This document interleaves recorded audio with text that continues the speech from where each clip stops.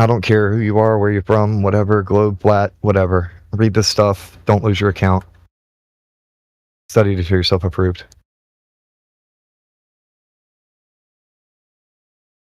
Yeah, if I lose my account, I'll just make another account. That's how it goes. Oh, that's part of it too. And in there it talks about remaking servers that have been deleted and making accounts when somebody's been banned. I think they're going to double down on deleting recurring individuals. To them, they're respawning clowns. And then the servers, that's like the servers. So when they're talking about community guidelines and they mention ban evasions, what they're talking about is people making sock puppet accounts to avoid the bans that they've been put on. They're not talking about evading our bans here on this one, sir. They're talking about people evading Discord's bans on actual accounts. Gotcha. Like if they ban you, you as a human being are not allowed to come back to Discord, is what they're saying. Dang, that's pretty serious. Yeah. I have a feeling that other places are going to do something similar in the future, like Facebook. People will get shadow banned or censored, or they'll lose their account and just make another one. These privacy policies are going to be standard at some point.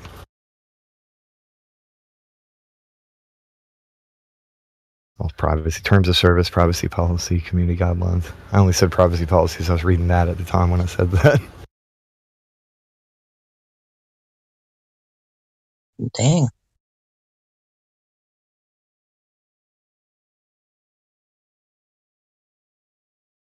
Let me read through all these. So you can expect by, I guess, the 27th, there's a lot of anti-flat earthers that are going to be coming after certain people who they know full well have evaded certain bans from Discord. It's obvious. The announcement's public. It's kind of like...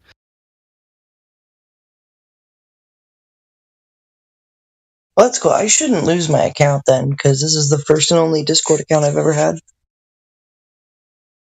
Yeah, it's always been me. This is my account. I've never been banned by Discord. Actually, wait, have I ever been banned from a server? Hey, G, now all of China knows you're here. But when people come in and they announce, like, oh yeah, my account was just deleted by this, and so I made it. Yeah, okay. You just literally signed you lit the beacon. Now everyone knows. Also, anytime you post anything online, now all of China knows you're here. Yep. I should make a meme about that, and edit that, and then have it anytime you put... I need to do that. Actually, I could make the meme in Discord and then use a screen recorder to record the animated GIF and then have the line of text above it so that it matches with the color of dark mode on Discord. Damn, that's some, like, next level shit that I haven't figured out how to do. There's some other next level stuff that I can't figure out how to get up there, but I'll learn. It's just a matter of finding the key to the right door so you can hit that stairwell or that elevator. Yep. Of course, the more you do, the more waves you make, and the more people recognize what you're doing because it's influencing their lives.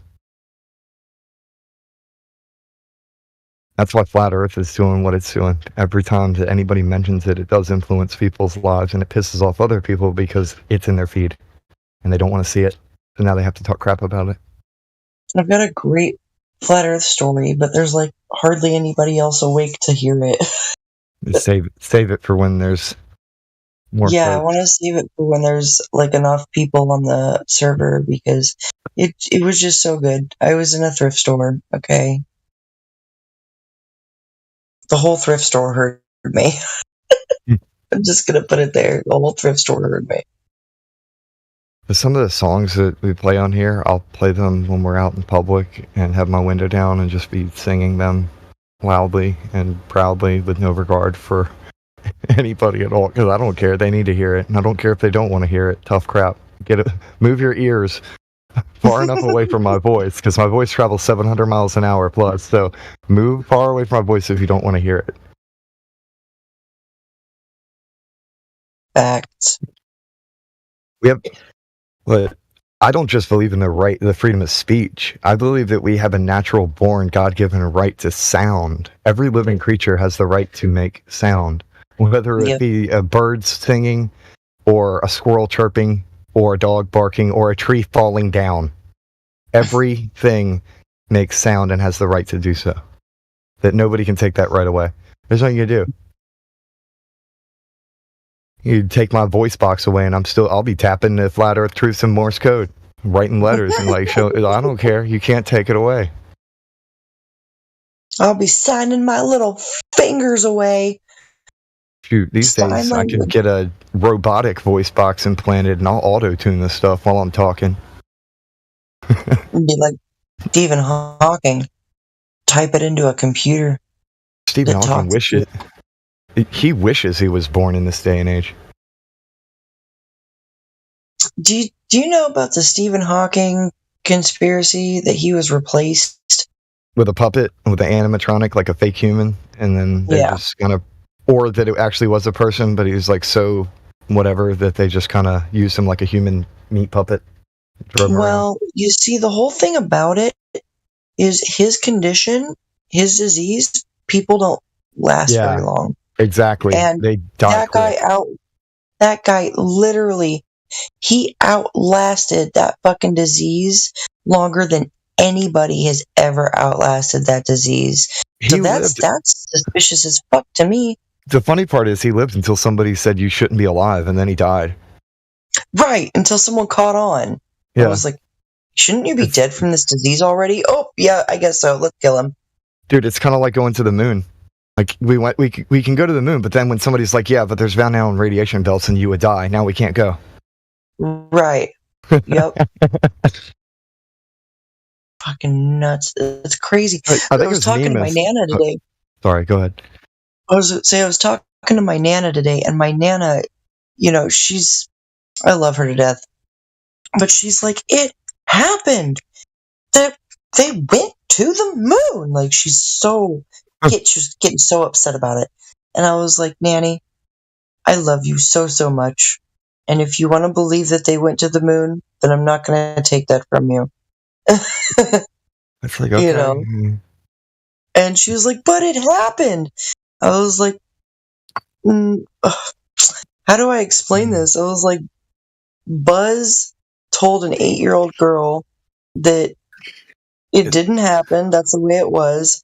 Buzz told a member in the audience in a question and answer deal. She asked, what was the scariest part about going to the moon? He said, scariest? It didn't happen.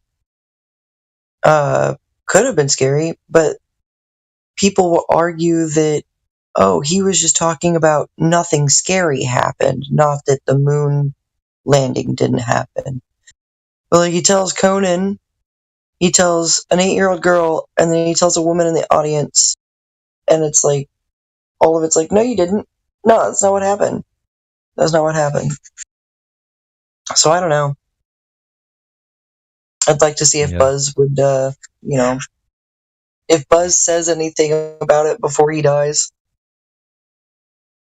Did you see where he was standing next to Trump, and Trump was talking about Space Force, and Buzz is just like looking all fucking crazy. He's like, fuck, like this dude looks like he wants to just scream it. Whatever it is, Buzz, just scream it. Just say it with your chest, Buzz. You could see him internalizing the, oh no. Yes. Yeah, exactly.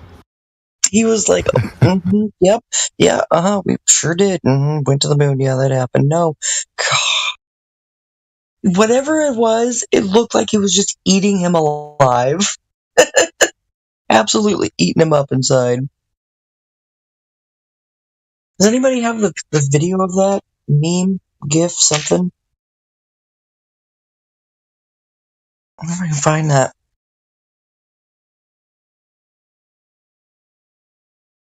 I'm on a hunt now.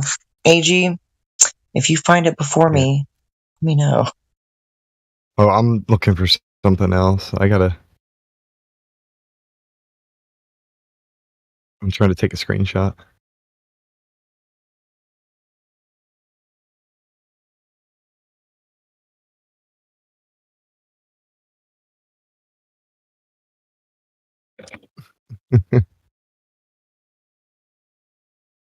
Buzz I really Aldrin said think it that didn't happen. I really believe that this is how human tech works. Hold on.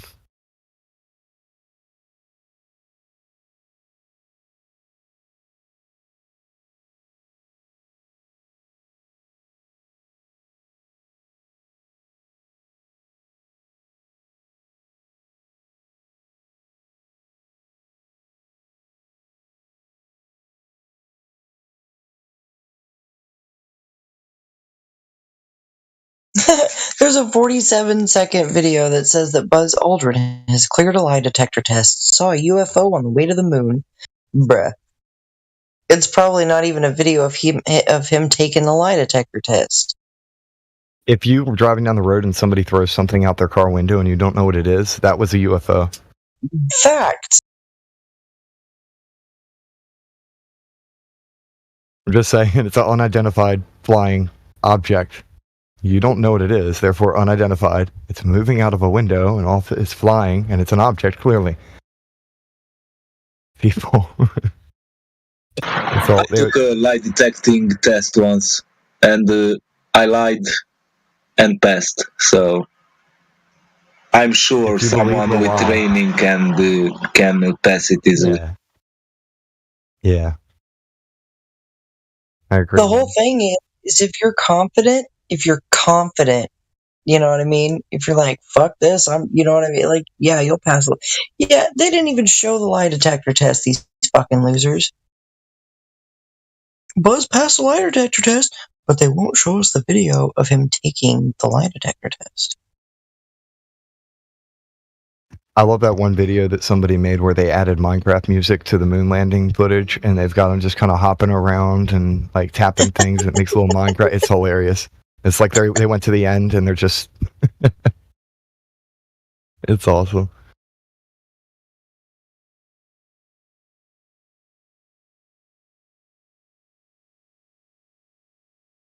I posted a screenshot in the voice text. I really believe that's how human tech works. For the most part, like people just think shit. People just believe stuff and then it works. So whatever, it works. That's it. They don't think about it much else. Orc tech. Look at that. Like it doesn't actually work. They just believe it does. So it's human tech is like orc tech. That's pretty accurate.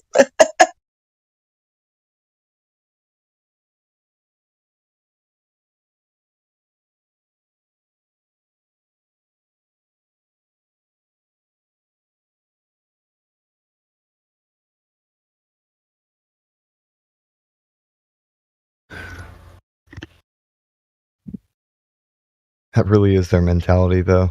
Like they just believe the story, and because it all fits with their little headcanon, then it works. Oh, I found Buzz acting weird. Finally found it. I think that finding him acting normal would be a lot rarer. He looks constipated. He's just like, this is so uncomfortable. It's like he wants to move Trump out of the way to say something.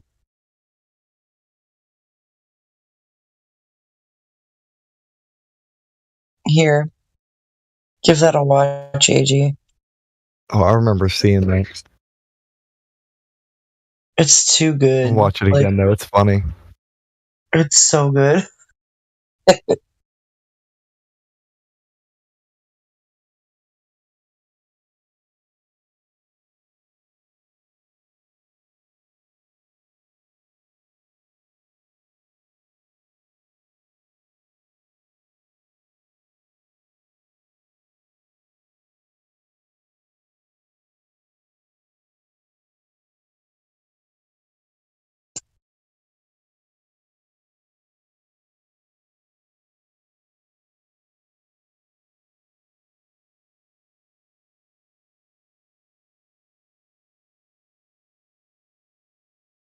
This is funny. I love the faces that he makes. It's hilarious. He's got that he goes yikes through face. like 10 different faces. It reminds me of the mask changer thing. Like, he changes his face so many times. Did you see the Masonic handshake that Trump gave Buzz with the finger on the wrist? Just go back and watch when Trump puts the finger on the wrist. That's a Masonic handshake.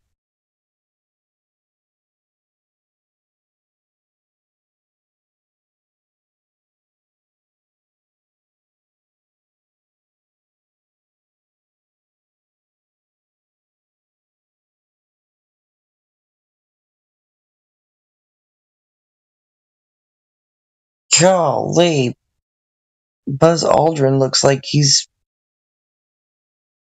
What the hell? He looks like a fucking zombie here.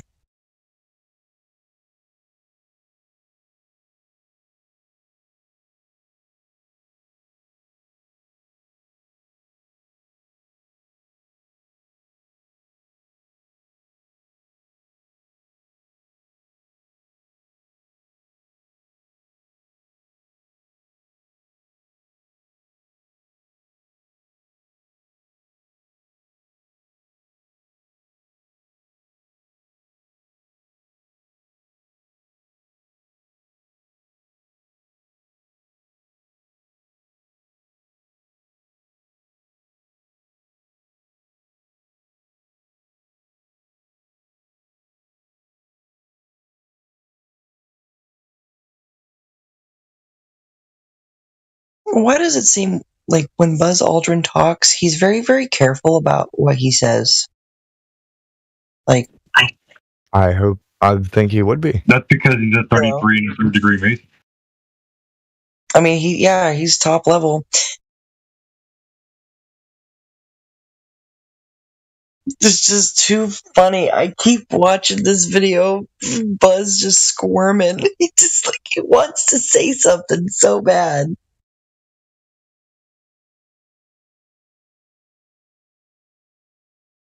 Are you talking about when they were talking about their moon trip in the beginning? Or is it the one where he confronted with the Bible? Oh no! I'm talking about. I posted it in the text chat. I'll be right back in a minute, guys. Good morning, Miss Jen. How are you doing? Am I interrupting your interruption? Are you interrupting me? Interrupting you? I'm not. That was debate gold. Okay. I was so pissed. I was like, this guy, whoever the hell it was it Irvin something? One of them damn kids. Yeah. You damn kids, get off my lawn. A lot of the ones that spiral, I know you said you were kind of new here, but you probably already picked it up. A lot of the ones that spiral are under the age of 25. That's what it seems like. Yeah. Like, but so, and it's weird with the kids. Like, maybe 1 out of 4 of the kids, like, are critically thinking. They're like, oh yeah, that actually kind of makes sense. And then the other 3 are just like total, like, loser trolls. I can't say loser because they're kids, but they're still on the wrong path. Right. Those are those kids that they're just, it's fart jokes and titty jokes and that's their whole life. And TikTok. I learned a new TikTok hack today. Okay. All right. I'm tired of it. Yeah, TikTok brain is a thing. TikTok brain, that's why I call it the 2-minute TikTok attention span. I coined that damn phrase. Yep. It's a 2-minute TikTok attention span.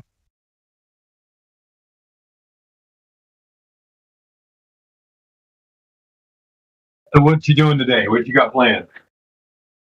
Shit, probably gonna go to work here in a couple hours. You stay up all night? I don't want to. I hate. Work is so dumb. Did you stay up all night though? I stay up all night all the time. I don't sleep, like, barely ever. It kind of sucks. I've actually had a couple sleep studies done, and they determined that my brain rarely ever hits REM, so, like, I'm basically always awake anyway. It fucking sucks, dude.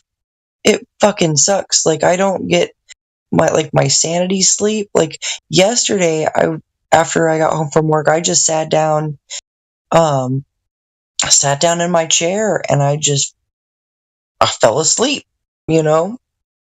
And so they're like, well, basically, you've got such extreme insomnia that it kicks narcolepsy in the like right on the back end. So I can be like, oh, I've stayed awake for like 2 fucking days. I'm unfazed by this.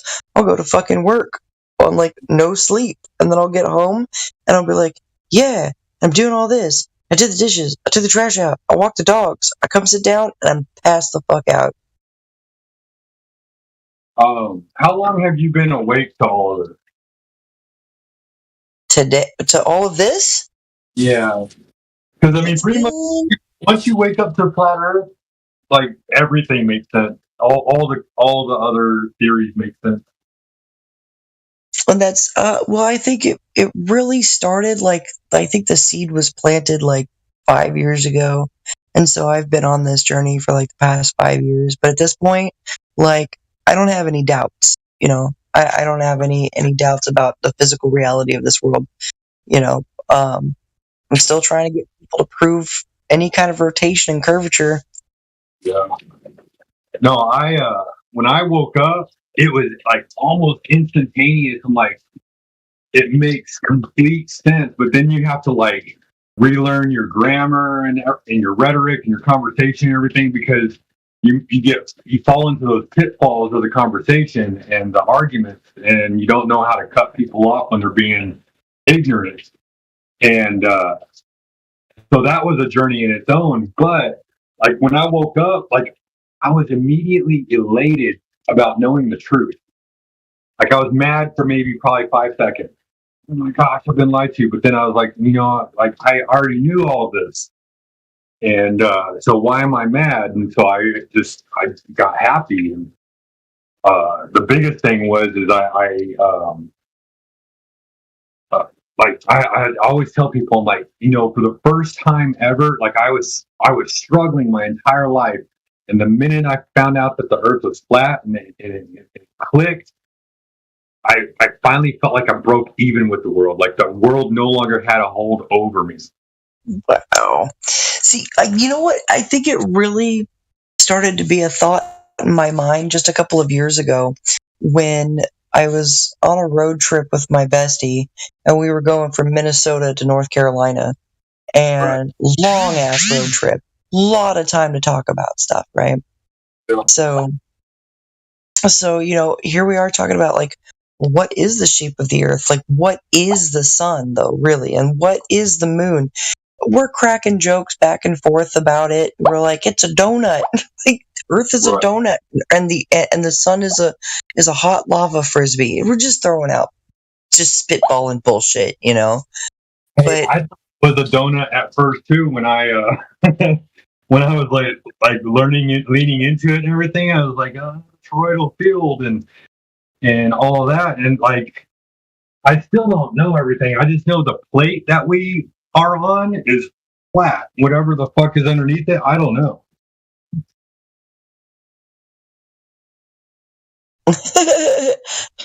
How did we do it without space? Trump and his amazing speeches, as always.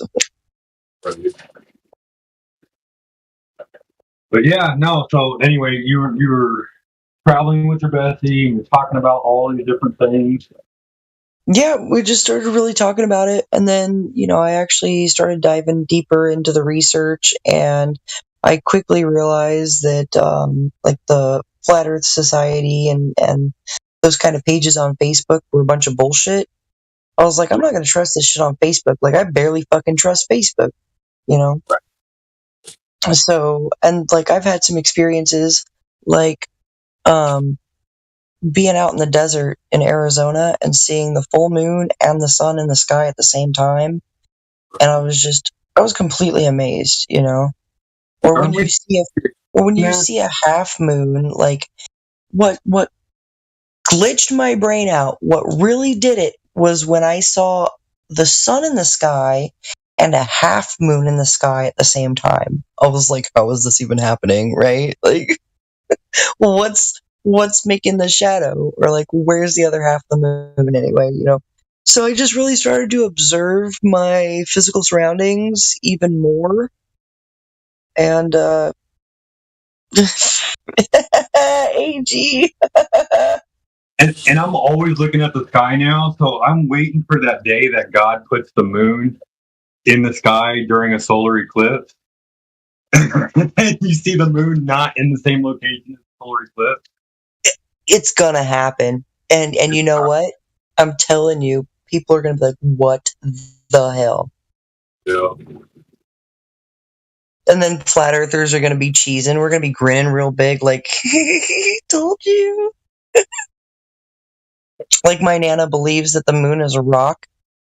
And I was like, how can you believe that the moon is a rock and the sun is like a hot plasma superconductor? I was like, do you know about cold plasma light?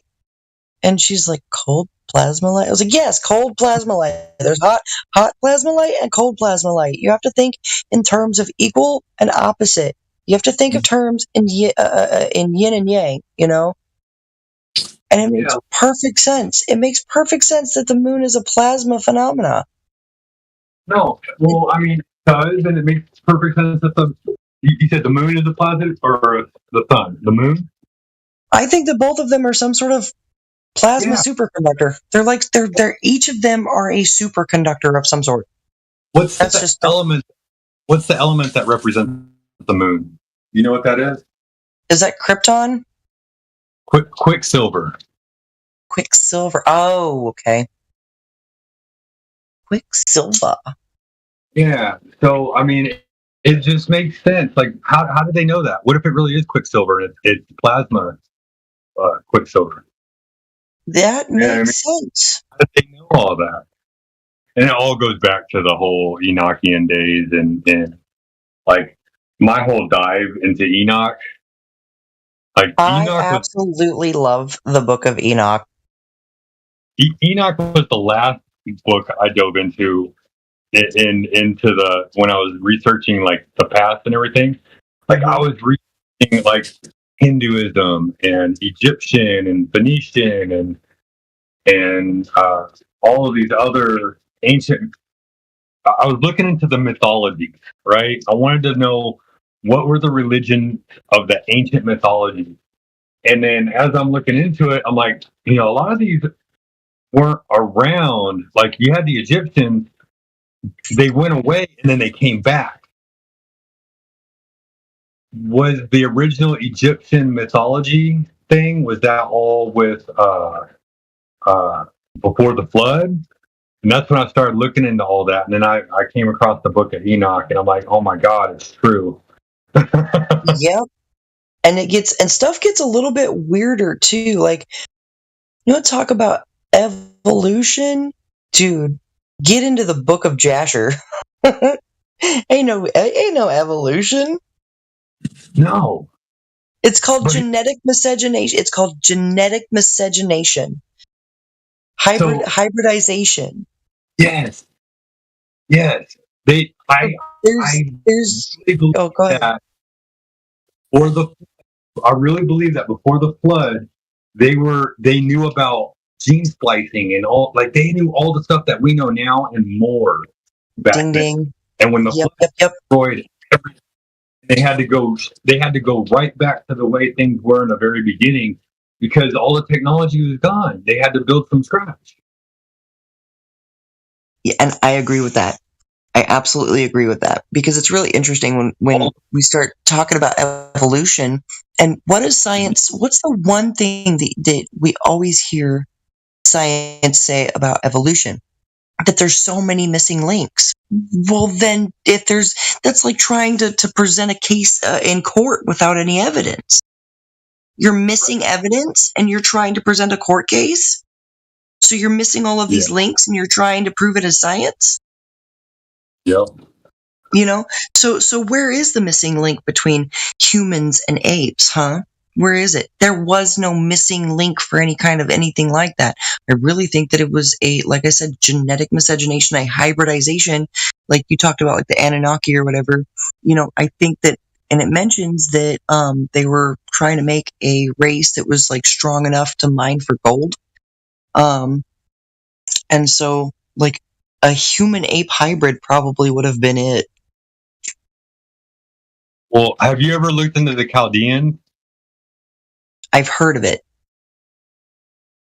So it's one of the mysteries of the Bible. Like you always see like philosophers and astronomers and seers and all of these different types of people who have specific skill sets, and then you'll see listed with them and the Chaldeans.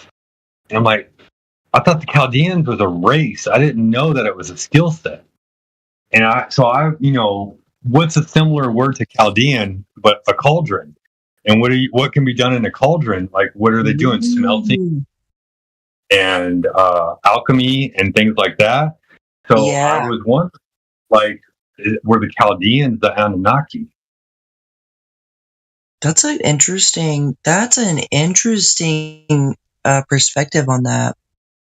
Which means I now have to get deeper. I've got to get even deeper into my studies. Yeah, they were all really tall. They were all over 7 feet tall, for the most part. What do you know about the pre-Adamic race? I don't.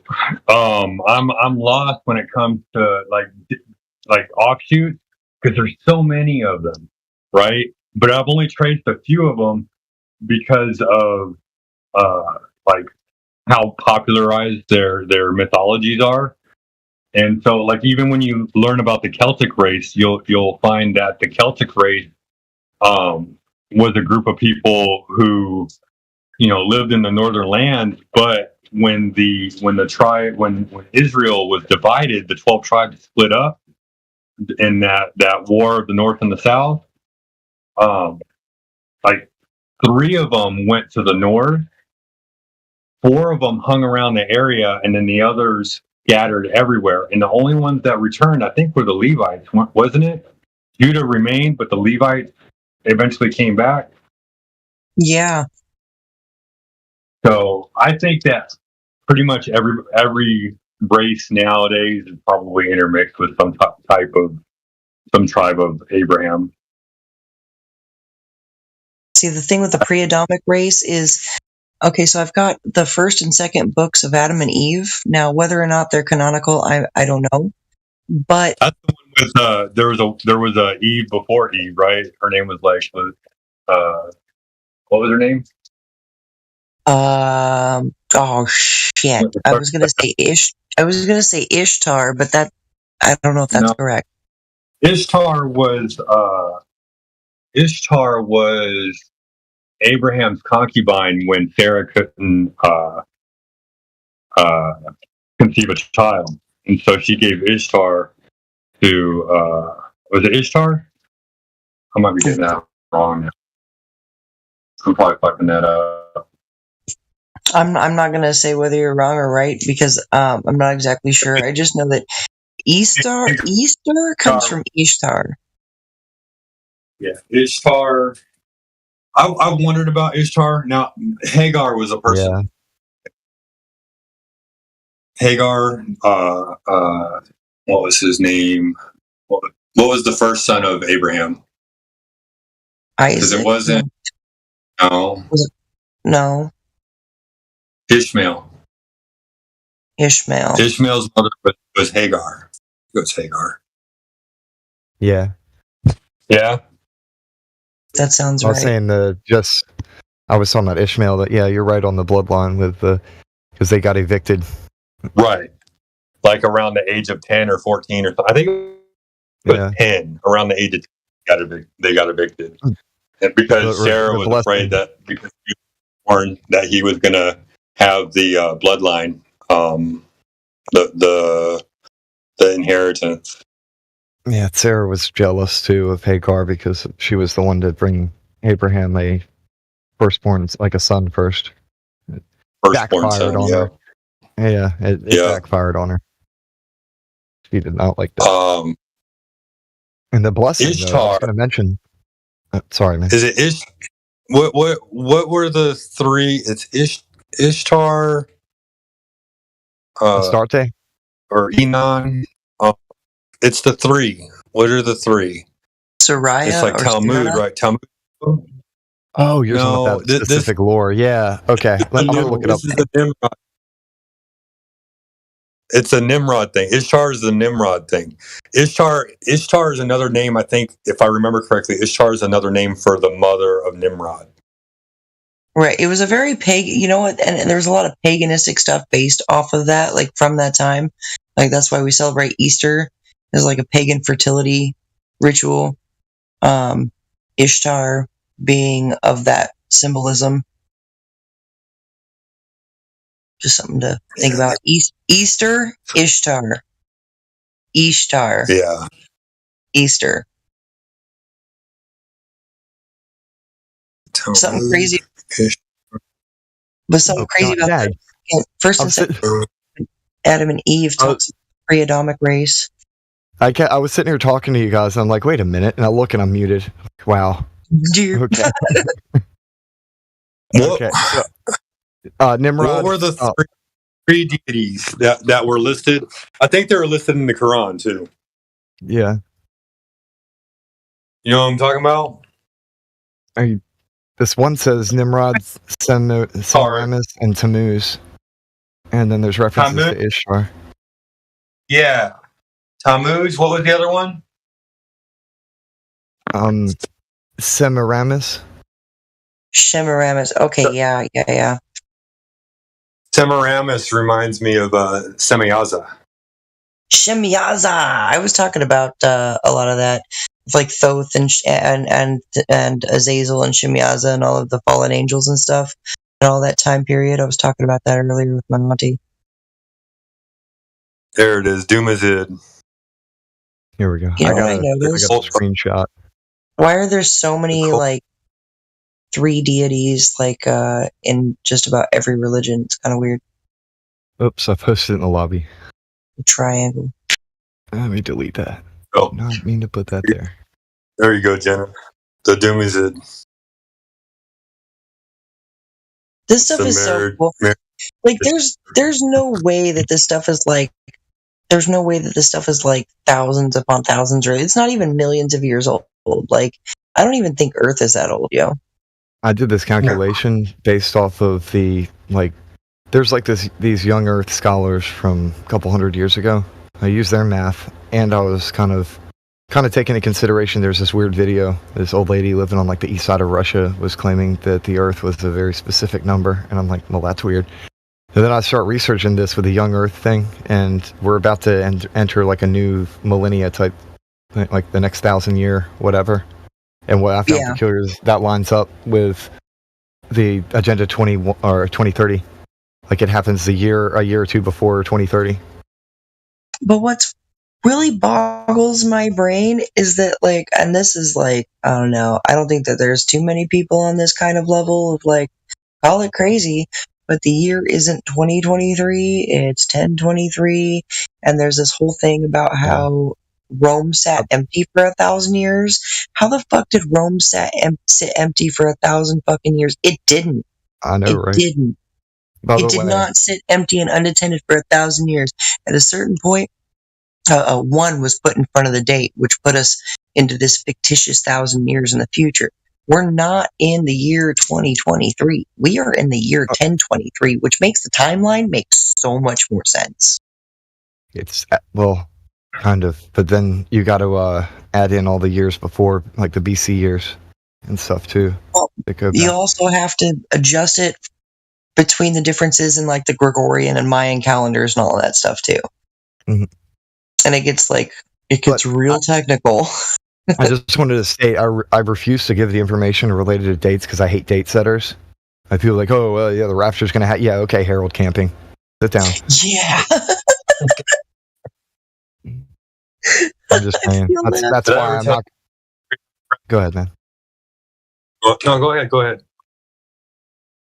I was just going to finish this, and that's why I refuse to give any dates or anything like that when it comes to stuff, because I hate people who do that. They're usually liars and they're full of shit, or they'll be wrong in like a huge way. It's just, nobody knows the day or hour. Yep. Yeah, exactly. And I'm not saying that anything like that's going to even happen on 2030. I'm just saying that 2030 something is going to happen, obviously. Yeah. Did I ever tell y'all my my theory on the rapture? I was hoping that you would talk about it. You were hoping I would? It's actually kind of a cool theory. I was hoping that someone would, because I was about to bring up my theory on the rapture, so go for it. Let's drop in a flat earth reference, though. How does the kingdom come down with the exact measurements of what it has on a globe? Christian globies. How does it fit here? Christian globies. And how does every nation and every tongue see him coming in the clouds? They're not looking at the internet when it happens. Mm-hmm. But no, what about the average? Yeah, cool. Yeah, that's the whole thing. Is if God comes, how the hell is anybody? How is everybody going to see him all at once on a globe? Christian Globers. I definitely want to hear what you're thinking about the rapture, though, Sheepdog. There's a lot of different opinions about it. All right, so my whole thing is the kingdom comes down to us here on earth, right? Mm-hmm. Right. When does it ever say that we'll? When does it ever say we'll go to heaven? It says Jesus says that you'll be in the kingdom, right? Mm-hmm. So in the rapture, when they talk about the rapture in the scripture, Jesus gives that parable. There will be two in the field and one will be taken, right? Mm-hmm. So if two in the field, and one will be taken, and the kingdom comes down here, we don't go to the kingdom, then who's to say that the evil is the one? Who's to not say that the evil is the one that is taken away and thrown into the lake of fire, and we're preserved here on earth while the kingdom is brought down to us?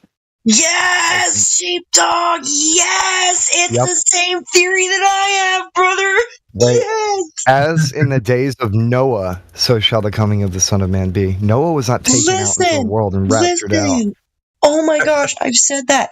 But to put it in layman's terms for the basic people, that the rapture is not for all of you faithful believers. Okay, it's not. It's for the bad people. It's for the bad.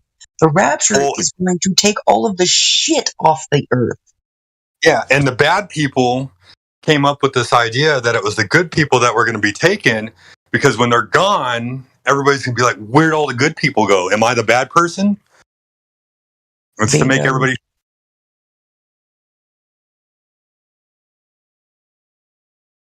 I have no fear. Whether I'm taken or I'm left here, I have no fear. My heart completely resides in God and my Lord and Savior Jesus Christ. And I can tell you 100% without a doubt, it makes no difference what happens to me. For as long as my soul is eternal, and I say that because energy can neither be created nor destroyed, it can only be transferred. So when I leave this physical body, I'll still be energy, and so I'm transferring. And up until, as long as my body is eternal, I will love Jesus with all of my heart and all of my soul, and destroy. I will love him all the way to this. You kind of broke out a little bit. I don't know if I was lagging or you. You're kind of roboting there, Sheepdog. Okay, yeah. I am. A little bit cutting out every now and then. Am I back? I think the Prince of the Power of the Air doesn't like what you're saying. No. Even if I am set, even if I'm set to go, which I'm not, but even if I am, my love for God will not change. I would like if I stood before God and He said, "Look, you're just not welcome in my kingdom of me, but I have to send you into the lake of fire." I walk into the lake of fire with all the love in my heart, knowing that I still and always will love Him no matter what, because that's what it was ever about. It shouldn't be about whether or not you're accepted into the kingdom. That is why you would be saved. Like I can only imagine how many people would like be heartbroken if He said, "Oh, you can't come in." Well, good. I'm a sinner, so I hope justice is being done for everybody. You know what I mean? I'm okay with that, and that's the way I live my life. Every single. It's kind of like goal in life is my only goal in life when I die is that Jesus says, "Come in. You've been a loyal and faithful servant." That's all I want.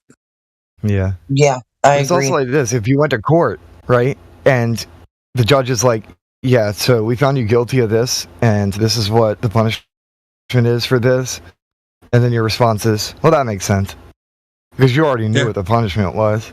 So why would you get upset about it? Yep.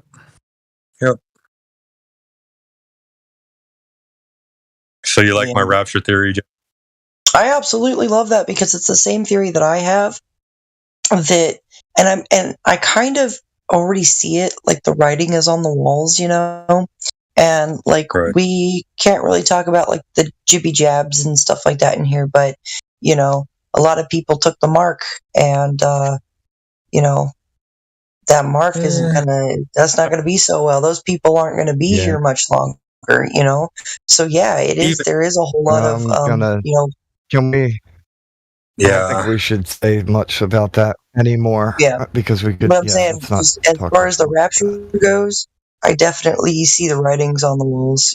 I can see how it's all the bad stuff that's going to be taken away. 100%. Yeah, the kingdom comes here.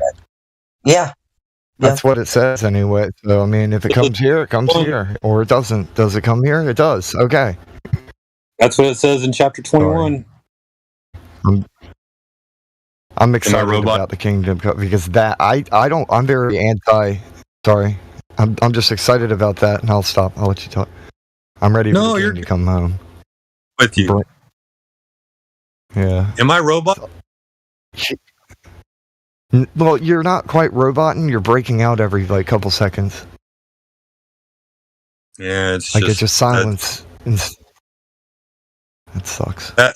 That's just the evil one. Anything edifying. This is his technology. Yeah, Prince of the Air is cutting you off. We rebuke that spirit in the name of Yah through the Ruach HaKodesh. So we've got a greater spirit. May the dark spirit be gone. May that spirit of darkness be repelled from this place. Amen. You know what was crazy? I think they were a flat earther, but I don't know if they were a flat earther. I'm not joking. I am being serious, sheepdog. I'm praying that we can have a greater communication. Like, honestly, I want to be able to hear you, and I hate that this is happening. Sorry, Jenna. Oh, no, you're good. You're good. But, like, y'all know who Tom McDonald is, right? Absolutely. Yeah. So, Tom McDonald, in one of his songs, he says, I hope I go to heaven, but if I don't get in, I'll respect it. Right. And I feel the same way. That's the thing. We all know we don't deserve it. We all know that's the level part of it. None of us deserve to even be able to walk through those doors. It's not something you can earn. It's a gift that you must accept.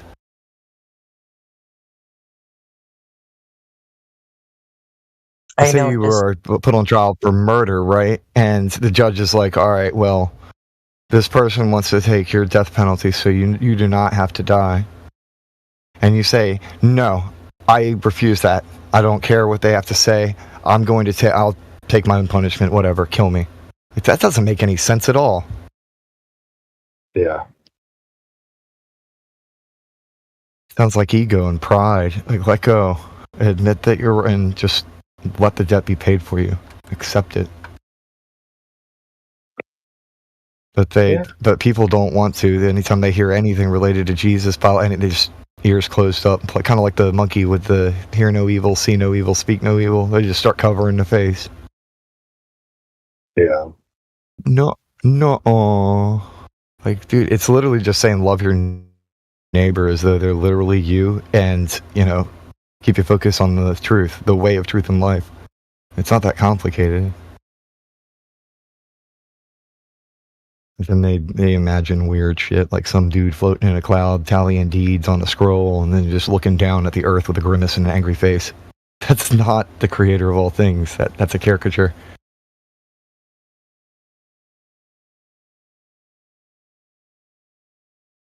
I think they're afraid of a cartoon. Just like they feel like they live on a cartoon, they're afraid of oh crap, they live on a cartoon ball and they're afraid of a cartoon god. Because they don't know the real one. Still have my brain tripping out about how if the second coming happens, or however it's gonna happen, that everybody on Earth is going to be able to see it. Yeah, and Sheepdog's absolutely right though. The real God, the real creator of all things, we do not deserve any of the mercy and grace and forgiveness that can be offered us. So his response, even if he was cast into hell, he'd be like, yeah, that makes sense. Yep, because we don't deserve to go in there. We don't deserve to enter the doors of the kingdom. There's nothing you can do to earn it either. It's kind of like in a lab, right? And there's a door where it has this sanitation thing. You have to go through there and get all of this crap off of you. But if you refuse to walk through that, then you are not allowed to go into the sterile environment because you'll contaminate it. Makes sense. That makes sense to me. I was saying, why would I let something contaminated come into a detoxified, discontaminated room? Perfectly sterile and perfectly awesome. You don't let people go into holy places like that unless they'll clean themselves up.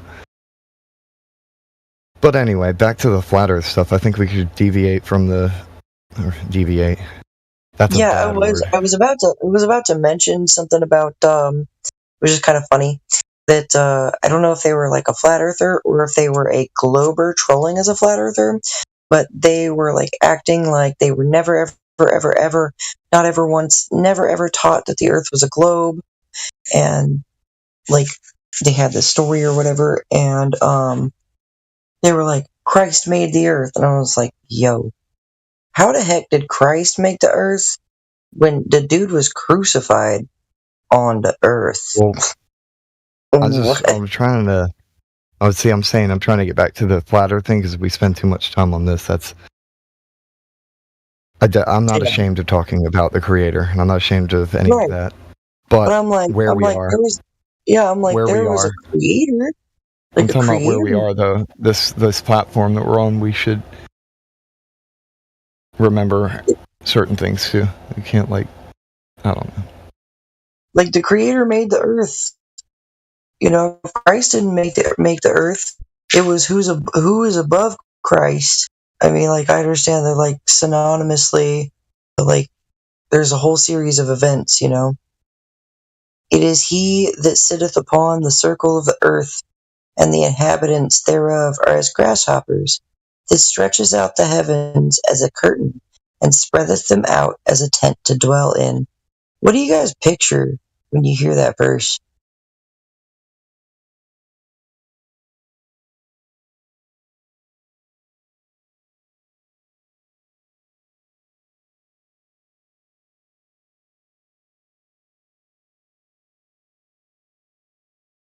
I picture a covering, that verse makes me think about Polaris being lined up with the North Pole. It's your center tent pole. It's the center pole in your tent.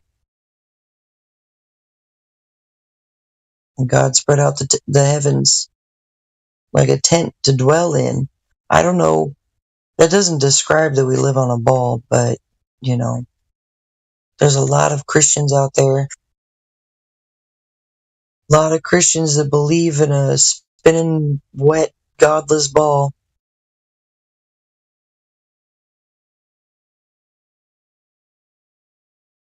All right, I'm back. Welcome back.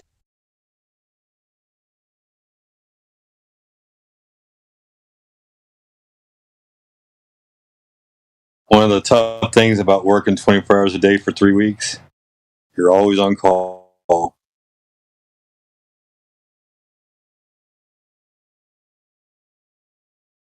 I would hate being on call. But then again, I could probably do it because I never sleep.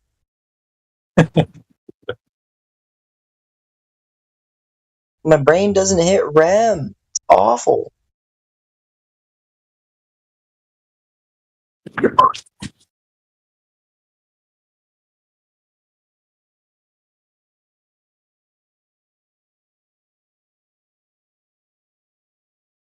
It is My he brain, that...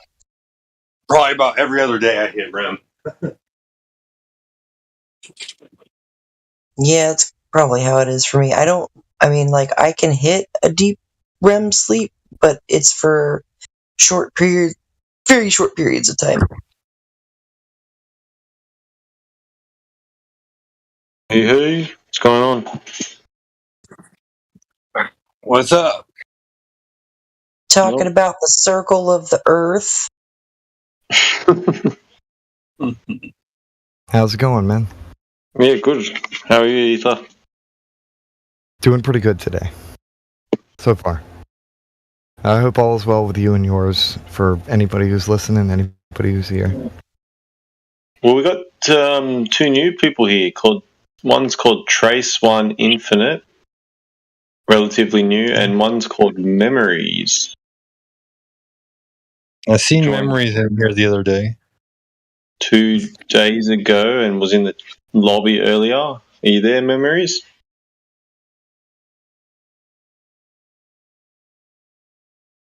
VC verified already?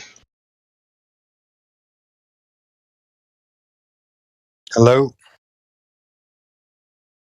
Hello.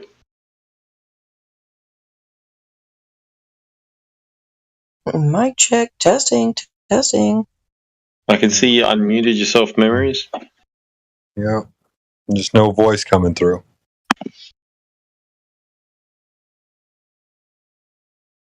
Trace One. Can't remember how to speak.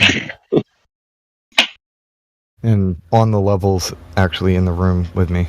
So Trace One, you've been here for a little while, it looks like. On the Level. yeah, she's actually in the room with me. Oh, you know each other? Yeah. Nice. You could say that. You're on the level.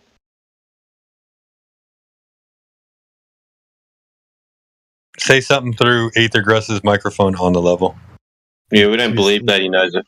We don't believe that he actually knows anyone. And they told you to say something through your microphone on the level. I guess they're asking who's here. Yeah. Because I just told them that I know on the level she's in the room with me. But that's all that they know right now. It'll take me a minute because I'm... Hello? She's dual welding cell phones, so she has to go to her other phone to be able to talk on Discord. I'm just giving you crap. It's, what, 6 a.m. right now? 7 a.m.? 8 a.m.? 7:04 Yeah. where I'm at. 8:04 here. Like this? Hello? Yeah, I can hear you there, Memory. Was that... Oh, gone. Or was that on the level that I heard? Which one did I hear? No. She's got push. Good morning, everybody. You have push to talk on. You have to hit this. Good morning. I think I can disable that. My mic is not working. Oh, it's working now. I can hear you. Now we can hear you. I'm a flutter. There we go. You should be able to talk now.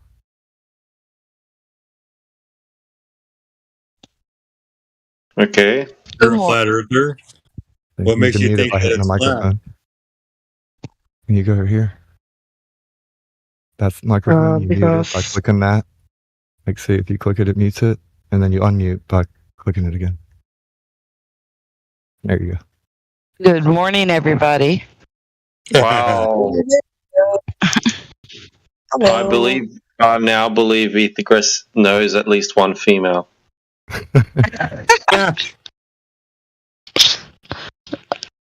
All right. Anyway, memories. Well, go ahead. He got here somehow, fellas. Yeah. Thank you. It's great to have you here. Right. Memories. So you said you're a flat earther. How do you know that the earth is flat?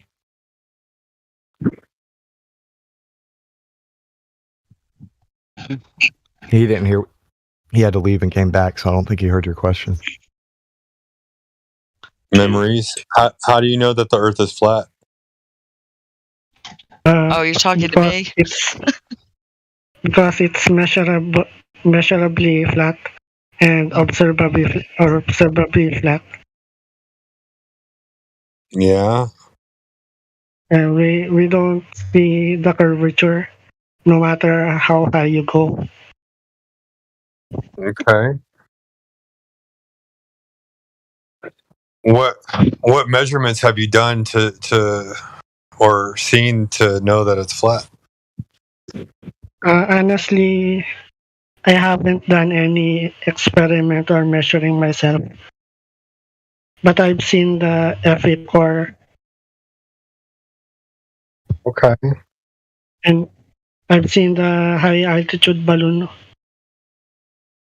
Okay. It's all flat.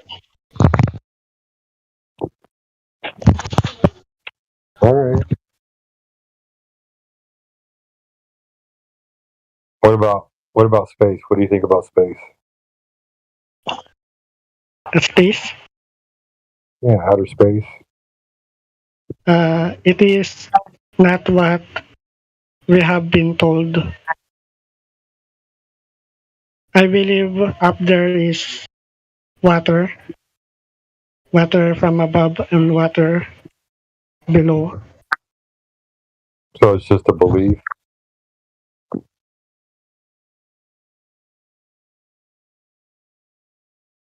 You believe that there's water up there? You don't know it? That's my belief. I believe in the Bible model. Waters from above. The Bible model? I didn't know there was a model in the Bible.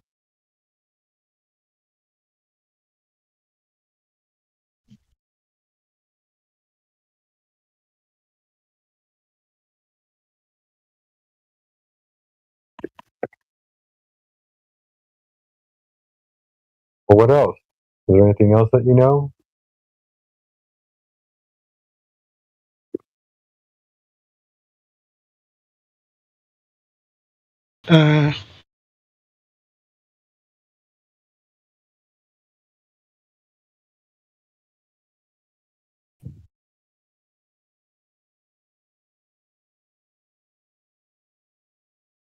What else Sorry, about? I don't have any. What else about the Earth do you know about?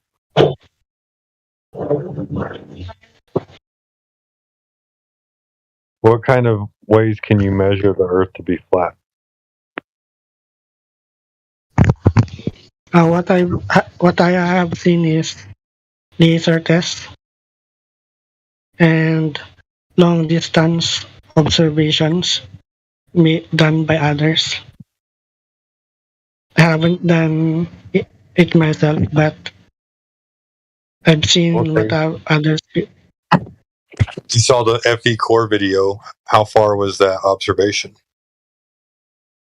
I'm actually bad at numbers. It's kind of important. It's an important number.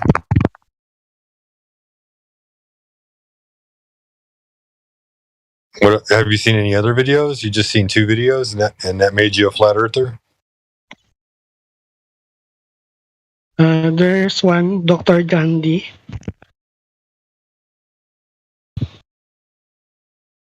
Doctor Who?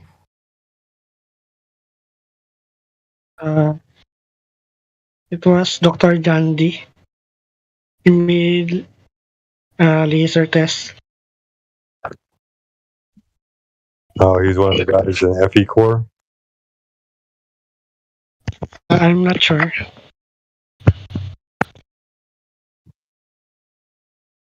Well, your descriptions are pretty vague.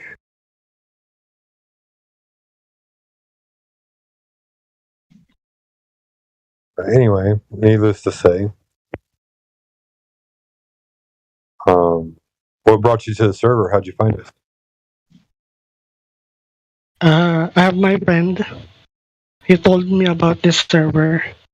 He is also a flat earther. Okay. Do you know Semboro? Do I know who? Semboro. Oh no.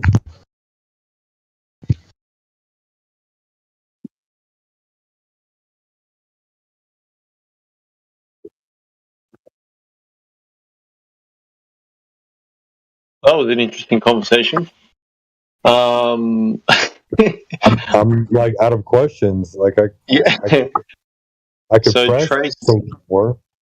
Trace One Infinite. You said just checking into to join the chat. Yeah, you've already been verified. So yeah. Yo, I'm just how are letting y'all you? know I'm in the house. You know what I'm saying? Oh, good to hear from you. Because Welcome. everybody's chatting and you're just listening for a long time, and so you don't have a chance to get beamed into the conversation. So I'm just letting y'all know I'm alive. Yeah. Good. Well, good to have you here. What's your position? Are you into big balls or is it flat? Man, I've always been a flat earther. I even remember being in third grade, and the first day the teacher taught gravity, and she said, "Why does the object fall?" And she said that it falls because it has gravity. And I just thought that was the most asinine thing I'd ever heard. Like, why does she have to make up a concept for why something falls? And it wasn't until I finally heard Eric Dubé explain it in an articulate way that I understood what I was actually thinking as a third grader. What I was really thinking was there doesn't need to be a force. It's just the medium is whatever medium is around the object. And then just this past week, I heard an even better articulation of it from this guy Ryan, who was debating NC Toon. He said the medium is actually always water, which I'd never heard before. But it was interesting because he was saying the medium when you're even when we're not in the water, there's still humidity. So there's always water even in the air. And so whatever object is out there is still either either has more buoyancy or density than that water, even when we're not inside the ocean or lake. So I thought that was really cool. So yeah, I've always been a flat earther. Just nobody ever said. It was funny. The picture in my mind that I had of the planet Earth, even though I'd been in science classes, I always got Fs, because I was never interested. But still, I actually thought that the globe Earth model was a flat Earth and everything was flat, but that the globe only existed like once you got in outer space, then there was like some sort of a globe thing. Like I never knew that they actually meant, and seriously, ask regular people walking around. They don't know that either. Like, ask them, like, they don't actually know that many people don't know that the globe model actually means that the ocean is curved all around a ball. They don't realize that, even though you know what I'm saying? Like, so I've always been a flat earther. I just didn't know that was that the globe model was what it really was. And once I realized that from the Coward 19 hoax and saw what that they were that science was putting forth this thing that every nation had to follow, and subscribe to, then I was like, well, what other global hoaxes might there be in science? And then bam, that's when I started hearing about the flat earth community, and that's it, man.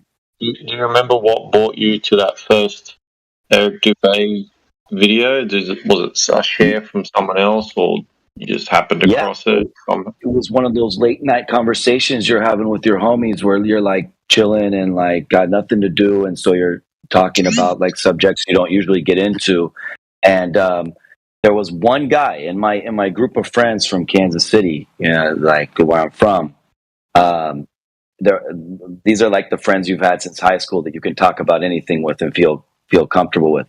In that group of friends, there was only one guy that was taking it farther than everybody else on the Coward 19 hoax, and he was saying it didn't even exist. Now, before that, I was just of the thought that they're taking this thing, that they're letting fear control them, and people are and that the media and the WEF or whoever, the powers that be, were using fear to exploit people, so that they were exaggerating the threat to a great degree, and that it was just something maybe like the flu. Well, this cat, he was actually saying we probably it doesn't shouldn't even talk exist. much more about There's this, no such thing. Regardless, I'm not using the word. I never used any word. So doesn't matter. We can't talk about this on this particular. We gotta be respectful. Well, let's finish then. I said it. I said all I have to say on that topic. The point is, there was only one cat there. There was only one cat there that was taking it that. So I was curious about this guy because of his perspective. And then I asked him. He didn't come outright and tell me. I said, well, what do you think of this? Do you believe that the earth is flat? And the only reason that came to me was I was like thinking in my mind, well, I want to see if this guy really knows something, or is he just one of these conspiracy theorists that believes in any kind of conspiracy? So I was actually doing that just to test whether the guy was just a guy that will believe in any conspiracy or not. But he said, yeah, it is flat. And I was really surprised. And I wanted to prove, like, look, man, you just believe in any conspiracy. So then I started picking on him on the flat earth thing. And all it took for him to do for me, I was so stupid and so ignorant that I actually thought somewhere along the line they told me about Columbus in 4th grade, and they told me that people used to believe that you fall off the edge of the earth if you keep going, and Columbus proved that you can circumnavigate with falling off the edge. So all I had to say to this friend was like, well, what about circumnavigation? And he took like 2 minutes to explain circumnavigation to me, and I was a flat earther. Like, that's the only thing I needed explained to me. And I saw like how, east and west are actually counterclockwise and clockwise, and Antarctica surrounds us, and there may or may not be lands beyond Antarctica. And that was it. Like, that's all I needed to see. Nice.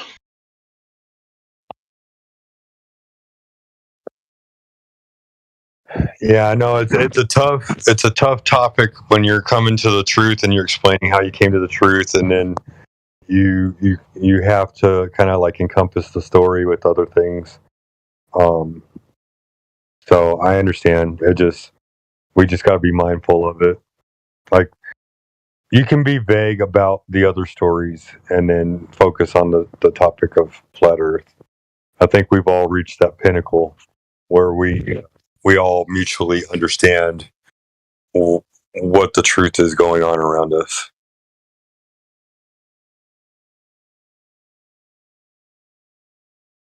So yeah. Sorry then. Sorry to cut you off. I just wanted you to know that we understand that portion of it. Oh, right on.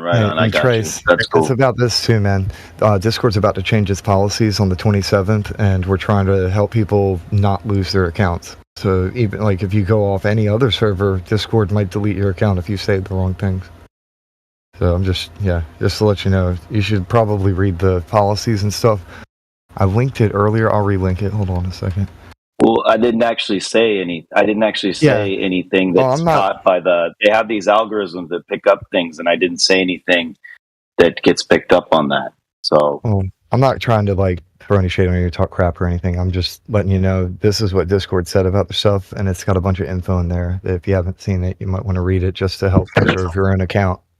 And you got to remember too that there's people that listen to this on the live stream that are just foaming at the mouth to literally find a reason to get this server taken down. They hate us. They hate us because we're out here exposing all of the lies, explicitly the lie about the shape of the earth, and we're getting better at it. So, but good job, man. I'm glad you found the path that you're on, and we're all here with you. You know, this is definitely like it's hard to meet people when everybody's all spread out. This is a great way for everybody to meet each other. And there are flat Earth meetups. California has them. I think they've had 3 in the last year. And then there's other meetups elsewhere. I know a few people in the Dallas area, Dallas, Texas, that get together. There's probably anywhere up to 10 or 11 people that get together. And so it'll be 2, 3, 4 people that will go out and make observations together. Well, that's important because that friend is the only person I know who is a flat earther. And then even if you go outside of that, I always try to, as they say, flat smack people in my daily life, because anything I'm going through or any belief I have, I always believe it's very unhealthy if you keep something inside and you don't express it to people. So whether I use humor or any outlet, it has to be expressed. So I find ways to express my view on flat earth to people in public. And when I talk to people in public, you'll be very surprised that some people don't even know that there's actually a debate over flat earth versus round earth. I talked to a taxi driver the other day. I was trying to establish a basis for argument. I said, what is the shape of water on top of a swimming pool? And he said curved. So he didn't even know. He couldn't even say that the water on top, just because he was that dumb. I'm just saying, to be able to have a conversation with somebody about this subject, I've had a really hard time. Now, part of that is because I don't live in them. I teach in the Arab Gulf. I've been a traveling English teacher for the past 8 years. I taught in Indonesia, and now I'm in the Arab Gulf. But even other, teachers who speak English and stuff, it's not on their radar, man, and they don't care to discuss. So it'd be nice to be on this. I would hope that I can find outlets online. I was in a debate with NC Toon, so that was an opportunity that I got to discuss it. And then I saw this chat, so maybe this is an opportunity to discuss the subject with people as well.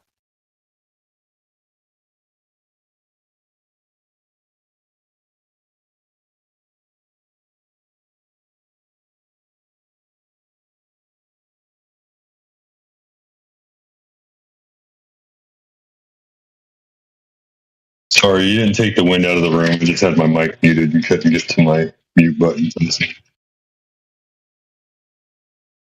So you debated the infamous MC McQueen, huh?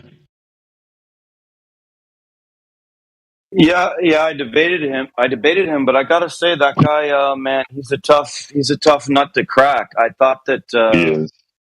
My favorite one was this guy Ryan, because this guy Ryan, he doesn't have any way for me to reach him because he didn't leave anything like a YouTube channel or Twitter. But he was a lawyer. He said in the debate that he was a lawyer, and so I felt that he was able to catch stuff that I missed. For example, he had Toon tried to show him where on a lake they had something on one side of the lake and something on the other side of the lake, and that it was, of course, as McToon said, it was curved, from one side to the other side, and they measured it with these two things on each side. Well, he had shown me the same stupid test as well, but I didn't catch it the way Ryan caught it. Ryan would catch everything as soon as he put it up. So he said, "Wait a second, that's on a tripod.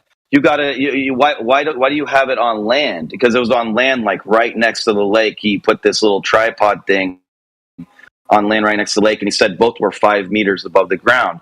Well, Ryan was like, no, why would it be so hard for you to get two things on two objects or metrics? I don't know what the proper word is. Two metrics that are on the water, physically on the top of the water, or even two kayaks that were the same size on the water, and then spread those apart from each other 3 miles. And the other cool thing that he did was he had a Times article that he showed from the Times in 1940s, and that article was explaining how the farthest distance that humans can see is 2.9 miles. And he said, this is a really cool article because it's explaining in depth that after 2.9 miles, the reason we can't see further is because it goes over the curve. Well, this was before the new cameras were invented that now do allow us to bring objects back that are more than 3 miles away. So he said, it's really cool when you can find articles that were written before that invention that didn't think that we would ever be able to do such things. So the only way that they could explain it was they tried to say it goes over the curve. So it was probably the coolest debate that I saw of MC Tunes was Ryan's debate, and the red pill philosopher I thought also was able to get McToon backed into a corner. But he's tough, man. I got to give it to the guy because he never cracks. Like his face, you can nail him on something or you can get him on something, but he'd be a good card player. Let me just say that. If you've got a link to it, chuck it in the live stream. Of Ryan's debate or the one? Which one do you want to see? Whichever, like whatever, the one you were on in particular, was cool to listen to. Yeah, I'll put mine and I'll put Ryan's on there too. Yeah, you should have access. Sorry.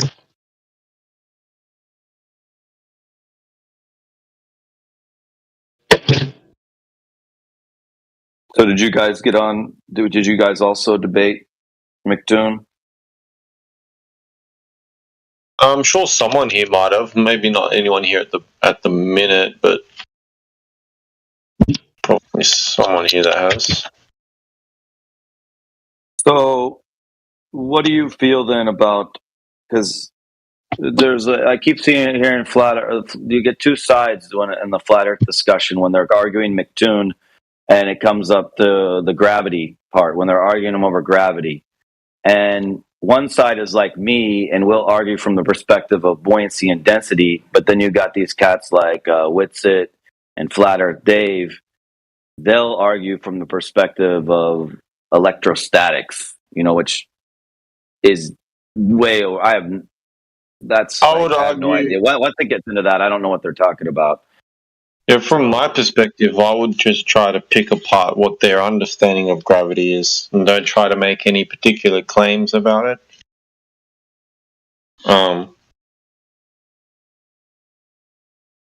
Like, I haven't seen anything from MC Toon, whatever his stupid name is. But what's his position? What is he just says? He just takes what Einstein said. Is that what his position is? Yeah, of course. Yeah, he takes whatever the prevailing. Yeah, so it sounds like she's although if you try to bring up Neil deGrasse Tyson, he sometimes tries to back away from Neil deGrasse Tyson a bit because he gets backed into a corner on that because Tyson has came out and said that whole thing about it's a little bit fat around the waist, the globe, and they're still confused about how to explain that. And he's also made that statement, Neil deGrasse Tyson did, that all that stuff's flat. Don't be talking about you're up here, you're up there, and I saw the curve when I was in an airplane. No, all that stuff is flat. I'm sure you've seen that video from Neil deGrasse Tyson. Yeah. I mean, this MC Toon guy sounds battle-hardened already, but, I guess from my perspective, when someone brings up gravity, I'll just ask them to prove it. And they basically can't. It's just a theory. The only tangible thing they can give you is a calculation as to how fast things fall. But it's just a calculation to an observation. It's not a proof that it's mass attracting mass or anything like that. So Well, the thing that he gets flat earthers on in the debate is that he says you're not making any positive claim. So you want to attack gravity, but you're not putting forth any positive claim. So then it's at that point that if you're in the camp of Flat Earth Dave and Whitsitt, you come with electrostatics, or if you're in the camp of Eric Dubay and Crow 777, you're going to come with the buoyancy density argument, which is the one that I would have came with if we went into it. And yeah, I would argue it's both. I would argue it's both. I'm not smart enough to be able to argue that point, but yeah, there's definitely both. But in my opinion, but yeah, I guess that's one of the things that you get into the weeds when it comes to that side of things. I don't really, as long as they can try to bring it back to proving there's actual curve, then you can go as deep into the weeds as you like. At the end of the day, he still has no proof for the curves. I put it there in the message lobby. I put the link to my my debate with MC Toon. Put it in the live stream, man. Do you have access to the live stream voice text? Just above the live stream, there's a channel called Live Stream Voice Text. Okay, let me try. It's best to chuck it in there, and then that way whoever's here is usually hanging out in that one.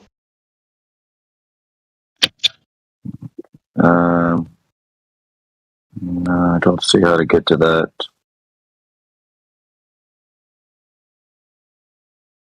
So where did you put it? In the lobby. You chucked it in the lobby. I see it there. I'll post it into the thing for you if you like, just for now. And then at some point, yeah, you might like to. It's called live stream voice text. If you got VC verified, you should be able to see it. I think I got it now. Yeah, there it is. Okay. Yeah, there you are. Now. Awesome. Yeah, nice. That's the one. So I'll put it in my. Oops. Sorry, started playing it. I'll put it in my to watch list somehow. I'm going to do that. Okay, thanks. And I'm also going to post this one Toon had with this lawyer, because I had never heard my way of thinking articulated in such a way where, right, because we think of fish live in water, but we think of us as humans. Well, we don't live in water, we live on the land. But then Ryan was kind of pointing out that no, humans, we live on land too. And he was like, if you go golfing, why can you hit the ball farther if you're in Colorado than when you're at a lower level elevation? And why can you hit it farther on a day that the humidity is less than another day? Like these kind of things. He was putting forth the argument, and he did that for the purpose of showing McToon, one of Dubé's videos where the buoy fades out of our view. What it's fading behind is actually the humidity. It's all the moisture that's in the air and what is ultimately water, different forms of water, whether you want to call that moisture or humidity. That's what objects are disappearing behind.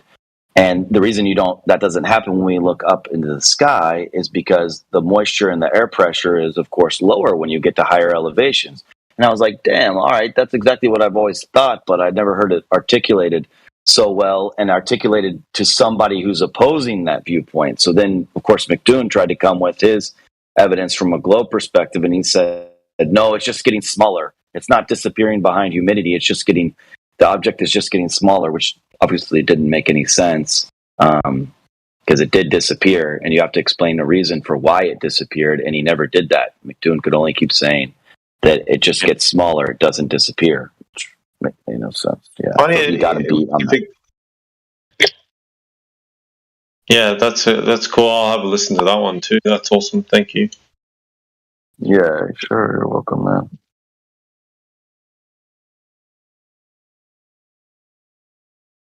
So what about you, man? What are you like? Are you someone who's really advanced in this subject of flat Earth, or are you someone who just, came upon it? What's your story? You can pretty much take my name literally. Mm-hmm. So I'm just a drongo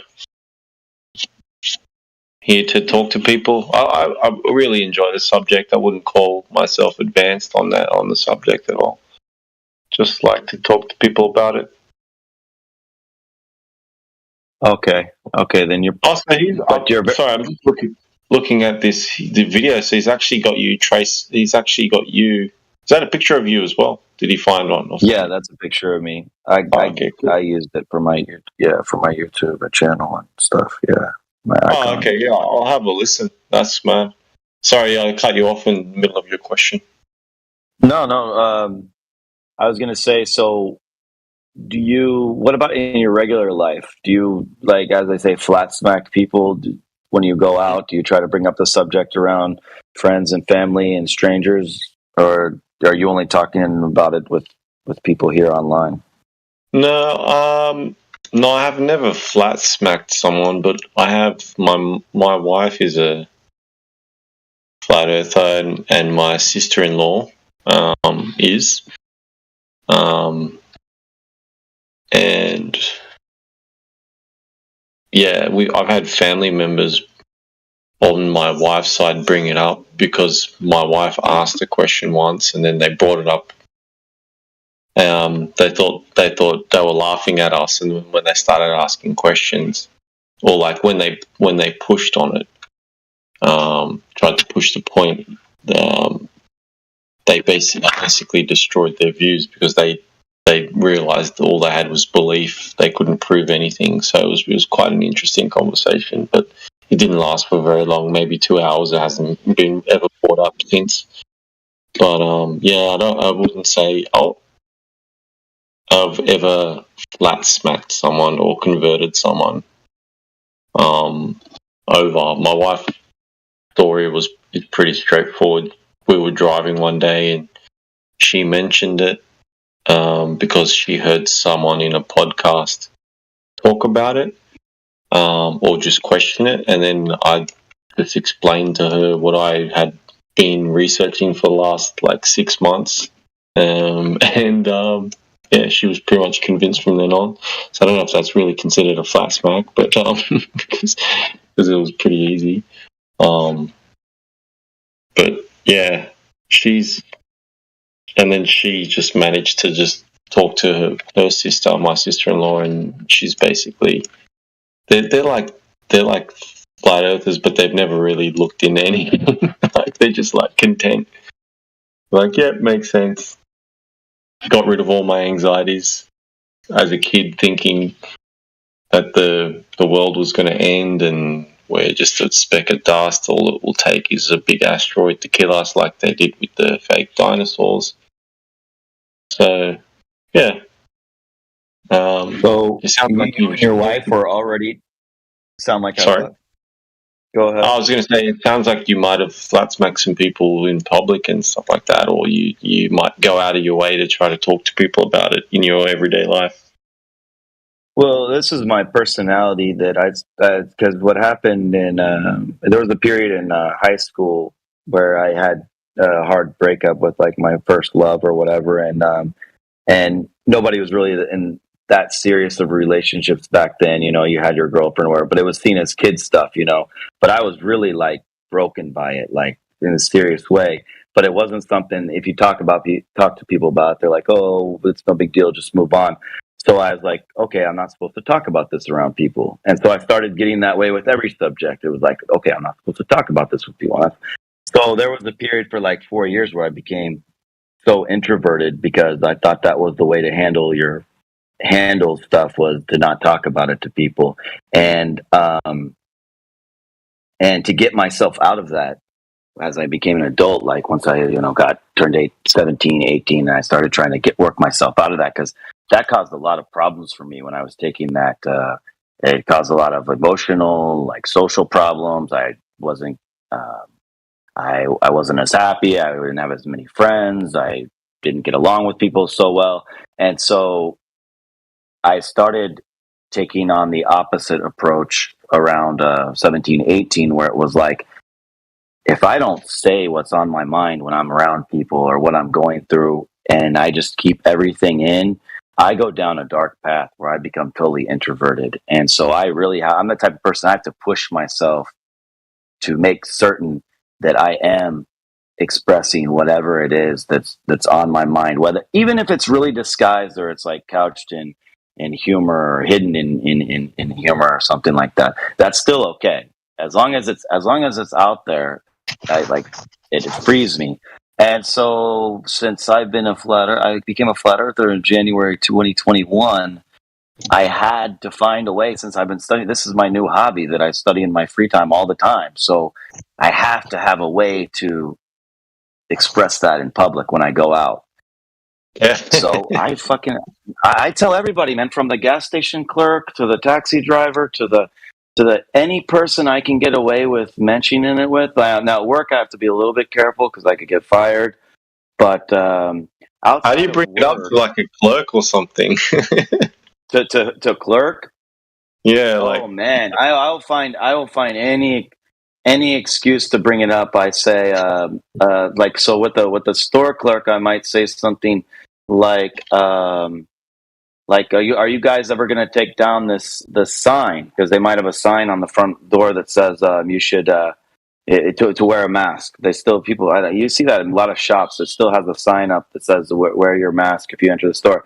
So I'll just say, are you guys ever going to take this sign down? And I'll say it in a funny way. I always like hide these things in humor, and and because of that reason, I study stand up comedy and so I can't do such things. So I'll just be like, "Are you going to take this?" They'll say, "Oh, yeah, who cares?" Or, "No, you don't have to do that anymore." And I'll be like, "Oh, just because, I'm one of those." No, they'll say to me, "Oh, well, that's not a thing anymore," or whatever. And I'll go, "Well, if you ask me, it was never really a thing." But then again, I'm one of those crazy flat earther types. So there, boom, okay. I just put it into the conversation, yeah. And then if they like picked up on that, which they usually never do, they might say, "Oh, really?" And then it turns into a conversation. That happens sometimes, but most of the time they don't pick up on what I'm doing. But I've still cleared myself. Like, I've gotten it. Like, that's always a release for me if I can get it out in any way. Oh, that's funny. I don't know if I've got the balls to try that one time, but it sounds fun. Yeah, it's something I have to force myself to do because I can easily become introverted. So it's something I've always made effort in. So there was one time I found out, I took a DNA test that revealed, this is 2017. It revealed that my dad was actually not my dad. My dad was some med student who donated his sperm back in 1981. I found that out on 23andMe and Ancestry.com. And that was a big deal.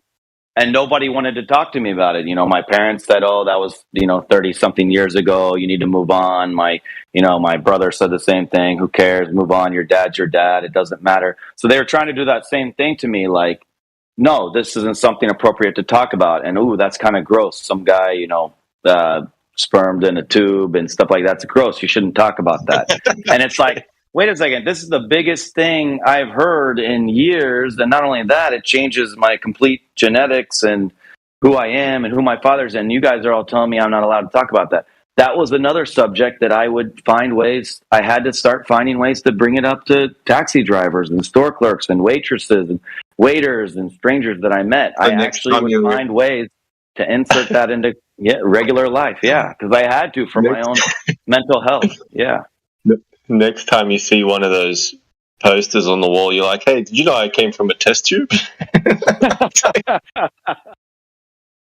Oh God, I had to really come up with some creative ways to insert that thing in. I can't remember. I mean, that was my big thing in 2017, 2018. But it'll be different things in my life, man. Maybe it's like whatever. The point is that whatever my main issue is at the time, whatever it is that I'm going through, I have to find creative ways to insert that into conversation around even strangers, regular people. Yeah, and it worked. By the way, it's like.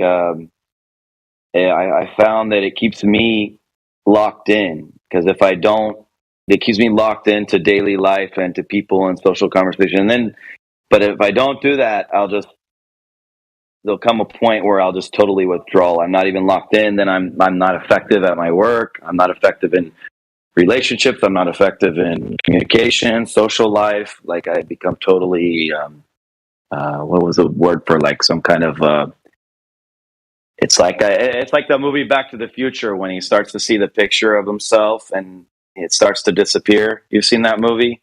Yeah.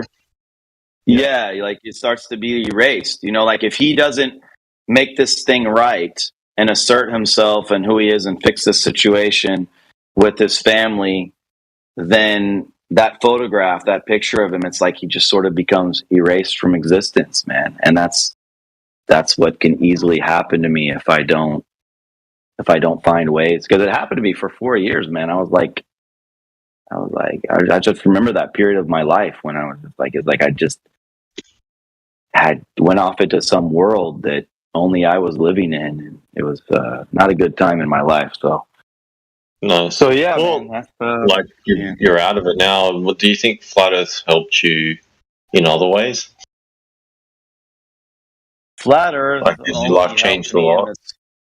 Flat Earth only helped me in the sense that my life was going really well in 2019, and when the events of 2020, they caused a huge setback in my life and a lot of people's lives, you know, whether it was their work or family or social life, whatever it was. I was like a lot of people that really, I got hit by that in different ways that, you know, the fact that we were forced, you know, to stay at home and things like that and behave in a different way. So I was really affected by that. And it kind of is like the only thing that I can say I gained from all the things that I lost. I'm still trying to get my life back up to the level it was in 2019. But the one thing that I can at least say that I got out of that experience was that it allowed me to come into the truth of Flat Earth. But as far as my regular life, man, like my social life, like my level of happiness or social life, I don't know how much it's really affected that. I mean, like Flat Earth Dave, when he does his shows, he's always saying how like, oh my God, it releases you from the chains and you become free and you're never bored again. Another day in your life, you're like never bored.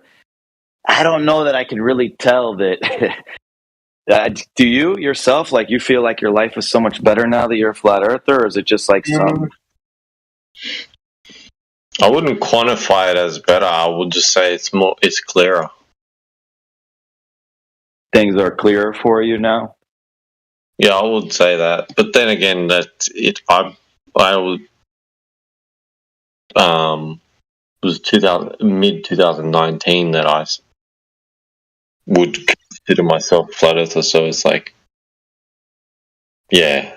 So it's a combination of that and obviously the following years after that. So it's hard to really put a pinpoint on the exact what made it clearer. But I would say that flat earth for me makes things a lot more clearer. Well, it makes a lot more sense.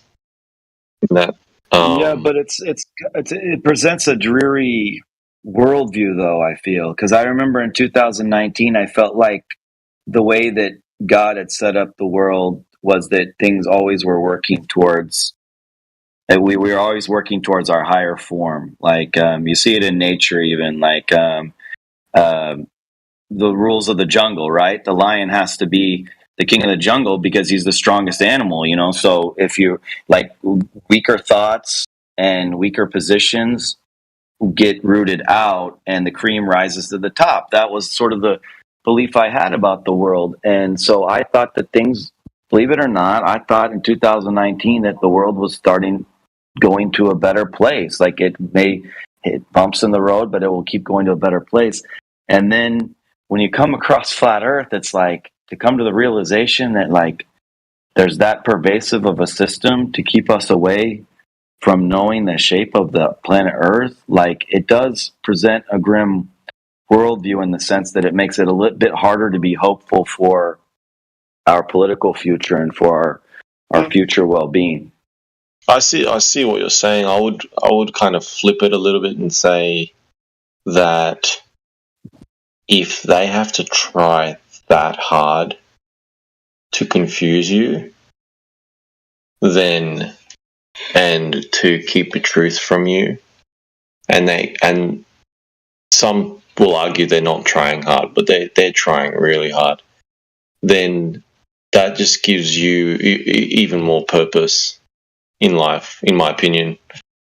Because if they're willing to go to these lengths to pull the wool over your eyes, then there's a high purpose that you're here for. Yeah. Do you get what I'm trying to say? Like, I don't get the dreary. Yeah. I understand. Actually, I do get it.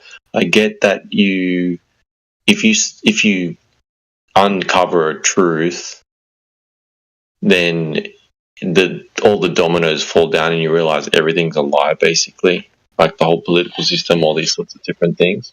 But that's a tool that's been gifted to you then, because you can use that to reassess what you do in your life and prioritize things. So if you're prioritizing certain aspects because it's a very materialistic world view, and then you come into flat Earth and you realize that this place is created. It just gives you, in my opinion, it just changes your purpose. Like if you haven't used it as a tool to better yourself, then I don't know. It's kind of like a wasted opportunity. Well, I agree with you in the sense that, like, it's true. If you see like a UFC fight or a boxing match, sometimes when the other fighter gets desperate, that might be when he starts, using a lot of low blows, or he wants to hit you below the belt, and or like an animal. When you see an animal dying, like it will let out like a last, cry, or a Hail Mary pass in NFL and football. So I do understand your point about that, like. You could see it, you could flip it around and see it from the perspective of, like, if they have to go to such lengths to deceive us, and put in that much effort just to deceive us, it might actually be a sign that they're very weak and they're very desperate at this point. And I like that. I like that way of thinking, and I try to embrace that line of thinking, obviously, because, I'm always trying to embrace ways of thinking that will that are inspiring and motivational, and put me in and put me in a positive mood and give me a positive outlook. But there's that other side that wants to creep in, that wants to tell me, like, because it did, like, that would help me that used to help get me through hard times back in the day. I would feel like I was failing in life, like back in the good old days, and I would feel like, come on, you got to elevate yourself, because you're falling behind people. Like the world is moving forward and here I am, I'm falling behind. So I got to get it together, to get in harmony with the world again. Well, now it's sort of like, it feels like the world is out of harmony and that the world is going in the wrong direction. So it's like almost like you're lifting up, like you're lifting something now. So rather than before in my life where I used to get to feel like I, come on, man, catch up, you get with it. Now it's like, as if I'm lifting something, everything's trying to, if you know what I mean. I battle with those two things. I'm not saying like it doesn't mean that some days I'm not like really excited about this truth and motivated by it, but then there's just that other side that feels like the difficulty in it as well. Yeah, I mean, don't get me wrong, I'm still materialistic. I still enjoy cars and I still enjoy earning money and all these sorts of things, but at the end of the day, what's the be all? If you know the Earth's flat, then what's the be all and end all to you? It doesn't necessarily mean you have to be religious or that or spiritual, but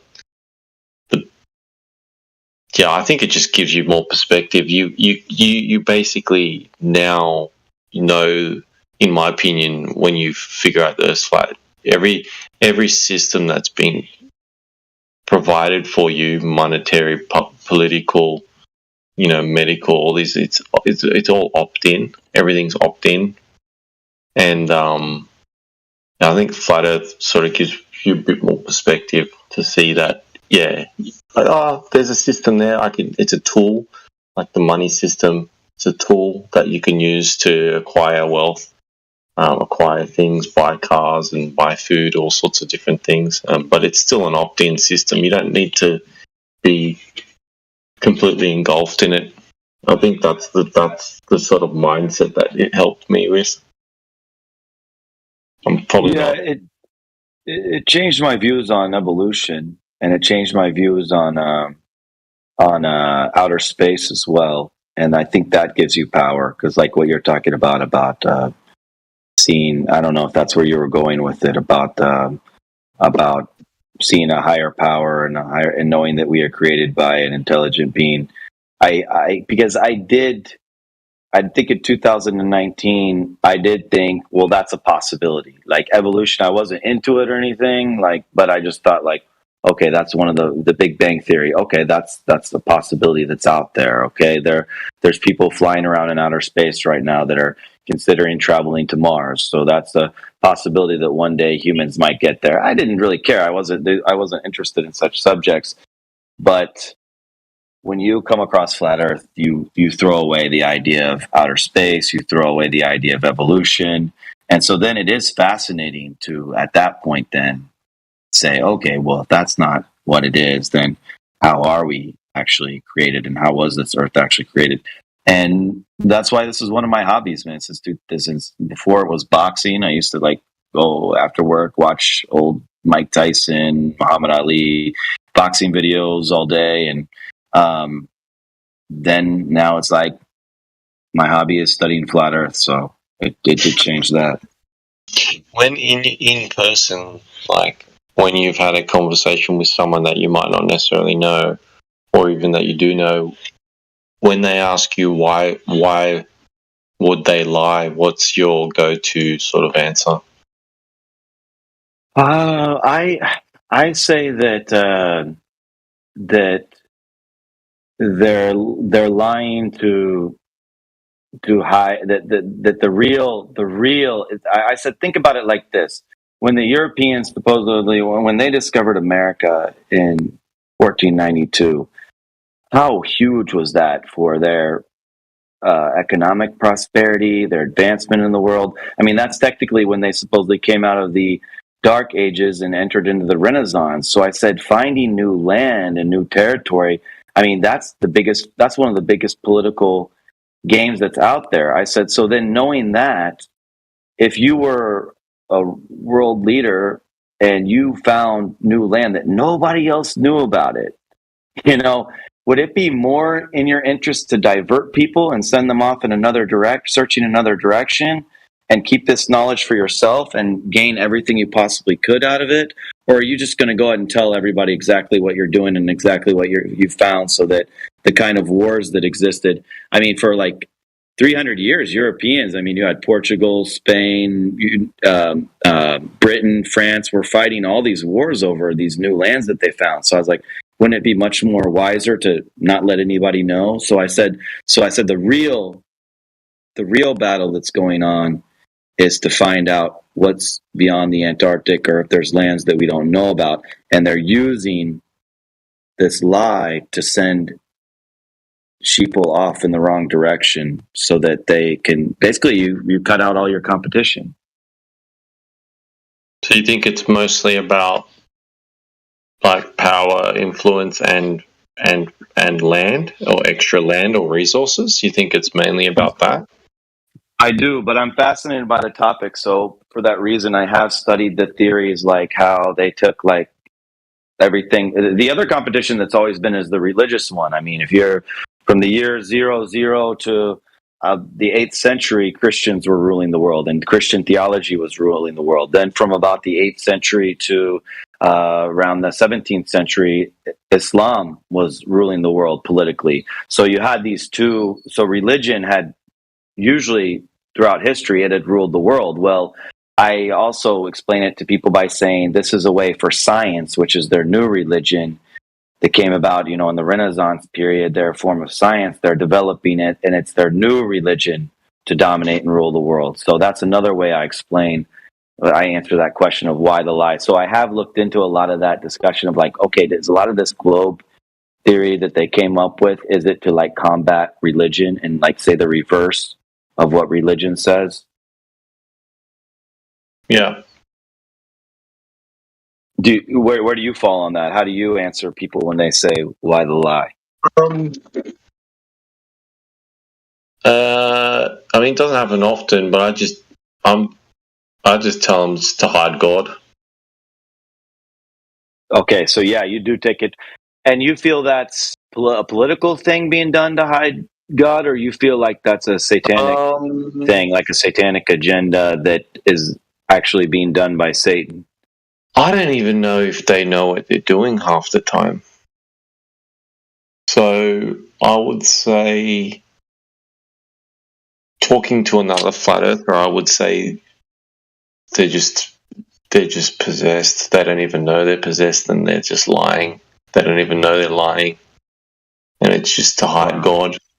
That's the extent I would go to, for lack of better ways to describe it. If I was talking to someone who wasn't really a flat earther, wasn't a truther, I would say to control. I would just say it's purely control. To keep you confused, to make you, and if they buy that sort of side of things and they want me to dig deeper, then I would bring up God, and because the alternative is we're a speck of dust spinning through an infinite void, and we're an accident. We came from nothing. We're going to return to nothing. That's the story we're given. It just contradicts. I think, and then when you try to build your morals based on that, you've come from nothing and you're going to nothing. I think that's how they. That's why they would do it. Yeah, and that's kind of like the grim worldview, because that's the grim worldview. Yeah, because before I used to think they wouldn't purposely miseducate the population, and my reason for believing this was I felt like for them to progress economically and for the world to progress and for there to be prosperity, you have to have intelligent people, because intelligent people, they're going to be the ones that are going to create your new technologies. They're going to be the ones that are going to create great art, great music. They're going to run a civil society. If you have a bunch of animals, God, they're going to like tear a society to shreds. So these types of beliefs that I used to have in 2019, they probably did help keep me going sometimes, that I believe that like they want people to be good, they want people to be educated, they want society to be civil, they want us to produce great things on this earth, and because they would ultimately benefit from it. It'd be a better world. They'd get more rich because they could profit off of these people that are creating great art, great music, great technology. They could profit off them. And God, man, when all this happened in 2021 that we're not going to talk about, but then the flat Earth, when you come into flat Earth, you start to say, God, they're trying to show us that they don't need us. They're trying to show us that, and then you get into a lot of theories that flat earthers have about technology was actually already there and it's actually retrofitted, or I'm missing that word, but there's some word when the technology is already there and then they try to recreate that technology that was already there from past years. And yeah, I understand. So but those, yes, it's grim, but at the same time, it's fascinating to me. So I will say that I do enjoy delving into these subjects of, okay, well, then what is it now really? Like whether it's the religious side of things, or whether it's the what are the controllers of this world really trying to do? And the thing that gets me by, though, man, I'll tell you, that still gives me hope, is I do believe in the yin and yang, that it seems like everything's equally proportioned in this world. You have the only reason we know what light is because we know what dark is. So the only way we can know what good is because we know what evil is. And so I think somehow the world does have a way of balancing itself out. So if something happens like 2021 where like we're pushed in a really, really evil and bad direction, then after that, the world will balance itself out and we might have a few good years of prosperity or. I agree with what you're saying in terms of, for there to be good, there has to be bad, black and white, blah, blah, blah, like light and darkness and stuff like that. So I completely agree with that perspective.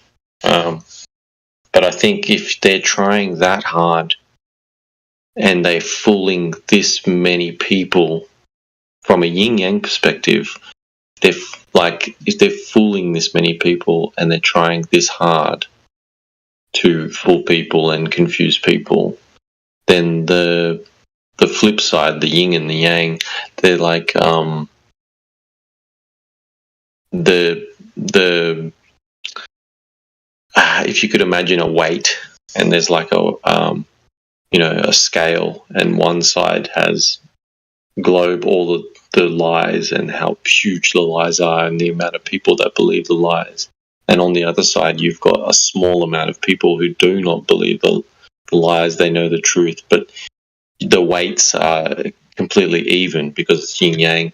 So for them to have to be able for them to have to do what they're doing now, the offset on the flip side is equal.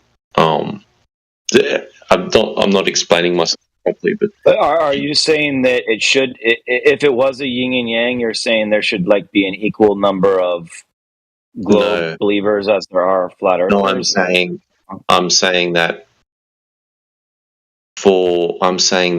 if you take it from a yin yang perspective, and if you would classify globe belief as, say, a negative, and truth or true earth as a positive, that one for lack of better ways of explaining it, like one flat earth is maybe worth 500 million globers in a sense, like for that scale to be equal. Okay. Right. And so do you think that is the case then? Do you think that is the case, that one flat earther is equal to? No, I don't necessarily think that. I'm not articulating it properly, but I guess my point is, for every lie that they have to give you, whether or not it's flat earth or whatever was happening over the last couple of years and all these other different things, for every lie that they have to do. So if they do, say, 30 lies, and you believe 30 lies, for every one lie, for every 30 lies, if you've got one truth on the other side, that's yin yang enough. Like the truth is so much more powerful than the lie, in a sense. So for it to scale equally, the truth far outweighs the lies. Yeah, I like that perspective.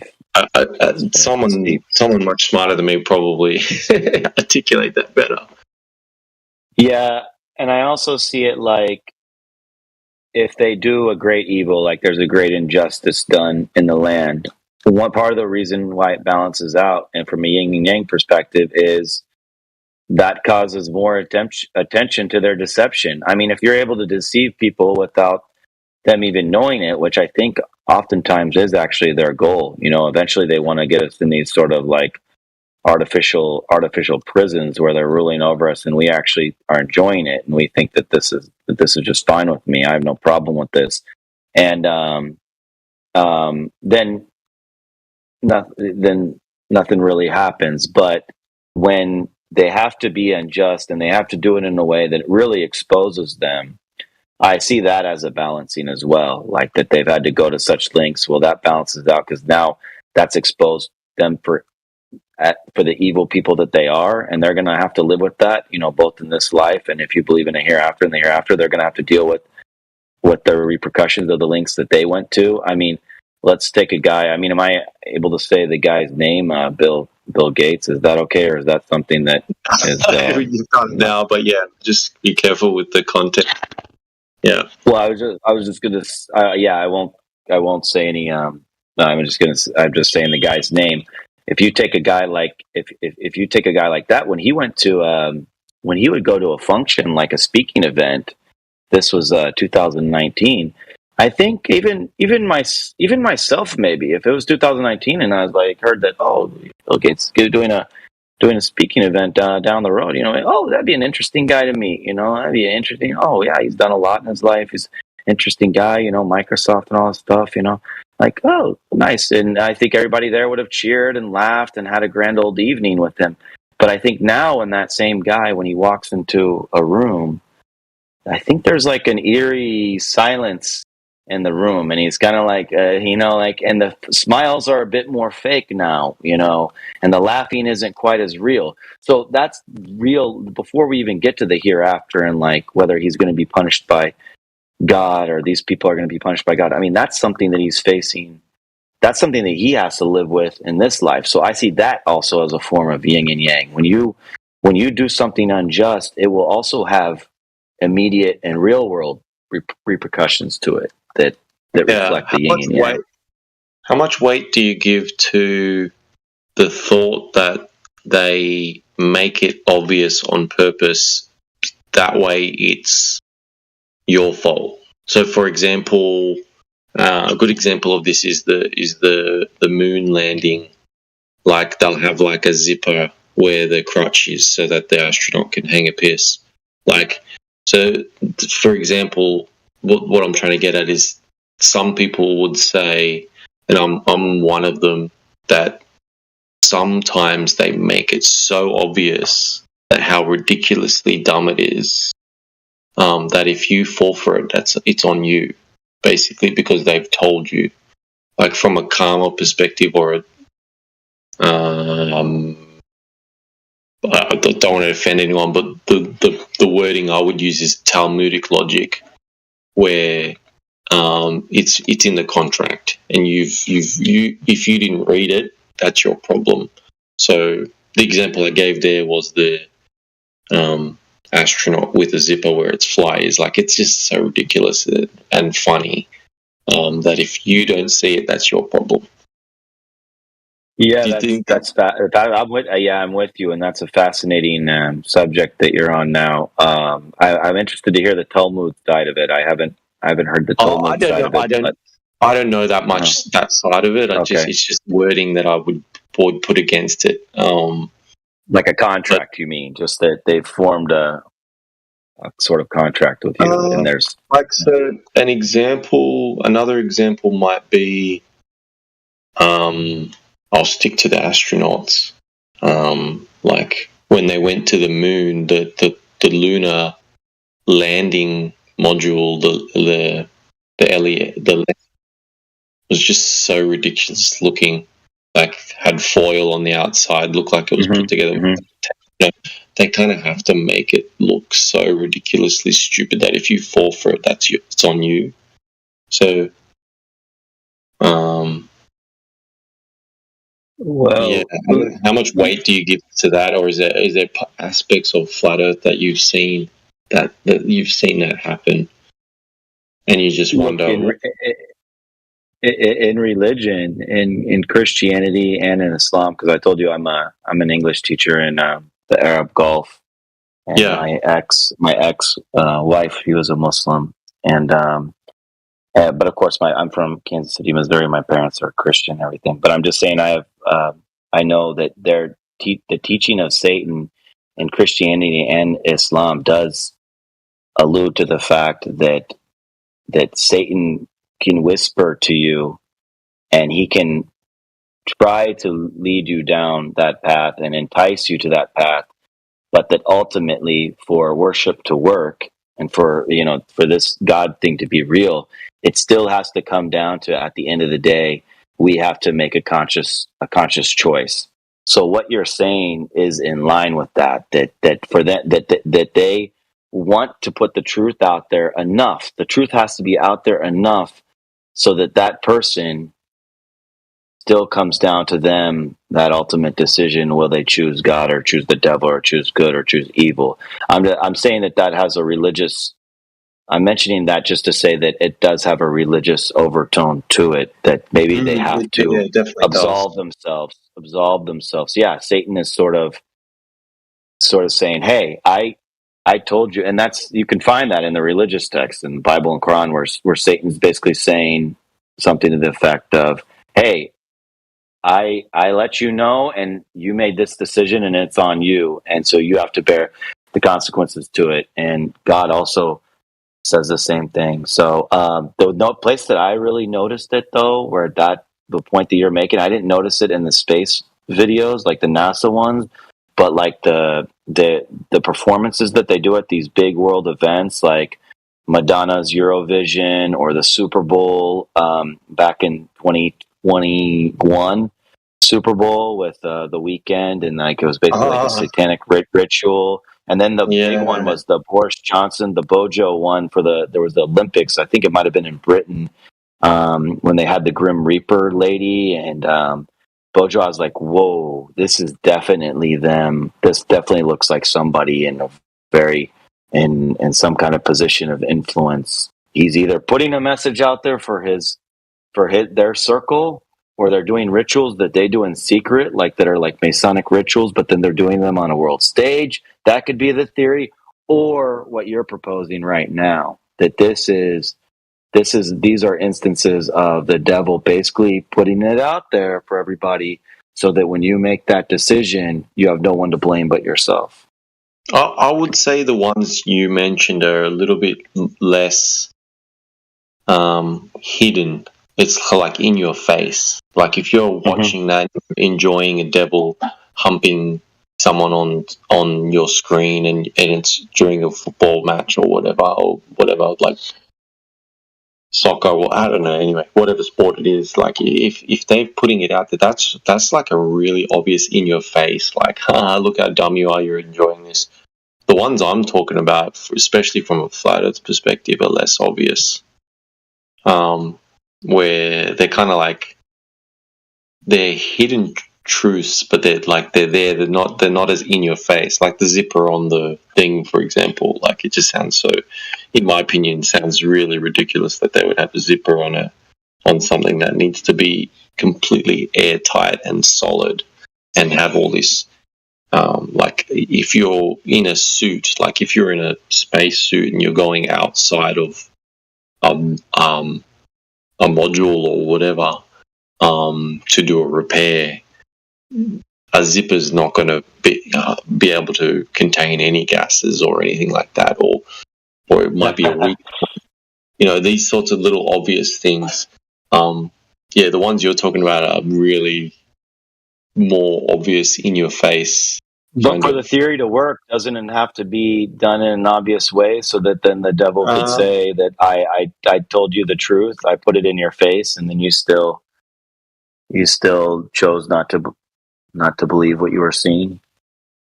Yeah, if you're going down that logical path that it has to be really obvious, then yeah, that's true. But or do you feel that God wants us that we're supposed to have that part of our role as righteous humans, that we are supposed to, it's on us to have that insight and have that ability to discern and to look into things enough, like the space videos that you're talking about, that we are responsible for picking up on those clues. So basically what I'm saying is, do you feel like it's supposed to be clues, or do you feel like it's supposed to be something that's obvious in our face?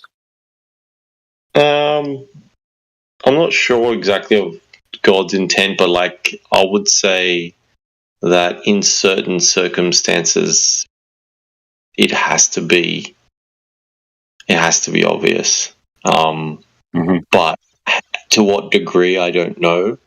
I would say that it's, if you've outsourced all your thoughts and you no longer do any discernment yourself, then that's not on them anymore. If you compromise yourself enough, then that's not on them. Like, I'm trying to think of another example. It's like taking a mortgage. Like I've got a mortgage for a house and stuff like that. You know, like, but I've gone into that contract knowing that I'm doing that. But the small print does catch you on a bunch of different things. So there's certain things you, and I didn't have to do that. You know, I wanted money up front. That's just how it is. I don't know if it's exactly a contract, but I would say that most things have to be pretty obvious that they're bullshit. Look at food, for example. I don't know what the laws are like where you currently live, but like in Australia, they have to put all of the ingredients.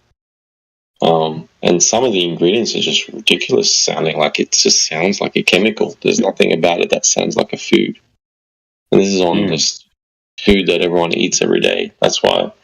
Right. That's probably another example of it. But from a flat earth perspective, there's so much of it. I don't know. Did you ever go through the stage where it was just like constant looking at all the fun parts of flat Earth? You know, like the moon hoax and space, like rockets never even leaving Earth, sort of thing. Like, do you still do that? Oh. Do you still do that yourself? Yeah. Like I said, I mean, this is my hobby in my free time. So I'm just always like pulling up videos or reading something new about it, or going into all the related subjects of flat Earth. And I also like the debates a lot. On the space front, because I tried it's those darn algorithms, man, because before I met that friend that I told you about at the beginning of the conversation, I'm sure I had to be online at some point and type into Google or type into YouTube like moon landing hoax or something like that. And they just gave me crappy materials to look at, so I was never able to see anything. So I sort of had to get a more firm perspective on the matter to then take that extra effort to go digging for them. So I did go through that fun period where then once you start to learn where to look for stuff and where to find all the good stuff, and it just you get your mind blown in a different way every day, or every time you go down that rabbit hole. You know, you see something else that you're like, wow, man, that is obvious, or how did I not see that before? But the most obvious one is what we see around us, man. Every day we go outside. I mean, we experience, me sitting right here where I am, I'm not moving, I'm not spinning. I mean, it's like, that's why my favorite analogy to use, and the one that I used with MC Toon when I was on a show, was the children's story, The Emperor's New Clothes. Because it's just that kid in the audience who's not indoctrinated and hasn't been living long enough to be programmed to fear the king and to like follow other people and believe the stupidity.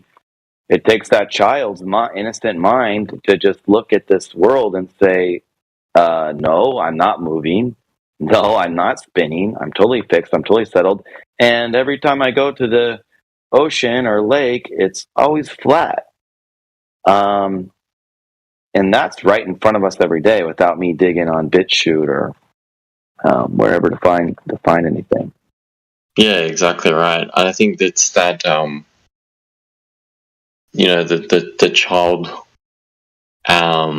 without the lens of being an adult or like living in the system, the child seeing the emperor has no clothes and just speaking it out as they see it.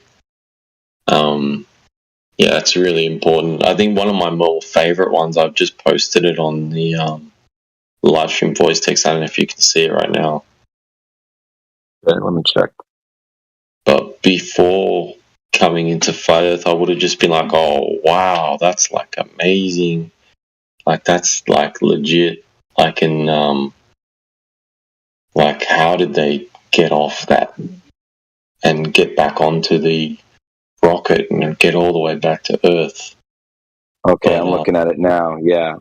But that's, that's probably just little figures that are on a table, and they're using those little cameras that like made King Kong look big in the movies, right? Exactly. Well, let's just even if we assume, like, say we come on this and we look at it on a lens, like, who's taking the video? Who's panning out and then panning upwards? Yeah. That's a more amazing feat, by the way, that's the real story. Like, the guy that's supposedly taking this video is doing something way more pulling a much more difficult stunt. Yeah. Than yeah. And it kind of wobbles as it goes up. And just even the sparks, the way the sparks happen, what atmosphere is it sparking against to be able to, know, just little things like that. It's just funny. It's just crazy. But yeah, like a kid looking at that would be like, this looks fake or whatever. But like, it looks like one of my TV shows. Yeah. After 30 years of being told that there's a moon there and all this sort of stuff, like, you look at it and you're like, oh wow, there's people on that. Kids are a great testing ground, honestly, because the way their mind works. On the one hand, they kind of know that they're kids, and they kind of know that, like, there's a lot of stuff in the world that I don't know about. So maybe what this person is telling me is true, and because I'm a kid, I don't really know it. So there's that side of them that is kind of eager to just go along with everything. Like, oh yeah. Mom and Dad said that this is what I got to do, so I got to do it. My teacher said this is what it is, so I better do it. That's how I stay out of trouble with Mom and Dad and stay out of trouble with my teacher. But that natural instinct inside of them, and kind of like their first instinct to seeing something or something being put in front of them, like, it's going to be much more honest than an adult. Like, an adult is so much better at putting on that poker face and not appearing shocked by anything. And we've been trained throughout how we're supposed to think, how we're supposed to act, and to appear to be fooled or shocked in any way or surprised, or that's not considered okay behavior for an adult. The adult's supposed to always be shown to be calm, cool, in control of the situation, in control of themselves. Kids don't have that. It's okay for them to not understand something or not to be in control. So yeah, man, it's fascinating because I work with young people too a lot, and that's the beautiful thing about youth, is that they've had less time to be programmed and to be indoctrinated. And I remember, I'm not like a lot of adults. I don't know how, like, most adults can't recall anything about their youth or childhood. I can recall everything about my youth. And I remember, like, the actual process of being indoctrinated and programmed, like the steps that it went through, the way it made me feel, the way, you know what I mean? So I reflect on that a lot too. Oh, you're pretty lucky. I don't. One sec, I'll be right.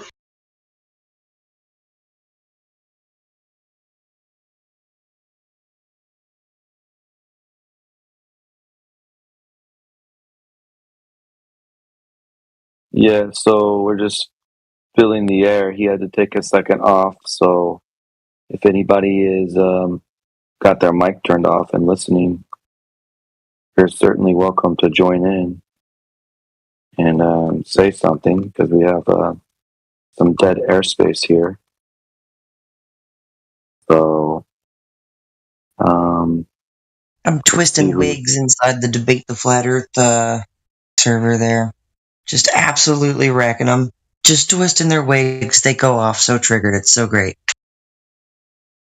Tell me, man. Like, give me an example of what's being said or what's happening. Here. I'll post it. Okay.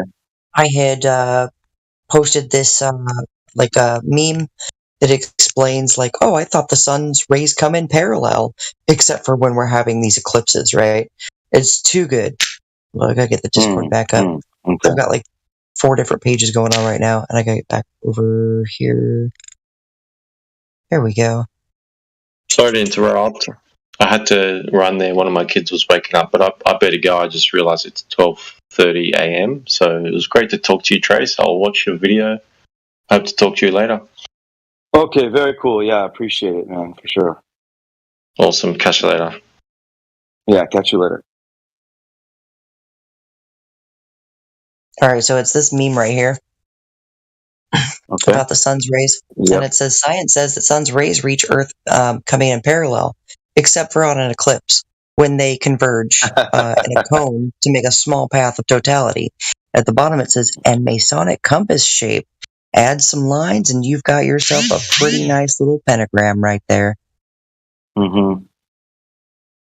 Right. Like, yeah, once you see the symbols, the symbolism and everything, you can't not see it. You know, but as soon as I posted that, somebody popped off and called me a fucking moron. And then they were like, nobody engaged with you. I was like, you did, kissy face. Popped off and called me a fucking moron. First thing, I post that, and the first thing I get is fucking moron. Like this reality is so triggering to people. So as we're speaking right now, there's a flat Earth globe debate going on in another Discord thread. Yeah, it's what's it called? Debate Flat Earth and More. Okay, let me see that here. Debate Flat Earth and More. I mean, I've been causing just a total rumpus in the room. Okay. So I see biblical, I see memes, gifts, fun, one-on-one verses, celestial navigation, flat Earth debates best, flight paths, gas pressure, motion of Earth, NASA. Here, let me see if I can send you flat Earth invite. Arena to Flat Earth Arena 24/7, whatever that is. What's your name, brother? Trace One Infinite. Okay, I'm gonna see if I can find you on this list. Trace. Yeah, what's up, man? Well, I'm just trying to flatten the curve, you know? Hey, flatter day. What up? What's on your mind, man? We're kind of in between conversations right now, so you can hit us with whatever you want. Maybe we have to be friends before I can invite you. We have to what? Be friends? Yeah, I think we gotta be friends before I can invite you to the to that. That's the only way I know how. Okay. Oh. I'll search for it. Friends on Discord, how many of us have them? Friends?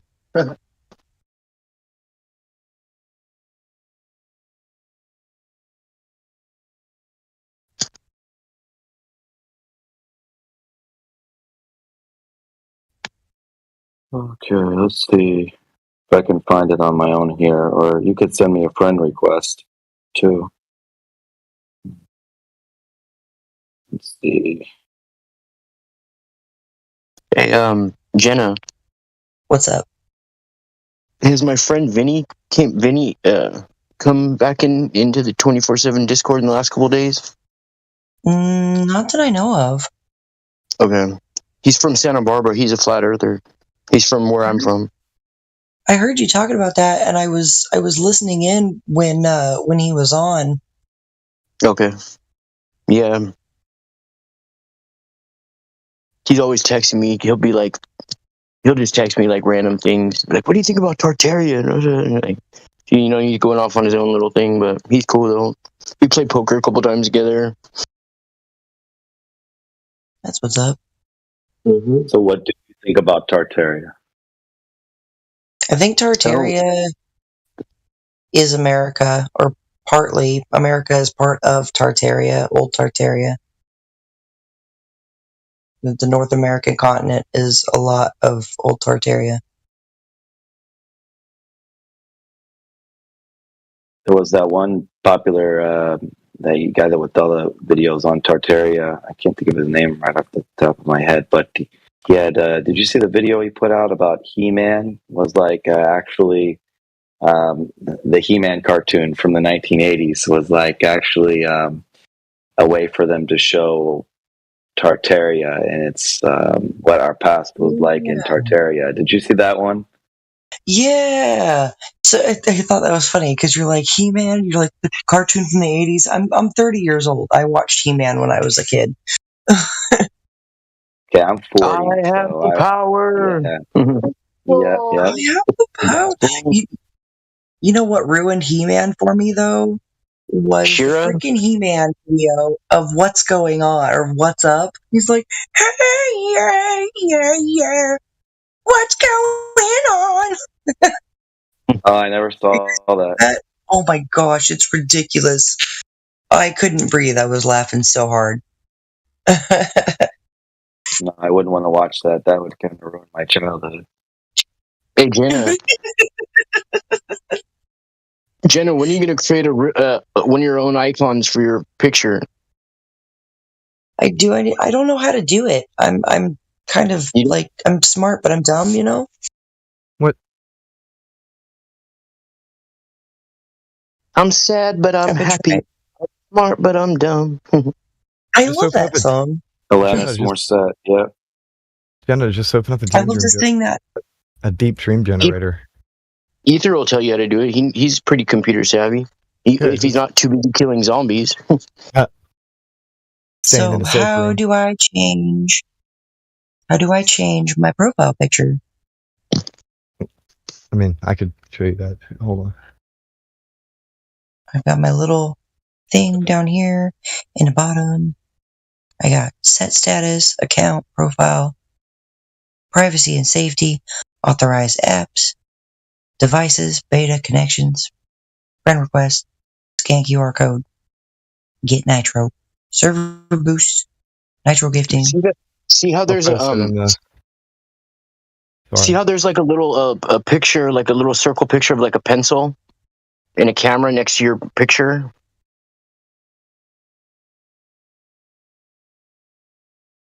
Ethergris is showing me. Okay, cool. Yeah, she'll do it. Okay.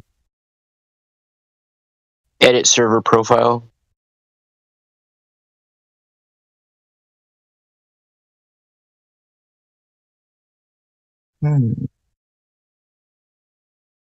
Hold on. I got another Your screenshot. profile. And right there.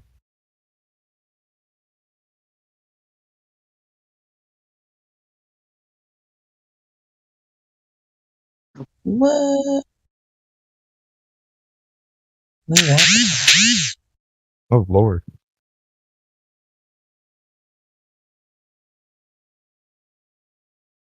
Set off the rumble back inside of my brain. How do we even get into our profile? Because all I see is that little remote control looking blue Discord thing for my picture. So how do we? So click on profile. Click on your name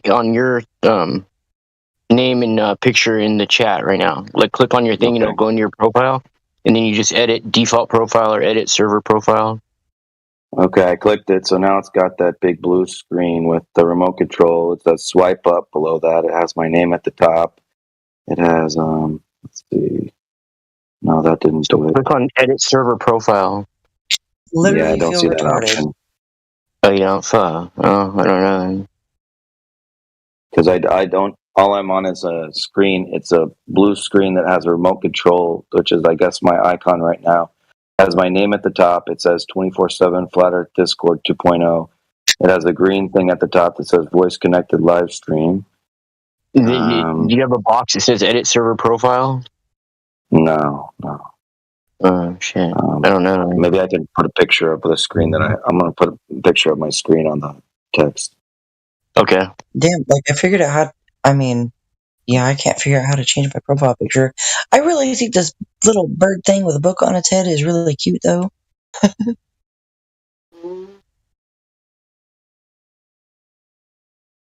Because that's like me. I posted 3 images in the voice text that kind of streamline the process for changing the avatar. Okay, I see those.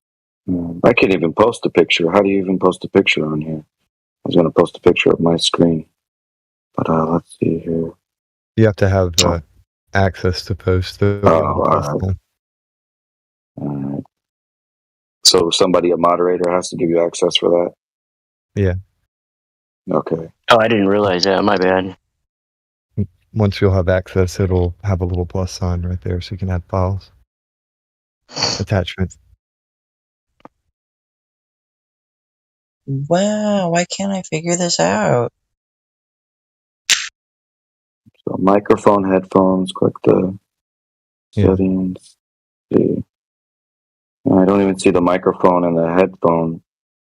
Oh wait, icon. if you guys are on the phone, then it would be different. Yeah, I'm on the desktop. on an iPhone. Where's my phone now? Damn it!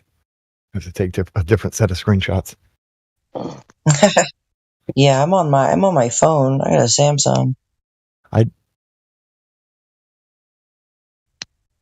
All of our main important things are connected to my wife's phone number, so I don't use my phone for anything unless I actually have to call somebody. And since everybody that is important to me is usually pretty close, I don't call them. I just go talk to them.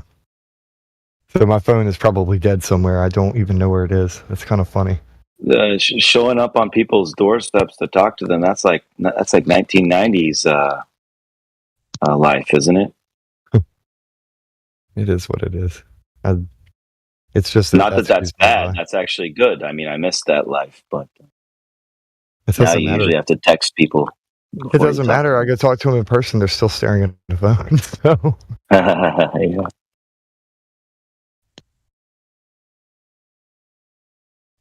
Is it because I haven't added an E in this thing yet? I'm honestly trying to find my phone and have no idea where I put it. And that's kind of tripping me out because usually I keep it next to me, but I also stopped caring about where it is.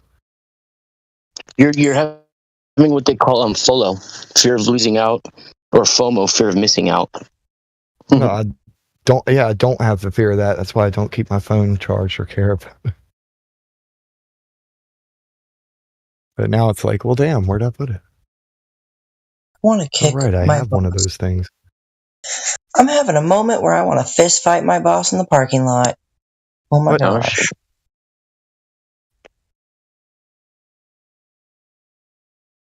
Dude is pissing me off. It's a cash job where I just go and I stock vending machines full of snacks and sodas and stuff like that.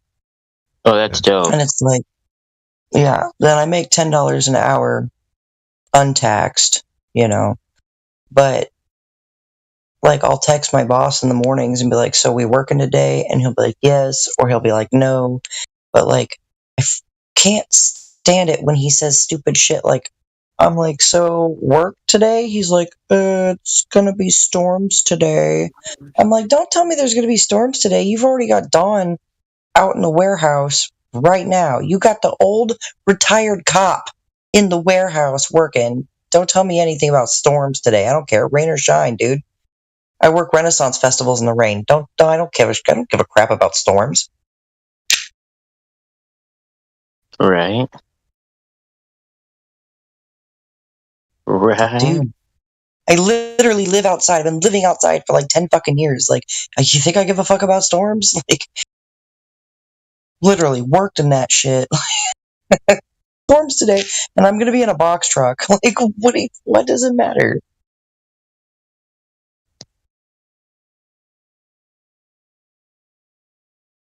Storms today. What is that? I'm like, are we working today? Yes, no, maybe. Storms today. Okay.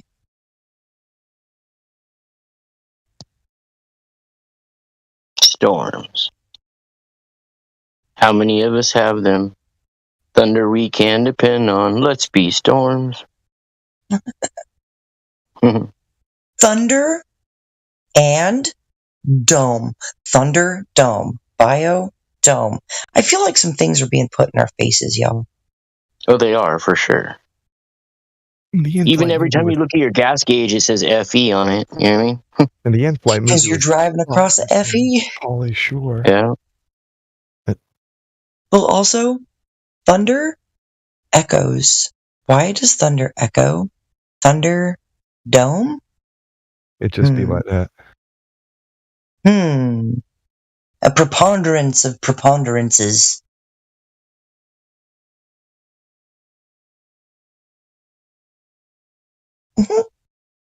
Oh, my little dog is so cute. But the people that say that there's water on top of the dome, so there's water above and there's water below, what about the fact that there's actually water on land? Because you have humidity, you have the water vapor, you have all the different forms of water, that evaporation. My boss is calling. What is that noise?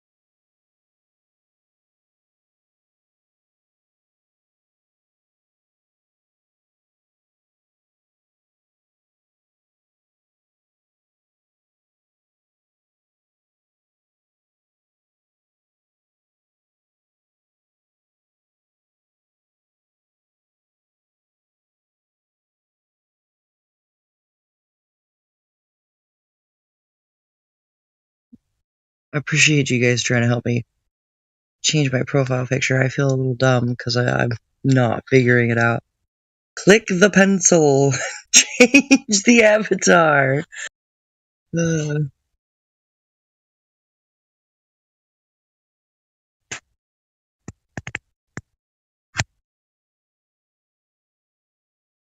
Okay. All right. Gotcha. Right.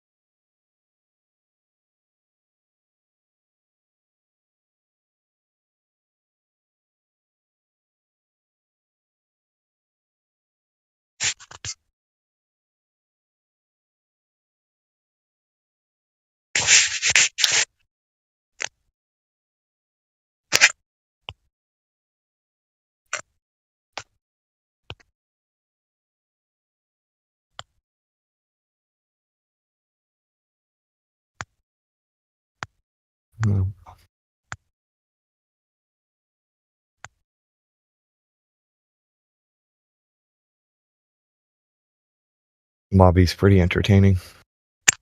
So entertaining. The chat's flowing pretty well there. So, my boss finally answered me, and I was like, so are we working today? And he just sends me storms today. He tells me storms today. I'm like, in my head, I'm sitting here going, I didn't fucking ask for a weather report. And the storm isn't going to hit until 3 later in the afternoon. So, and shoot up, I'd be done with work by like 1 or 2. Yeah. Just a bunch of stupid stuff. And then, I called one of the other guys at the warehouse, the old retired cop at the warehouse who I usually work with. And he was like, so what'd Derek say? I was like, he said storms today. And Don goes, does that mean that I should call Derek and tell him that I shouldn't work today because of storms? I was like, yeah, Don, and tell him that you're scared too. Morning. Good morning. Good morning. Anything going on today? Nothing interesting yet. Same stuff, different day. But there's always something interesting that happens in the day. Yeah, I'm about to honey roast some peanuts out in the smoker and then turn them into peanut butter. Nice. Yeah, I bought a 50-pound box of peanuts a while back, and they've just been sitting here with nothing to do for them. It's like, man, I'm just going to take some time and fix them up. Yeah. And I made some copycat Reese's peanut butter eggs the other day. Yeah, you were talking about that, weren't you? Yes, they were so much better than store-bought. So I'm going to make a lot more of those. I can make a good buck off of those. They usually are because they don't have all those preservatives. It's just the real ingredients. Yep. You can tell the difference. And I roast my peanuts in hickory. Hickory's a badass wood for cooking with. Yeah. Adds like a flavor to them. Yeah. That's cool. Yeah, I drove up to Oklahoma last summer and bought 2 cords of hickory for $150. So you sell them? And I'm living in Oklahoma. You sell them? Where at? How can I buy some? What was your question again? I didn't mean to interrupt you, Jenna. My bad. I was saying, so you sell them, and how can I buy some? What, peanut butter eggs? I don't know. Like we're talking about roasting stuff and making things. Yeah, I do peanuts and I do cashews. Sometimes almonds. But I sell them here. I live in Texas, and we have the cottage food law where I can sell things like I can set up a table. I can set up a table in like a parking lot of a business and sell stuff and be okay. Health department can't mess with me. Yeah. So that's what I do. They don't allow online sales, but usually as long as somebody didn't turn you in, they don't. It's not like they check mail and shit. But yeah, I haven't done much. I'm open to it though. I just haven't really done a whole lot of shipping. Yeah, it might get weird when things get across states, especially if you're doing an actual business style. You could do it though. It's just a couple loops to jump through. Yeah. Or hoops or whatever. Bureaucracy shit. They make you jump through a couple hoops and do a loop-to-loop and all this other crap before they'll let you do what you want to do. That's funny. I was telling my wife the other day. I've been a weed head since like the 90s. So I've 25 years of smoking weed, and I've done my share of other stuff, and I don't fuck around with the law when it comes with the food though. I don't have a problem driving across town and picking up a bag of weed, but I don't fuck around with the law when it comes to selling food. It's kind of a weird balance there. Guys, look! I figured out my profile picture. Isn't it great? Look at it. Just look at me. It's so appropriate.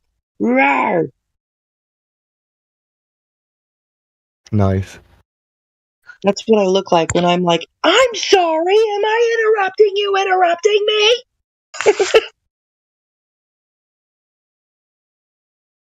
Okie from Muskogee, isn't that a song? Okie from Muskogee. Yeah. I had to think about it. I used to live in Oklahoma City back in the late 90s. There's a lot of trouble to get into there. We don't smoke marijuana in Muskogee. That's also another one.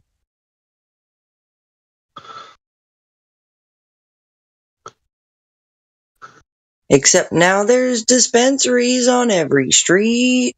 Yeah. That's true.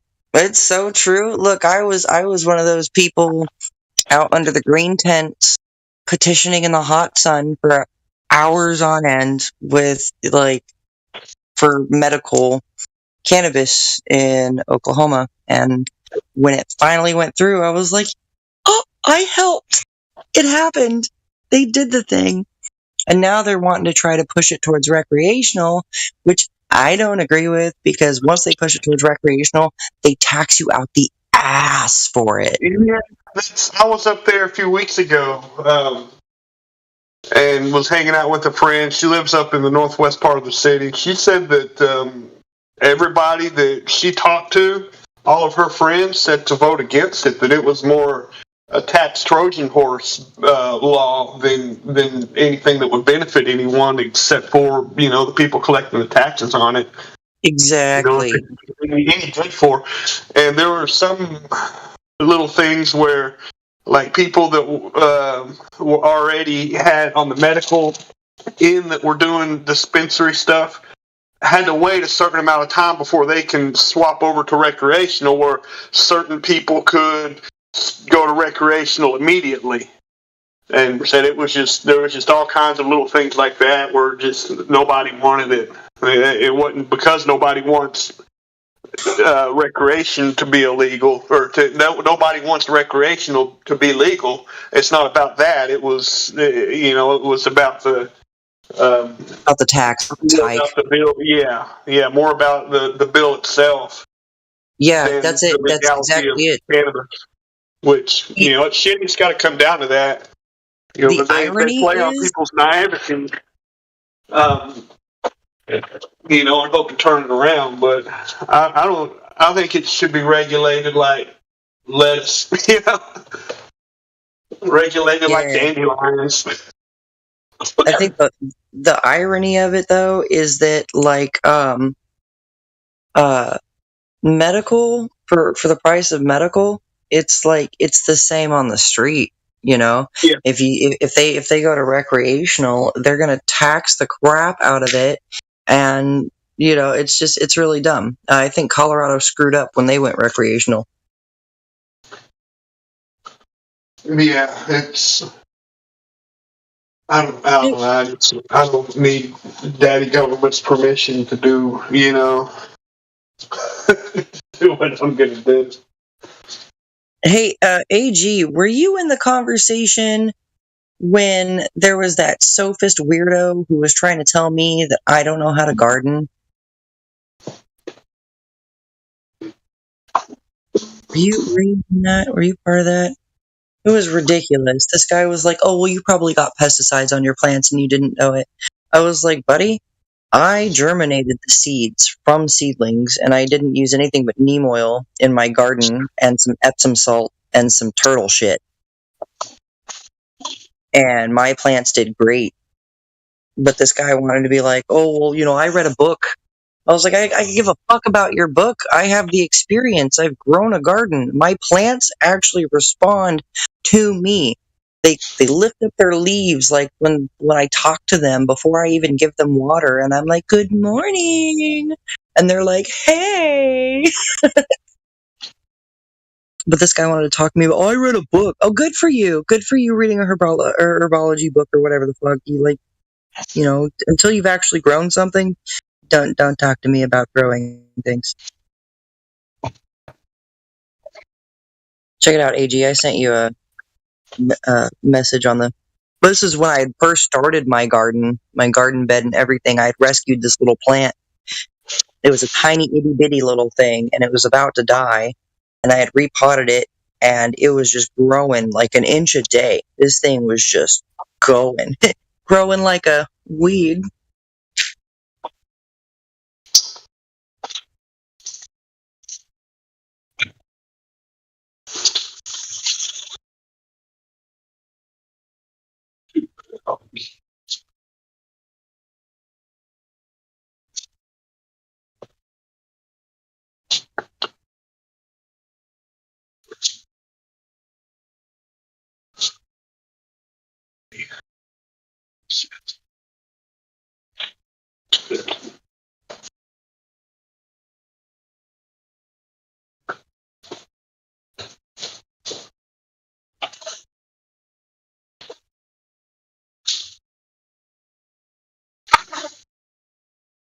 All right, we're about to head to town, but I can sync the phone to the truck. So. Should get her a guinea pig. Why do we need a guinea pig?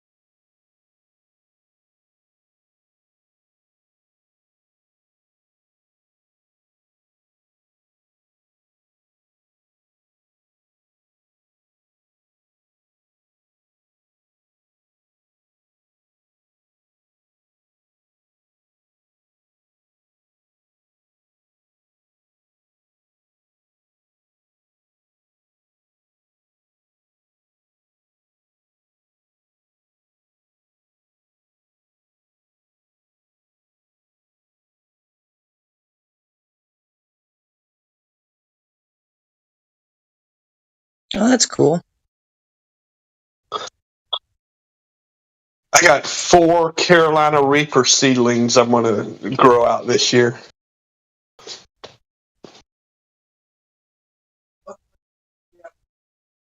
Somebody from the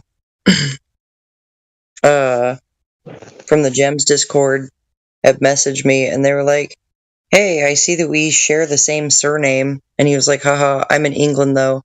I said, "Massey, huh? My Massey roots are Scottish and French. Wouldn't be too far off base."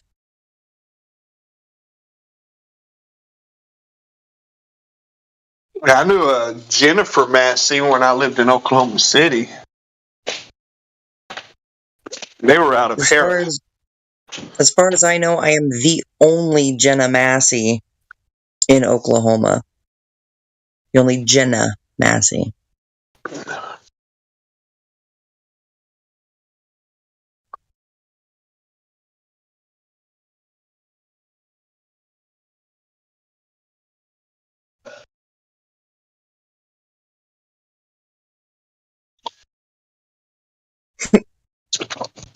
Yeah, I think AG said he's still listening in. But yeah, you like that? It was when I first started my garden, and as you can see in the background, AG, my soil had I just turned the soil, and it was just before I'd plopped some seeds in there, and that whole garden filled up. Watermelon, cucumbers, what I have, green beans, bell peppers. I had all kinds of stuff growing. That's why I thought it was funny that little sophist beta twerp was like, "Oh, you probably got pesticides on your plants and didn't know it. You don't know what you're doing. You don't." Okay. I was like, it has nothing to do with the shape of the earth, though. Is flat a shape? Flat is not a shape. Flat is not a shape, you guys. Flat is a description. Like, I understand that like people that aren't really familiar with flat earth get really confused and thrown off topic. They get some sort of disc in space in their brain. But that's not it at all. Okay? When we say flat earth, it's just a lot easier than a mouthful of geocentric level stationary inertial earth plane. So just focus on the ground,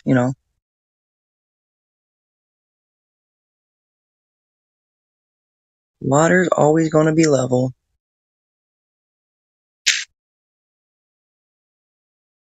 Do we have anybody that wants an early morning debate? Anybody had their coffee?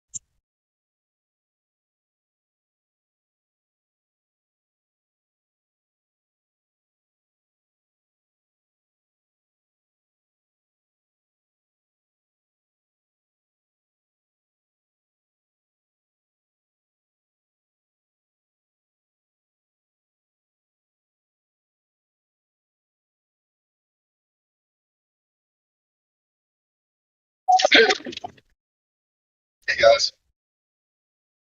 Good morning. Hello.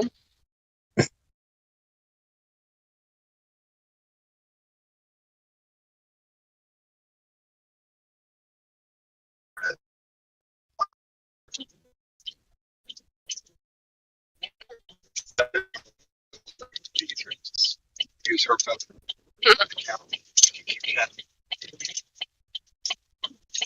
Account while we were being on speakerphone in the truck. Or playing through the radio.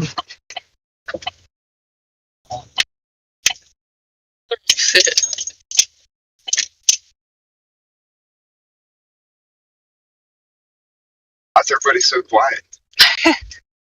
Well, I'm waiting for the coffee pot to finish, so that's a totally legitimate reason.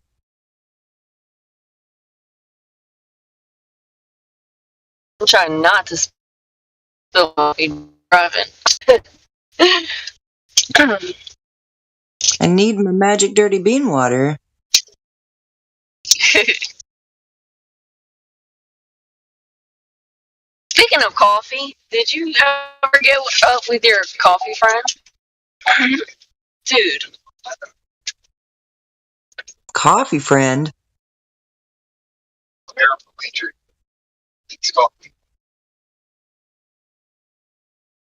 Maybe it's because you're playing it through the car, but you sound a little robot-y. I don't think she...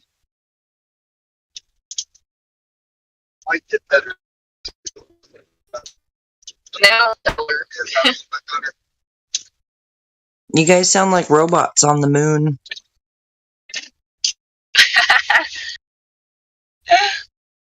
Should get better signals. You would think we would have signal because we're on the highway. That's why I say that. You guys sound like robots on the moon, and it's just the irony of it, because I should be able to hear you a lot better because you're on Earth. Yeah, crazy. How would they get to the moon if we can't even talk to each other? Look, there's a 5G tower. We should have good signal. That's what I'm saying.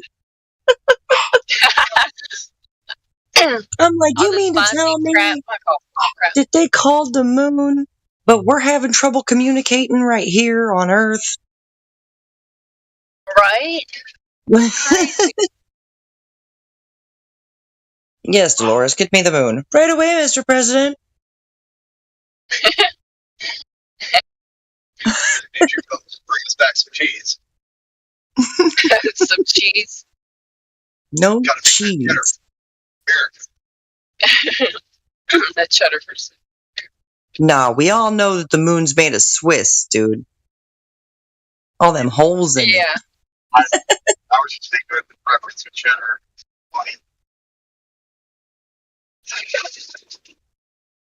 Please don't pull out in front of me. Jeez.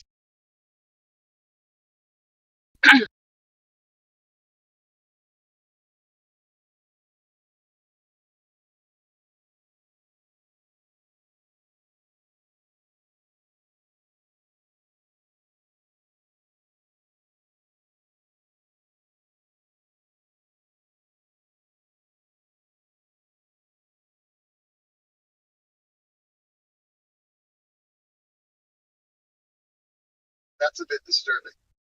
Oh, that was disgusting. That's like the third thing that I've seen. I don't barely cuss, but I just what the F in my head? That was gross. That was What? Ugh. What was it? What was it? It was something got hit and it was just all over. It was scattered. My morbid sense of my morbid sense of humor says tie a get well soon balloon around it. Oh God. It was so bad.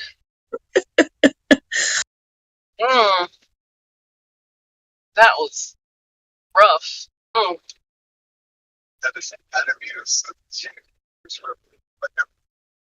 Hey, it's better than doxing myself. Dox myself every day. There's some measurements.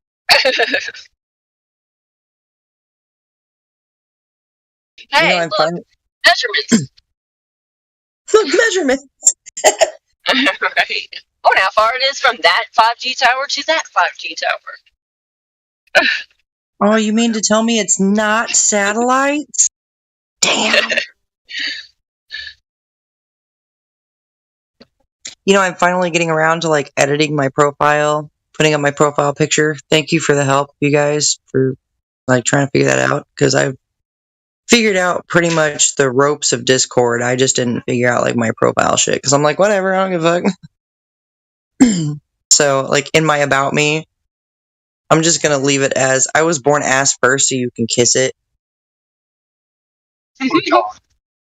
I literally was born ass first, so that just makes it even funnier.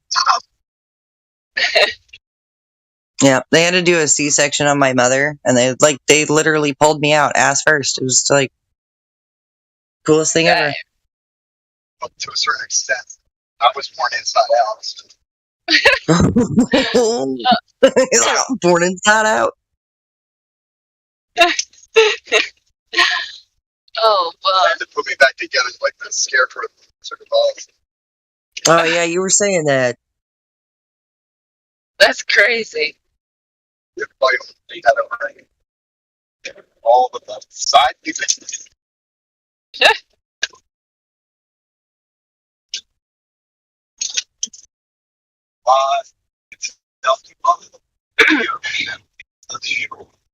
I think that I never thought.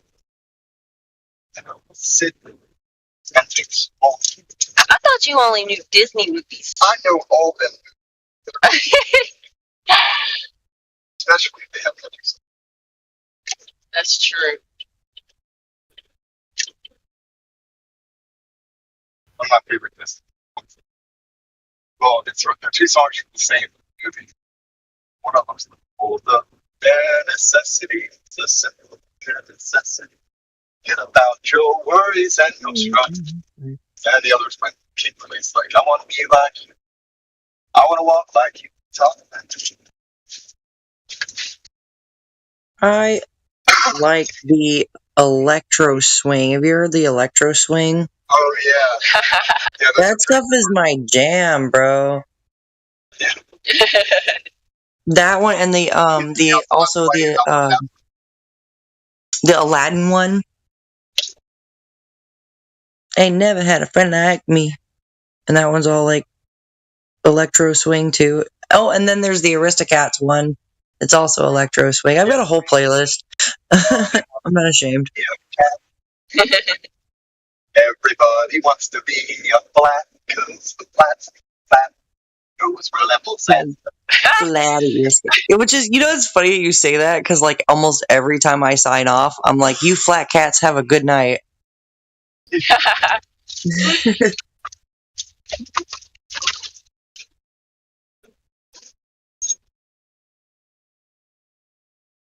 Keeping it up with the flattest of cats. Facts. Flattest of cats, spitting the facts. Fattest of cats, sitting on back, laying the facts. Pushing them stumbling blocks back. Flat smack. I love it. Like flat cats do the flat smack, like pop, pop, pop. You know what I'm talking about. You know how a cat does that thing? Yes. Cat boxing. They're like ninjas. For real. That's why I'm like, we could be cats up in here, right? Like the Cloaky joke. Well, the earth is flat, the cats would push everything off the edge. Exactly, the flat cats are pushing everything off the edge right now. Right now. That's what we're doing. We're flat cats, and I have coined it. You heard it here. You heard it today from me. Oh, flat cats. I love it. Yeah.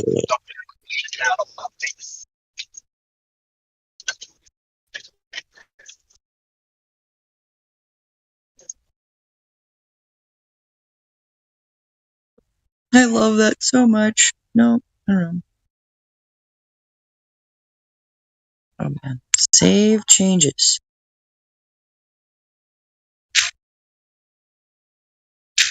Nice. I'm going to be so late. Oh boy, what's up? Oh, it is 10:30. All them is up. Wizard is never late. You're us. And I said, hey, yeah. Oh gosh. No. What's going on? It's so bad. It's like it's simultaneously legendary and cringe at the same time. I don't know how you can achieve that, but What, the song? yeah, no, when you combine that with the He-Man thing, it's totally cool. Oh, it's freaking hilarious. I died. It's one of those things where it's so bad it's good. I don't know how to explain it. Oh, I'm gonna post it in the chat now. No, bad and good are the wrong thing. It's of such horrible. It's such horrible quality that it's good. I don't think it gives certain people a seizure to watch it. Flashing lights and stuff. Oh boy, I don't think I've seen it. I don't know if I want to see it. It's one of those.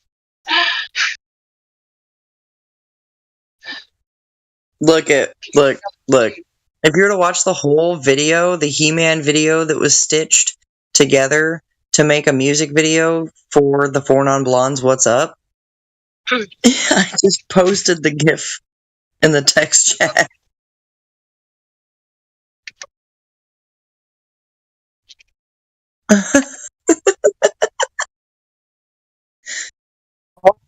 Satellite radio that came with this van that I bought it on, but I noticed every time I pull in this parking lot of this grocery store, it loses reception in this one spot that I drive. I can't. Sorry, let me mute this.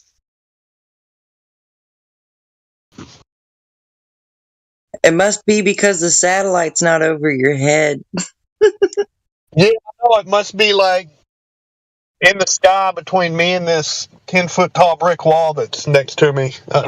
Yeah, I don't know.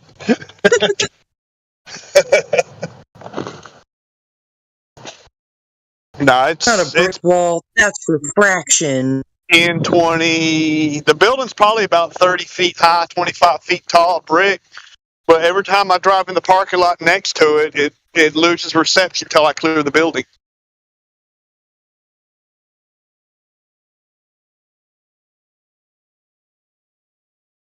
It's the aliens.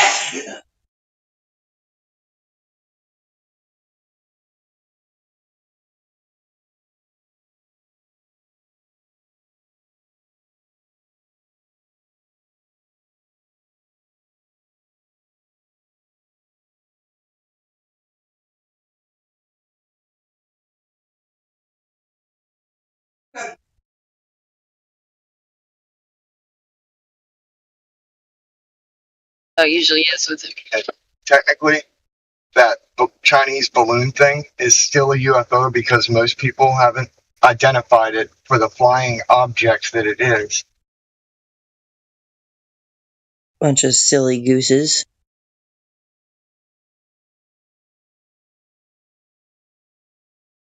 Silly little globy geese.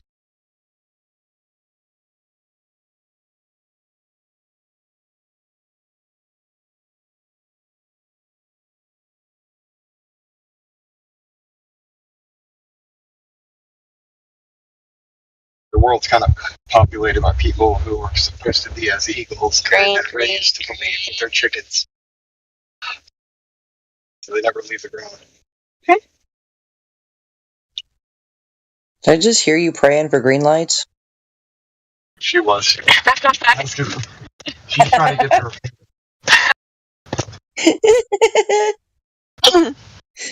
It worked with the last light. This one is not working. Well, the Lord gives and takes away. Right? He's like, I'll give you one green light. Then this contradicts that, so now it's balanced out. Now it turns green in 1, 2, 3. You win. 4. Oh, oh, look, I got a green light. Oh. You'll be fine.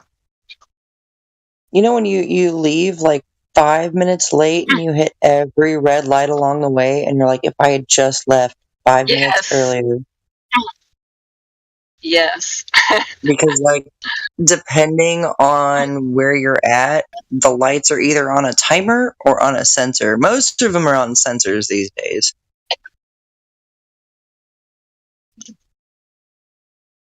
Crazy. Or you get all the bumper humping retards in the morning, and then they all stop at green lights. I'm like, go! If it were any greener, I'd smoke it.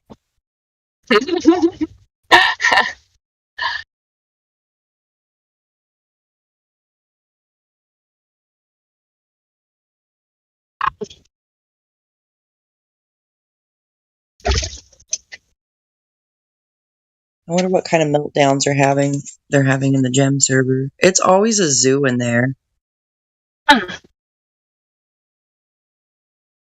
Like, it's like walking into like a frat boy dormitory. I don't know how else to explain it, man. Like this other server over here Just is keep my phone. pretty weird. Take long. I'm not even on that server. I think I am. I don't even think I ever disconnected from it. What, Gen Panda server? I'm on a lot of servers that I haven't really went through a lot. Here, give me a kiss so I can go. Love you too. Stay blessed. I'll try.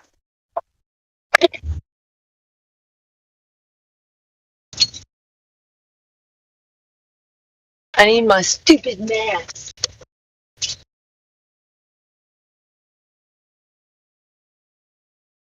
Oops. Masks are dumb. I don't want to wear a face diaper. There's a full-grown man that almost bucked up to me because like the air smelled fucking weird outside, right? And I wasn't wearing a mask. I had my shirt pulled up over my nose because the air fucking stank like real bad. And then like, this guy is like looking around. He smells the air. The air smells fucking stanky. I'm getting gas, filling up my Jeep, and the guy's like, he's like, oh, he's got this face. I was like, it stinks, doesn't it? You know, and he's like, yeah, like he's wearing a mask, right? And he's like, yeah. And I was like, oh, you can smell that? He was like, yeah. I was like, through your mask? And he just kind of stopped, and I was like, oh, I guess your mask isn't working. And then he wanted to like try to walk towards me all fast and aggressive like, and I pulled the nozzle out of my Jeep and I pointed at him, and I was like, what? Like, I wasn't even done pumping my gas. I stopped mid-pump. I'll fucking blast you right now, motherfucker. You're crazy. I'm an instigator, though. Like, honestly, I'm gonna fucking provoke thought in you, and it's gonna be so painful, and it's gonna make you so angry, and then you're gonna, like, look back on it, and then you're gonna be like, damn, I was stupid. So what do you have to wear a mask for? Oh, yeah, I did not intend for that conversation to be triggered. My wife is going into a doctor's appointment. She has to put one on to go inside. We can go back to the FE topic. Yeah. We ended up talking about that because she had to put one on as well. Yeah. Yeah, I told my story and I was done. Oh, I forgot I had these. The test that I wrote a couple weeks ago, the flat Earth placement test.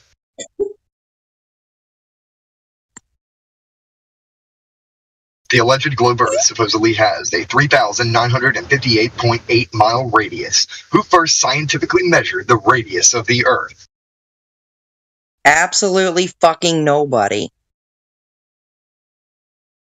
That's a good The one. alleged globe. What? What's the answer? That's a good one. I have 12 of these questions. Go ahead, read all 12. The alleged globe Earth supposedly has a 7,917.5 mile diameter. Who first scientifically measured the diameter of the Earth? And then the third one is about circumference. So all three of those questions are pretty much the same. But then it goes to the alleged globe Earth supposedly has an age of 4.543 billion years. Who first scientifically measured the age of the Earth? Question 5 is, the alleged globe Earth supposedly has a 5,972 times 10 to the 24th power kilogram mass, whatever that is, or whatever, 10, 24 squared. I'm not going to do math in my head or even try to look up anything related to that. I'm just showing that fact. Thanks. Fuck that shit. Then we got orbital period of 365 days. Then you've got the 9,807 ms squared gravitational force. The alleged globe Earth supposedly has a surface that is covered by 71% water. Fluid always flows into level. Who first scientifically measured sea level, curvature of water upon the Earth? The alleged globe Earth supposedly has a 238,900 mile distance to the moon to. Who first scientifically measured the distance between the moon and the Earth? And then the same question, but with the sun. You can give the answers to these questions when you say them, because I don't know any of these answers.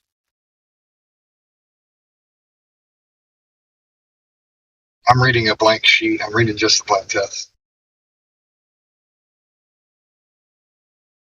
I'd love for people to give me their own answers. That's kind of the point of the placement test.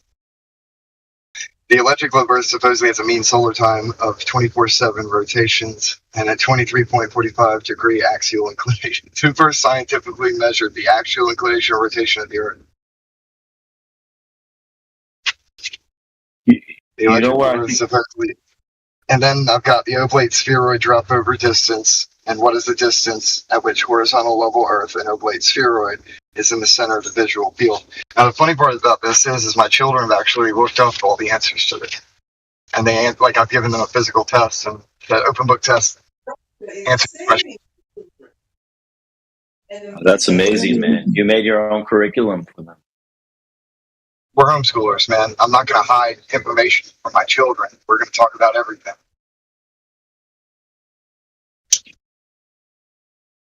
Yeah, that's pretty impressive, man. I think that where they came up with all these numbers from is, I think that there's certain people that are so rich and have can print money out of thin air, and they just decide what research they want to fund. So at some point they came along and they started funding these people that came up with all these ridiculous numbers and mathematics to propagate this theory that these people that can just sit in a room and just throw money at whatever research they want to publish, and then that's what gets peer reviewed, and that's what gets published. Because I always wondered how they can come up with all these, where they came up with so many numbers and so many wild ideas. I mean, I think it's just because they were stimulated by investment. Yeah. Let's see, we noticed all food questions. That is not impressive at all. So the entire point of all these who questions, though, because it should lead certain people to the rest of that line of thinking, who, what, when, where, why, and how.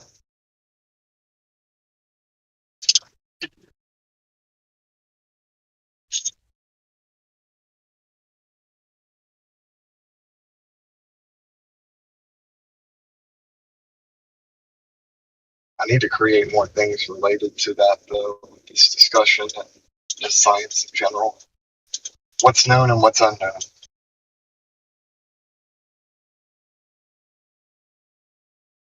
One thing is it's not much about the specific facts that I've looked at them.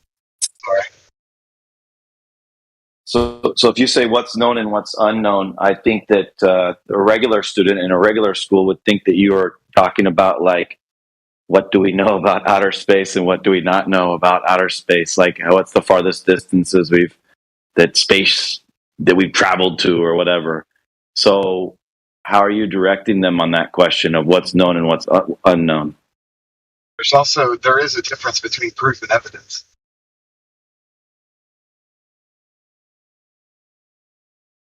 One has to do with testing, so the other has to like do observations. what's been proved and what's So what you mean is like what's been proved and what hasn't been proved, sort of. Yeah.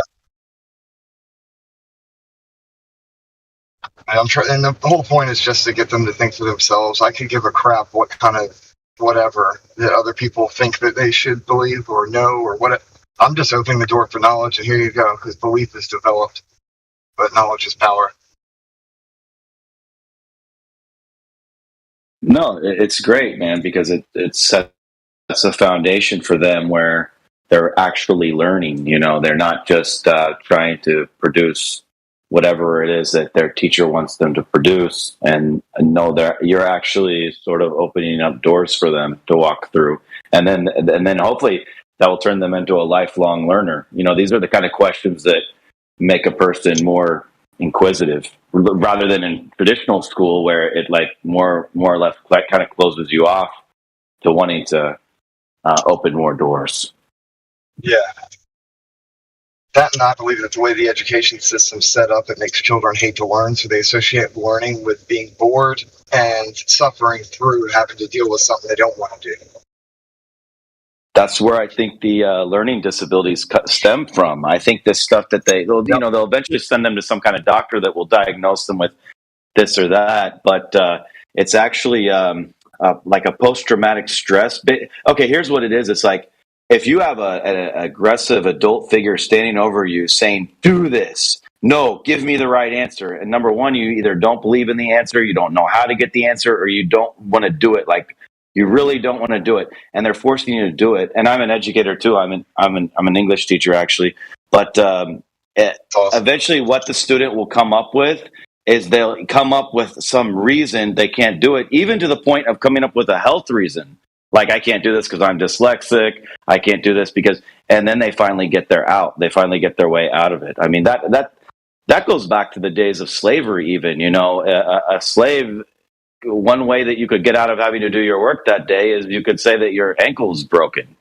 You know, and so people would fake injuries. I'm just trying to setting up situations where there's a figure that you can't say no to, and you got to come up with some reason to get out of doing something. And some kids will actually invent mental disabilities for themselves that they will think are very real. Well, I was thinking more along the lines of if somebody keeps telling themselves they don't understand something and they refuse to even try, then they'll never understand it. Okay, someone tells something. Childhood development, you know. So that's you mean like the teachers use it telling as them an that they don't understand something? Yeah, no, so I just don't know. And then they'll start making it so that people think they're slow, and then they start getting called slow and accepting, oh, well, I'm just slow, I guess. Exactly. I don't know. And that's not true. Your brain's fascinating. It can learn things. It's so awesome. Exactly. I was just saying they might even have to take it to a point, like to get out of it, because the teacher or the parent might still insist. I mean, some could be so pushy, like, no, you have to do this, like, dun, dun, dun, or you're, threatening them with everything.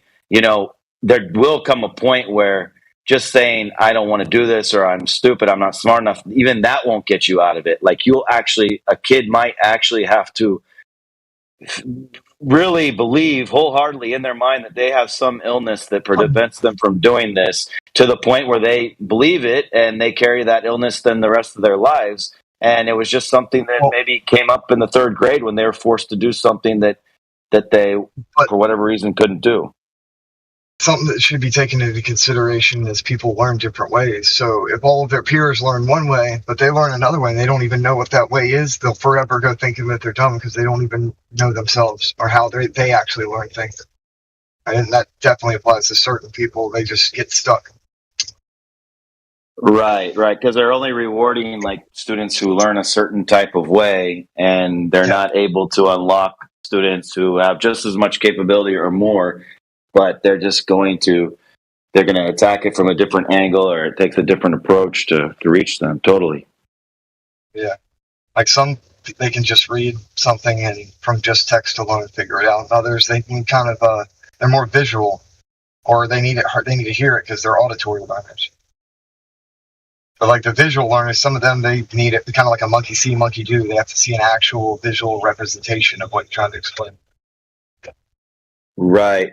I was kind of the type of learner that I really wanted to know the whole concept of something rather than just like know one answer or one aspect of something to get it right on a test, and you really don't understand it. And so while I was sitting in class trying to figure out what was the larger concept of something, other students were already 10 miles ahead of me because they were just like memorizing the fact and moving on and answered it and done with it and forgot about it the rest of their life. And I'm still sitting there stuck on trying to figure out like, well, what's this all about? So that doesn't get you very far in traditional school. Yeah. Well, that's the thing, is if they're just learning so that they can record the information and regurgitate it to pass the test, but they don't actually fathom what it's trying to say, they're just, I know the answer to that, then what use is the knowledge? Like, where's the wisdom at? Right. Definitely.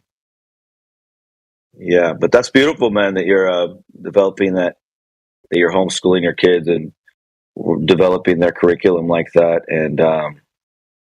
And hopefully eventually maybe you already have, but you'll notice something in them that they just have a natural love for, interest in, and then they could just take off from there, and then just feed them that, and that could take them everywhere they want to go in life. Yes, and that's part of how my personal homeschooling thing goes for them. Obviously I'm going to teach them about everything related to the world that's common knowledge, but for their own curriculum, it's focused more around what their interests are. So for our oldest, her interests have to do with creativity and drawing and things. So anything related to that, we tend to focus on a little bit more because it has to do with what she really wants to do. She likes drawing and stuff. She's come up with some pretty cool things. And then my other son, my son, the oldest, he's he wants to do a Minecraft server, but he's into video games a lot. And I'm thinking, well, you could tell the truth for video games. So that's a good thing. But then my daughter, she's really good with words, but likes to use them poetically or in ways that involve feeling, which is really cool. I'll get back to that and say something about that in a minute. But then my youngest son, right now he just likes robots and he wants to build a robot. And I'm like, well, that makes sense. You're really young. And yeah, robots are kind of cool. They're cool when you're young, yeah. Until you realize that they might take us over, that they're actually a threat to taking over humans in a real way. But that's a separate matter. But no, man.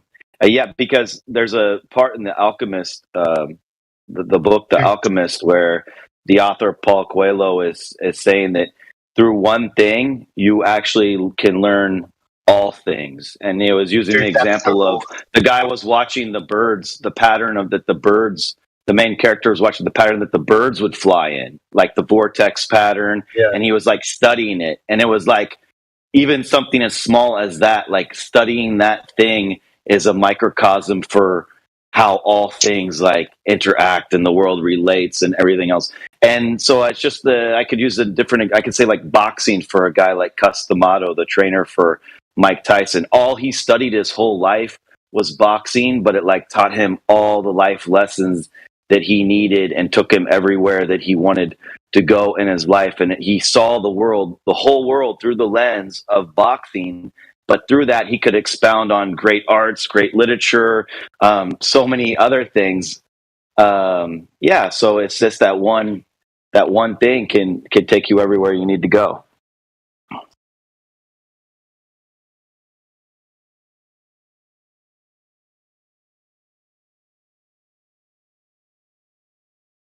So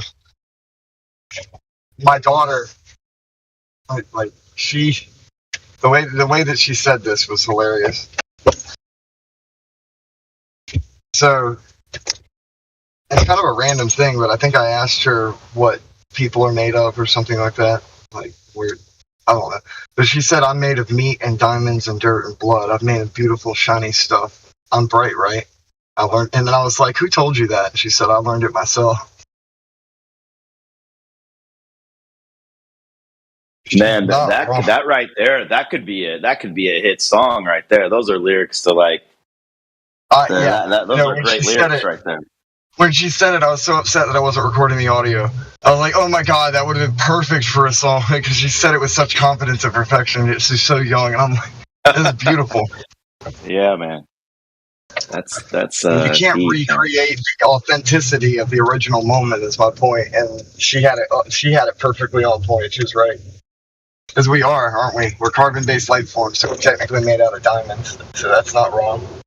She knows that. She knows diamonds are carbon, and we're made of. Yeah, there's a lot of. I like to use that phrase. I used to be like, they used to say, we're all stardust. We're made out of stars, and the stars exploded millions of years ago to create all of us. And I used to think that was really poetic and cool, but now that I'm a flat earther, I can't use that one anymore, unfortunately. Yeah. Well, then you have the idea of a lump of dirt like coal, and that could, like, under a lot of heat and pressure, it becomes a diamond or whatever. And so the thought of that, like that, we're there too. Like, so some people are coal and some people are diamonds. It just depends on how much pressure they've been put on there. Oh, okay. Yeah, that's nice. That's good. Like, there's so much in what she said that sounds cool. But the part that's my favorite is when she had the dual meaning for the word bright, because she was making a reference to what she just said about diamonds and shiny stuff, and then she was talking about her intelligence being bright. Like, that is on point. You are so. She's awesome. And how old is she? Got a little poet. 7. 7 years old. Man. And the 5-year-old wants to build robots. I love it. It's awesome. Just watching them learn. Like, they're figuring out this world and finding out what they want to figure out. And just as that manifests, it's really cool watching them learn. Yeah. Like, on the one hand, like, I know that a lot of people, they want to be private. They're afraid of doxing themselves. There are a lot of dangers. But on the other, you got to tell the truth. You got to tell stories about what's actually happening. I can't just make up something and be like, "Oh yeah, I'm going to censor 99% of my life." Yeah, that's an interesting argument. Like, I understand sheltering kids and like they say, you're supposed to shelter them and don't give them too much too soon. There's probably a balance. It's probably something about a healthy balance in between. But I also think it's dangerous, to just outright lie to them to protect them because you think something might be too difficult for them to comprehend. Because really, we don't know. Kids might actually have a better system for comprehending and understanding and dealing with such topics than we do. So maybe we're actually just using that as an excuse because it's really difficult for us as adults to deal with it. So we try to pass that off on the kids. Oh, that's too much for them. They wouldn't understand. Well, how do you know they wouldn't understand? Maybe their mind is deeper than your mind. Yeah. And another thing is this: when they're younger, they have a more fluid motion to the plasticity of their minds, their consciousness. Whereas when you get older, it becomes more like crystallized. It becomes more solid state. So trauma to something solid causes fractures, whereas the children are likely to handle certain things, I would believe. So what I would say is don't ever lie, but if the universe never lies, it's a machine designed to tell the truth because it's made out of truth and it's created by the God of truth. So if something is presented before a child and they ask certain questions, just be honest because they're ready. This is the time for them to learn. You don't have to go into extra detail, just whatever answers work for them. That's the truth. Keep it simple. They'll figure out the rest later. Right. And really those same people that say, oh, protect the kids, you can't tell them anything, they'll be the same ones that will scare the hell out of them about something like some stranger's going to kidnap you. Or I remember one time I'd showed my son, because I'm divorced from my son's mom, and I was smoking weed, and I didn't believe in hiding things from my son or lying to him and saying I didn't do it. So I just told him what it was and that I was smoking it. He was like 7 or 8 years old. I didn't believe there's anything wrong with what I was doing. So I just showed him. And then the next day, his grandma from his mom's side showed him these really scary videos about about like people whose lungs were like, they're bedridden and they like their mouth is all black and saying like this is what's going to happen to you if you ever smoke, and like she scared the hell of it. We had a bonding experience that night. We went to a Kansas City Royals baseball game together. We'd done a lot of things, and that was just like one thing that he picked up on that night, that he didn't think anything was wrong with it. So he mentioned it to his grandma, and then, man, she just like crushed him the next day. So it's such cherry picking though, because most of those people, if not all of them, likely smoked cigarettes or utilize tobacco. So the data is tainted, and she's trying to make an assumption that this specific thing will cause this specific thing if you do it. And that's ridiculous. Just to scare the crap out of him. It was just it was a total scare tactic just to make him never touch it. So my point is just that they're not opposed to scaring the crap out of kids on one thing, but then on another thing, they're like, oh no, don't tell them that. We have to protect and shelter them. It's like, it's kind of hypocritical like, to me. 9/11 when they wheeled in the TVs. And they had no problem showing everybody exactly what's going on in the mainstream news in the middle of school. Right. Like, it's okay if they do it, but if you say anything, you're bad. Yeah, you're exposing them to something at too young of an age, and never mind that like anytime they turn on the TV, like it could be the midday news is like trying to scare the hell out of kids every day in a way that's very unhealthy and very stifling to their spirit and their growth. But I guess that's okay. We all learned relatively early on what death is. So what's more traumatic than that? I mean, the only thing I can think of is not living at all the entire time that you're supposedly alive. That's it. Yeah, my son, his first big thing that really scared him, where he couldn't sleep at night, was the idea of death, that he would die. And he started getting scared about that very around the same period that his grandma was scaring the hell out of him about strangers that were going to kidnap him, and that smoking video and stuff like that.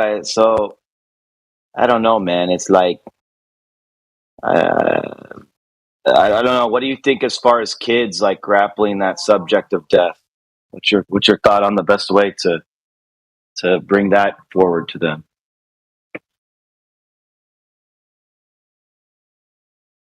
To be perfectly honest, because it is what it is. What else can it be?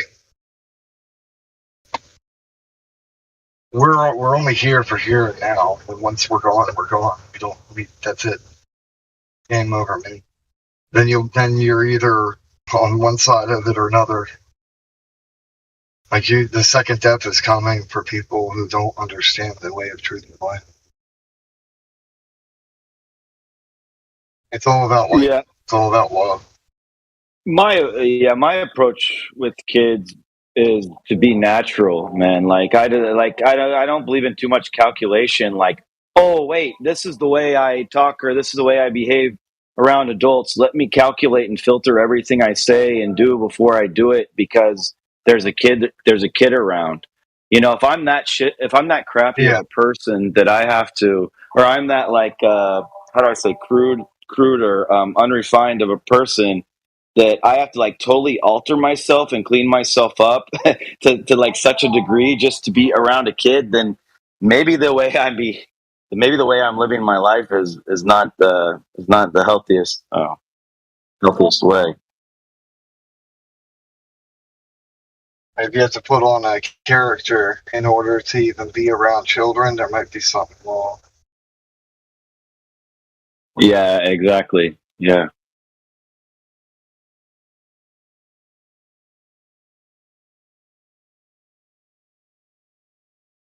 This conversation reminds me of a verse in the Bible that talks about how we're kind of like grass that's just here and then it withers and it's gone, or kind of like life is like a vapor. Okay, so give me the verse. It's gone. How does the verse go? Okay. I'll look up the exact verse because I'm not going to trust I can go to the We're grass. So I'm likely talking about two different verses that are both talking about the same thing. Right.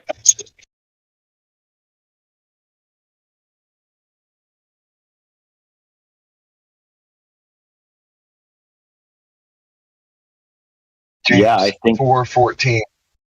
Okay.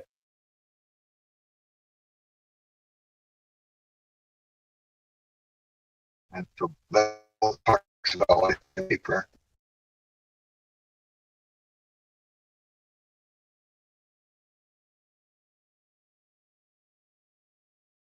So it says we're grass and vapor. Yeah. What is it? Because I missed the idea. And 1 Peter 1:24 through 25, it says all flesh is like grass. Or Okay. 24. And then the vapor one's James 4:14.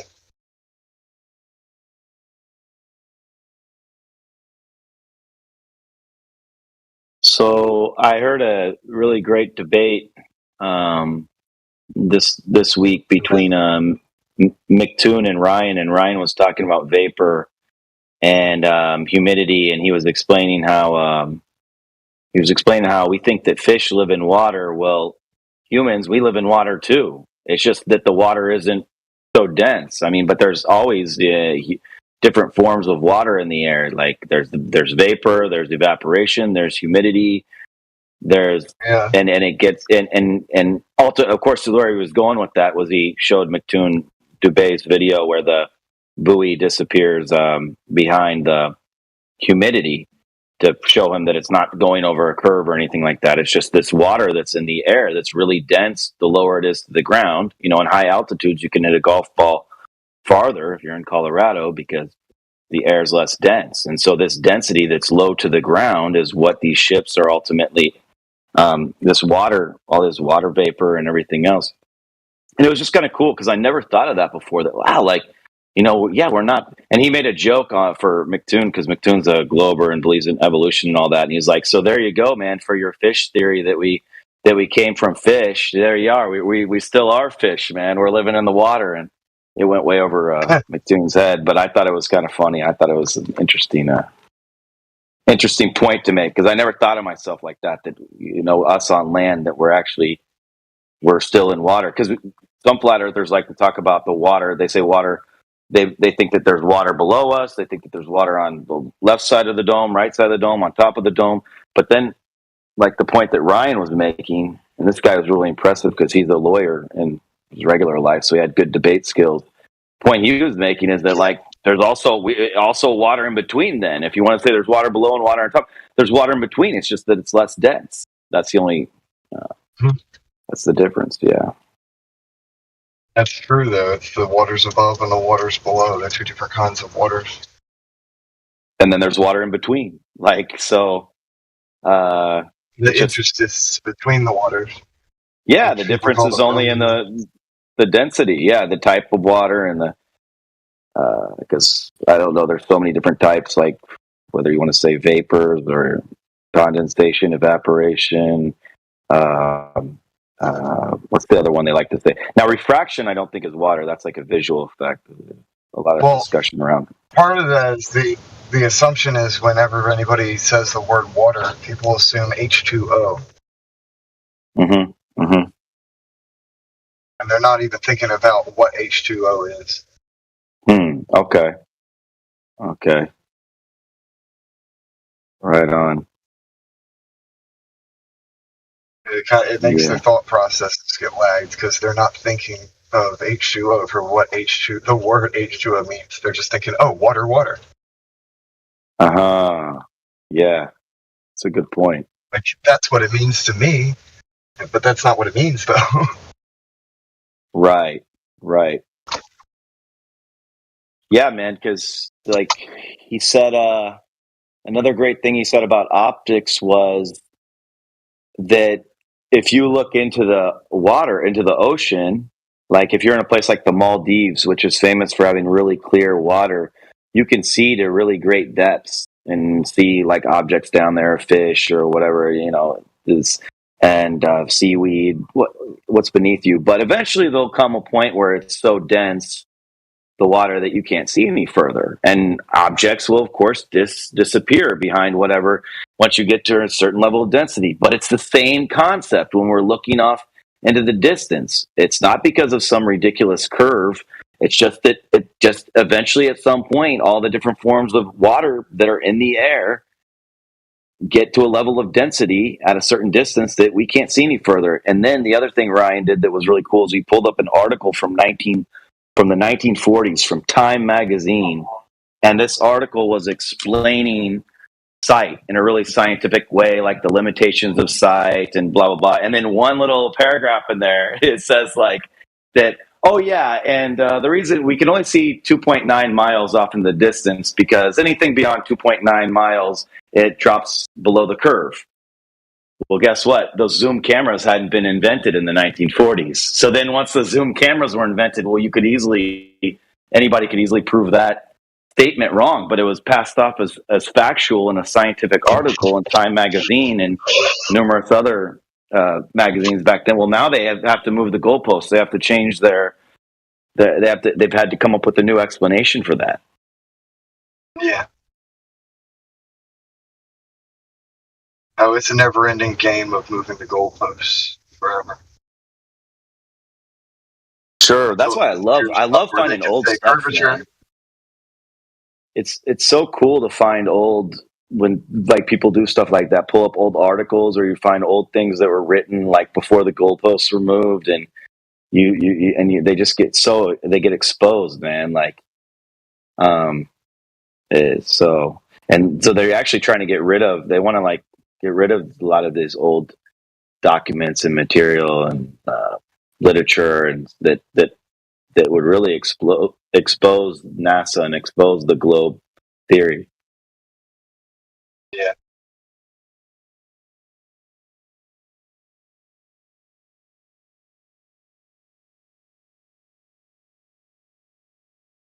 Do their best to hide what they can.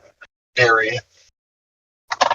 What's your favorite thing to check out in your free time when you're wanting to like dig into the flat earth topic? Do you like to watch like YouTube live streams or debates, or you like to pick a particular aspect of it and like research it more, or you like watching NASA like fakery to try to like find out where they, how they faked it or whatever? What's your thing at the moment?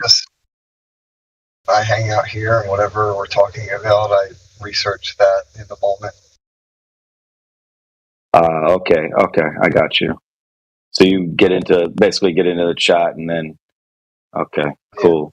I haven't had that luxury, man. I just discovered this chat just recently, and it was like frustrating because I'm studying since January 2021. I've been studying this as a hobby in my free time, and it's like there's nobody to talk to about it. Like I only know one other flat earther, like personally, and he doesn't live in my city anymore. And so I try to like flat smack people that are regular people and believe in the globe, and that doesn't always go so well. So it's like just weird to be like studying something so much and then not be talking to anybody about it. Kind of unbalanced. I'd honestly say that I think that most people don't even believe in the globe. They just take it for granted it's a globe, and it's not even so much a belief that's dearly held to them. It's something they take for granted. Totally. I was one of those people, man. I actually you can take it for granted.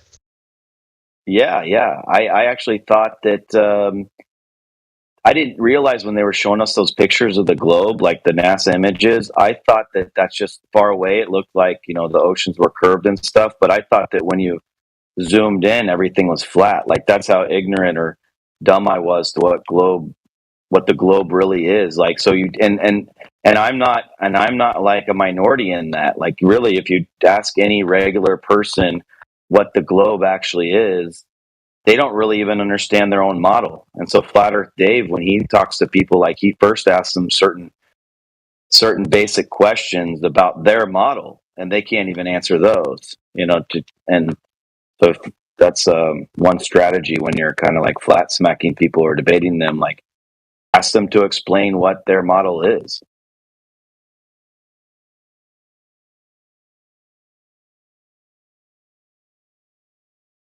You're right. They don't know their own model, and most people don't even know what words mean. They just know what things mean to them. Yeah, the one thing that got me, though, why I was I guess, a globe believer, even though I didn't understand the model, was that stupid line they tell you when you're in like fourth grade where they say 1492 Columbus sailed the ocean blue, and their teacher tells you that they didn't believe in circumnavigation because they believed you'd fall off the edge of the earth, and so Columbus proved that the earth is round because he went to one side and came on the other side. It was only that stupid little thing I just told you. There was like few sentences actually shaped my belief that the earth was a globe, because I thought, well, of course it has to be a globe, because you want to go California to Indonesia, you have to go that way. So how are you going to do that? And so it took like 5 minutes for my one friend who was a flat earther to like show me how counterclockwise and clockwise are east and west. And that was it. I was like, oh, okay, that makes complete sense, you know?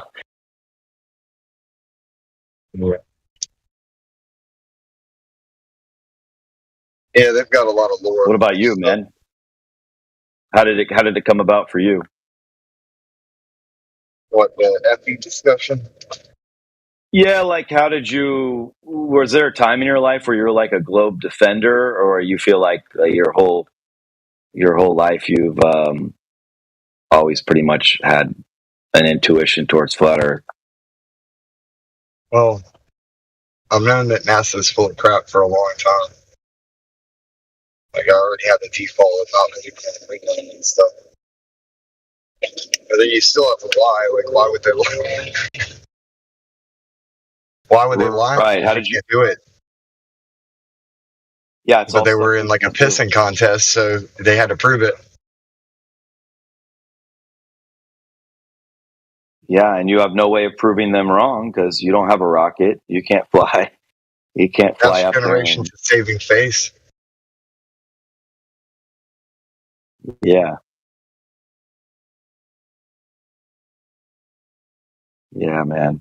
Yeah, I the why would they lie thing got me too, because I just thought, like, how could they get Russia and America on the same page, because they're supposed to be enemies. So there's no way that there could be a lie that big that has, these two rival superpowers against each other, and then of course what we saw in 2020, 21, where all nations were in lockstep on the same thing. It's like, okay, well, it's possible. It's bigger than that. Kind of like the UN map. It's interesting of what that is. Yeah, that was fascinating. Yeah, for sure. People have been seeing flat Earth map forever, right there in your face, and nobody bat an eye until now. Dude, I have a flat Earth watch. I have a flat Earth watch that I wear, and I show it to people, and they don't even know they're looking at a flat Earth watch. I say, do you notice anything about my watch? It has like Antarctica as a circle around, and they don't even know what they're looking at, dude. Like, and these are people with degrees in college. Like, nobody looks at it and says, they're just thinking, oh my God, that's an interesting portrayal of how time works. Like, as though it's no, they just think, oh, that's a cool watch. Yeah. Well, I'm saying, even if they notice the Earth part, like, they just say that's a cool metaphor for how time works, but they wouldn't even think flat Earth. No, they don't. No, they don't think of it. It's like these are people with college degrees. Like, it's like they're not like, oh my God. I thought they were. Like, I was kind of, when I was wearing it, I was kind of like, those people that wear those NASA shirts that instead of it saying NASA, it says lies on it. Like, you kind of want to like make a point to people. Well, I was kind of trying to do the same thing. I was like, yeah, man, this is the way I can kind of like voice my thoughts without actually having to voice my thoughts. I'll wear the watch, and like, that's going to be a way of, exposing people without me even having to say anything. Not a single person has noticed like my watch and been like, oh my God, you're a flat earther. Like, nobody even, it doesn't even register with them, man. Like you said about the UN flag, like people can look at it. They don't even realize what they're looking at.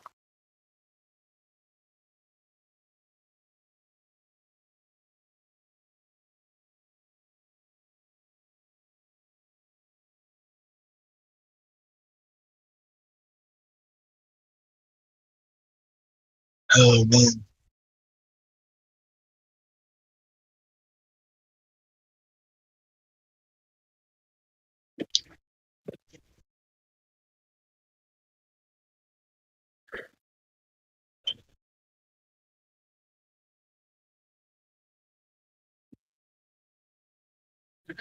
I'm a little bit sluggish right now. I took my medicine. Sure, it's sleepy, so it's got to try to pass out.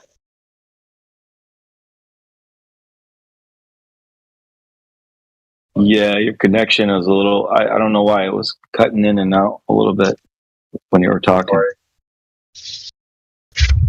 Oh boy. Hold on a second. No, they didn't got like eyeballs. So let it. Okay. Because it's got This is shellfish you in may it. mic or something. No. All right. Well. Oh, It's at home. sorry. That's fine. Hold on. Well, hold on a second.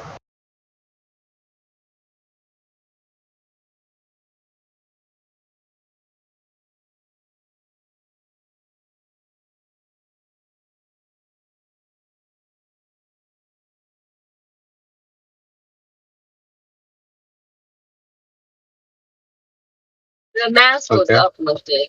Well, that's so weird. I was like, I just have muted you. I need to hear it. Great. That is weird because that's not what they said last. yes. Well, and then what's really pissed me off is we were in there, right? And she was like, because I told her, I was like, look, he can't wear a mask. Calm down. I'm mad. I was like, he can't wear a mask because it makes him nauseous.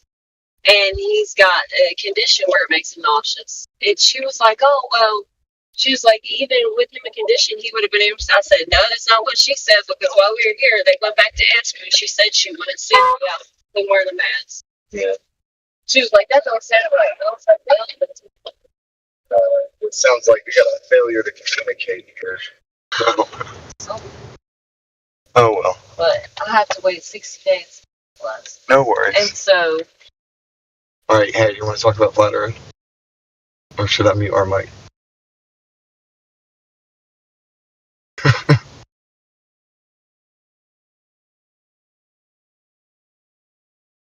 Well, maybe people don't listen to nothing. They don't know what words mean, so they get confused. They're global words, so that's probably. Anyway, on the road again.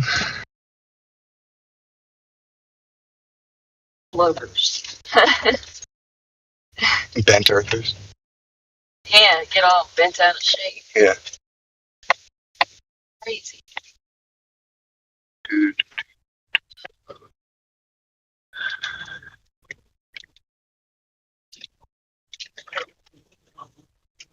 And my visions.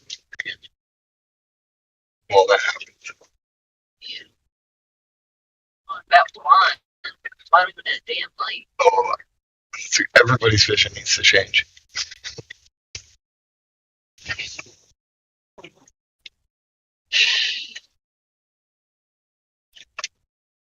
It's awful quiet in this room.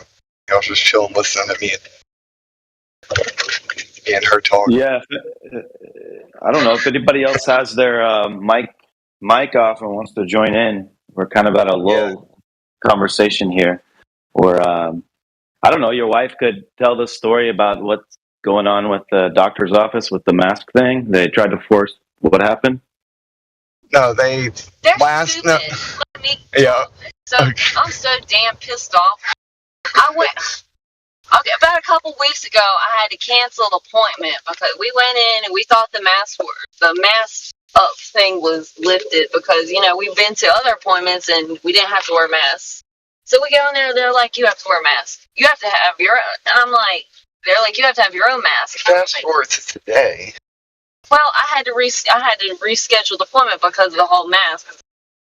Wasn't going to wear masks. So today I go in there, they're like, oh, you don't have to wear a mask. I said, I just canceled my husband's appointment because you people said that he had to wear a mask.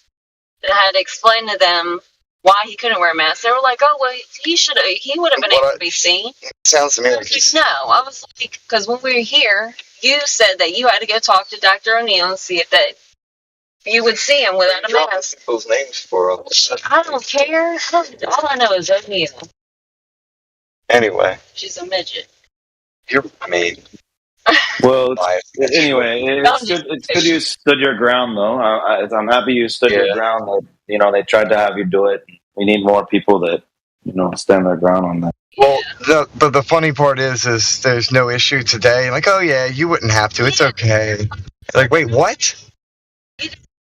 It was uplifted today. So the other day when they called to confirm the appointment, they didn't say anything about it. Like, they should have been like, oh, right, the masks are uplifted, so you don't have to wear masks. Like, that would have been great. Instead of having to reschedule an appointment all the way to June. We need some kind of like weather report for like if they're on or off. Is it on or off, or is it a chin diaper day? What do we got going on? We need a weather report before we go. Well, most people are just sheep anyway, so they're just they're like, oh, wear it, oh, okay, oh, don't wear it, okay, don't wear it, like that, which really flies in the face of the whole purpose behind it anyway. Because if it really is what they think it is, okay, yeah, I don't think we should talk much more about it, but because that was just we can't talk about the subject, but that was just a situational thing. Because hold on, right, situational.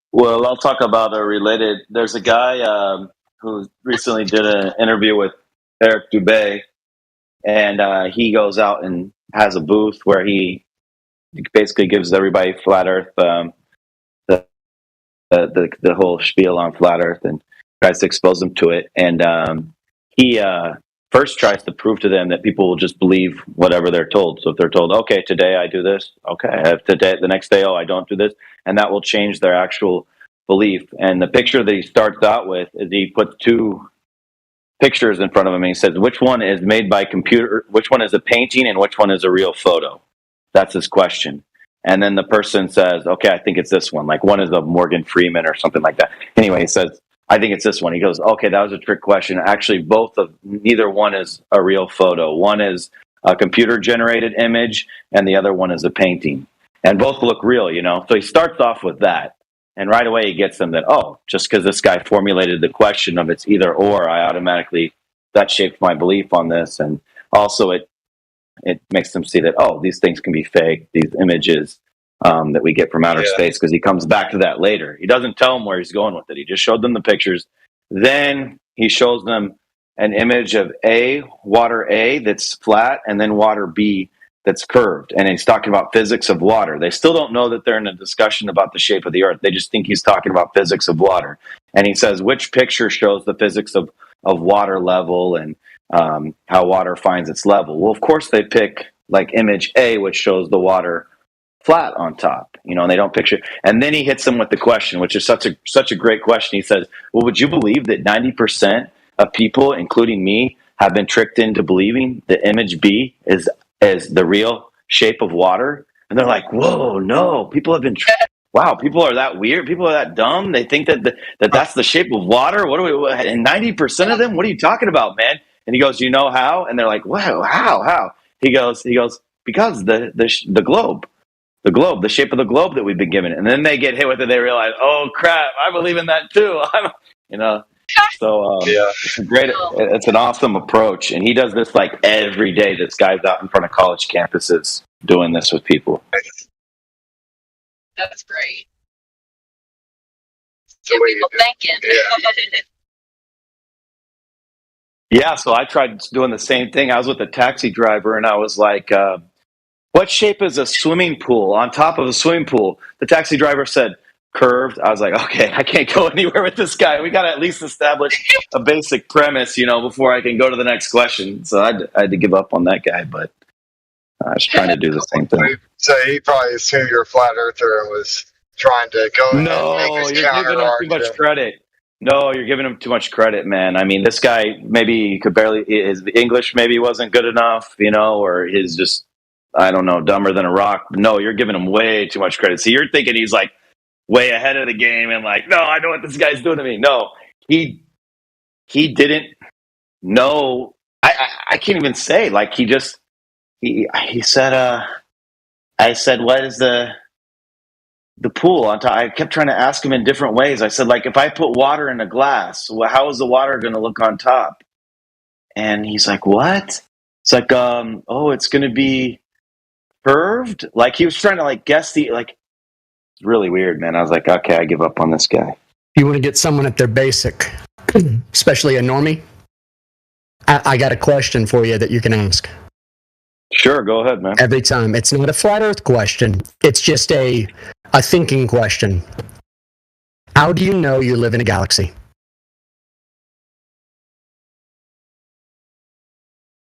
Okay. That's the whole question. Good. So what's the usual response that you get when you pose that to people? Put yourself in the position.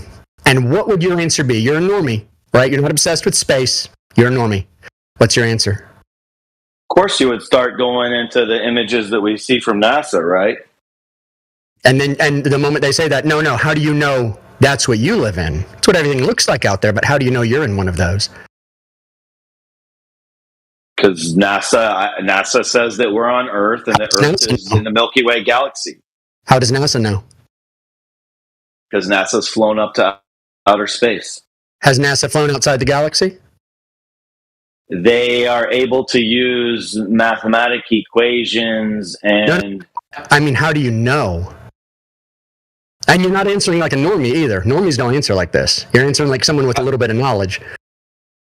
How would a normie answer? Every normie I've ever asked this, because I do these little tests all the time, is, I don't know. It's I don't know. They don't even try answering it. It's I don't know. We've even had anti-flat earthers in here tell me I don't know. They don't even go into all that. And many of them just concede the point. Yeah, I have no idea. You're right. I cannot actually say I definitely live in a galaxy. I have to imagine that because they tell me that the arm is that. But how can you know what it looks like from the inside without ever getting outside to look back? So once you get them to that point where they've kind of admitted that, then what do you follow up with then at that point? Once you get most of the time, I just leave it at that because my goal isn't necessarily to turn them to flat Earth. It's to get them on the path to doubt. Because once someone's on the path to doubt, it's game over. The moment they doubt one thing, they're going to end up doubting all of it. Right. You're setting that, you're planting that seed basically, and then kind of up to them to see how that seed is nurtured. Right. It's like, have you ever talked to people who believe in climate change? Oh yeah. What do you think? I have never lost an argument, and I have turned normies against climate change, the belief in it, I'm telling you, 30 seconds, 2 minutes. So what's your line of questioning on that one? What's the climate supposed to be? What's the climate supposed to be? See, I start going into something about, Bill Gates and, like sort of like an ad hominem. Actually, like I'm not even debating. I'm just trying to say like, he's the character pushing this. Do you think that there might be a reason he's pushing this? But but that's not a very scientific way of doing it. So go ahead and explain the way that you go ahead and explain. Every answer is, well, we have statistics. We know it changes. No. How do you know that's wrong? In other words, how do you know what it's supposed to be? If you can tell me it's wrong, you should be able to tell me what it's supposed to be. They'll probably tell you, if I'm thinking of the way a normie would think, they'd probably accidentally say it's supposed to be, 72 degrees in the spring, and then in the winter and the summer it's supposed to be 100 degrees. They'll probably tell you something like that, not realizing that, it's changing, right? You're not a normie, and they don't answer like that. You know what happens? The light goes off. Okay. The light goes off. Ding. Wow. Oh, I didn't think about that. Huh. So I'm mostly, my goal is to be like the serpent in the garden. Mm-hmm. Is it really so? That's it. It's the most effective to get someone to come to a conclusion themselves in the doubt. Right. Rather than give somebody information, if they come up with the contradiction themselves and realize it's a contradiction, you've won, and that's it. Because every other thing is going to start being measured from that. Isn't that kind of the Socratic method? He just yes questions to lead them to where he. Yes, and everyone here will tell you I am obsessed with Socrates. I have read all of his stuff multiple times. Oh, great. But yeah, simple questions. He was a flat earther, wasn't he? They didn't think of the Earth in conception in that kind of concept. They didn't think of the Earth as like this just thing that was floating out there or anything like that, or as like this. They had a cosmology and they had a nature of the Earth. Earth was just the realm that they lived in. Now, they did believe Earth was within the cosmic egg, right? And so they just determined it, but nobody has ever thought about what the Earth is or the shape of the Earth, ever. What do you think of the whole thing of like, if nobody's been to an island, that island isn't actually there until someone conceptualizes that, okay, I think there's an island there, takes a sailboat, goes to that island, and now that island actually exists. This is one of the, when you get into all these different theories, you got like the hollow, what do they call that one where the whole world is actually imaginary, that there's a name for that theory. Okay, but that's retarded because even if we're in the dream of the God, right? So let's say reality is the manifestation of the dream of a God, right? Well, that's not, like we're in a dream. It's not your dream. It's not your dream, is it? You're in the dream. You can't manifest things in the dream. When you dream, those are your dreams. But when you exist in the dream. So whether someone wants to call it a simulation of reality, that is reality, or the dream, they are all exactly the same. They are all the manifestation of reality. So you have to deal with it as reality, no matter what. Because if it's a simulation, you have no control over it. There are rules. If it's a dream, you have no control over it. There are rules. If it's just physical, material reality, you have no control over it, and there are rules. You are left in the exact same situation every single time, no matter how you logically break down the concept of what we exist in. Flat Earth Dave, he proposes the idea that like whatever we think of manifests itself. So he would probably argue that you are in control of the paradigm because you're the one thinking of it, and whatever you think of and envision, that's what will manifest itself around you. I mean, I like the orcs in Warhammer also, but I don't think that our collective imagination is what creates things. But I can't, like, let's say there was a collective unconscious, right, that actually did manifest everything around us, because it would have to be collective, because how could one person just manifest reality? Like manifest an island. I'm going to get in my dinghy and sail out this way. There's going to be an island, right? How could one person just do that?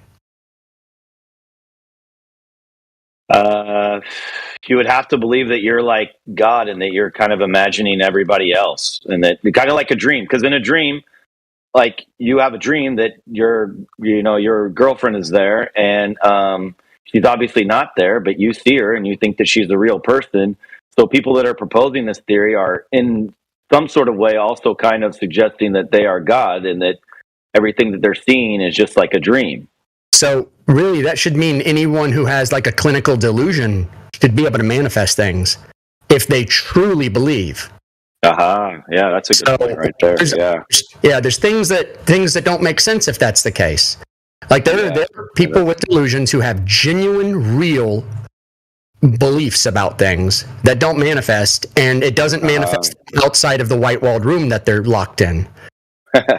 Yeah, right. So, because the reason of that island thing, the only reason that I would pay any mind to that island theory is because when you start to think about, okay, well, how far does this plane go that we live on? And you say like, okay, well, if there's lands beyond Antarctica, well, then how far does that go? And then if there's lands there, how far does that go? And so when I start trying to conceptualize that far off into the distance, part of me kind of wants to come up with an answer for that. And so I start thinking, well, maybe until a human has actually gone there and conceptualized it, maybe it doesn't exist, and it's like not even there until a human thinks, oh, I want to hop in my boat and go a bit further, and then they conceptualize it in their mind, and then it's there.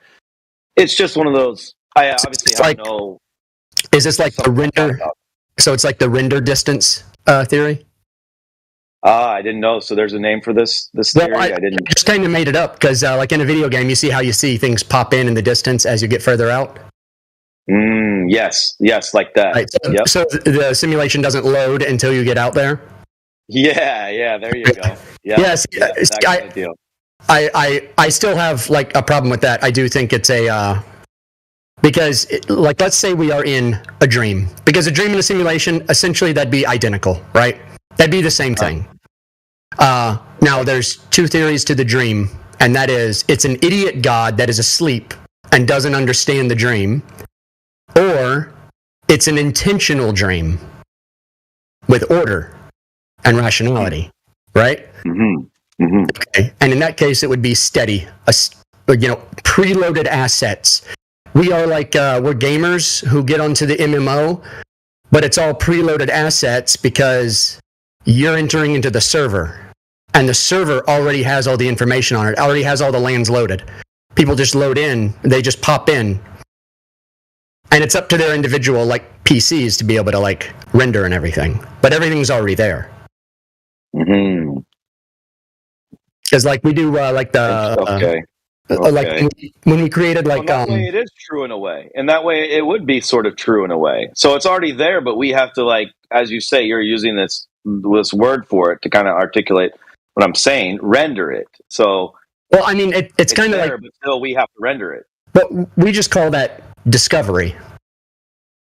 Okay. Like we get so much further out. I think it's there even if we're not there. Okay, but then if you're going to propose that, then you have you say that it's just infinite now, because then you would have to say, well, does it have an end, or is it infinite?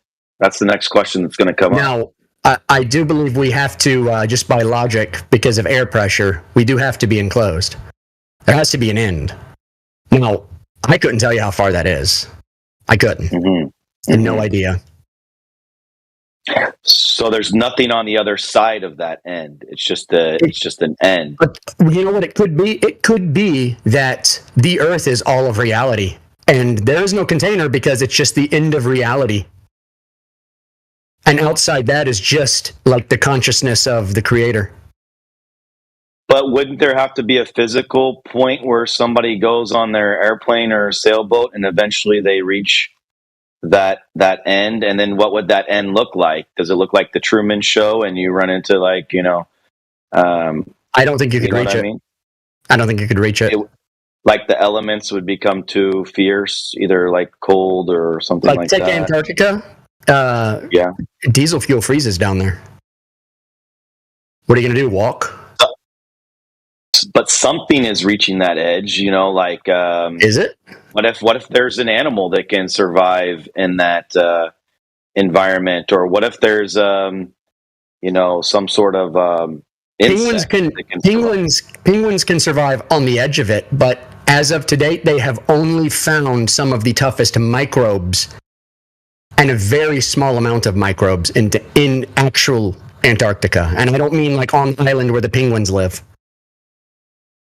But like actually in like the Black Mountain areas, there's not even microbes in a lot of theirs. There's no life. But whether we can see it or not, something has to be, an end would have to be there then, according to that enclosed system. So would it be a door that you knock on it and like your hand can't go any farther, like I think I think when you shuffle off this mortal coil, you will find that out. Okay, so that part you're kind of leaving up to, that's something we won't be able to answer in this life. Because I think part of this life is not giving up your search for truth, and also at the same time being able to realize what you can't know. Because humility is part of growth. True. So I don't know what's out there. I don't know what's beyond. And I wouldn't know what to say. like they say, curiosity killed the cat. There's a point that you can come to where continuing to demand that you must know the answer to something could lead you down a disastrous path. And you do have to be, there does come a point where you do have to have humility and say, I'm not God, I don't know everything. Well, there comes a point when, if you go too far, you become the unreliable narrator, which is a trope in found document and found footage horror, where someone has learned a truth that's actually broken them, and so their narration of the story is unreliable at best. Huh. So if you were to get all the knowledge that you could, like there's a lot of people on a quest for knowledge, and I've seen this happen to flat earthers, right? They start like they'll vow, I'm going to figure out how the stars work. 2 years later, they're off their rocker. They're believing all sorts of crazy stuff. They have completely lost it. They don't know if reality is even real anymore. And I'm like, it may be you're looking into things that you're not meant to know. And maybe your growth is being able to look at yourself and say, I can't know. Man, I think hearing you say this is like something I needed to hear at this point in my life and in my understanding as a flat earther, because I've been a flat earther since January 2021, and I think this is kind of what I needed to hear at this stage in that journey, because you keep digging and digging. I mean, it's fascinating when you first become one because you're finding new things, but there will come a point where you're going to have to either, like you said, become, what was that term you used? False narrator? The unreliable narrator. Yeah, where you're going to either have to accept some humility or become the unreliable narrator. Yep, it's just the way it is. Because like me and Indio and like Miggy, we've all been flat earthers since like 2015. That's when so many people say they became flat earthers. 2015. That's amazing. Yeah, and if Pete comes in here, he's been since 2014. So all the OGs are on this server. Okay, great. But I will tell you this: all of us probably went through that point of feeling like everything was turning crazy. Where it's like, what is the sun? Is the sun even in this dimension? What are we looking at? Are we looking? Is it a window into heaven? And it just will drive you absolutely crazy until you realize that the best position for discovering anything is not knowing anything. Wow, man, I'm happy we're having this conversation right now, man, because this is what I needed to hear. Yeah, I'm at that point that you were just described. Right. It's a cliff, and if you go over it, a lot of people don't come back off of it. Otherwise you're going to start thinking, dodo birds are the shape of the earth, right? Yeah. So, yeah, man. Wow. So I wondered why that happens, because there's a lot of flat earthers I respect that I listen to their stuff, and then there does come a point where it's like, man, I respect this guy, so I don't want to say like that he's bonkers. He's obviously smart. Like, he was smarter than me. He discovered this stuff back in 2015 when I was still like believing in the globe and stuff like that. So, I wouldn't want to call this, but some of this stuff he's saying now at this point is like loony. Like, I love his flat Earth stuff, but then when he gets off into this thing, I'm kind of like, man, what's he? Is that flat Earth thing, Dave? Flat Earth Dave, yes, he's one of them. Because sure. I remember him from back in the day. What's he saying now that's like so? The Giants thing, the Tartaria thing. He loses me on that, and and mud floods. Right, loses me a bit on that. Resets that this thing was resetted just 100 years ago or whatever. Yeah, that didn't happen. In an incubator and stuff like that. It leads you into if you're not willing to be humble, your ego will take you into fantastic realms so that you don't have to face possibly not being right. Wow. So that's why here there's no map or model we endorse. And you'll find that with a lot of the old timers who have kept their sanity through this whole thing, you'll find that we say there is no model, there is no map.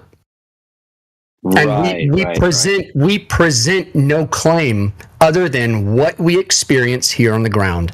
Because the way I think of Earth is an experience and an environment. I do not think of an image. I do not think of a dome over it. I don't think of an edge. I don't think of any of that. Aristotle said the only way you're going to learn anything is if you wipe the slate clean. Approach every problem as if you have no knowledge. So this is one of the things I do with people when they come in here. I say, let's say you're a caveman. You've just come out of the cave and you look up at the sun and the stars and the moon. What are they doing? And the person always says, they're moving. And I say, would you as a caveman ever have any reason to believe you're moving and those are staying still? They always say no. Yeah. So that's why we just try and approach everything from like the very beginning axiomatic points, like where the logical chain begins, and no farther after that.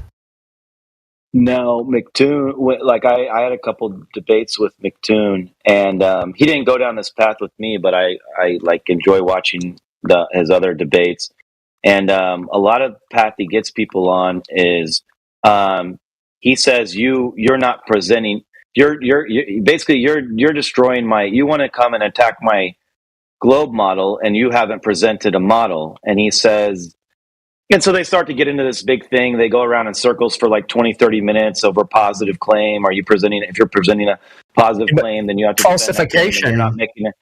Yeah, falsification does not require replacement.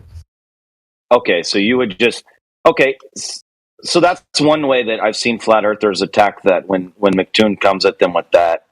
And you think that's a better way to approach it than well, they want you to come at them with a claim. That's what they want. Okay. They want you to come at them with a model, with an explanation, with an alternative. They want that.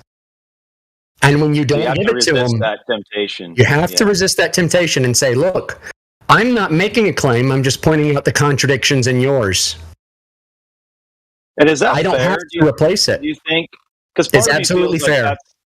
It's absolutely fair. Because if we're on equal footing, I should technically now we don't have the same tools that they claim to have. Like we're not on equal footing. That's the thing. There's the Antarctic Treaty, which doesn't allow us to, do a lot of things. We don't have the money to make sailboats and travel to Antarctica and deal with the cold and all that stuff. That's the thing.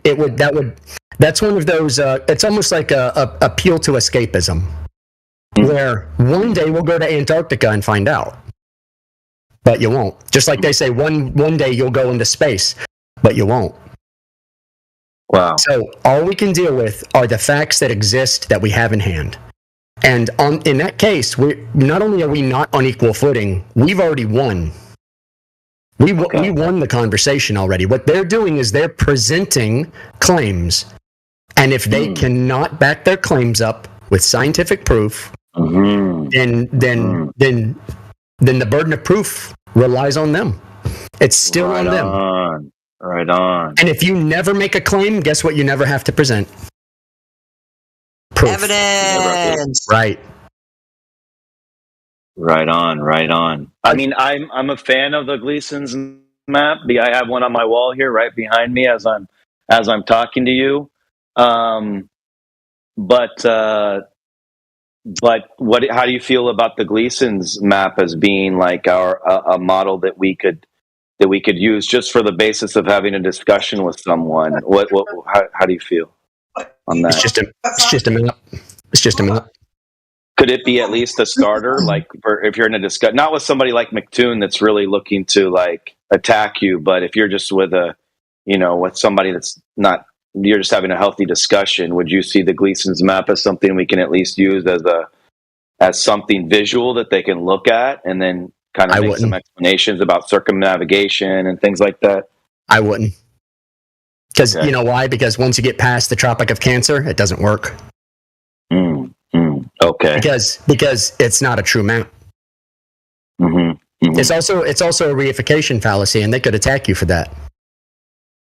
Explain reification? Reification is where you create a model and then you use the model as the representation of reality when it's not. Yeah. And then you're forced into defending that, and then you got to make a lie on top of another lie, which is what they've done, basically. It's kind of like this. Let's say I have never seen the F-240 Ferrari. I've never seen it. But somebody describes it to me, and I draw it. And I say, this is the F-240, let's go find it. Right? It's not the F-240, is it? Yeah. It's a model of the F-240. It's a representation of the F-240 Ferrari. And you will never find that vehicle because what you have drawn is conceptual. Like you've drawn features. Right. But I mean, that's essentially what models are, especially when you're the size of, when you're basically a flea on the back of the elephant. Yeah. And then you're trying to draw the elephant for the other fleas. No, this is what we live on.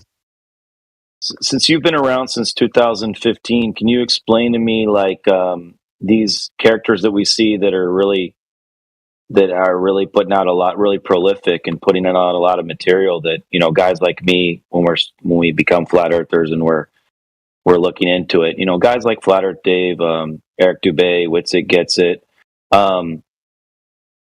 You can maybe explain to me where was the community at in 2015, and as opposed to where the community is at now? Do you think that most people have gone down this loony path that you're talking about, or do you think that people have actually improved and became more refined in their understanding? Because I just kind of want to know the kind of the path that our community has gone on from somebody that's been there since 2015. My opinion is that the people who are in the Flat Earth community are basically just like the same kind of people who are not in it. With all the same problems and all the same eisegesis and all the same kind of bias. And that clouds a lot of people's judgment, and people reify, they commit ludic fallacies, they believe without basis, they commit the all or nothing fallacy. There's a lot of that goes on inside and outside of truth communities. And it's just kind of a human thing, and I haven't seen any change in the basic human structure. Humans don't change, right? Mm-hmm. Not on the whole. Individuals can change, right? Yeah. If they self-reflect, look inward, they can change. But groups of people do not change, because then you're getting into the statistical reality of how humans behave. What about the buoyancy density argument from Dubé? Buoyancy, do you think that's something we can be confident in, that we don't have to say density, that we're thinking too far? Density, but not buoyancy. Okay. You don't need buoyancy, because buoyancy has a G in it. Wow. You only need density. See, the G only exists. The G only exists because they're trying to explain orientation of density. But you've already got density, so it's redundant. If you've got density, the up and down is irrelevant. You're going to have to ask the creator or the dreamer or the simulator why he decided that down was below our feet. Because even if everything were inverted, if the universe were upside down, we'd still experience that as down, whichever way the density field was from most dense to least dense, we would always experience that as down, whether the universe was orientated sideways or not. The what? So it's like a direction. It's like a directional thing. It's the fact that the creator decided to create, Yeah, it's like when you play GTA. It's like when you play GTA or Skyrim, everything's down, right? Everything is down because the program just says that's down, that's the bottom. And things of this particular programmed weight or density in our case are going to go there. What about balloons, though, as far as buoyancy goes? Well, in a game, you have balloons, too. What makes them rise? They're programmed to be less dense than everything around them. Right. Than the air around it. The medium around it, the air. The thing is that what's inside the balloon is less dense than the air around it. And what happens when a balloon gets to a certain altitude? It stops rising. So you don't need to say even the word buoyancy. You just need to say less dense. It's less dense than the air around it. Relative density. Relative density is all we need. Relative density. Bingo. Man, that makes complete sense. Now, what do you make of all this stuff? Because Whitsit's another guy that I watched a lot of his videos. What do you make of all this electrostatic stuff that Flat Earth Dave and Whitsit talk about? Electrostatics. I'm not opposed to any of that, but I also am going to caveat that with it is all part of a belief, because none of it can actually be scientifically proved. It is all belief. I think that should be a separate conversation among people who are interested. In place of gravity, do we need it? No. In place of gravity? Yeah, we don't need it, right? It still doesn't explain. It doesn't explain the orientation, because it was the decider. Whoever decided the orientation is who decided it. What they're still looking at is an effect. It's not a cause.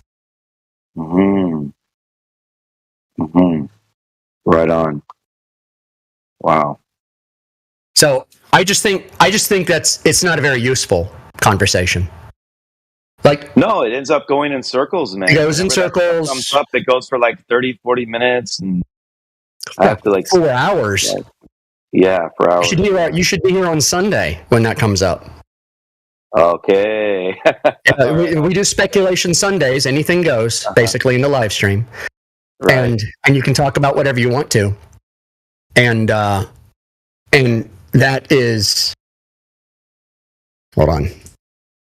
I'm changing my settings here. You can talk about whatever you want. You want to talk about giant trees or Tartaria. Well, not Tartaria. I kind of push everybody out with that. If I'm in here and someone brings up Tartaria, it's the last time they ever bring it up. Because I'm merciless with it. Because they're just like the archaeologists who don't understand ancient building techniques. Mm-hmm, who say either a billion slaves built it or aliens. And I'm like, no, neither. Yeah, man. But you explain. I love the way you explain that, like how that process happens, where a person starts to get into an area where they like curiosity kills the cat. Man, they just want to keep pushing it further and be able to explain everything, and they can't step back from it and be humble enough to say they don't know. Man, that's an important. You know what the cause of all that is? You know what the cause of all that is, right? Ego. Yeah, ego. And I don't even mean ego in the bad sense. I mean, it is the person's identity as themselves, the actual ego that exists. Wow. So because people have these experiences and memories, that becomes their identity. That's who they are. And that's hard to let go of. So it's not even that they're being arrogant, right? They're probably being very sincere, right? It's not, I gotta be right. It's that it's their identity. Wow. And until you can let go of ego and let go of identity and just approach everything from the absolute zero, you're going to be struggling against yourself. You're going to be fighting against your own ego to try and learn anything. But how do we do that? Because don't we always have to have a frame of reference? Like what you're telling me now, like I still have to weigh that objectively. I have to weigh it objectively against my experiences, what I've heard from other people, right? If I told you I have no frame of reference, would you believe me? It would be hard to believe. I have no frame of reference when it comes to looking at the Earth. Zero. And now I had to learn how to do that. I had to learn how to stop and how to forget and how to wipe the slate clean. It did take me some time to learn how to do that, to stop thinking modally, to stop thinking without models, to stop thinking without preconceived ideas or biases. I had to learn how to do all that. And it can be a painful process. But if you can approach everything from absolute zero, that's when you'll start discovering things. And really, unlearning stuff is the best process. Nothing clears your mind, because once you start unlearning one thing, it makes the next thing you unlearn that much easier to unlearn. Because you're not as afraid of letting it go. And that's what it is. It's fear of letting your ideas go because they made up that part of you. Right? Right.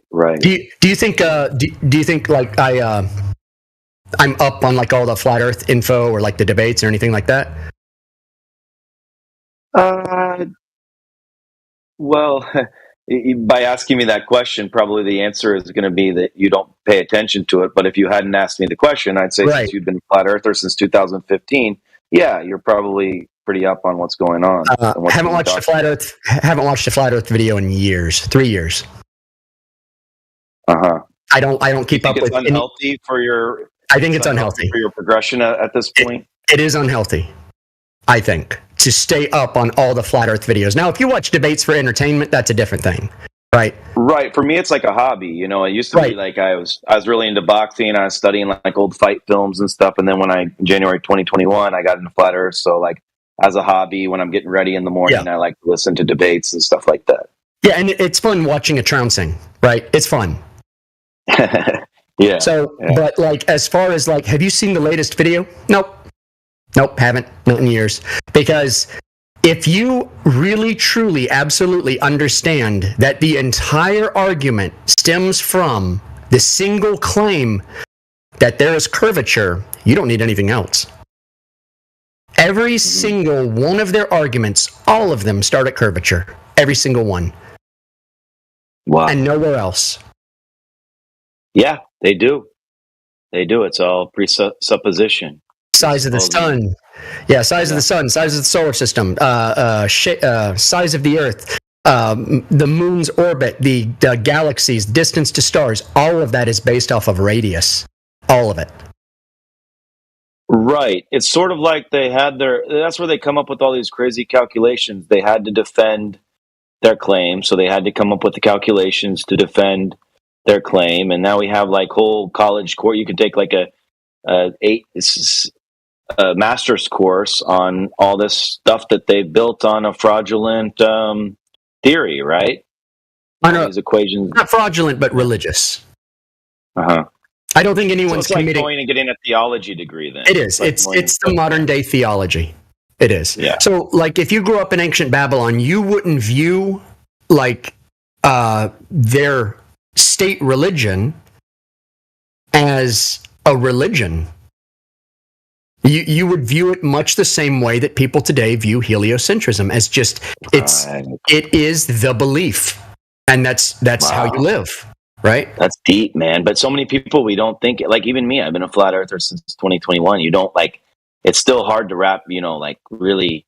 Hey, Meme, can I play a clip for you? It's me interacting with this guy that was late at night, and this supposed pseudo intellect was in here, kind of correcting me on base axiom, like on how we interpret the world around us, and how it like visually sees, like how we interpret information. So I was going to play that clip real quick so you guys can see an interaction I had at 2 a.m. when I get up for work. Usually I have these deep conversations with people. I don't usually go to bed till like 3 a.m.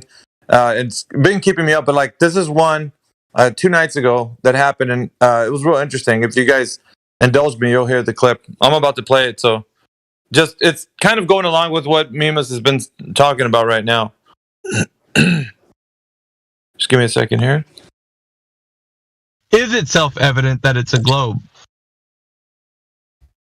Like, well, you make that question as if I'm 100%. I'm not 100% on anything, right? But I am more than 99% sure. Excuse me. You're not 100% that the Earth is a globe. I'll tell you nothing's 100%. Nothing's 100%. What? Nothing's 100%. What are you talking about? Okay, so let me ask you a question. That just because you said that, you need to answer this question. This next one I'm going to ask you. Have you ever eaten anything? Oh yeah. I might have eaten something, right? Okay, and then now I remember eating that. Now, what if there's a very small possibility?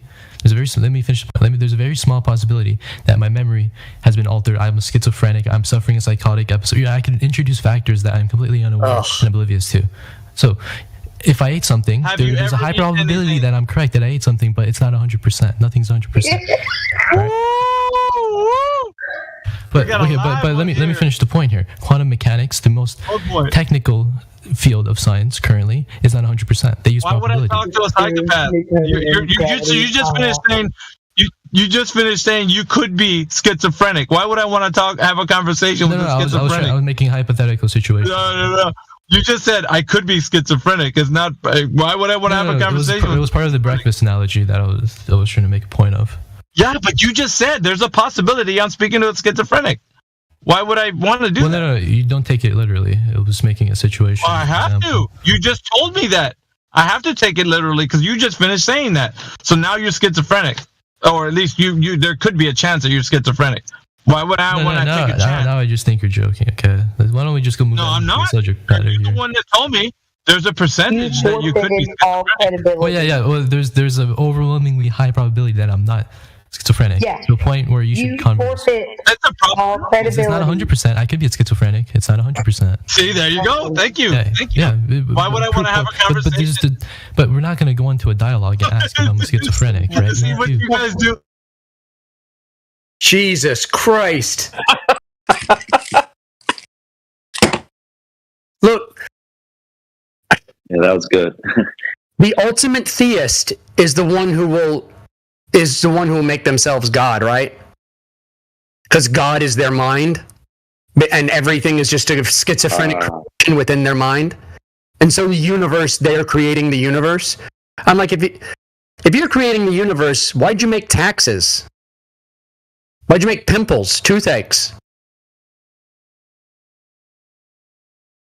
Yeah, man. Like, how much does the whole Earth cost, dude? Hey, Jenna was there for that conversation. She was taking part of it. But Trace, see, you'll notice that when we talk to them, because we're approaching them from these axiomatic points, they break. Right. They do not get to have their points. They break. And they start saying things like, well, maybe reality's not real. Yep. And so that's what Miggy and I specialize in, is cracking people open and showing all the crab meat. Yeah, I throw their entrails on the floor so that everybody can see what their guts look like. Yes. Well, I was explaining to him how, like, we don't really make any flat Earth argument, not a lot of flat Earth arguments anyway, just as far as level and flat goes, right? Like, how would you attack the argument with a guy like McToon? How would you break because he's a tough nut to crack. Miggy and I talked with him 59 minutes, and he could never give us the cause of sunrise. And let me look this one up. I want to see it. Miggy, what should I type into the search? Yeah, it's deep in the archives, but we did have a conversation with him. He went off. It was a what fallacy was that, Mimas? It was affirming the consequent, wasn't it? Yeah, I think we hammered him on affirming the consequent. Because the sunrise happens, therefore the Earth is a globe. The Earth is a globe, therefore sunrise happens. It's like it's never-ending circle jerk of them begging the question. And I turned into a dick that time, and I was like, no. What's the cause of sunrise? Yep. What's the cause of sunrise? And he never answered. Couldn't answer. Yeah, he couldn't answer. Couldn't answer. But I won't be able to put in McToon verse debates someone to get this in the search. It won't come up anymore. Yeah, dude. Like, was it years? It must have been years ago. It might have been almost 4 years ago. Yeah, it was a while back, man. Yeah. I'm pretty sure if you were a clip hound, you'd probably find it. But yeah, I don't think it'd be a hell of a search. And if you do find it, please. It would be titled maybe Miggy versus McToon. Miggy, maybe, I don't know. I think honestly, he came in here when there was a couple of us in here. Mm-hmm. You might search under McToon. I don't know if you'll find it or not, but his conversations with us are always boring, though. Yeah, they're boring. There's no argument. Like, it's just us not letting him move past a point. Like I was saying, that's what I was telling about Trace. Talking to Trace about is how we present things. Like, people who come in here don't get to argue; they just end up crashing and breaking and spiraling. Yeah. Because once you force the axiom, once they have to face the axiom, the principal foundation arguments from which everything they believe derives, and it doesn't work, they break every time. So since I might not be able to find the video, tell me how you guys got him on the sunrise issue. How did that line of questioning go? So it's Miggy got him there. Miggy got him there. Yeah, it's affirming the consequent formal logical fallacy. So he's basically just saying that because we have sunrise, we see the sun coming up, therefore the Earth is a globe. The Earth is a globe, therefore we have sunrises. So instead of it being the Earth is flat and stationary, that's how, we just, with perception, we see the sun moving across the sky. He's already assuming that it's a globe. That's the only thing that it can be if the sun's coming up and around us. So he doesn't introduce anything else into his thinking when something else could be the possibility. Even if there was a slight possibility that he was incorrect, he doesn't say that. So he won't admit to himself being wrong and that it could be something else. Because what's the name of that logical fallacy again? What did you say? Affirming consequent. Affirming the consequence. Okay. Yeah. So what we did is we said, well, what's the cause of sunrise? He wouldn't answer. And after I think about 10, 15 minutes into it, it was just, what is the cause of sunrise, McToon? Yeah. And he wouldn't answer because he would have to say the cause of sunrise is spin. Yep. And where's your proof of spin? That's a begging a question, of course. Right. We always we hold them to these points, but their logic is built on a faulty premise, right? So they don't have the ammunition to come back and say like what the causation of that is, because they'll have to regress back into like the reason why they're saying that sunrises happen this way is because they're begging the question that it happens on a globe. When you're arguing a derivative topic such as that one, you don't understand that you're arguing from a stance already giving them something. So you always got to take it back with these guys, right? Yeah. So it's always like Meme was saying, you always go back to the premise. It's always going back to curve. It's always going back to, is it a globe or not? But they want to stay on like Coriolis. They want to stay on gravity. They want to stay on where you're not talking about the foundation. So if they got you on that, you're going to be arguing your points against why it's not. So I call it point for point, and it's just a circle jerk. Nobody ever goes. You're not going to convince them of anything, and the audience is going to think they have great points. I'll give you an example. It's a false dichotomy. So if I say that that the globe is saying that the sun's 93 million miles away, but the flat earth says that it's close and local, then I'll say, okay, based on this, we're going to have a debate. You talk about your 93 million mile away sun. I talk about my close and local sun, right? So we build like a debate on that. But then it is a debate because now you just built a false dichotomy. You didn't even ask them how they even got to 93 million miles away. They have to provide the evidence how they got to that point first, because it's like building up a debate that shouldn't even be there. You understand what I'm saying? And that's what these guys have been sticking. Yeah. They've been into these circle jerk debates, like, and I know some people use this a lot, but the three body problem, right? It's like you're giving them space. You're already giving them the galaxy paradigm, like the cosmos paradigm. You're already lost. Yeah, you're entertaining the fact that if that was possible, it would be incorrect. Or how do rockets work in space if there's no oxygen? Huh? And then you got your points, and then they got their idiotic points, and so you're arguing about space. Yeah, it's a back and forth kind of like, and it's like Mimas was saying, it's entertaining. If that's what you want, you're gonna get that from these guys. And there's a lot of flat earthers who love to debate on those points, and they get into the minutia of how it's like, well, you can't use oxygen inside of your fuel mixture, and then they're like, yes, you can. That if you do that. It creates propulsion and vacuum. Let's get videos of vacuum chambers with firecrackers now, and let's spend 5 hours talking about it. Exactly. And so it's honestly, and Indio, we talk about this, it's mental masturbation. It's people trying to figure out like big brain ideas and the chemical compound compositions. Like, shut up, man. You're giving people idiotic points to talk about if they're derivative. Like honestly, it's so simple, right? You can gut everybody from the inside out when you talk about like, no, you haven't provided any evidence of the Earth being a globe in the first place. Let's go there. So my constructed 3 points, right, where it's like the first question I ask them is how's the Earth's curvature ever been measured, and then I go to axial rotation. If the other two are just basically just I would say derivatives of the first, because you have to have a globe in the first place, right? And then it's like, axial rotation. Second question. Third question is a vacuum of space is said to be a pressure air, or excuse me, vacuum with the pressure air that we have. It's we have gas pressure without a container in the instance of a globe. And it's like that's not possible in reality because we don't ever see instances where gravity is a container of anything.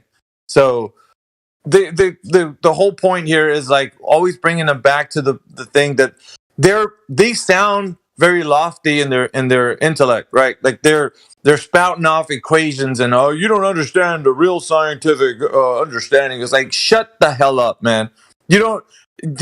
I'm telling you, they're so far off into the friggin' storytelling that they're caught up in their lore, the lore of the globe. Like it's got all the trappings of like having a great fantasy, right? People roaming around the stars and building life on other planets. It's stupid, and they're caught science fiction, and they're jerking themselves off talking about parsecs and shit. It's like they're making stuff up and we're entertaining them by saying, well, that doesn't work in space. If it was this way, you could. And then it's like you got this endless freaking debate, and there isn't any. Flat Earth is a freaking offensive position, and you're skewering them every single time they come in here. It's like, no, now when you're in here, you're going to stand before everybody that's in who's a critical thinking mind.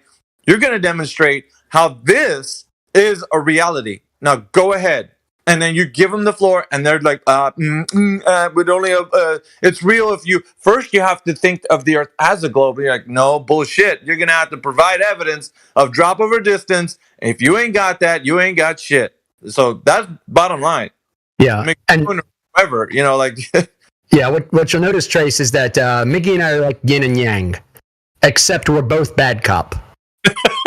So what I do is I lure the globies into my cabin and cook them, and he goes out and fights them. Oh, yeah.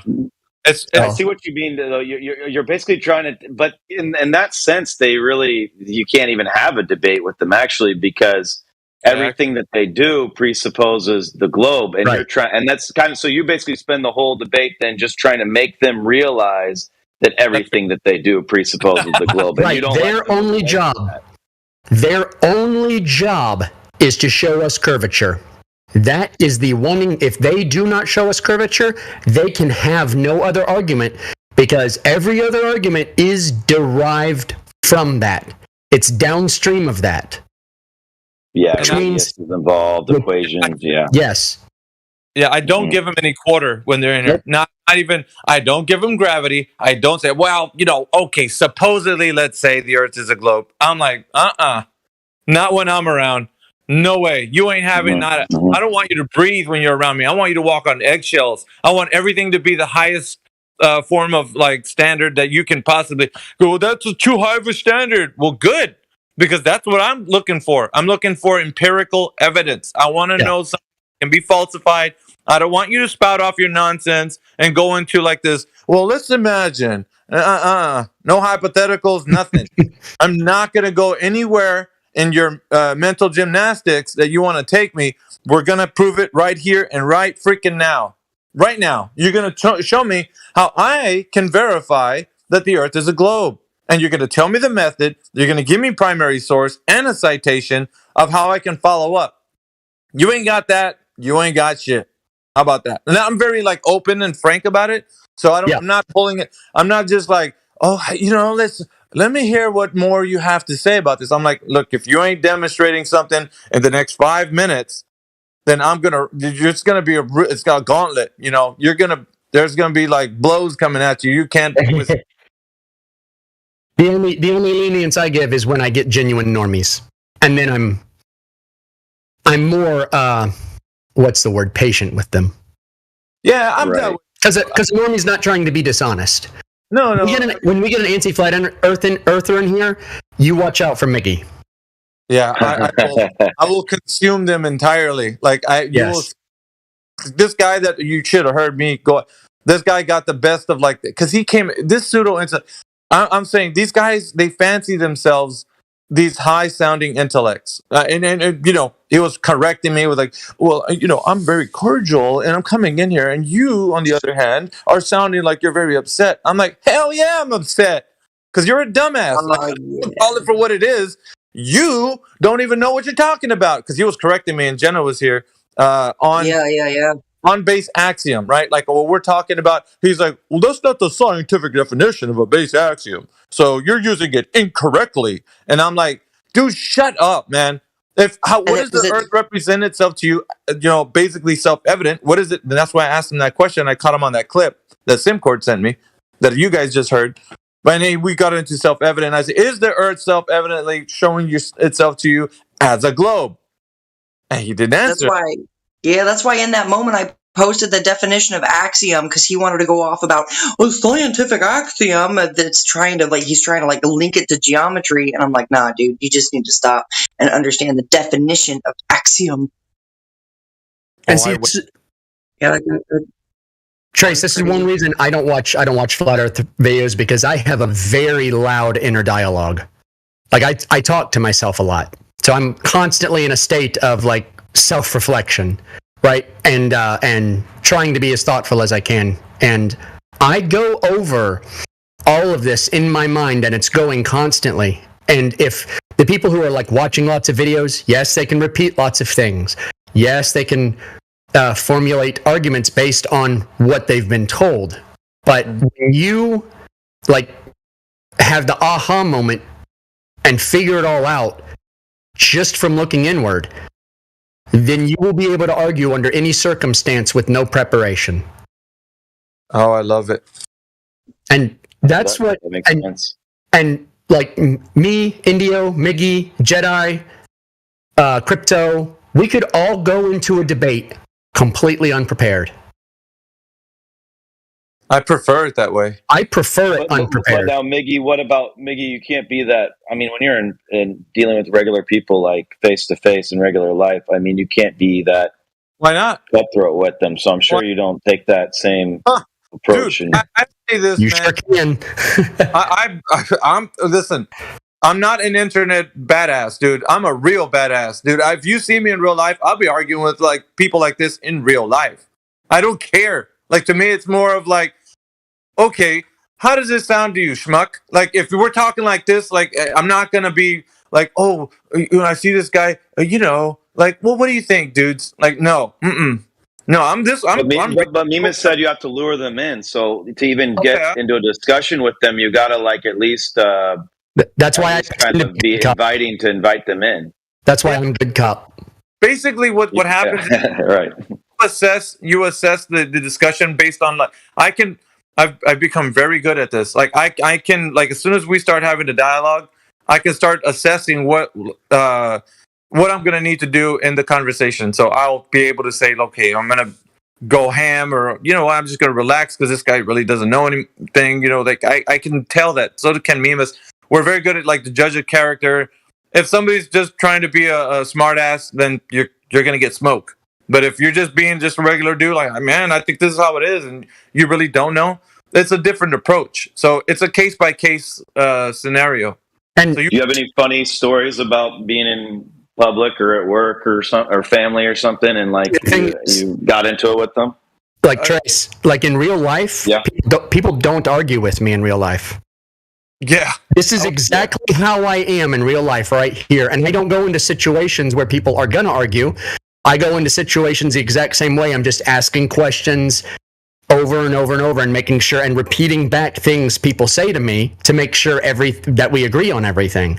People do not argue with me in real life. Same. We're not the internet tough guys. The internet tough guys are the guys in here arguing with us because they would never argue the way they argue in real life. Exactly. Ever.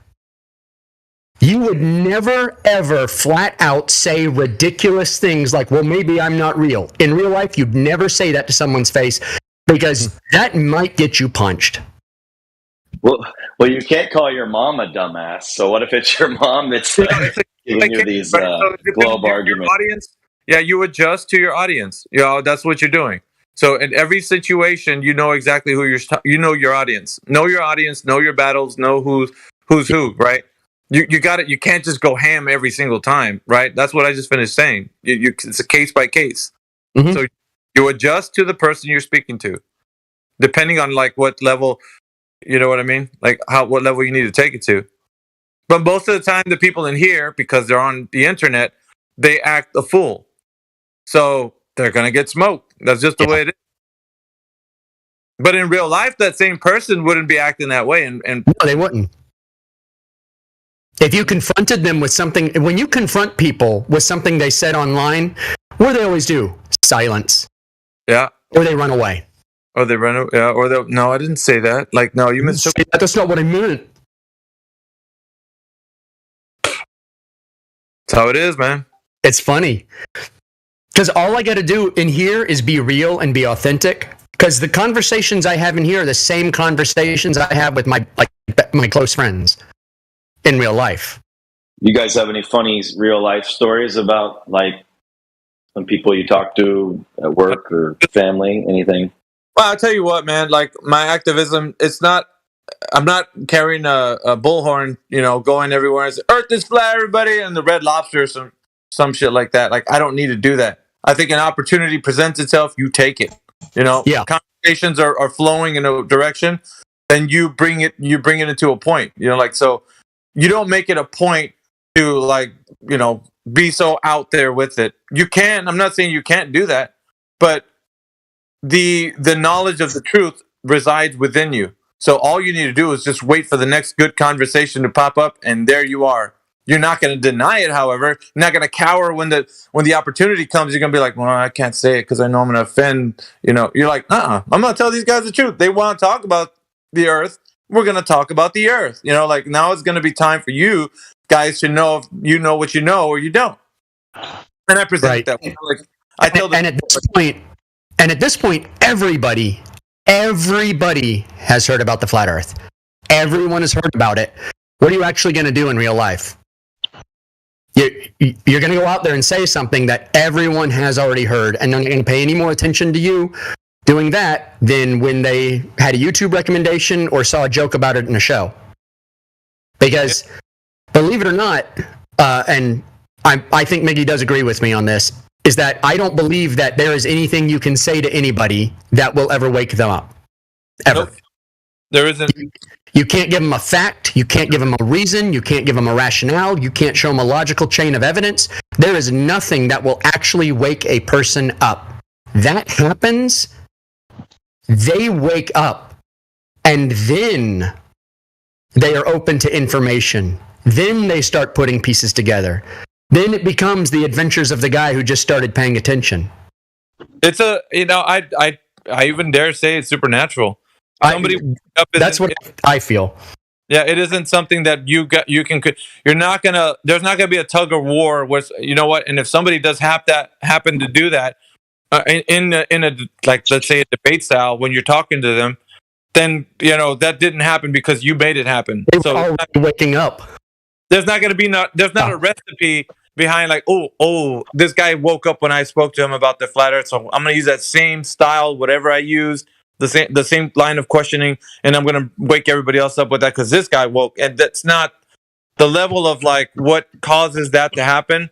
It's supernatural. What you do is you challenge them as much as you possibly can with the information you have, and then if they wake up or not, it's really not up to you. That's not a burden for you to carry on your shoulders. Right. You just go. You bring the truth every single time, and whether that's what you do. You're just an ambassador for truth, and you're not going to move. Don't entertain these funny ideas that they like to talk about. Well, let's talk about gravity. Well, let's talk about the 3-body problem because you guys say that. Or here's another one. I don't know if this kind of slipped under the radar, but often at times I hear flat earthers saying some of the globe rhetoric, right? Which is, and you guys may not know this, but 70% of the Earth's surface is covered in water, and that you can't do that when you're actually talking to them about truth, because that percentage has gotten from the world paradigm being a globe,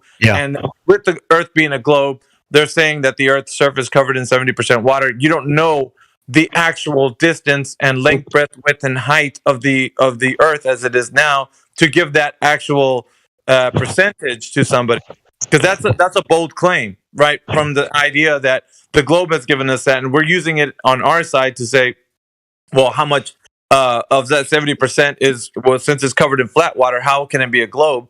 But that's kind of like using the information that they came up with. So we can't use the 70% of the Earth covered in water. Then that much flat water couldn't be a globe.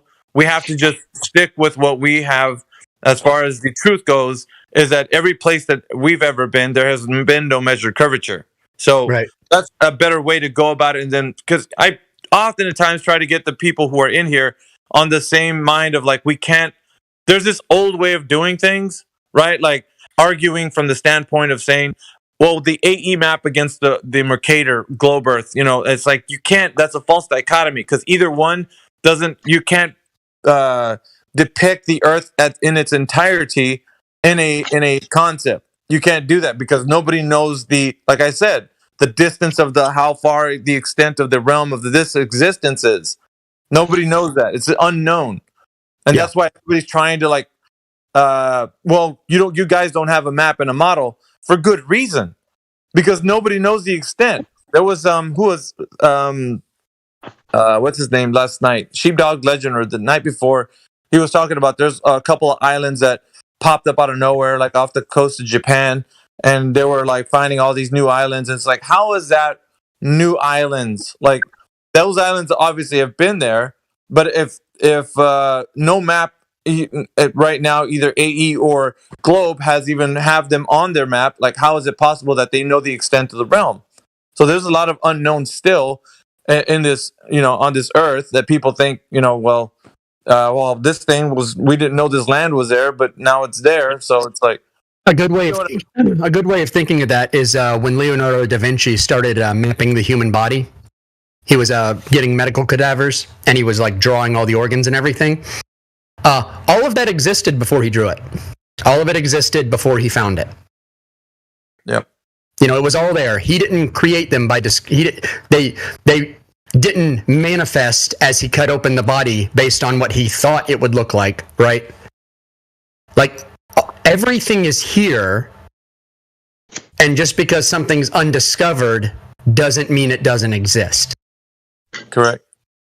Right. Well, the Arab poet Khalil Gibran, he says, "And every truth that you hear first existed within your own heart. There won't be a truth that you hear that didn't already exist within your own heart." And it's also like the proverb, when the student is ready, the teacher appears. So you don't really change anyone's mind. They already realized it, but I think it's a matter of they don't know how to articulate it. And so like Da Vinci is able to, when he maps it out, he's like given further articulation to the truth that they already knew. And even maybe sometimes they provide you with the vocabulary you didn't have before. So like the debate between McToon and Ryan the other day that I listened to, it was good for me because he explained the humidity. The reason why the boats disappear in the distance is because of all the water that's in the air, and he would like the humidity. And then McToon was talking about, is it gaseous, or is it this or that? And that gave me further articulation, because I always thought, water in the ocean and lake, and we're on land. And then when I heard Ryan talking, he was explaining that no, water is everywhere, and just like we can't see things down in the ocean, we can't see things far away because eventually the water gets too dense. So shit, what was I gonna say? Damn it, Miggy. I'm having an Alzheimer's moment here. I'm getting old like you and Sonny. You're not well, you were Mimas, you were on the topic of these things that already existed before they were dissected and seen. Same goes for the Earth. The Earth has always existed as stationary and level, even though we may not have realized it before. Just like Da Vinci had dissected the bodies, the cadavers, and he didn't realize what the hell's inside the body until he really started to dissect it and understand. So here's the thing with that, Jenna. Like I was always mentioning to people in here, it's like the conversations when we talk about like these dichotomies that we try to put up, either they're real dichotomies or they're false. So their idea, the AE map and the globe Mercator version or whatever map you want to use for that, they're false dichotomies. So we're putting the entire Earth realm as we know it on the AE map versus the entire Earth realm as they know it as a globe. And when something like new islands pop up, they weren't new and like, well, let's put them on the map. They were already there. But how is it that the entire Earth realm is depicted in the Flat Earth AE or Gleason's, or the Mark Sargent version or whatever, and then they didn't write these islands in as in, oh well, we didn't know they were there, but there they are. But like, if we're talking about what the entire Earth is as a realm, and then we're going to talk about it in a depiction, like visual, right?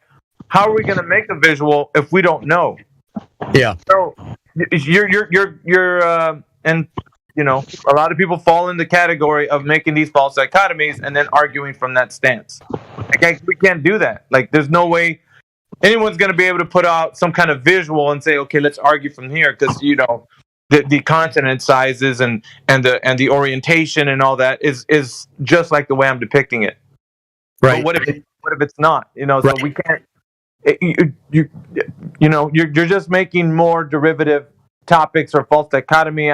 They're 93 million miles away or close and local. Like, no one knows, like the distance to the sun. But why are we going to talk about that if the globe in the first place is making the bold claim of it being 93 million miles away? Why don't we ask them for the damn evidence? So it's like, know what I mean? And the right answer to, well, if it's not a ball, what is it? The right answer is, I don't know. That's why I'm asking you to prove your model. Yeah. Bingo. But they don't like the fact that things are a mystery, and they actually get flustered. They'll start being like, "You guys always say you don't know everything. Like, because we don't know." It's saying that they know certain things, and you're saying you don't know. So what happens? All right, it's kind of like what we do, but in reverse. They're reversing the burden onto us, and they're picking. Well, you guys say you don't know to this. Okay, now you're saying you don't know to that.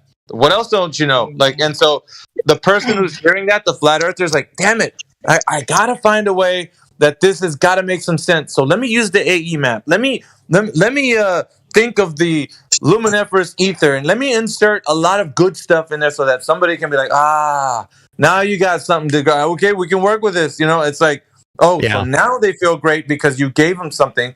But what happens? Why can't we be content of saying, it's a mystery, and perhaps we may never know? But why do we go into this endless pursuit in futility? Why are we doing that? Like, it's just they're not globe earthers; they're debate earthers. Yeah, dude. That's what they are. Is they're not so concerned about it being a globe. They are concerned with getting viewers and creating a stink and getting clout and creating an argument. Their goal is debate. Their goal is debate. And if you don't present them with something to debate, then all they're going to do is run off and say, y'all never answer anything. And it's like, well, we're the ones asking questions. Not all globals are like that. Like, well, what's that, Brandon? I've never come in here and debated. Really? Have I? I don't think I have. I don't know. Maybe I probably wasn't talking to you. You're only VC verified, so you haven't been here long, have you? Well, I thought you were generalizing about all globals. No, I'm talking specifically about anti-flat earthers who have channels and are trying to create debates. Oh, I just wanted to add real quick that whenever, they're like, well, you don't know, because like what Miggy was saying, you don't know, you always say you don't know. Well, that's because it's really arrogant and fallacious to say that you do know something about, this thing that nobody really knows about. So I like to remind them that, I don't know. I'm not going to claim that I know something. That'd be fallacious and arrogant. Why isn't this an I don't know Silver then? I don't know the Well, because we don't, when we say the earth is flat, we don't mean the Earth is an object that is flat. We mean flat is a feature that we measure on its surface, which is a claim that we can validate. It's the only claim that we make. Oh, you're not saying the overall shape? No. We don't know that Earth has a shape at all. Flat is just a description. Oh. Yeah, okay. Flat is a description, not a shape. How it's possible that you don't know that meme? How is it possible that I don't know that? Yeah. Not you. Well, for me, this one fella said to the other fella, "You will never know." And I'm going to take that fella's word for it, because it was God saying that to Job. He said, "You can never measure this place." You can't. Otherwise, think about it. Look at how much people have been out in the world and for how long they've been out in the world. And they've traveled the seas, air, land. They've been everywhere. People have been everywhere. So why still don't they have a gold standard map, projection, or understanding of the realm of existence? Because you can't. That's a simple answer. You can't get it. But people still on the, well, you know, let's get some boats. Let's get some cartographers. Let's go do the thing. I'm like, you know what, guys? Go and knock yourself out. Go to Antarctica. Go to the Arctic. Have fun. You know, like do that. Prove anything. I don't think that's what life is about. We're not supposed to be out there trying to like figure this whole realm out. Like the realm is just a place where we exist in. It's been given to us as a gift. So we need to exist and do the right thing while we're here, be caretakers of it, you know, that sort of thing. But at the same time, the pursuit and futility would be like finding out what the sun is or the moon, or you know what I mean, like that. Well, there's another problem too, is that like if you find out you're living in a deception, then you're done. You're out of it. You're out of the deception. Why dwell on it? Right? So it's time for you to go out and seek truth in everything, not just this one single thing. Like it's almost like you were presented a mystery, and the mystery was to just get out of this room, right? But you end up trying to unlock all the facets of the room and forget the entire point. And it was to just get out of the room.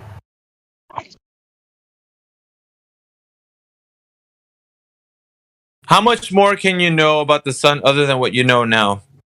And so some people think like, well, so you're saying our knowledge should just stop? We shouldn't start looking as to what the sun is? It's like, well, how much can you know? Like, what are you going to, you know, the only way you can really know is if you physically take yourself there and go find out. Oh, Maggie, I went over this earlier and talked about all the, a lot of, like when we all started back in 2015, a lot of the flat earthers who went literally crazy and are completely off the deep end now because they went in for that kind of stuff. Mm-hmm. And they just that's so sad. They're just they completely lost their way because they think that they're living on a disc in outer space. Well, it's because they think that maybe the sun is in another dimension, and is it shining through from heaven? Is it like a hologram? Is it luminescence ether moving it along? And every single thing they do, and every time they try and map it out, every time they try and build a model of the stars, they just get crazier and crazier and crazier because it is not meant for you. It's the way is shut. Yeah. Right? That is a divine mystery. That is not a human mystery. Agreed. I think that if you let your higher conscious really kind of guide you, use that level of discernment, and not take anything at face value, then you'll be led to what's correct and true. At least this is what I have found in my experience. I think that's probably true. And I think a lot of people think that's happening with them. They think it's leading them there, but it's really their ego leading them, because sometimes your higher level thinking is, I need to be humble and accept I can't know everything. Right. Amen. Absolutely, Mimas.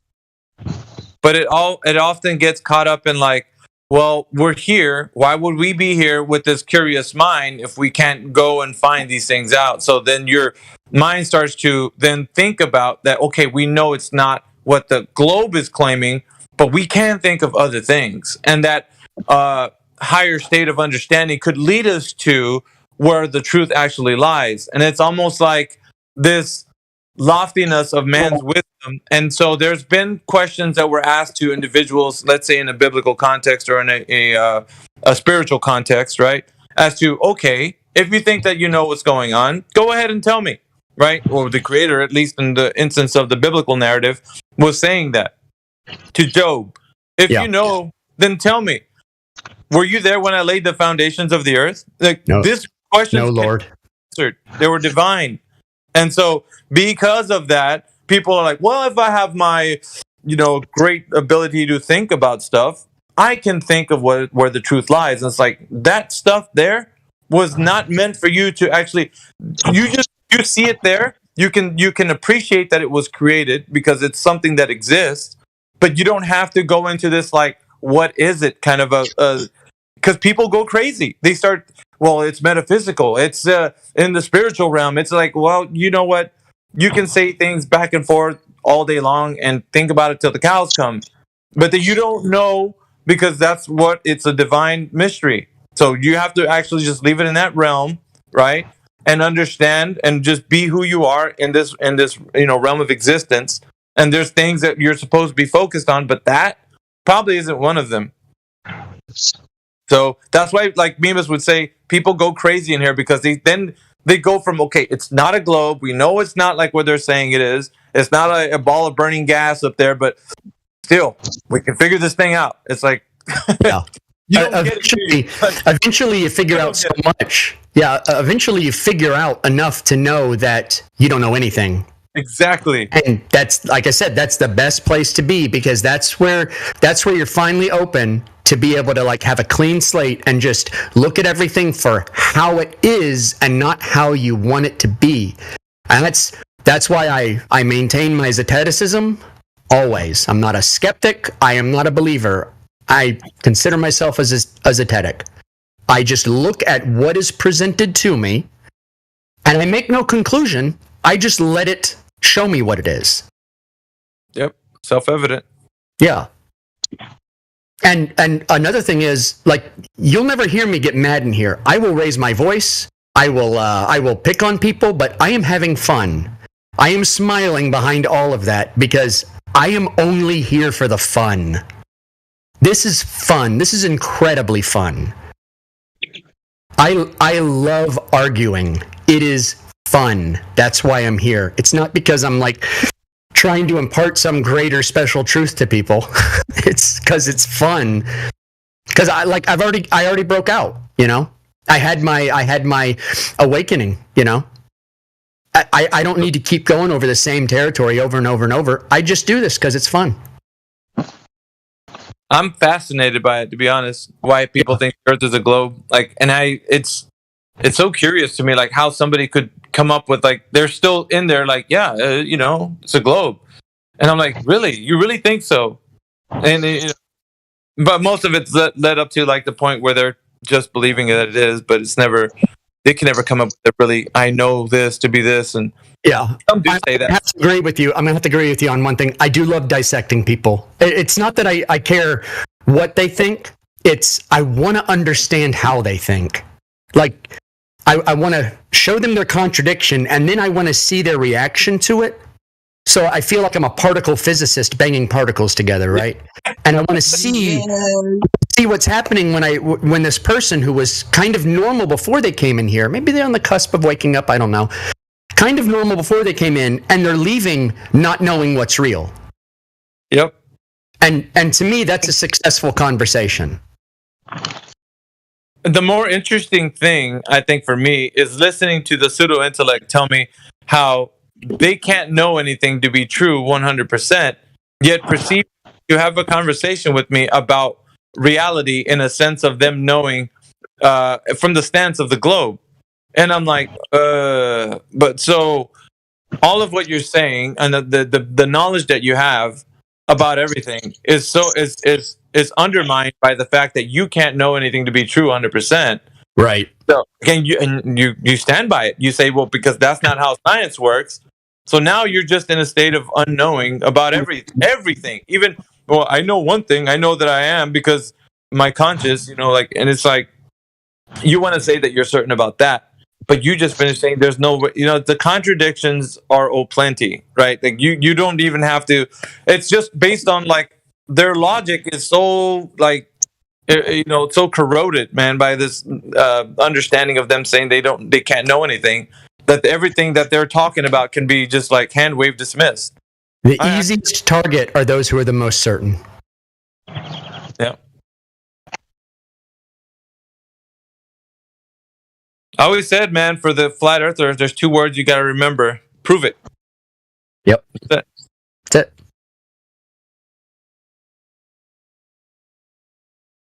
Yeah, this is way too good, man.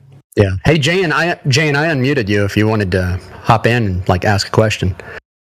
I don't think I really interacted with you, Jan. Janet. Jean Narvortik.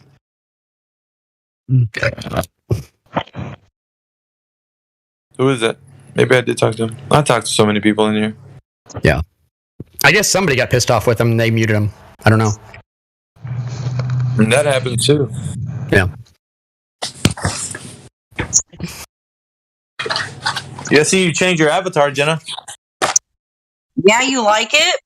Yeah. Is that what that is? It's a lioness. A lioness? Okay. Lioness. Lioness. All but. I mean, I am female, so it's appropriate. Yeah, it looks pretty. A lioness is pretty angry too. Having your avatar. Look, I get on here. Look, I feel like it was appropriate because I get on here at people and I'm like, no, you're going to stop. Because they get like, they try to talk over everybody. And every now and then, like, you'll hear me interject and be like, shut the fuck up. Yeah. And then that way, like, you guys can go back to, like, a clear conversation with whoever you're talking to. Well, you've been on here more when I've been here, so you know my style already. And now that dude, I knew your style before even talking to you, brother. Yeah, you were my 3-point takedown from like years ago. Yep. Yeah, great. Collected that in one of my many playlists about like the sun, the moon, the earth. What gravity is, what gravity isn't, because gravity isn't shit. So I've got like a list of just wild science, basic physics, modern physicists, which are like, that's a great playlist actually. Well, I have a caveat with people who claim gravity is real, right? Yeah, I hate that shit. I ask them, is gravity a cause or an effect? And if they say it's an effect, I let them have it. Yeah, then what's the cause? Well, yeah, then I say, what's the cause of gravity? And invariably, they're going to end up arguing gravity is the cause of gravity. Yeah, the effect is so easy. Yeah. Everybody can talk about it in the sense of, well, if we're talking about things falling, through the medium of air, then yeah, of course, we all see that. That's what's happening. Gravitas, it means weight. Yeah. I mean, they could name it Pinkernickel. I wouldn't care. What they call the effect, I don't really care. But I just need the cause.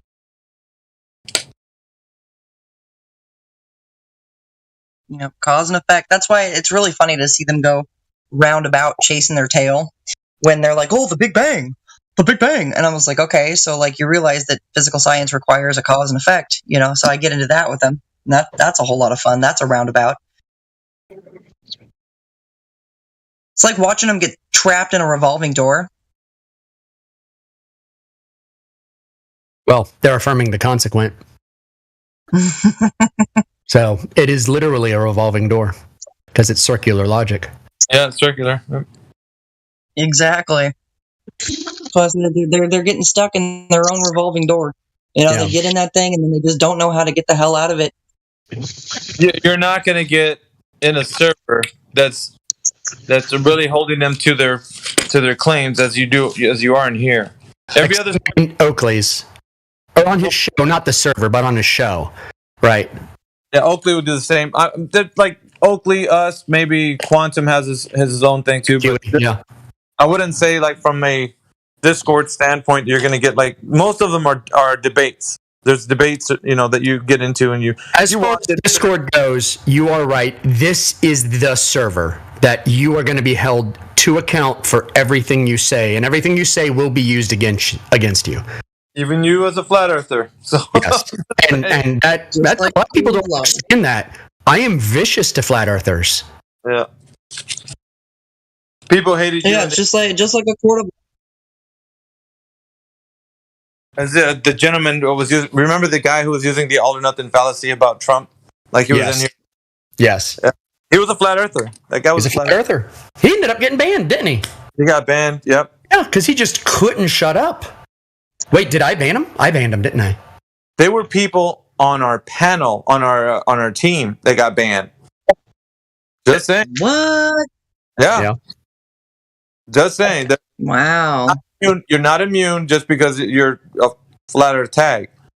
If you there, I can't say stray, but if you go into the realm of like, because I've heard these guys that were in here, they're talking because they had the flat earth tag, and then they were talking about like the earth could possibly be concave, and I was listening in, I was lurking, and I was hearing their conversation, and it's like these guys they want to no, but the earth is flat, but there's some evidence of it being concave, and I'm like, what, kind of thing.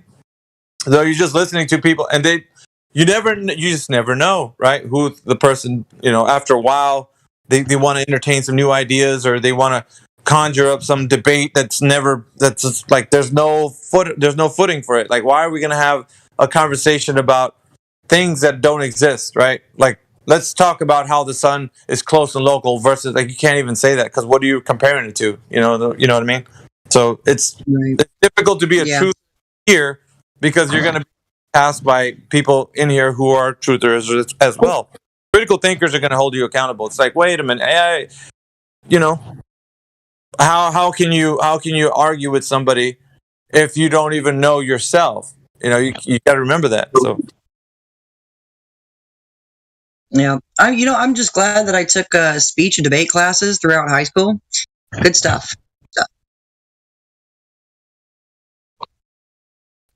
Who we got in here? Let's see. Nobody that was concave Earth is driving me crazy. Concave Earth. I'm like, maybe if you drain all the water out, but I mean, that's not. No, stop it. Stay focused. All of these presuppose that there's a greater Earth shape, though.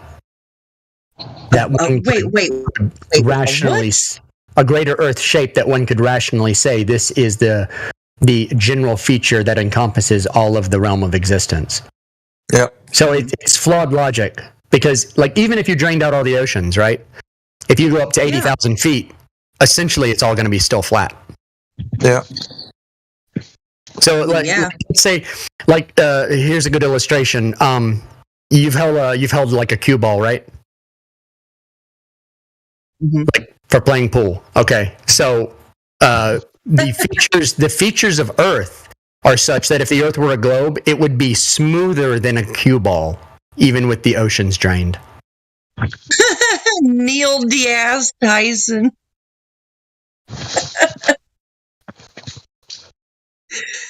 Oh my gosh. I'd love to, shrink the Earth and form it into a sphere and put it up his butt. What is that paper Indio posted? I opened it up. Flat Earth enema.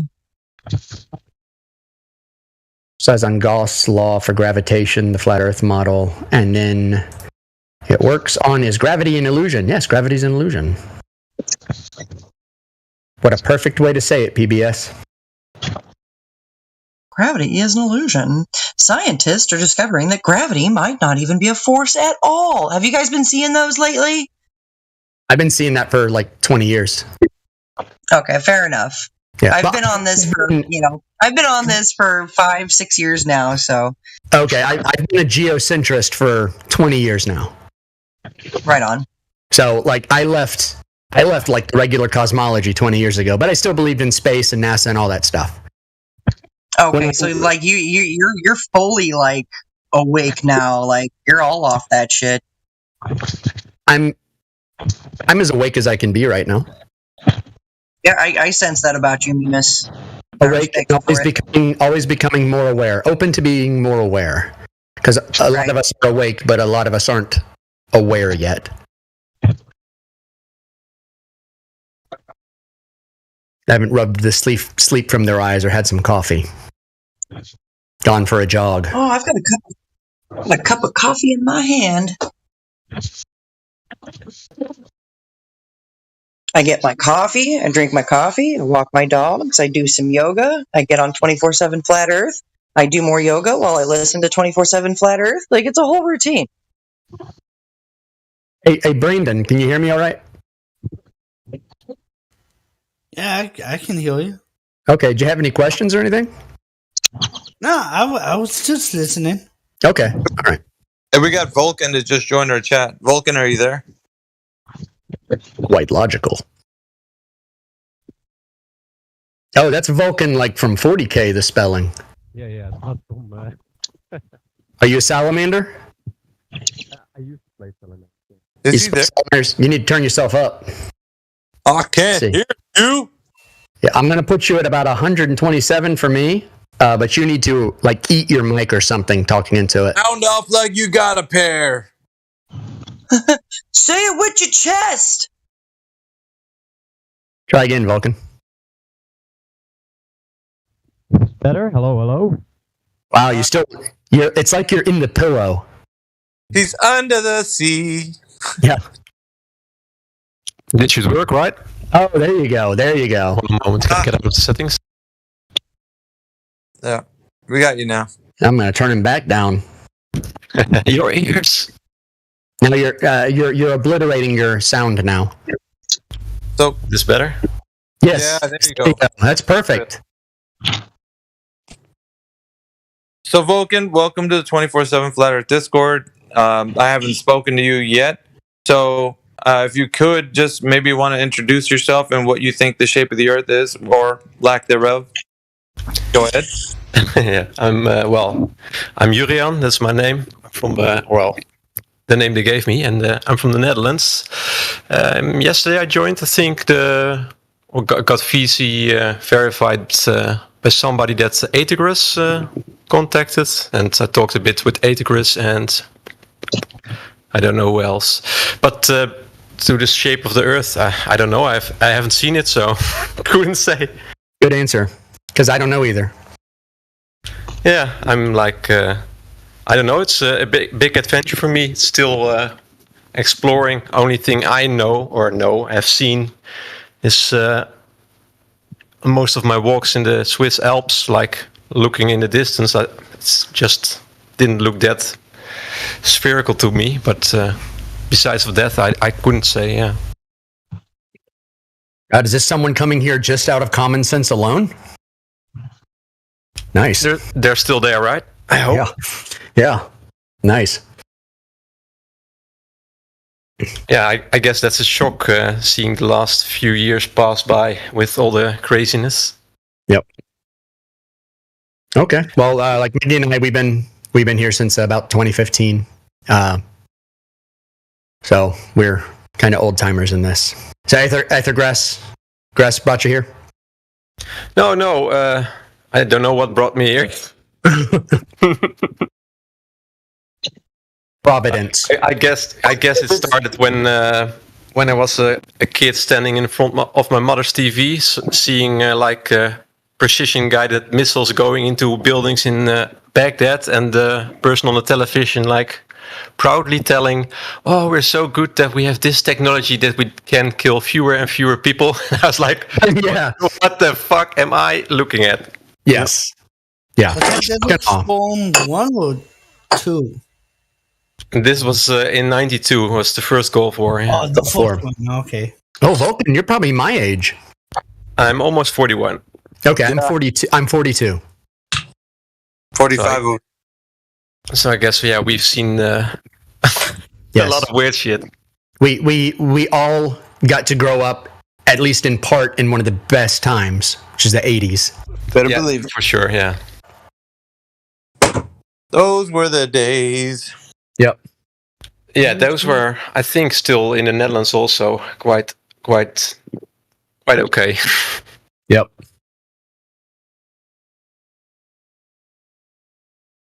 But yeah, have you looked at any of the flat Earth measurements or anything like that? Any of the evidence that's been like claimed?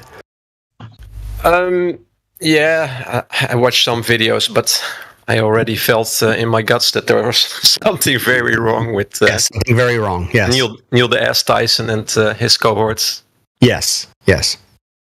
And yeah, just I've been listening I think the last few days to your chats, and it resonated with my inner being, as you can call it, maybe, like shouting out that you have to find some people to talk with. And also, in my personal life, I've been connecting with some older people around me also. Like, I talked to a lady, she was 74, and I thought, I asked her about her view on the cosmology, and yeah, she also did not believe that we were on a pole, and that was quite nice too. And in an hour or two, I'm going to talk with a preacher in my neighborhood, see what he thinks or feels about that.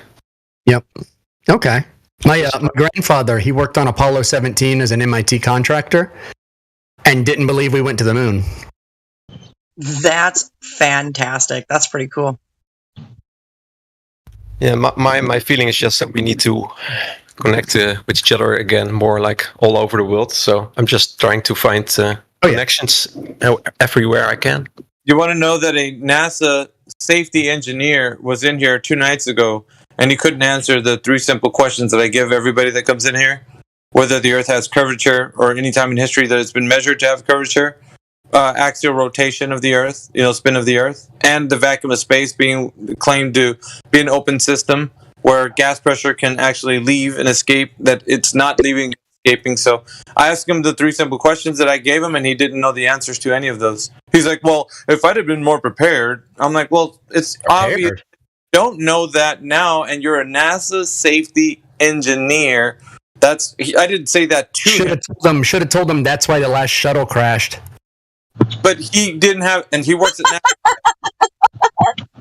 But he works at NASA. That's the thing. He works at NASA. Shouldn't he be like, dudes, I work at we've been in space. Let me give you some hard evidence. Like, he didn't have that. He didn't have that. So these guys that work there, they're not just like some whistleblower is going to be like, guys, I know that they're deceiving us. It's all been just a hoax. They're not going to do that. They're just people with a job going to a company. That's it. Yeah, that's it. So somebody's like, well, why doesn't everybody in NASA come up and say, like, what's going on? Because just like everybody else, they think the Earth's a globe. There's no, they're not looking at like hard evidence and like, oh man, these crazy flat earthers. Because this guy works at NASA, didn't know the Earth, how to say the hard evidence for the Earth being a globe. He didn't know. So. Yep. And my goal is not to make people flat earthers. It's to get people to think. Bingo. It's to and not identify too much with everything. Right. Like if you hear me talk a lot, you're not going to find that I identify a lot with anybody. It's my goal is for people who are waking up to become more aware, how to ask questions, how to think critically, and how to reflect. Yeah, observe and not throw everything out into the world. Right, because to me that's more important, because flat Earth is not the everything. It's just a thing. And a lot of people, instead of learning it and just integrating it into their lives, will get stuck on it, and they'll get stuck at that mystery, even though they've already figured it out, but they'll be stuck at it. And they don't like branch out into everything else. They don't like learn to think about the world in terms of like not having a paradigm or a model to look at it through. Yeah, and in the end, there's more to life than. Okay, sorry.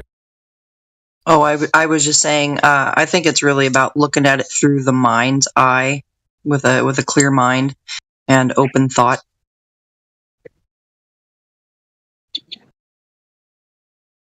Yeah. Vulcan? Oh yeah, no, nothing important. Okay. Well, I mean, you were new, so I wanted to give you, floor. You can talk, do whatever you want. Yeah, thank you. No, I just had you guys on in the background, so I don't have to have YouTube on. Oh, okay. Well, I just got on because I was waiting for some epoxy to set, and I was going to go work on that epoxy in a few minutes. But, yeah, I think... Making models, or? Well, I do samples, but I also, do... Because I own an architectural concrete company, so I do, decorative concrete and all that, too. And, I spend my time off making, samples, pieces of art with epoxy and stuff. But I do real art also, like portraits and calligraphy and all that other stuff. And I make sculptures out of epoxy after I cast them. I'll cast them in modeling clay, and I'll sculpt them in modeling clay, and then I'll cast them in plaster of Paris, and then I'll pour an epoxy resin in there, and then I'll build a model. So I have a million little hobbies like that are all these weird creative hobbies. Yeah, it's nice to experiment and branch out, I guess, right? Oh yeah, for sure.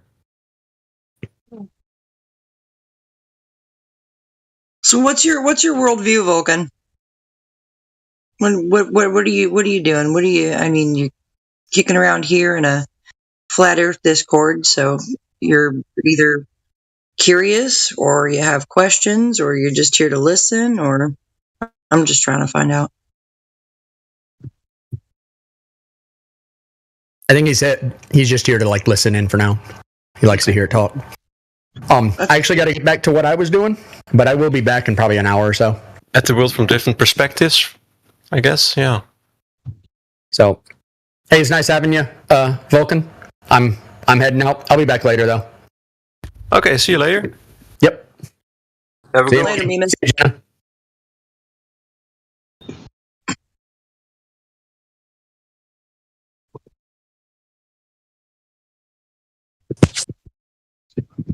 And perspective is a interesting thing.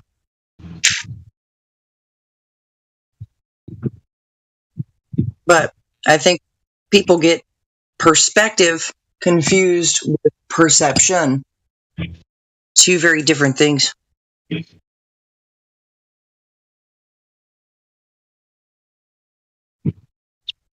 Yeah, because you can't be sure what you perceive all the time, or what are you trying to get at?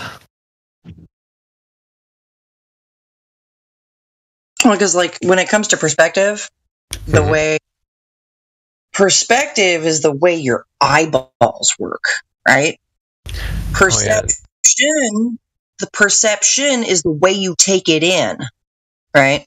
And that's also formed by what you took in earlier.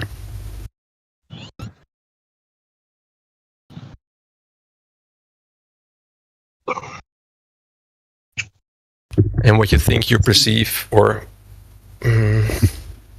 is also not the thing. I mean, the words you put on it, or?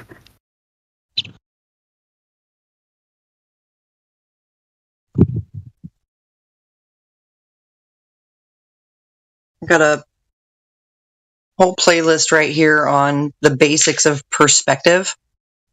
A comprehensive list on how our eyes see things.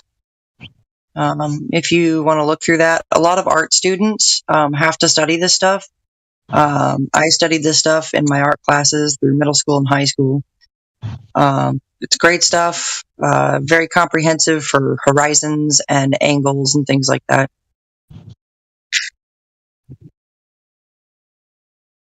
I got a lot of cool stuff on here. Thanks. Oh, it's also your channel, right? So more playlists, probably? Yeah, I've got lots of playlists on my channel. A lot of stuff that I've compiled and put together and made public. Now I compile all of these playlists like this, and it's just comprehensive information. You know, it's stuff to look at. It's a preponderance of evidence, if you will. Yeah, thanks. I'll through the perspective playlist.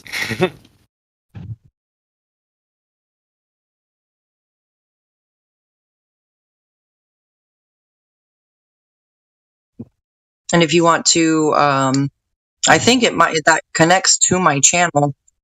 So yeah, it's a Jenna Messi channel. Yeah. Yes. Yeah.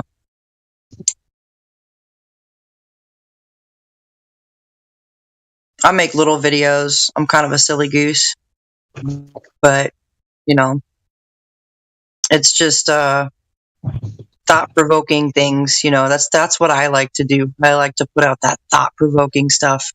You know. Oh yeah, your shorts. Yeah. Yeah, that's why I do the shorts. I do the shorts because there's a problem with the average attention span of the average human being these days, and I ultimately blame social media for that. You know, TikTok and YouTube Shorts and stuff like that. So I make the short videos because I know that these people have at least the attention span to watch 60 seconds, right?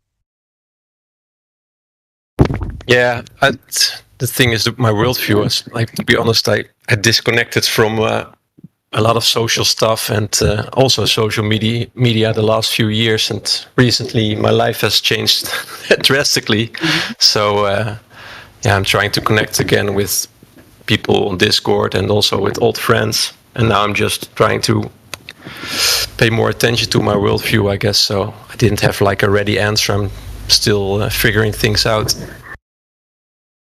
That's pretty cool. Yeah, it's good to be able to have a lengthy attention span. It's good to be able to hold on to and sit down and watch through something that's 20 minutes or 2 hours, or like I've sat through an entire 5 to 12 hour documentaries. So I have a pretty long-winded attention span, if you will. I love it because there's always information that I can ponder on.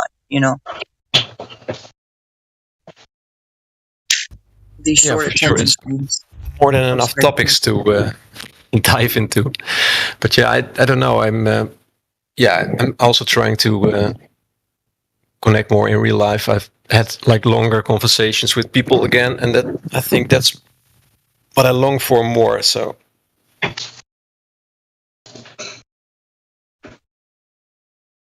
But 12 hours. Yeah, go ahead. I'm sorry, go ahead. You first. Oh, like 12-hour documentaries. Can you still absorb it after that time? Yeah, actually. I mean, I watched it a couple more times because that's what I do. I'm not just going to watch something once. I'll watch it a few more times because there may have been something I missed in it the first time or even the second time. So I find it good to watch these things more than once, more than twice if I can, and really get a good understanding for, what was said. That way I can better retain. Yeah, I don't know. Visually I have a problem like concentrating for a couple of hours, but audiobooks I can play on higher speed and just listen at like in one go and then still retain stuff. I guess I prefer the audio type of content. Yeah, and I mean, everybody retains things differently. So, and everybody kind of learns at their own pace. So, however you learn best is just do it, do it. Yeah, be enthusiastic about it and share it with each other. Say that again? I said, and stay enthusiastic and like enjoy the journey together, I guess. Share it. Yeah, absolutely. I mean, we ultimately are one people. We're all human beings. living in this world, and there's a lot of people that don't even understand the physical nature of the very ground that they're standing on, you know. And it's kind of... Is there anybody that understands it, or do you think? I think a lot of us here understand the physical nature of the earth as far as things like level is concerned, as far as things like horizontal and horizons are concerned. You know, the physics of water dictates that water is going to find level on its surface. It's going to seek a horizontal equilibrium. And if the Earth's surface is 71% water, and physics dictates that bodies of water are going to be level on their surface, and we call it sea level, then it only stands to reason that all Earth water is level at its points, in the lakes, in the ponds, in the puddles, everywhere. All the way across. All Earth water is level. Yeah. So far I understand it. It's just like that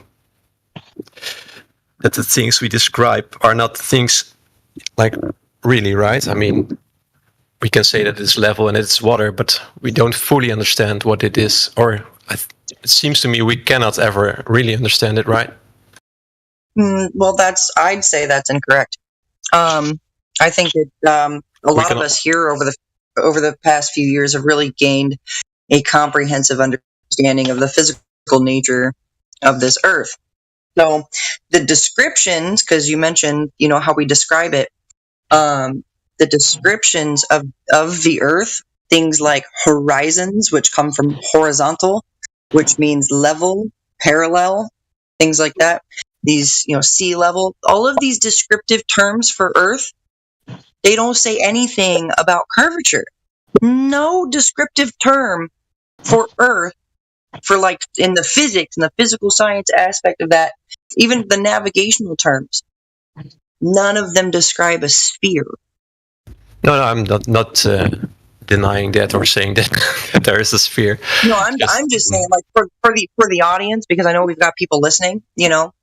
So just like, you know, not just for your sake, but like for the audience that's listening, is why I stated that.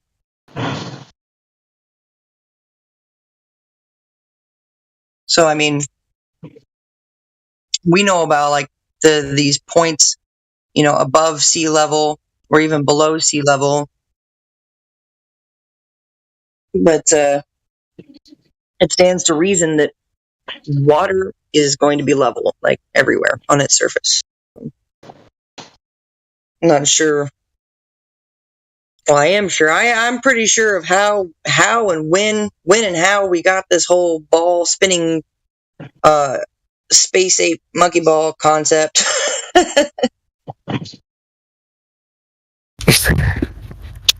Spherical monkey balls. Yeah, spherical monkey balls. Look. You know, like, they got us believing that we're part ape, living on a wet spinning ball, chasing the sun, hurtling Mach 88 through the infinite expanse of nothing.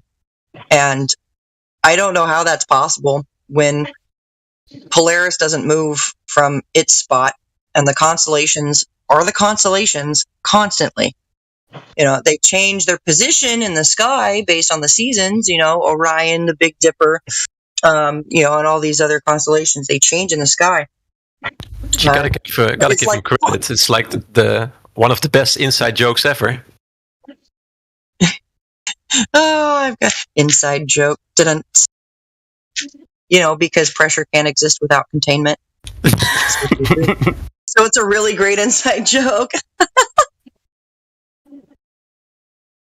Oh, that was funny.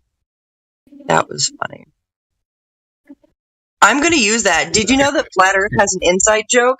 Yeah, it's called pressure. It's called pressure. Gotta put the music on it. Under pressure. Boom, doom, doom, doom, doom. Push it down on me. That's a He-Man video. Do what? Make it like that He-Man GIF or video.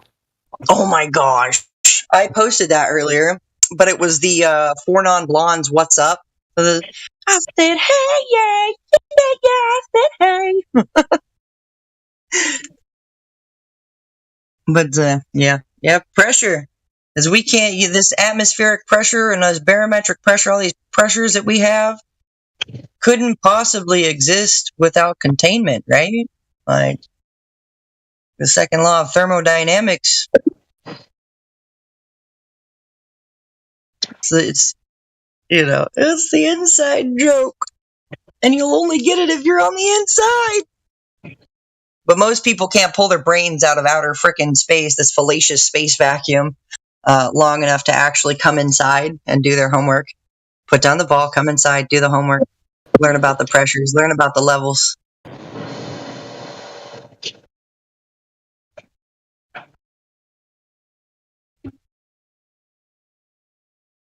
Yeah, there's some, I don't know.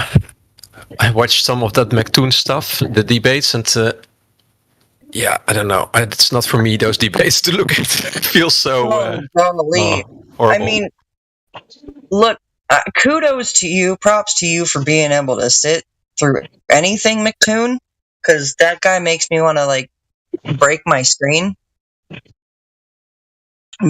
He rage quit this server, and I watched that happen before I ever joined the server, because like I was already like checking this whole thing out for a little bit before I ever joined. So yeah, he rage quit, and it was because he was asked. He's like, "Oh, I measured the distance to the sun," and they're like, "How'd you do it, McToon?" And he left mid-debate because he was asked how, and he was asked to prove how he measured the distance to the sun, and he couldn't do it.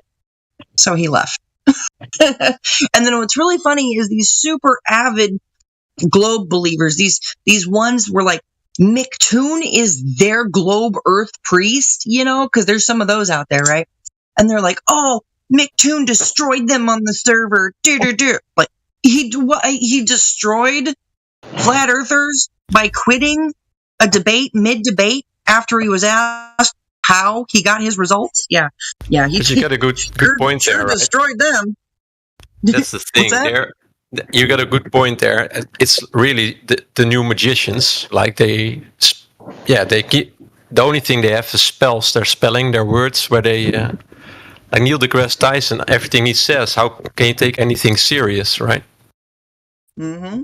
Only well, the thing about believe in a spell, right? Like spell.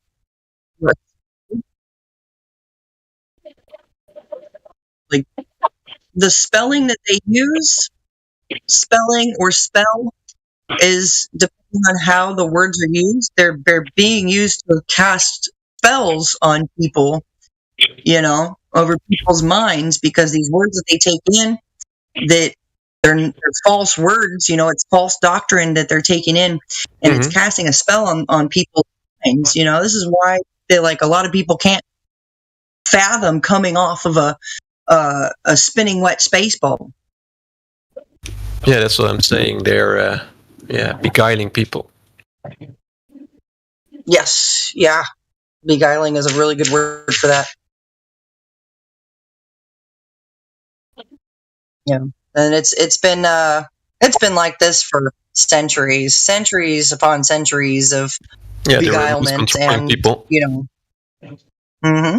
You also see these techniques with Neil deGrasse Tyson when he's like talking to somebody, touching their shoulder, like making contact with the body, and then people are like looking at him like he's some kind of super genius. Casting spells, doing rituals. Those guys are weird.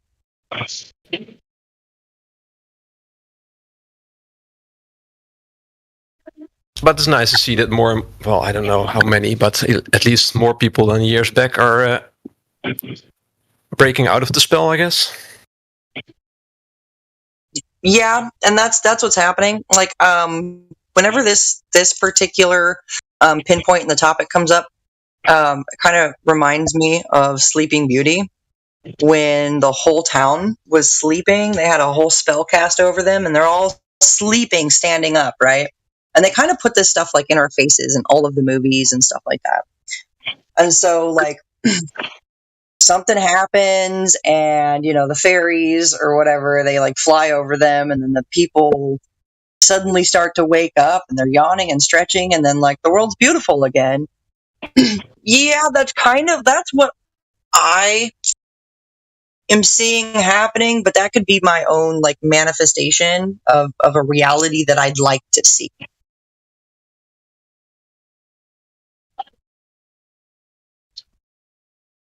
Yeah, I guess we gravitate bleh, get pulled towards what we are looking for a bit, I guess. Yeah, or I don't know. Yeah, we don't like that. We don't like that grav word around here. Sorry. Yeah, it's a we can call it it magnetizes.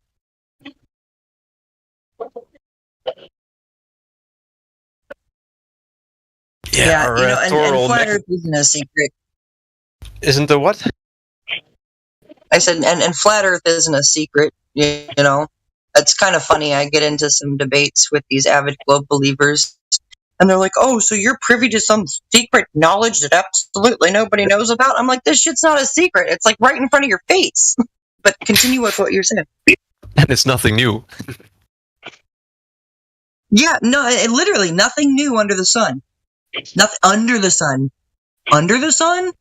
How in the heck are we under the sun if we live on a spinning ball going around the sun? But there's nothing new under the sun. Yeah, then it would be nothing new around the sun. Or...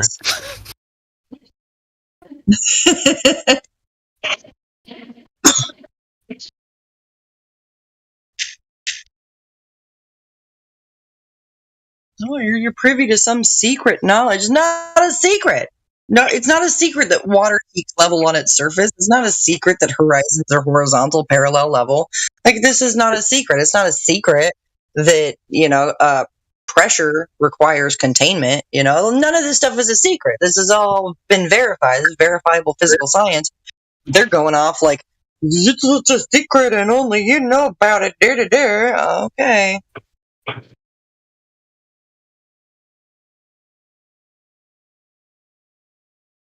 Such a secret. Secret. I got a secret.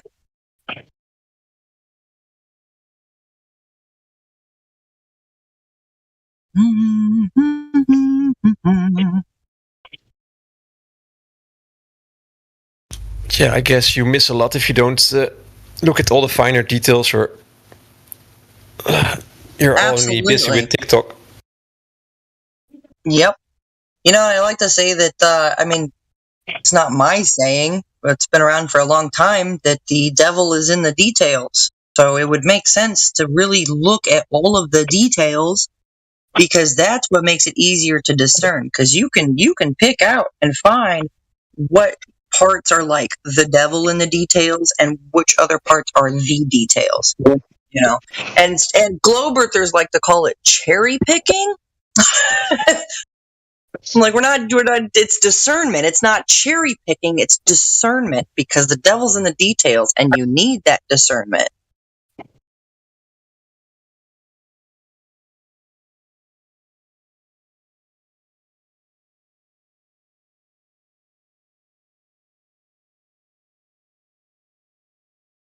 Like, if I were the devil, I would probably put some really weird things in the details.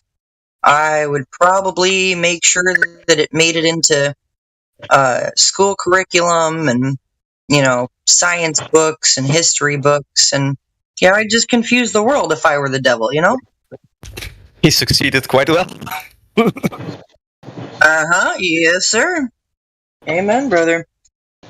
He did, and that's where we come in. We're people are so stupid, dizzy, and we're really trying to get them undizzy. They're so confused. What was that?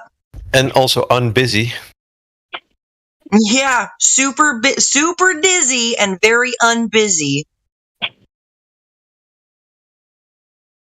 I mean, do we have to go faster and faster every 10 years? Faster cars, faster bicycles, faster everything, and faster internet, but it isn't going anywhere. No. Yeah. Oh, it's literally hurry up and go nowhere. Hurry up, go nowhere faster. Go nowhere faster is what it feels like. I really feel like we'd get so much further if we didn't have all this crazy stuff. Yeah, walk the earth again as brothers and sisters and explore and have an interesting life. Amen. Absolutely. Absolutely. I mean, that's what, people in the biblical days, that's what they did. They didn't have time for video games and sports ball and pornography and working a 9 to 5 and doing all that. No, these guys lived incredibly long lives, and they had so much time between tending to their garden and spending time with their families. They studied this earth, and they studied the sky together. They knew the truth about this earth long before any of us, and long before Copernicus and all of these Jesuit Freemason guys.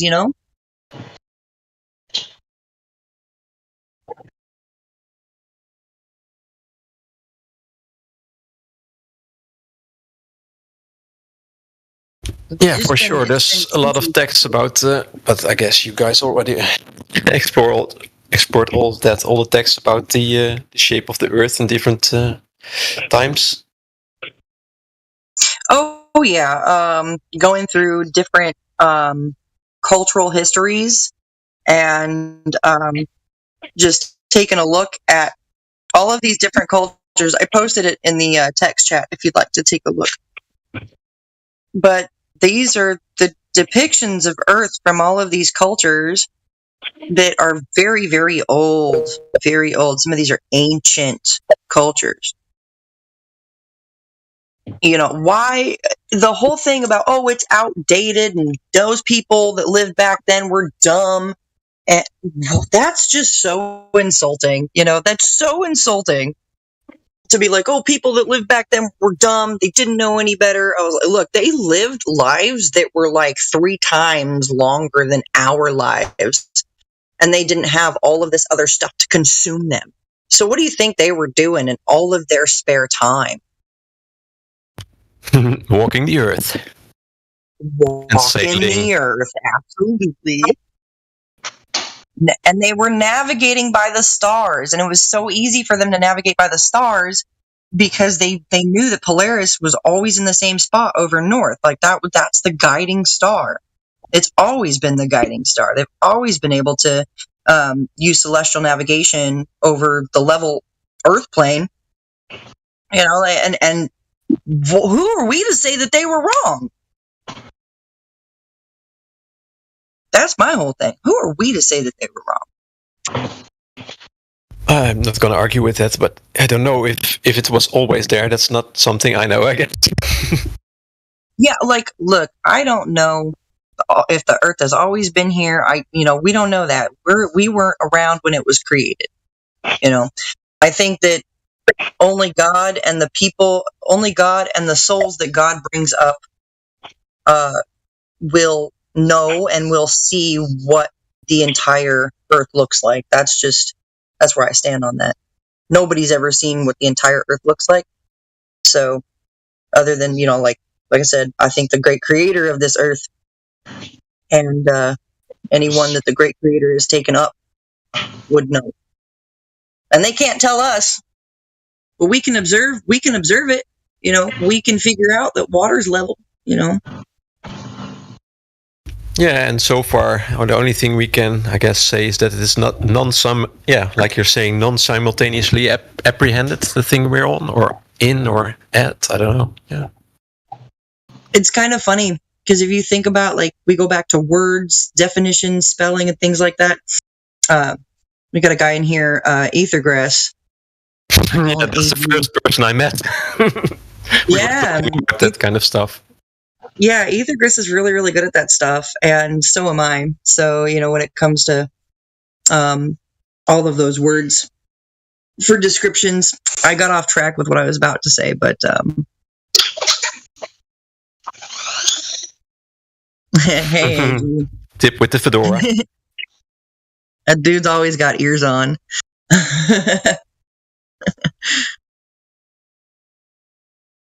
Yeah, I don't know. We're able to observe, level waters. We don't feel acceleration. We're not feeling it. We're not feeling acceleration of the earth. We're not feeling any motion of the earth. We have little sensory, tiny little like micro hairs, like deep in the inner ear canal that detect motion and rotation, or not like rotation, but acceleration. I mean, so like I don't feel like I'm moving when I'm just standing outside in the grass. When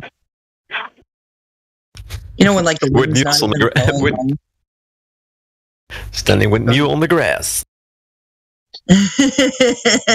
I call him Neil the Ass Lyson because he lies. That ass lies. Should make a drawing of that, like him in Shrek or something as the donkey.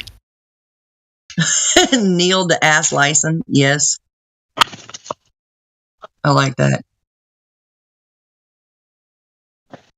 I need to get better at my meme game.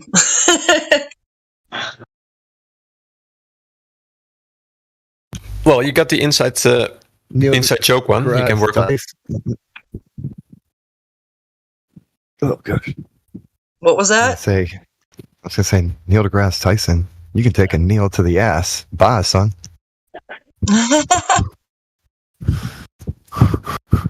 You like my inside joke for the Earth? Yeah. Flat Earth has an inside joke. It's called pressure. Yeah, I was actually dozing off because I took nausea medicine earlier, so it's kind of got me groggy. But then when I heard y'all talking, it woke me back. But it was funny, is because you said I actually had my headset on. I'd fallen asleep with my headset on. I said that dude's always got ears on. Yeah. Shoot.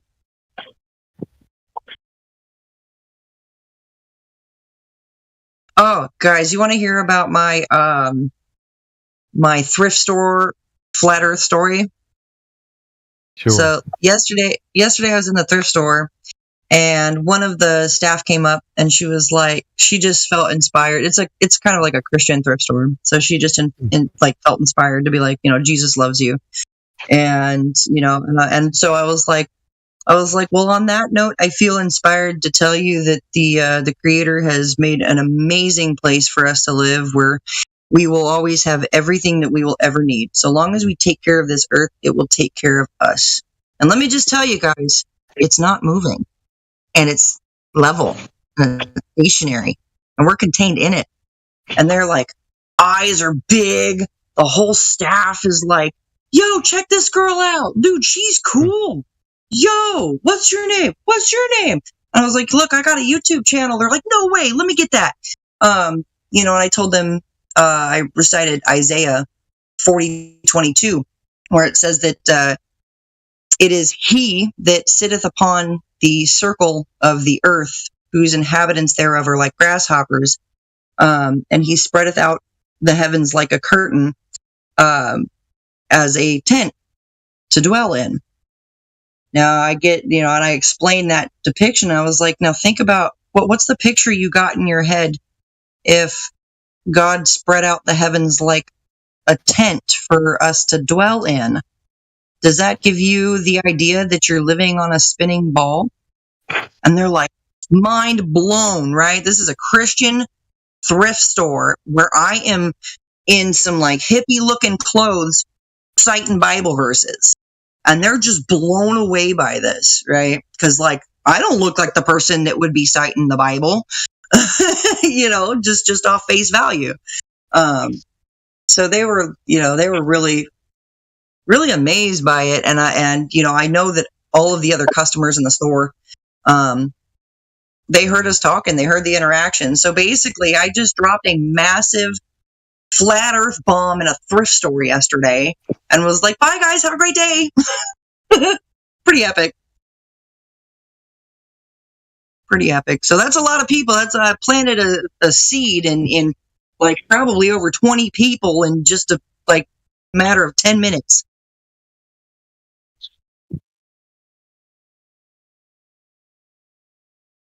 And that's my Flat Earth thrift store story. Your Flat Earth thrift store victory. Yeah, we'll call it that. Because, I mean, it was pretty cool. It was pretty cool. They're like, yo, this chick's real smart. It was really funny because, like, they're, one employee goes and grabs another employee and brings that employee to me. And they're like, this girl's smart. Tell her what you told me.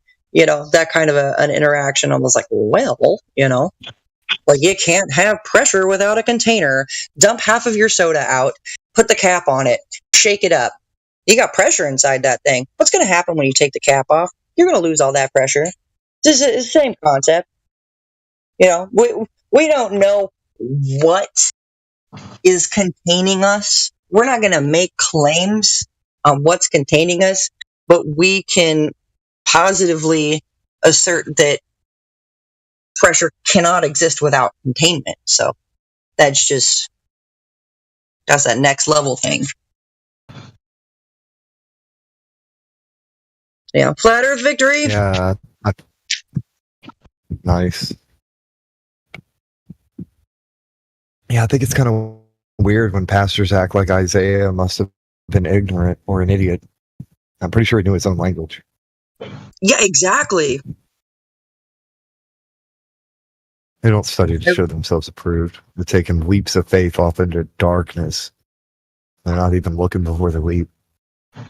I was telling my Nana, I was citing Bible verses to my Nana. And then she tells me that I need to go and read the Doctrine and Covenants, which is the Mormon stuff, which says a globe, which mentions a globe. And I was like, no, Nana, this stuff, if you think about it, these like the old origin for these words, it doesn't really mean it doesn't mean a sphere. These old words, the origin of which they came from, it doesn't mean sphere. Versus der. Yeah. Well, chug kind of means something like a lump, like something's been crumpled up into kind of a ball, I guess. But that's der. Yeah, I guess a ball would be a der. But then chug, chug is the word, the CHUG one. That's what Isaiah uses, and that's the verse that's the word that's used often when describing the form of the earth. Yep. And that's what I was explaining to my Nana. I was like, these old Greek and these old Hebrew root, like if we go based on before the translation of the biblical text, it's so much clearer. Yeah. It's so much clearer. Because in modern day translation, a lot of words have been substituted for other words, which changes the meaning altogether.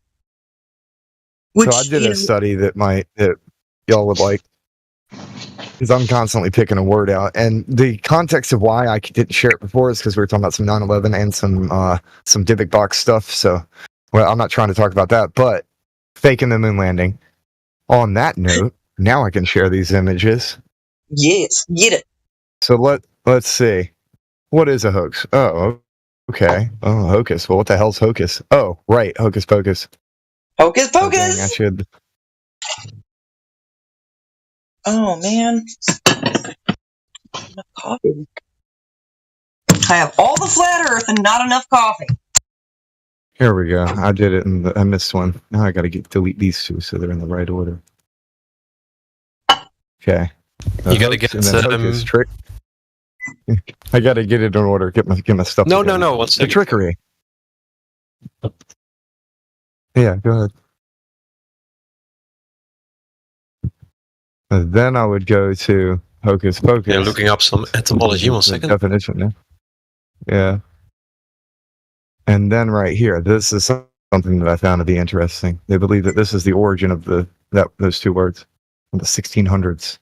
And it's a bastardization of the Catholic Mass prayer. Hoc est corpus meum.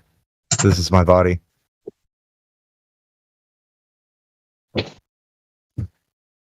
Hocus pocus. I put a spell on you. And like Grimoire is I don't know. Oh yeah, grammar is also from grimoire, like also casting spells, I guess. Mm-hmm. Yeah, they call it spelling for a reason. Check this out. That's what I was talking about. Casting spells. Mm-hmm. Do you remember the story about how, like, I think it was Columbus? It was one of these explorer assholes. Anyway, they went to this kind of island place where natives were and lied about some kind of magical powers, like they could control the moon because they knew that an eclipse was going to happen. And then they used that to manipulate the people and act like they were some kind of like superior deity type men or whatever. Bullshit. A con. So the same thing's happening here in the modern world on a larger scale. You got a bunch of mathematical boogeymen that show all this fascinating, fantastical shit. It's completely incredible. And then they get people to believe in it like, oh no, well, they must know what they're talking about because what they said that would happen, happened. It's no different than us being on the island and some jackass shows up in a boat and starts talking about stuff. And then claims, say, all right, now give me all your crap because, you know, I have powers or whatever. And they did. They're here. Take a bunch of, because at first they didn't want to give him resources or whatever. And they did because he proved he had some kind of power and now they thought that he would smite them or whatever. Yeah, we need to stop get fascinated by stuff and just stick to our senses and explore before we take things for granted, I guess. Yeah. I honestly believe most people don't actually believe that it's a globe. They just take it for granted that you can believe that it's a globe. It's not even that they've invested any faith into it or anything like that. It's just they take it for granted, period, without even thinking. It's whatever. Yeah, that's what they say, I guess. I don't know. I haven't thought about it much.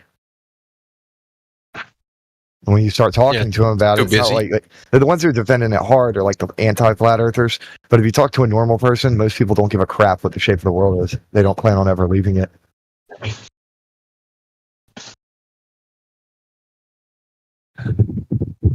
Like they don't think they're going to hop in a spaceship and go meet an alien. They don't plan on leaving. They think they're going to die here, and that's it. So it's not like they're tethered to caring about whether or not it's a globe. They just want to work their jobs, make some money, and live in peace without having to worry about bullshit. Most people. Meanwhile, creating drama for entertainment.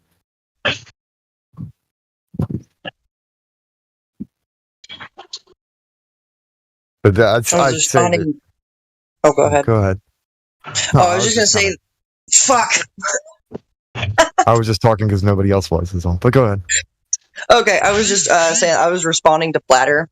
I said, the English lexicon, to the best of my knowledge, is the only language that is constantly evolving new words and phrases nearly like on the daily. And if anybody knows of any other language that, you know, is constantly evolving, changing, and adapting like that at such a rapid rate, please let me know. I speak English. English is my first language. Spanish is my second language, and I can speak a little. I can do a little bit of sign language. But if you know of any other language that is constantly adapting the way the English language is, somebody please feel free to let me know. Isn't it interesting that the sun for Earth is flat Earth? Say that again? The sign language sign for Earth is flat Earth. Yeah. Yep. I'm just saying. So, you know, deaf people know it's flat. they're throwing up them flat Earth gang signs. I'm just saying, they know what's up. Flat Earth gang sign, I love it. You're not wrong. You're not wrong. I had to think about that for a second. Yeah, dude, no, you're freaking right. Yeah, man, represent. You keep on throwing them signs. All right. My mind is a little blown right now. Yeah, dude. They live in a world where they can't hear propaganda, and faith comes by hearing. So since they can't hear it, they're just throwing up them. Yup, it's flat. You know what? Probably. I mean, but like they're also taught. You know, they're taught in schools. They're taught the same things. I know. I'm just joking. It's so important. And I wish I wish it would be that way, but it's like, yeah, they're using this flat Earth gang sign. They're using that flat Earth. That's their in sign language. But they're being taught something completely different than how they sign it. So yeah, some of the tutorials though that are showing how to sign it are gradually making it less of a dome and more of like you making a circle sign above your hand. What? Yeah, if you look and you notice, it's still connected, like the fingertips are connected, but it's getting closer and closer to making it look more like a circle on top of it. Like, yeah, it's a ball on a horizon of whatever or some shit. No, that's not the original sign. It showed some kind of sky domey thing or whatever, and you put your hand over and that your hand is the horizon. Like that. Wow. It's just funny. And that's actually rooted into Native Americans using sign language, and it became American Sign Language. So that's technically one of the oldest languages we have, and it's actually recognized as an American language, which is interesting, because it's not dead.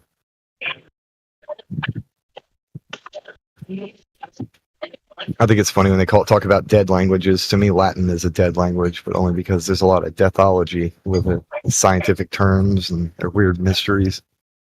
What is this FE Pilot Presents Earth Curve? What is this?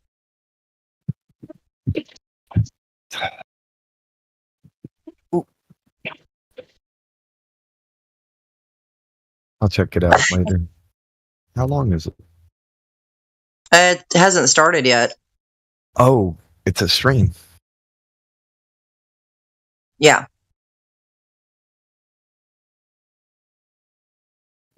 Well, that looks like it could be fun. Wait a minute. I've got an idea. Does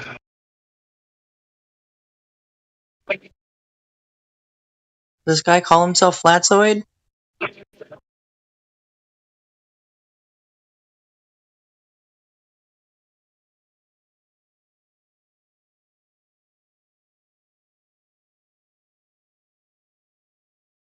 I think so.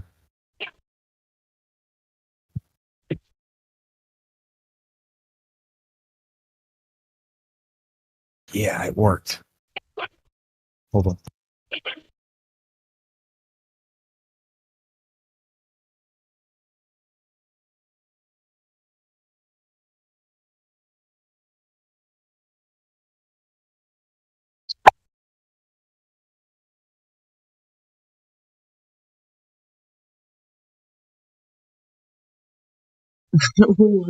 You gotta correct your dip correction.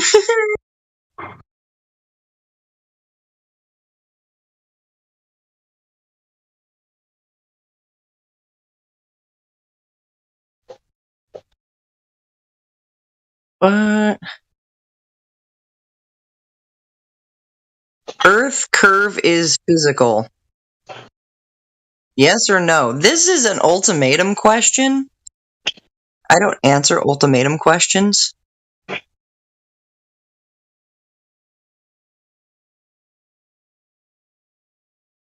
Because it says is Earth curve, so it's like it's putting claim that there is Earth curve, and that you're going to claim that, oh well, it's so by clicking yes, you're claiming that yes, the Earth curve is physical. By clicking no, you're claiming no, the Earth curve isn't physical, that it's just optical or whatever.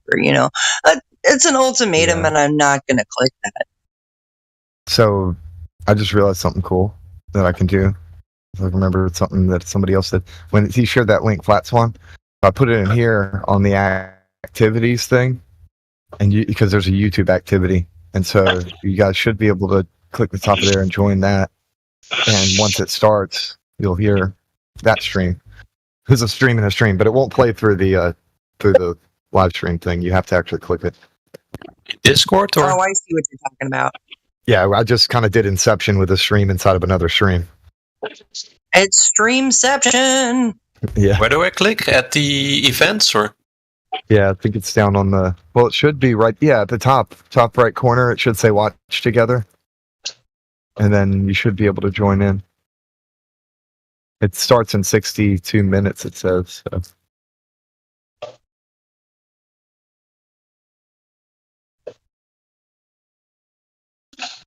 But that way, if anybody wants to tune into that without leaving here, Oh yeah, to watch together. Yeah, then we could do commentary on it while we're watching it or whatever. Thought it would be cool.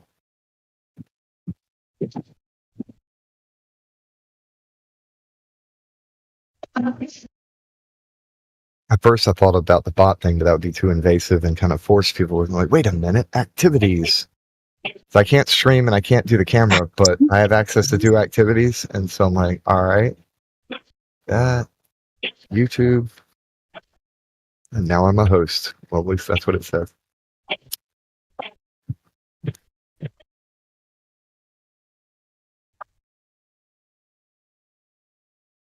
So that'll be cool.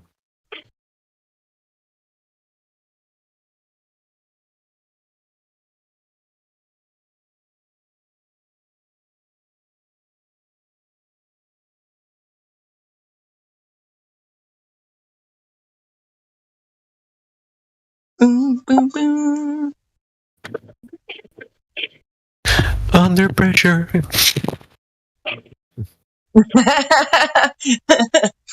The best inside joke on Flat Earth. Yeah, I gotta keep it lighthearted, not only these heated debates and nastiness. Yeah. Oh, dude, yeah, that's true. And then, or when people get into the doom and gloom, I can't stand doomers. Oh, yeah, that sucks energy right out of your body. Yeah, they're like energy vampires. Like, yes, Earth bad things happen in world, but also good things happen too. Yeah, and so what? Like you bad all the time. Yeah. I like so what? That of course there's bad things, but you can project like nice things into your world, right? Yeah, I mean, it's kind of like if you're always looking at the bad, you'll never see the good because you're hyper fixated on what's bad. When people get that way, they get stuck in that loop. I guess, yeah, because there's no certainty in life, and I guess you can create your certainty by just focusing on that. It gets like habitual, right? Yeah. But I'm gonna feed the dogs and walk them, and then visit the neighbor and see if I can talk about the flat Earth with him. Hey, there you go. Yeah. No, I'm just gonna visit. Okay, thanks, Jenna, for your free information on the perspective stuff, and I'll check that out. Yeah, absolutely. No problem, man. Always happy to provide information. And I guess it's also like sometimes difficult expressing because it's not my native language, English, and sometimes I use the wrong wording, so What's it's your nice native language? to Dutch. Well said, bro. I support the Dutch farmers. Yeah, so do I, but I'm afraid that they voted for a party that doesn't. I don't think any of the parties do. No, they're like also sponsored by Bayer and Monsanto. But yeah, I'm agreeing with that one. Well said, my brother. But yeah, we need to support each other and not give our power away to those kinds of forces. Yeah, dude, the power's already been like long gone, bro. The only power we have is the power of people. The perceived power, sort of. Mm. But they kind of have police to deal with that. The only power you have is the power that your heart generates. Or the power of God within, bro. That's all we got. Yeah. Well, I was just thinking of in terms of like the pumping and that electrical thing that causes it. Like, because we don't actually have any power in this world. He's sovereign. He's in control. So any power that you actually have, you don't even have control over because it's the function of your own heart beating. And you can't make that stop or go unless you don't want to be here anymore. Then I guess it'll stop, but you can't make it start again.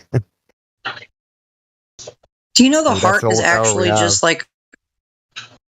Did you know that the heart is actually just a long rope wrapped around itself? Hence the term heartstrings. What do you mean? What do you mean? What do I mean? Oh, you mean like the way all four of the... Yeah, I get what you're saying. But it's kind of like... You literally can... There was a doctor, who is like, he'd study, like a Godiva, whatever. And he was like, let me just untwist this heart, right? And it's just one long kind of a rope when it's all unrolled. Like it heart's just kind of wrapped up around itself. It's the weirdest thing I'd ever seen, was just to watch somebody like unravel a heart.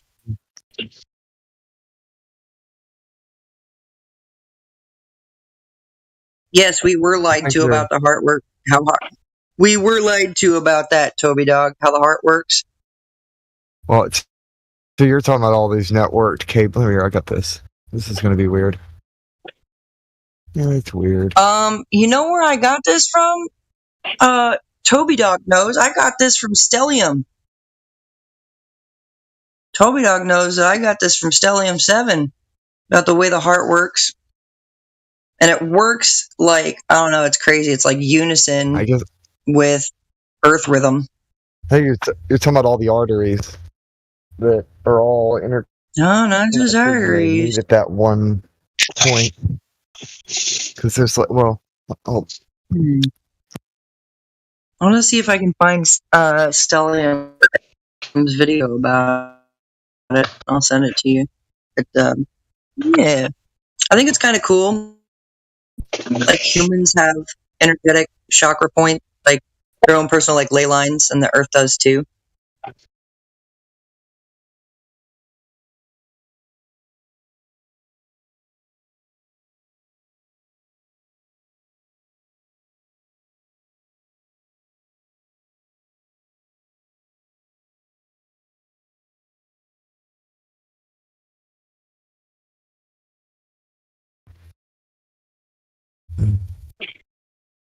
That's just what I was wondering. I'm assuming that that's what he's talking about, all these different things where they just spread out in every direction. These really large connections. Because you normally just get like they'll give you this, right? This is normally what people see in a book and like one of the medical things. And they've cut off all the branches and parts. Just like, yep, that's the heart. That's not quite true. Like, the heart has all these pieces that branch out in order to connect elsewhere. Yeah, it's one giant rope with a bunch of tubes connected to it. Like, you can unravel that thing, and it's just like one long, like, it looks so crazy when it's unraveled. I'm still looking for the video because it tripped me out. Yeah. I'm looking. I'm looking. But this stuff is very hidden. It's very hidden. Why? I don't know. I don't know. They don't want us to even like know the full truth and the power of like our own bodies, I think. Well, it's funny because I use this instead of the heart emoji. I use the human heart emoji because this heart emoji means something else entirely.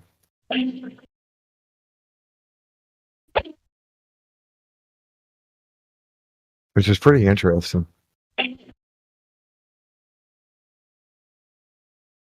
The heart is not what you think. So that is a seed pod. And the seed was used for birth control. It was used for killing or preventing pregnancy to stop babies from existing. So this is quite the opposite symbol of what people would use to symbolize love. Which is why I use the human heart there instead of this little, because that symbol right there reminds me of this plant, not of what people are thinking of when like a heartfelt message. So I place the human heart instead, which is interesting because it talks about the heart being desperately wicked, who can trust it. And then you think about like a wicker basket and you look at all these different veins and everything's all woven around. Yep, the heart does look pretty wicker. Yep. What seed was used for birth control? There is a let me see. Organic seed pod. Oh, I looked up the coin. It was giving me a bunch of information on the coin. I'm like, that won't help. I need the actual name of the plant. Sylphium? That might be it. They say it's extinct now. Yes, unidentified plant used as classical antiquity as seasoning, perfume, and medicine. And has a early form of birth control. Oh, this is ColumbiaSurgery.org, so that's a good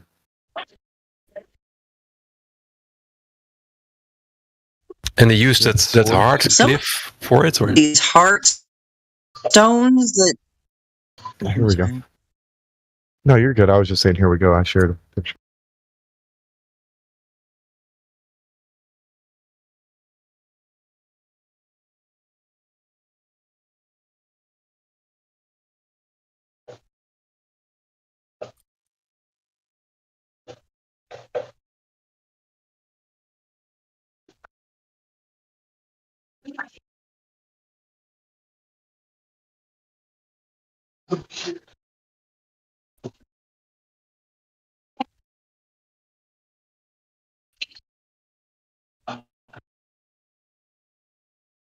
And there we go. So when we're talking about symbols and symbology, that's part of communication and information, and a picture's worth 1,000 words. So every time somebody shows a symbol, they're actually dropping an entire freaking thesis statement.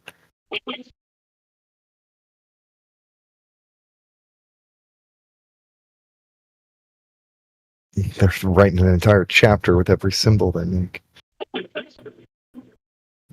But that shape does not mean what people think it means, for sure.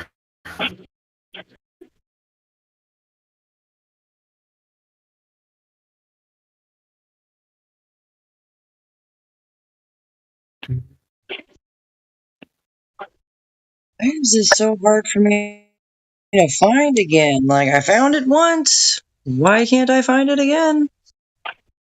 YouTube is fucking with me. I can only share images when I'm like have that privilege, or how? Oh, here's where it gets really funny or cool, whatever. Okay. So, with the symbology in mind, check that out.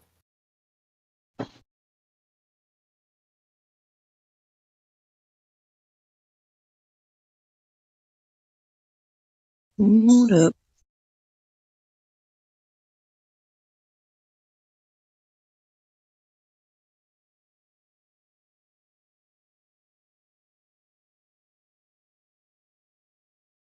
Yeah, and check that out. It's just this weird muscle that just wraps around itself.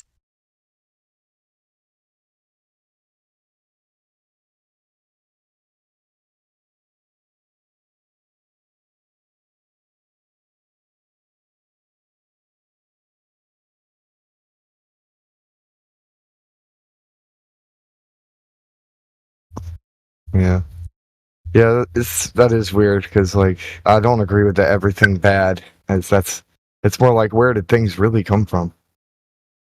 And then this right here is interesting about the cold-blooded creatures, reptiles, having a heart that's actually shaped like the heart symbol used for heart. It doesn't look like the anatomically correct human heart.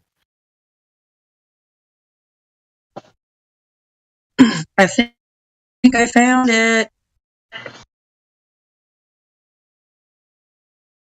And if you notice, like, again, that symbol, most people don't know what love is. Like, they'll use that word, but they don't know what true love is, like agape. They don't know actual truth love. They just know how they feel. And usually the emotion's more of like a chemical response to being compelled to breed, not actual real love. And then, which is why it's funny to me. Yeah, and that's why it's funny to me that this symbol here was a birth control, contraceptive type thing. But then the world's concept of what love is just fornication and preventing babies from happening unless you need them or want them. It is what it is. Do we have anybody in the room that is wanting to, like, introduce? I don't know who 3D is. Hi, 3D.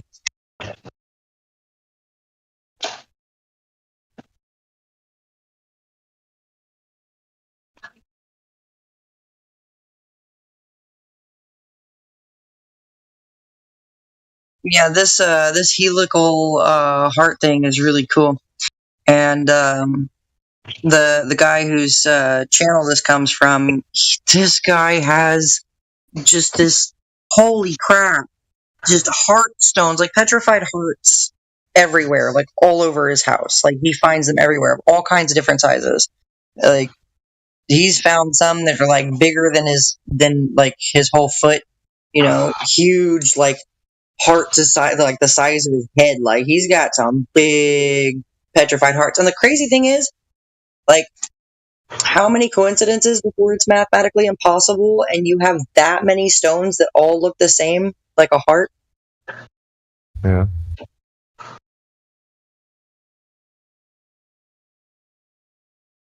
That's pretty interesting.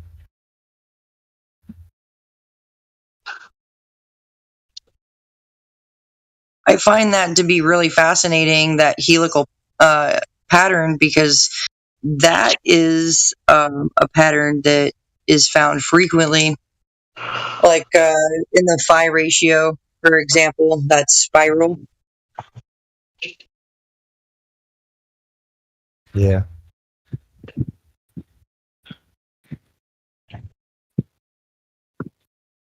Anybody know who Bobby Steels is? Is he a dedicated troll around here?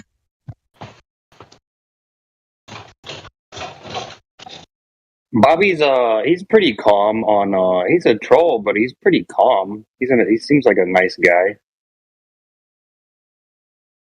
Yeah, he's trolling the crap out of my page and insulting me, so maybe he's different in here around everybody else. Ooh. But like one-on-one, he's a womanizer, huh? He's awful. These bloopers I are guess demented. because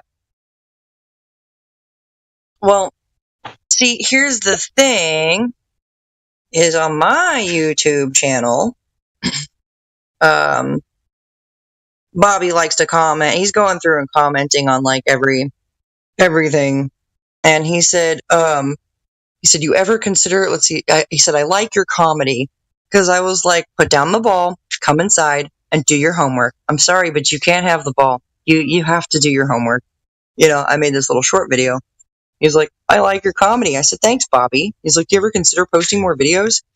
On that one. And then, what was this other one?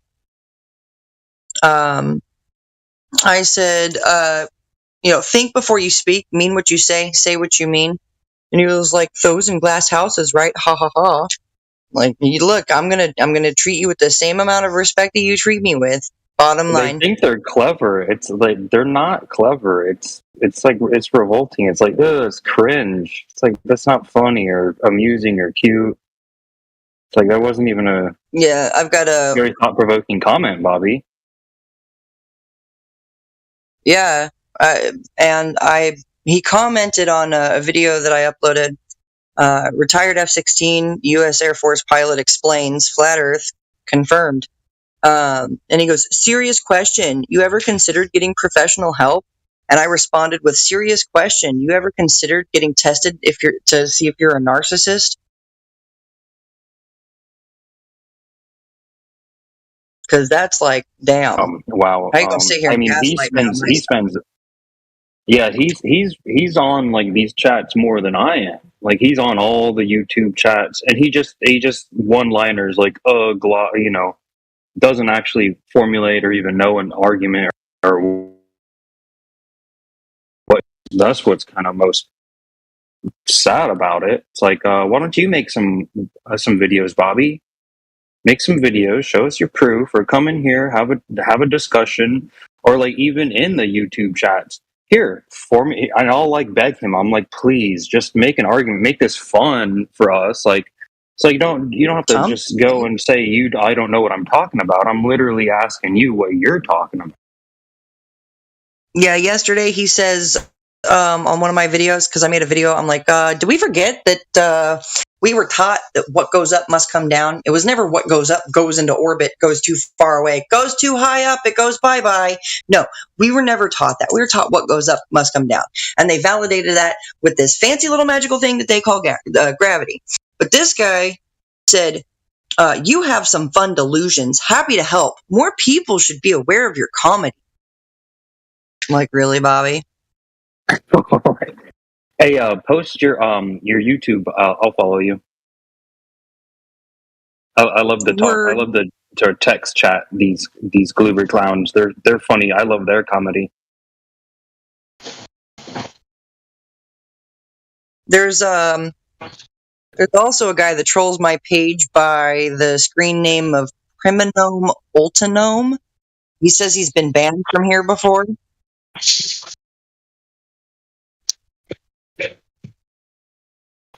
He's like, I got banned from there.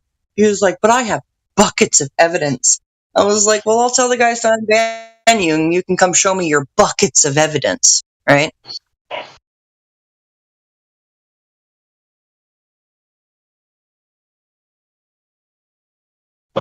Yeah, he could just DM you whatever Professor Dave video he's referring to, and then we can just laugh about it on live. He doesn't even have to join since they're all feckless and cowards. Feckless cowards. Let's see. Yeah, he's just talking mad trash on all of my stuff. There we go. I had some Instagram troll come on last night, and he made it to voice, and he did his little troll name trying to troll me because he used my name from Instagram. And then we had an open floor. He was introduced. I said, "Hey, how's it going? I wanted you to first tell me, why did you lie about being in the Navy?" And he didn't utter a word for 5 minutes. And it's like, you made it all the way here. And then after that, then he's trying to call me in private on Discord. And it's like, I didn't even see that. And then he's trying to call me in private in my DMs. And it's like, you literally had an open mic. You're on the floor. I was talking directly to you, telling you to tell us about horizontal. And you said nothing. This is just the usual for all the people that I try to get in here that want to talk so much stuff in text on Instagram with all these delusions, like like a monkey climbing a tree. Oh, that proves globe. You can see farther. And it's like, I'll text, chat, and just win. But it's like, no, I'm only going to debate people if you come here and speak live. That way you can post your evidence, I can post my evidence, and we're not limited by text, But they're scared to do it. Well, that's the whole thing, is because you can show somebody a whole lot easier than you can tell them, because you can tell them until you're blue in the face, but they're not going to believe you until you show them.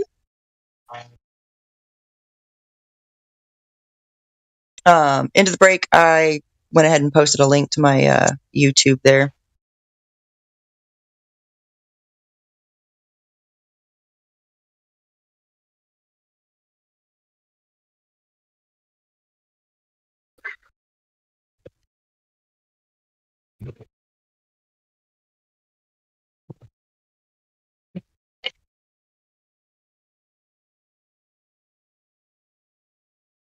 I titled it Foucault Pendulum because I know the Globies will look up the Foucault Pendulum to try to, prove rotation. But I just, did a vague, just a really basic description of the mechanics of the Foucault Pendulum.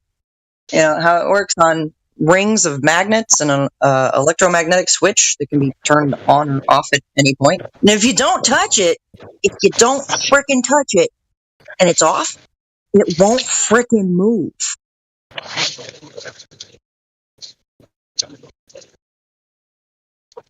Yeah, could you imagine? When your Foucault pendulum is off, it's not going to move. Yeah, could you imagine like all the builders of the skyscrapers with their plumb bobs hanging down through the middle of the and they just started rotating automatically? We wouldn't have level buildings if Foucault pendulum was real. Can you imagine a crane, lifting up something and it starts spinning? Shit. I just don't think you understand globe I've made that physics argument perfectly, bro. Who in the hell is this? Okay, you guys need to go troll. What's it called? Don't Stop don't stop motion, and this guy's trying to say that the Bonneville salt flats prove curvature of Earth. I was like, because there's a little bit of a hill on land where there's a fuck ton of hills. Okay. Well, yeah, that'll prove curvature. He should talk to Timmy Clown about that, because I remember about 2 years ago, Timmy said there is no Earth curve, and the Bonneville salt flats. It's only in the math. You can't see the Earth curve, so they need to get their story straight. They say that the horizon is an effect of the Earth curve, but isn't the Earth curve. But it is the Earth curve because boats are going over it or falling off the edge of your view horizon. They're confused. So confused. I'm like, okay, like if the Bonneville salt flats prove any kind of curvature, then the hill behind my apartments proves curvature. Don't be stupid, you know? It's just the dumbest, weakest, straw man bullshit arguments that they can possibly come up with, you know, and then they want to scream and cry and do stupid shit like make arguments like you're stupid and I'm superior because you're stupid and you're stupid because I don't understand what you're saying. Saying you're stupid isn't an argument. Bullshit. That's just belligerent talking. It's a projection because they themselves are feeling stupid, and so they project that shit onto people who are making perfect rational sense. Yeah, it's funny. They think that they're appealing to an authority, which is a fallacy in itself, but they don't even know what the authority says about what they believe in. So really, at the end of it, they're just appealing to their own incredulity. It's sad and pathetic. Right. That good old appeal to incredulity fallacy. Yikes. Yeah, I like the perspective one because when they put things in orthographic view and then they're like, here, the mountain is this tall, we should see this view, and it's like, no, actually, things diminish in angular size and resolution as they go far away from you. So that mountain, when you depict it, you need to scale the mountain down. So really, like when we go through these curve calculators and stuff, and there's like, here's this mountain, here's your view. Well, really, you should be diminishing that mountain's height also.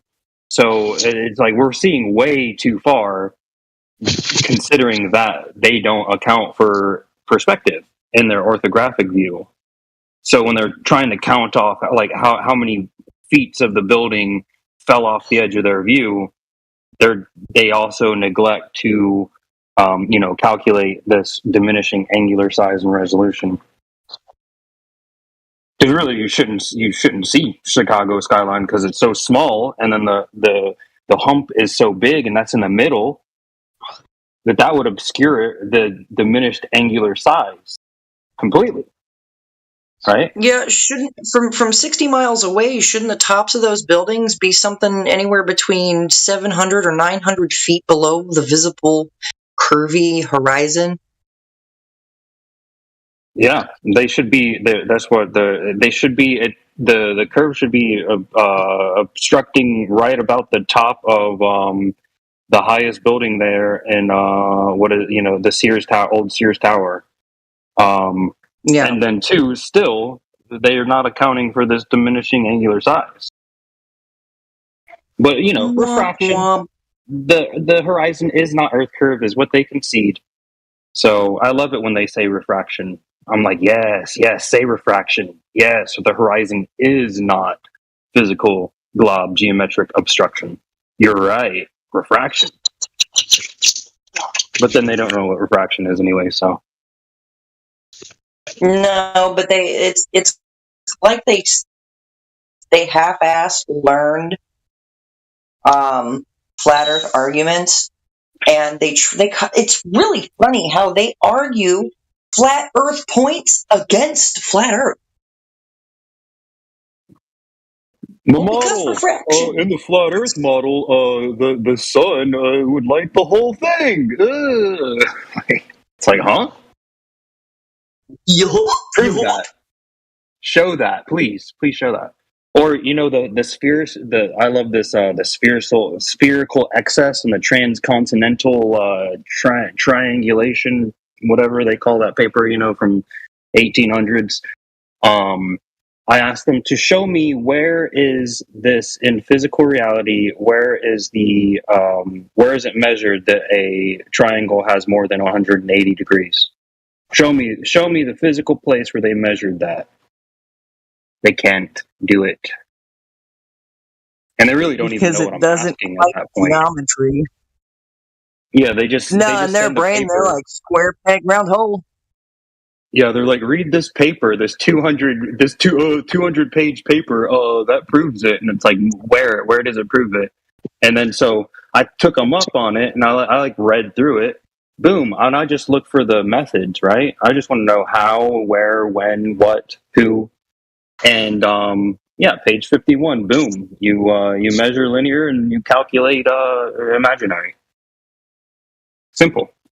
So not a measurement. Calculation is not measurement. I know that my horizon is 360 degrees around me, and that I've got an optical view of 180 degrees, left to right over my head, in any direction. It's you can't have a curving baseline for triangles, and they just don't get it. But Yeah, we're the it's like dumb ones, right? yeah, that one guy who trolls, who was on here trying to troll me and was petrified, too scared to say a single word. He's brought that up to me. He says, "Oh, well, I look out at the horizon. It's the line where the Earth and the sky appear to meet, but I spin in a circle, so it's a globe." I'm like, well, a circle isn't a globe. Like, you can have a flat circle, buddy. The limitation of your view doesn't require, well, like, it's like you're standing just on this flat surface on top of a ball. Like, it doesn't make any sense. And I try, and then when I tell them, I'm like, okay, well, you say the physical obstruction, you think that the boat fell off the edge, and he says no. So they just go back and forth. That's why it's like, I want to have a verbal discussion with you, because in text they just say nonsense and things get buried and buried. They dogpile on petulant obfuscation, and then say, "Oh, you can't prove anything." And it's like, well, I have here 50 comments saying otherwise. All you did was obfuscate.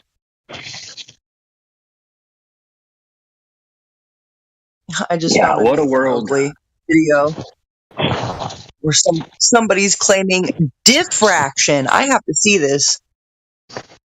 It's 3 minutes long, and I guess somebody on Nathan Oakley's thing. It looks like a young kid crying diffraction. I don't know what diffraction is. It sounds like a made up fucking word. DIFFRACTION.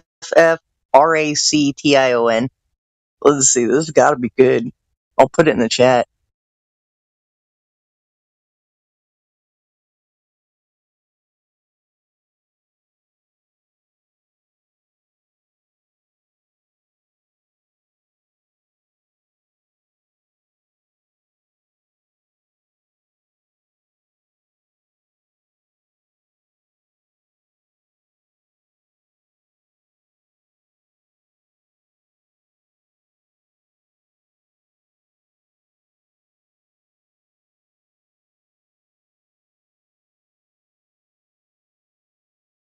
The thing, these Globers don't understand the whole basics of perspective and lower points, the lower points above sea level. And it's pretty crazy because they're not understanding that, oh yeah, things at a further distance are probably going to look a little shorter and a little shorter and a little shorter the further you get away from them, and that the Atmos is going to distort that even more and more depending on the weather conditions, the temperature, et cetera, et cetera. But they can't argue it. They try, but they can't.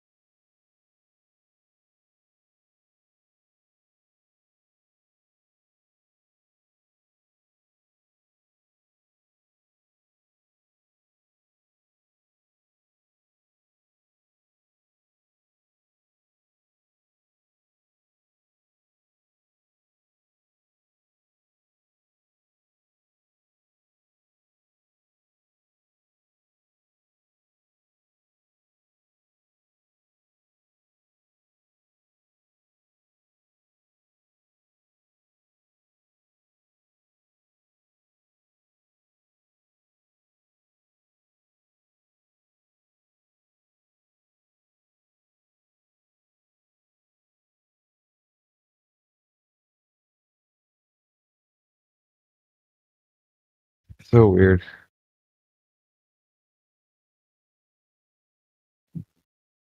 The lobby, I mean.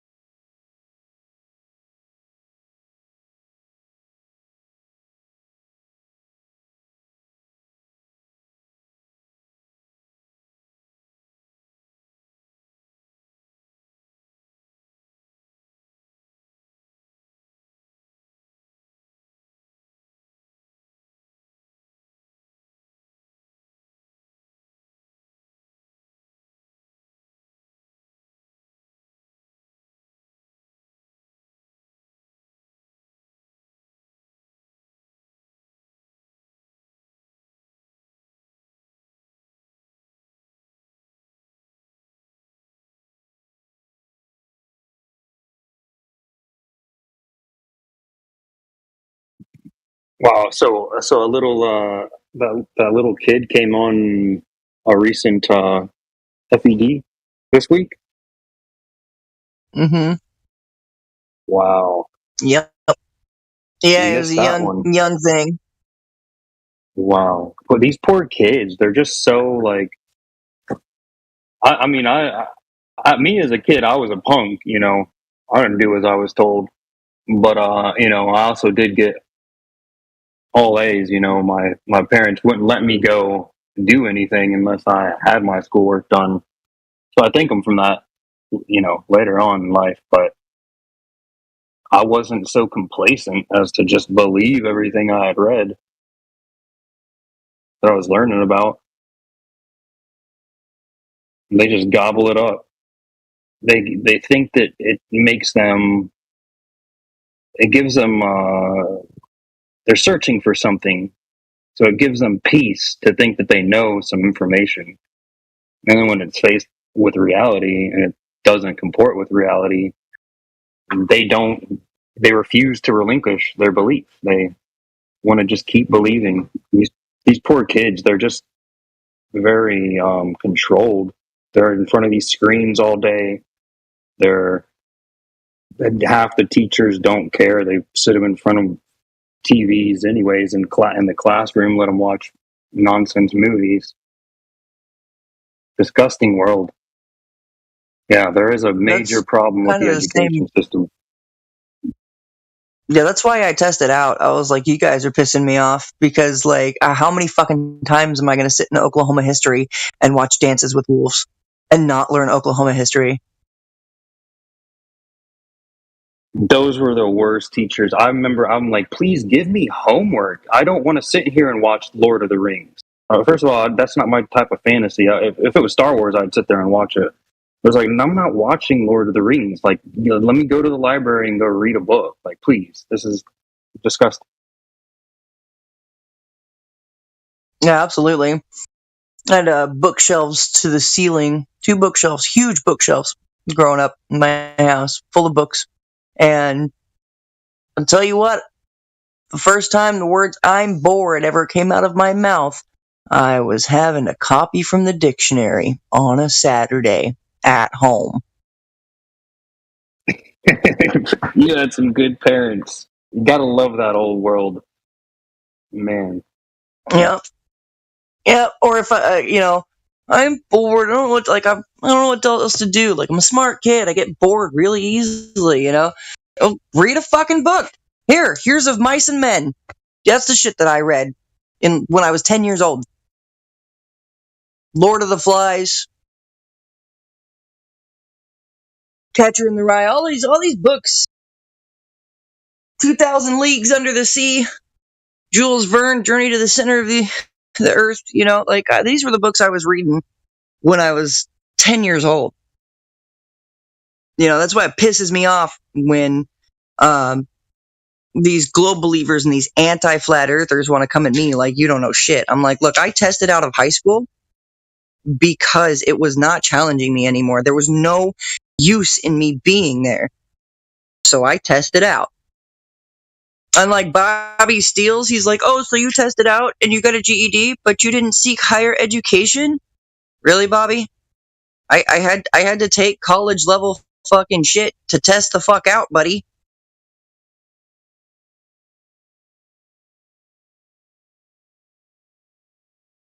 I mean, what did he want you to go higher education, get learn gender studies, or like what?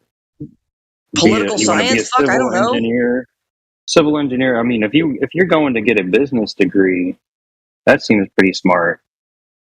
But if you're going to like learn astrophysics, wow, what a waste of life! What an absolute pathetic waste of life to go to think that you're going to be Neil DT. And I'm so critical of it because, that's why I wanted to be NDT. I loved it. I had a wall of books too because I grew up right at that time when the internet started becoming more available. But I had inherited a whole wall of books. Every encyclopedia I had, aeronautics encyclopedia, space, cosmology encyclopedia, everything. And I would sit there and read it because I wasn't on there on the computer looking at TikTok. I had encyclopedias. I had National Geographics from the 70s, and I would just read them at night, all day and all night long. Be like under the covers, with a flashlight, reading encyclopedias. And this is the problem with these kids. They are on the covers looking at TikTok or porn, right? Yep. I didn't have that. I had to look for the the tribal, I had to look for the tribal episodes of the National Geographic. Wanted to get weird, but yeah, these kids, it's a hopeless endeavor. It's very sad. Very sad. Yeah, I was the kid that got sent outside like all the damn time. My parents were like, "You're fucking bored? Go outside. There's parental codes on every fucking channel on the TV except for Animal Planet, Discovery, and National Geographic. Go the fuck outside." So I spent a lot of time outside, up in the trees, up on my roof, watching the sky. Oh yeah, playing jump rope, riding bikes. Like when I was at 30 years old, I feel like I'm the last generation that like really played outside. Yeah, for sure. Like I had a PlayStation, but it's like I wasn't allowed to play the PlayStation during the day. Like I had to, right? But outside, either I was doing yard work on the weekends, going to or riding my bike and playing outside, climbing trees, just like you said. We were doing all that, and then at nighttime, then I could come in and play PlayStation for a few hours, with a buddy or whatever.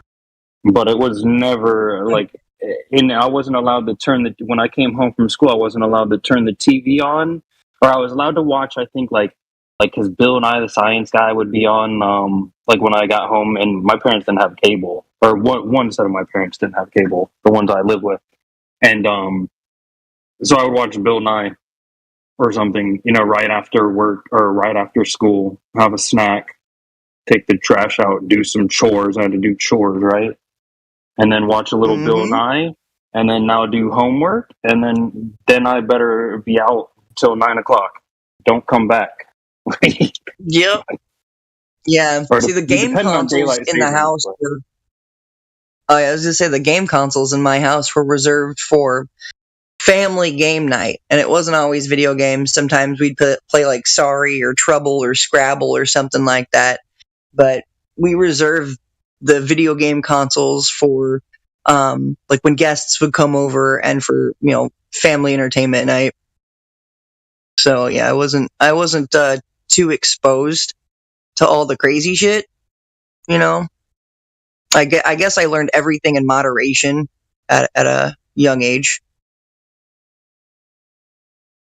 Yeah, I mean, I was biking, skating, skateboarding. You know, I wanted to be outside. You know, I had no desire to sit and play a video game all day. Anyways, I was skateboarding, building ramps or building forts, Same. and digging tunnels in sand, like hoping that it doesn't collapse on us. It's like doing wild stuff.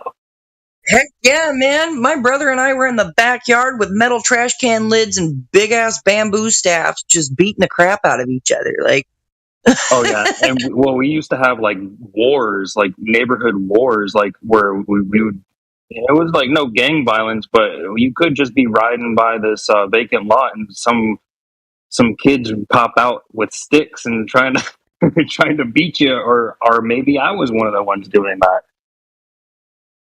We had too much fun, and we're all better for it. You know, no one got hurt. Well, I mean, we maybe we got our pride hurt every once in a while. yeah, We did things. It wasn't like now it's like, man, people want to, and it was like we would fight, but it wasn't like out for bloodlust. You know, now you see these fights and stuff, and it's like these kids want to kill each other. Like they're demented, playing these violent video games, doing God knows what else on the internet, getting dumb, and they're just nasty to each other. It's yeah, it's pretty bad. It's pretty bad. I noticed that in the gem server. There's a lot of young people in there, and they're just so hateful. They're just so, I don't know. They just have these really violent souls. They're the first ones to pop off at you, call you a name, insult you in some way. I told somebody good morning in that server with a meme of science teaches us that the sun's rays come in parallel to the earth, except when there's an eclipse. And then the sun's rays focus in on the moon. You know, it was just really funny. But I was like, good morning. And I just dropped the meme. And then some girl in there was like, you fucking moron. I was like, geez, all I said was good morning. You know, they're just so mean. They couldn't refute it. It was correct. It was true. So all they can say is, "Oh, you're not being nice to my religion, so I'm going to be very mean to you." Yeah. Yeah, there's a lot of globe problems, and that's why it's like people ask me why. It's like I'm not going to tell you why. Like it's that the reason why is so that you would ask perpetually why. That's why. You want to know why? Because you're ignorant. And, NASA knows their audience. Same as McToons and Dave, they know their audience. Jem, he knows his audience. These are psychotic people that aren't too bright upstairs. And that's just rough. Like, I really do feel bad for these people who, like, I don't know. I was like, I said something in there, and then, like, suddenly there were, like, 3 or 4 different people in a row that were like, Hail Satan, you know? Oh, wow.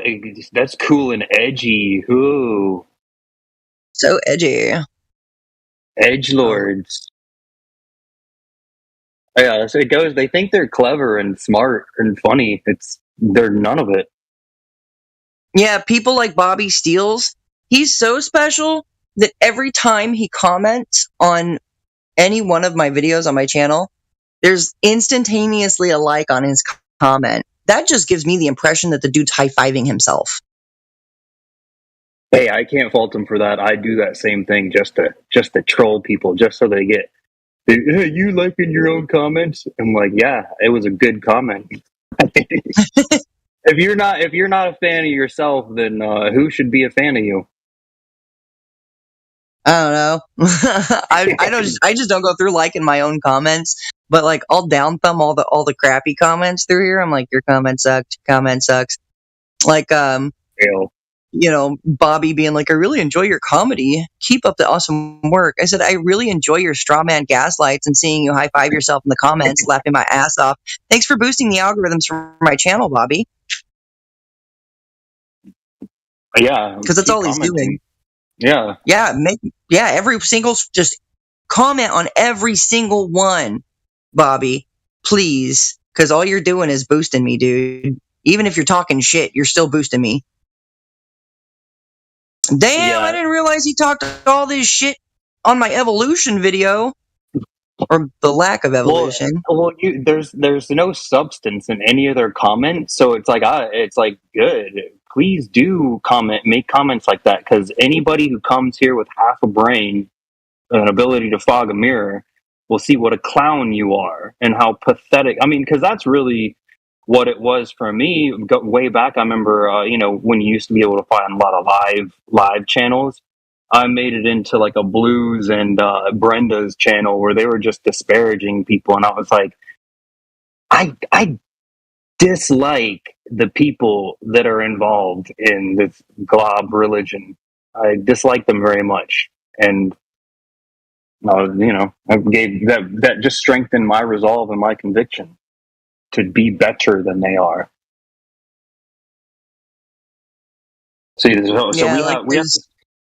We have to suffer all these sort of this hostility and the algorithms, the manipulation, and the silencing of our voices or whatever, and all that does is forces us to adapt, to overcome the strife that's given to us. So it just makes us better at the end of it, while these people are just complacent, sitting there, oh yeah, just it's glob, tis glob, tis glob. They don't have any, there's no mental acuity left. They don't have any argument. They haven't like worked out their brain to be able to process the information that they believe in. So yeah, keep hating on it, because all it's going to do is make me rise above and become better than you. Yeah, like this Primonome Ultinome guy, because Bobby and this Primonome guy are both trolling me. But Primonome, after I just made a whole bunch of valid points, was just like, oh, you must have gone to a shitty public school. I'm like, that's what you have? Because I told him, because he said physics laughs at flat earthers, or pities them even more than the rest of the world does. Basic geometry debunks FE. One day you'll regret falling in the rabbit hole and making your science illiteracy public. I said, you're going to eat those words, guarantee it. The truth is hidden in plain sight, and we all observe a reality that is different from what we are taught to believe. It's shameful that observable physics has been substituted for hypothetical ideas. And those hypothetical ideas were pushed as official science, indoctrinated into every one of us since childhood. In school, I was taught that the sun stands still and everything is moving around the sun in space. Today, we're teaching the children that the whole thing is moving, that the planet are speeding up and slowing down to keep up with the sun. So the story keeps changing, but the observable reality and descriptive words for Earth have always been the same. And all he has to say is, so you attended the worst public school ever. That explains a lot. I was like, I went to school in Southern California, if it even matters. I actually ended up learning a whole lot more out of school and testing out and getting my GED because school was becoming incredibly useless for me, Wow. Yeah, and first thing, it just bugs me. He anthropomorphized physics. He said physics says something. It's like, no, you don't know what you're talking about if you're doing that. What physics? Yeah, what is physics? He hasn't answered me at physics, huh? And I stated all the physics, and the descriptions. I said, what does level mean? Not curving, flat, even. What does horizontal mean? Level/parallel. What does horizon mean? The horizontal parallel, where the sky and the ground meet, in your observable perspective. What does plane mean? Flat. What are the two basic physical laws for water? 1, water takes the shape of the container it's in. 2, water seeks horizontal equilibrium on its surface. What does measuring an elevation angle require? Doesn't it require a level horizontal baseline, from sea level? I said, what does gas pressure require? Containment. You think any of that describes a spinning wet ball? Do sock puppets comprehend physics and geometry, trigonometry and calculus? Because you're acting like a muppet. Don't fucking insult my intelligence, pal. I come from stock stronger than your grandfather's coffee, little boy. Bravo! Now that's some bravado. Man, weak. The That was 10 Goobers hours are ago and he weak. hasn't said shit. I mean, how could he? He ran away with his tail between his legs. What a feckless coward. Yeah, he wanted to sit there and debate. There's one particular video on my channel where me and this guy go back and forth for nearly 300 fucking comments. And all of it is him just, LMAO, you don't understand shit. LMAO, you don't understand. LMAO, you don't understand. That's fucking over 150 comments from him that basically say the same fucking thing over and over again, you know? Yeah, that's modus operandi. That's why on Instagram I'm like, no, now, like, because these ones that I've had to debate, because like, you know, I like to help people that are confused about things, and it's like I'm not even telling you to believe anything. I'm just letting you know the information and the arguments. And I never ever even say flat Earth ever. I don't ever say that in text. I say, you know, the Earth is derived or is measured horizontal. Yeah. I don't need to say any other word to them. But you know, they just dogpile on. They have nothing to say, and it's like it takes a long time. It takes some time to type. So that's why it's like if I've already beat you in a debate in text, then the only way that I will continue the debate is if you come here, if you show me you have some resolve, and you're not just a feckless troll. Come here.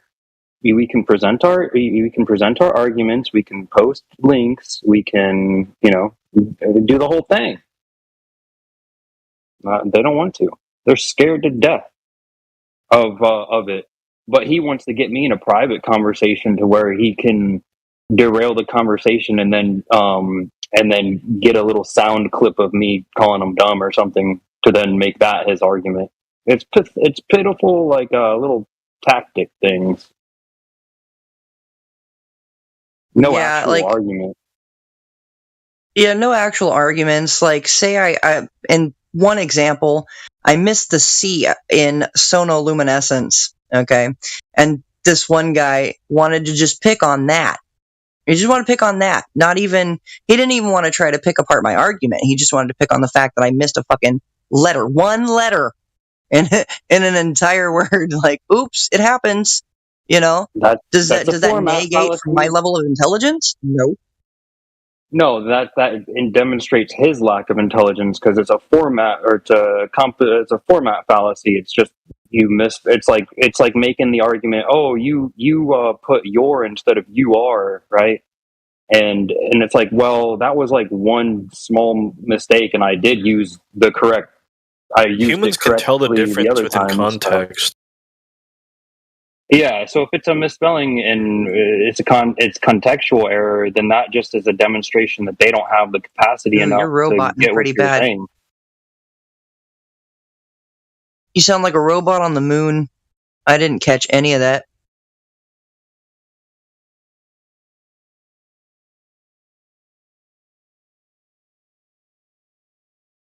Uh-oh. What goes on in these pots?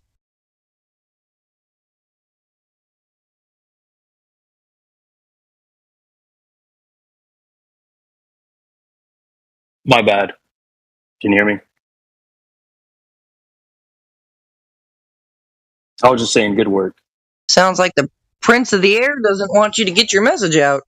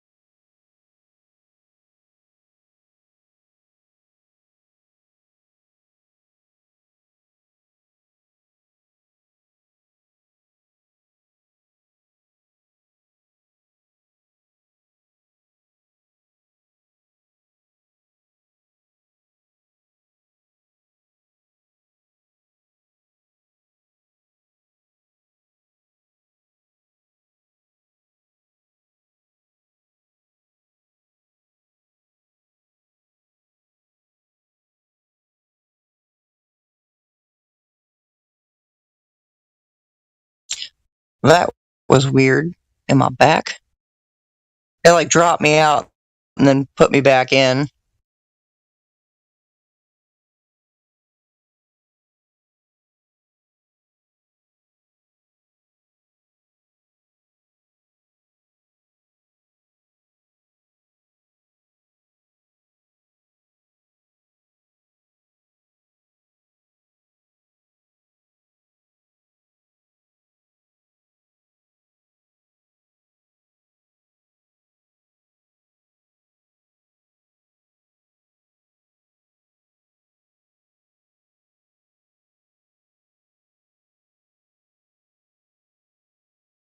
Test. I hear you.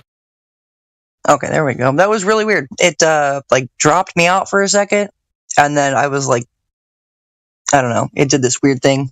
I was like deafened and muted, but it was just all my internet being weird.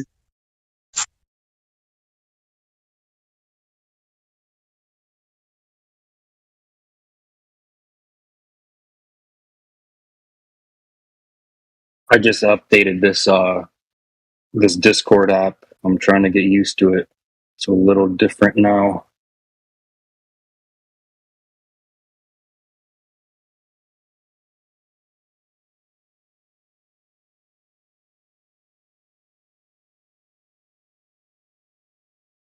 Yeah, I'm still actually learning how to navigate certain parts of Discord.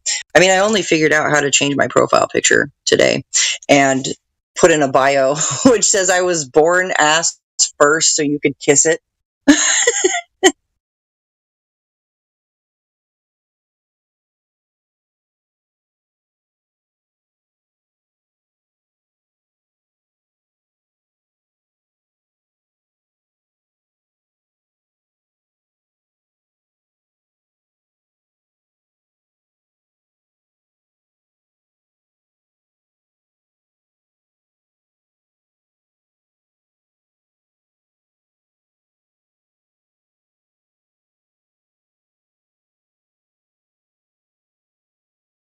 But that was good last night. There was a good, I think Timbo and I forget who else was speaking with Brandon, and he was trying to do that blink test, and we thoroughly went over it.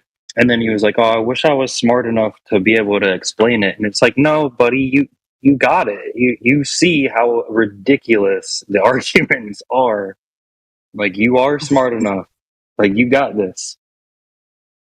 You know, because it's like there's honest people, and they just want to figure stuff out. They want to understand stuff, and it's like those people, you know, deserve to have you know, your empathy and your kindness, and you to take the time to explain, even if it seems to you simple, to them it may not be, but to extend that effort and to have that empathy for someone like that is, you know, speaks volumes. Because if I go to Gems, you know, they're going to instantly start disparaging, like they do Jin. They just can't stand Jin so much. Oh, I know. I see the way they go at him, and it's so violent, it's so vicious, and it's so full of vitriol and hate, you know, and anger. And I've seen the back and forth in the Gem server, and dude, Jin, you're a freaking warrior, dude. You're an absolute freaking beast. I mean, I have to check out of there all the time. I'll pop in, I'll poke the bear, and I'll check the fuck out, because I know that none of them are taking in anything. Suddenly, when they cannot possibly accept this irrefutable information in front of their faces, they start posting fucking cat memes and shit. Meow, cat, bleh, potato, loaf. It's really, really annoying. It's like if Idiocracy had like a Idiocracy 2, and like all the kids are in the high school, you know, but it's like high school Idiocracy in that server. It's just madness. Yeah, it was funny when Mike Judge filmed Idiocracy. that scene where there's just or it's just a movie theater and there's just a butt on the screen and everybody's just laughing is like the best movie of the time or whatever. Well, he expected to go into that and have to coach he did that like on a school campus. So he expected to have to coach them like, hey, I know this isn't funny, but it's supposed to be funny, so pretend to laugh. But instead he played it and then everybody just started laughing hysterically. So all of that was like an organic shot. People were really genuinely thinking that was funny. And then he stated, and then he made the comment. He was like, "Nah." Then I realized that I had made those. I had set the time frame of the movie way too far in the future because it's here currently now. So all that's there. Just interesting about the movie.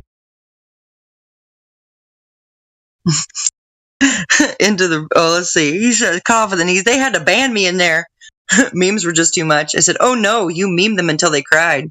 And we have memes of them crying.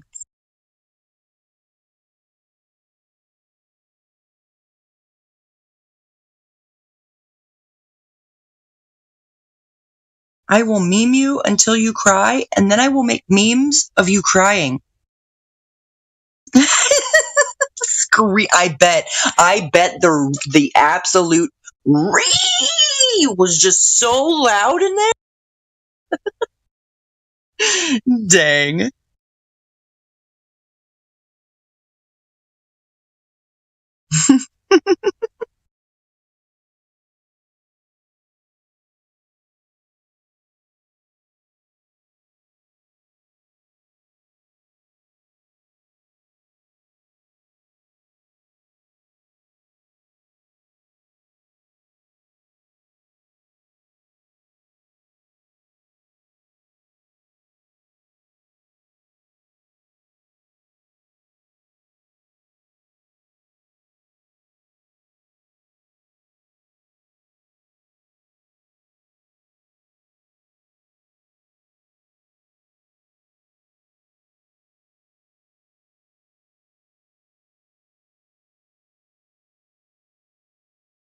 Howdy. Huh?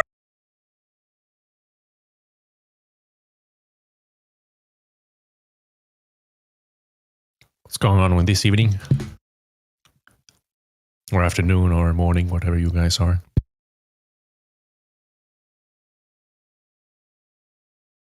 Hello.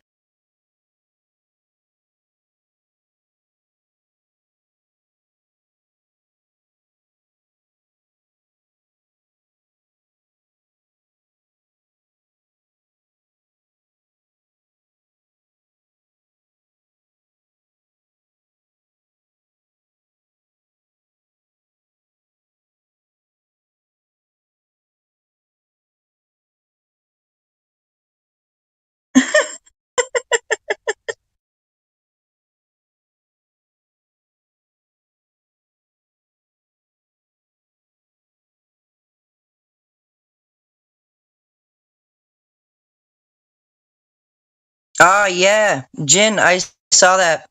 It was really funny because their straw man argument was, does ChatGPT have eyes? Can ChatGPT see? I was like, you're not understanding. It's a whole database of information. And if you're not understanding how these database things work, then you're not going to understand how ChatGPT can tell you that there are no real photos of a spherical ball Earth at all.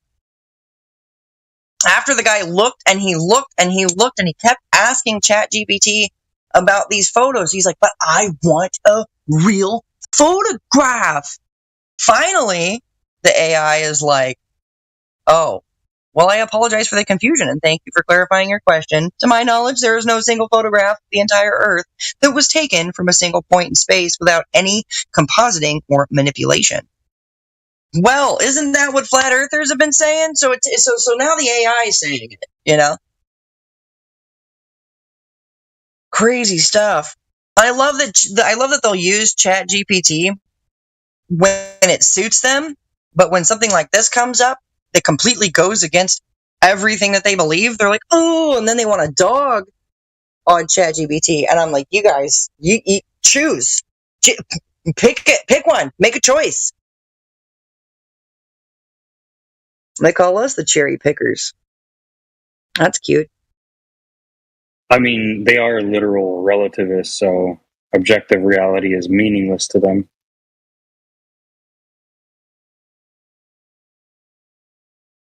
That's why it's How like, dare you hold observable reality in front of my face and make me look at it? yeah, it's a really unfair question to ask a relativist for empirical, objective evidence because they don't believe in it.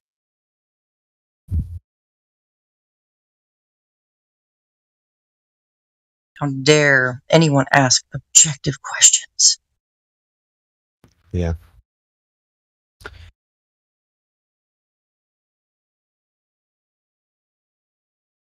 You know, another thing I noticed, like, we have way better stickers and memes in this server than they have in the gem server.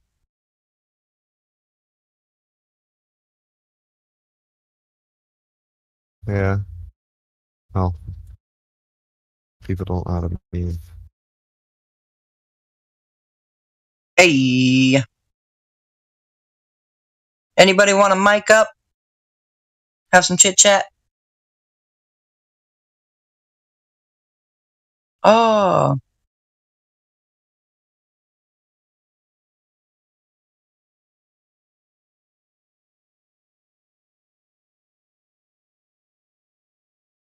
We did just get a new member, but they didn't join down in here, so they just got VC verified.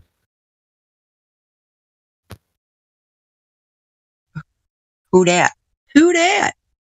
They had a bunch of numbers for their name.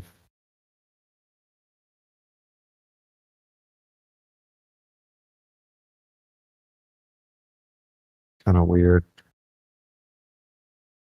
I don't see this person. They were in and now they're not. Mm.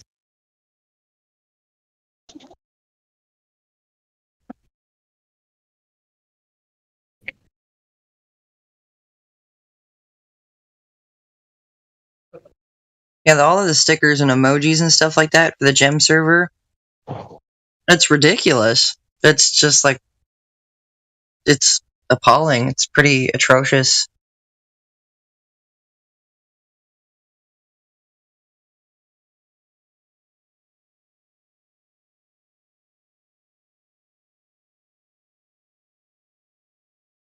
Anybody know why Gem Panda chose that name, Gem Panda?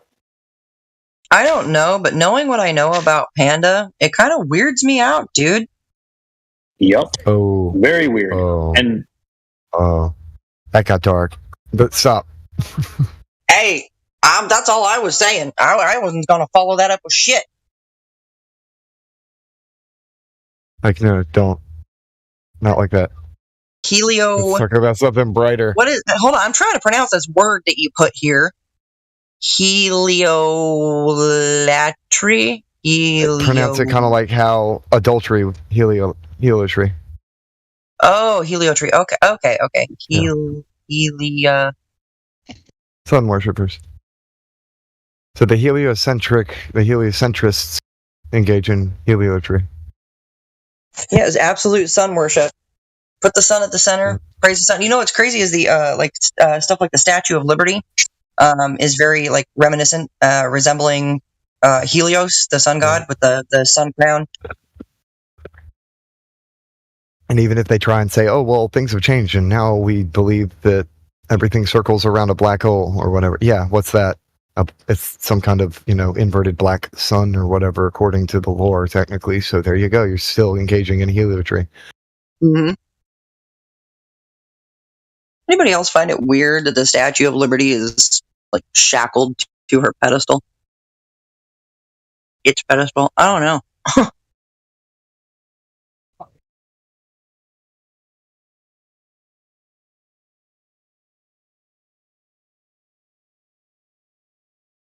Look, this right here. This is how you know this is sun worship.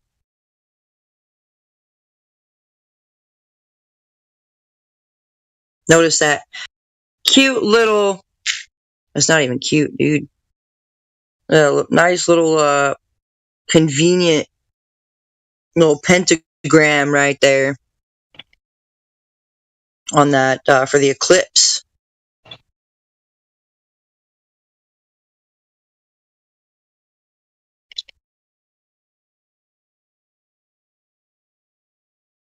It's like once you see it, you just can't unsee it. Oh man, so much going on.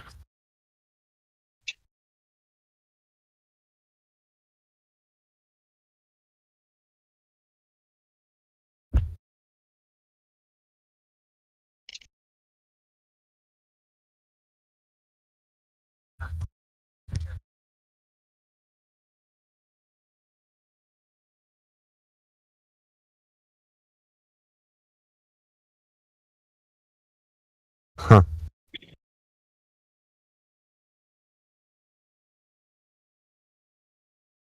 Did you see it? Did you see?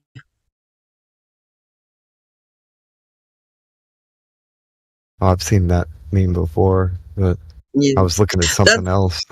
That is funny.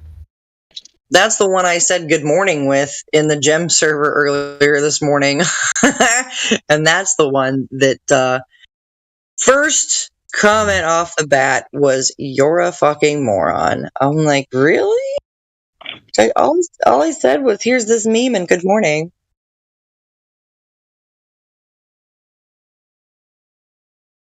It hurts them. I really think that it literally hurts their brains.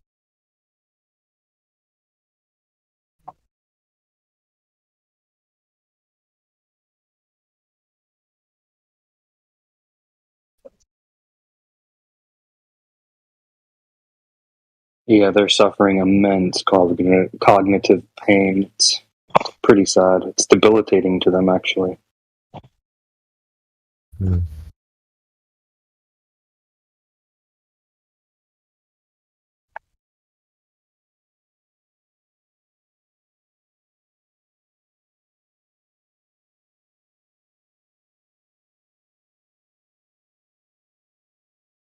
Damn, they're so rude to you, Jin. CBR1. He's in the gym. In the gym, working it out.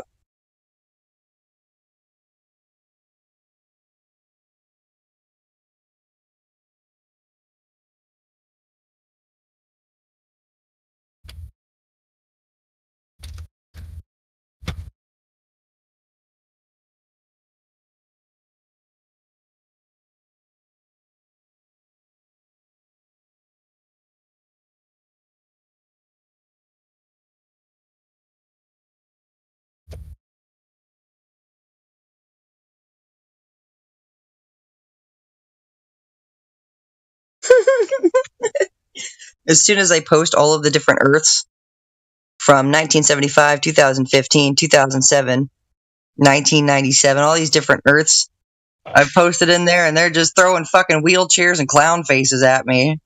So mature. They can't handle it.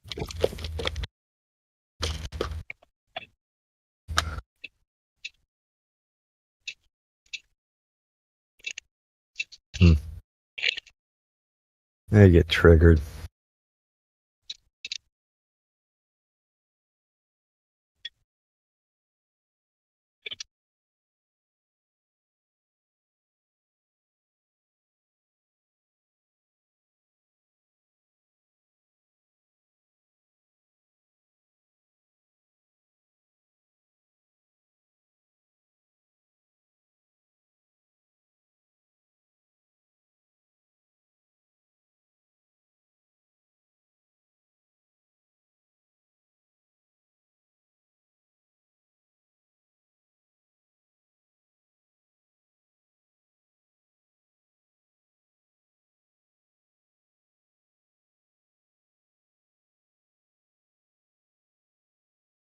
Oh gosh.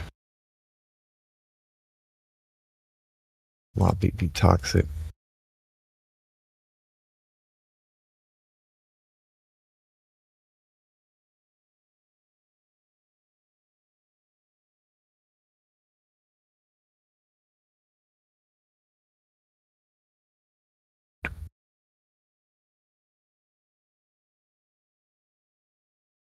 Yeah, Gem server is like a whole bunch of.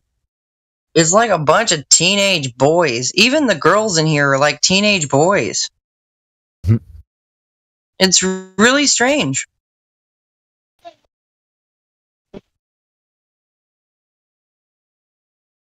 my gosh! Quick! Somebody destroyed our globe. Quick! Post as many things as you can over it, so we don't have to see it. You notice they do that? Flush it out of the way. Yeah. Yeah, the chat speeds up. I go nope, and then I'll just push it. It's penis jokes and fart jokes and stupid that is stuff. That's an accurate visualization of cognitive dissonance and motion. 100%. Yep. I notice that every time I go in there and I poke the bear and I drop some stuff in the chat, the chat speeds up. They just start posting faster. Like, no, get rid of it. Don't let me see it. I can't. I don't want to look at it. It's like they kind of panic, and it's like their way of coping, and it's terrible. It's an awful way of coping.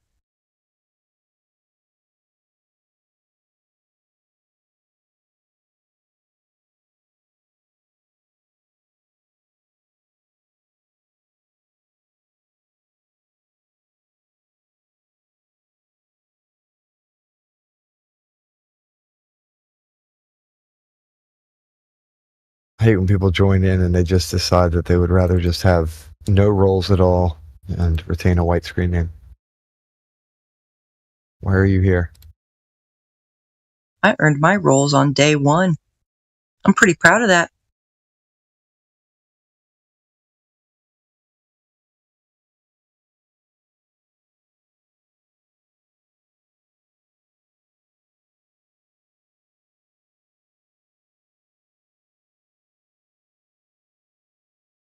I have several things that I do, usually when I'm trying to tell people to get BC verified.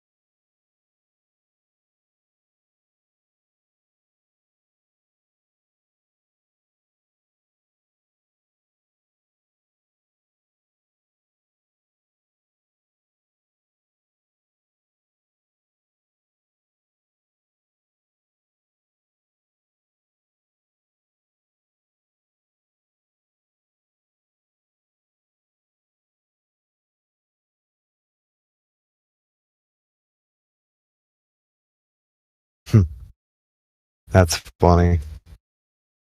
What? Something that was said in the lobby. I'll read it specifically.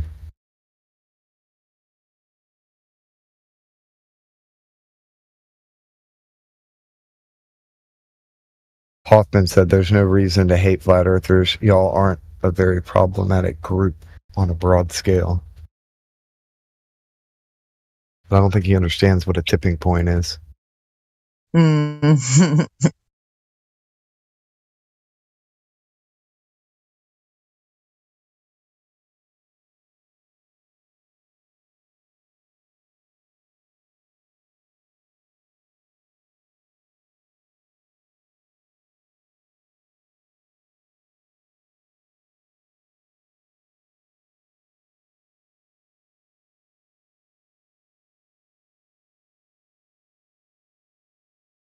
Like, we're really not assholes, but when people start to spiral is when we get very matter of fact with them. We try to bring them back to center, with some Socratic questions, but sometimes it doesn't always work. They just spiral harder.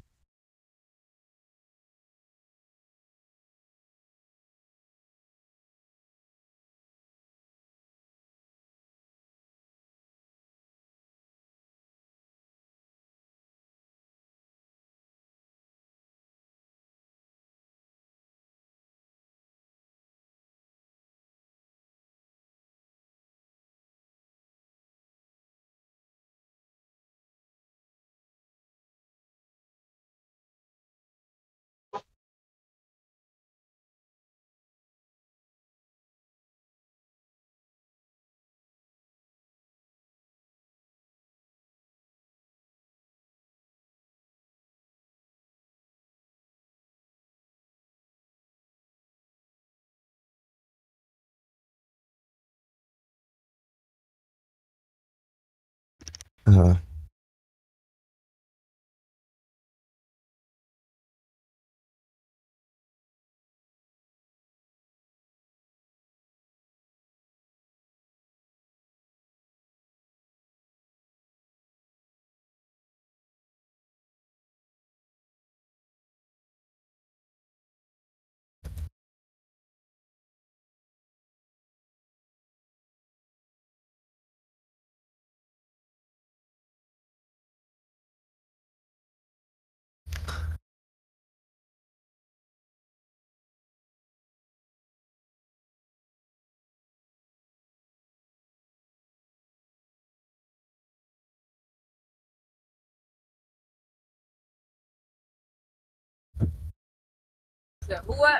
Whoever you talk.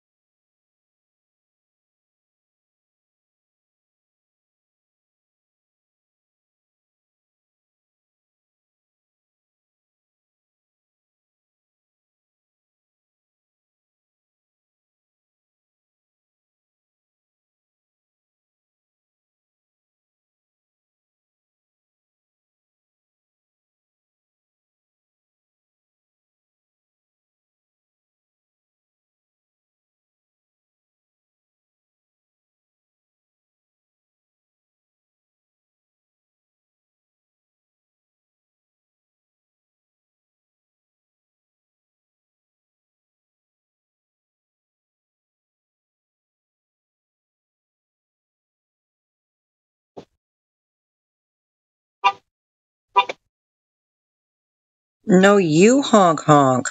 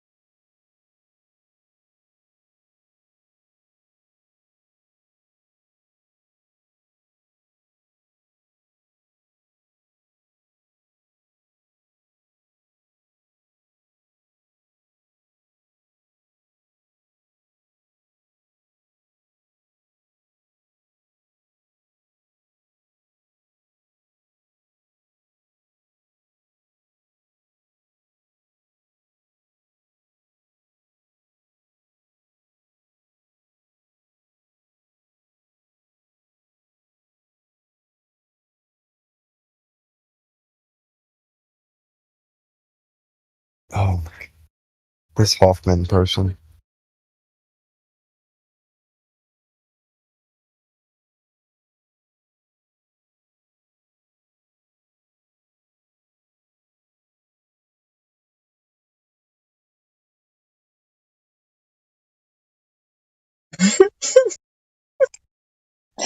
I'm kind of trolling in the gem server. I said, dick titties, ha ha ha ha ha, titty dicks, lol, meow, I like cat loaves, fuck you, retard, triggered, hail Santa. That's a summary of what it looks like in here. I'm just an outsider looking in. Do better.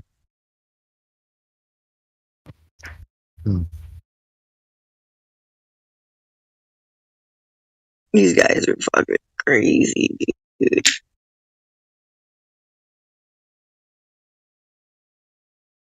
And it's funny because, like, once you've really laid it all down, like, I don't know, I haven't been an asshole to anybody in there. I've just kind of been like, you're going to get back what you give to me, but, like, I'm not going to be a complete dick.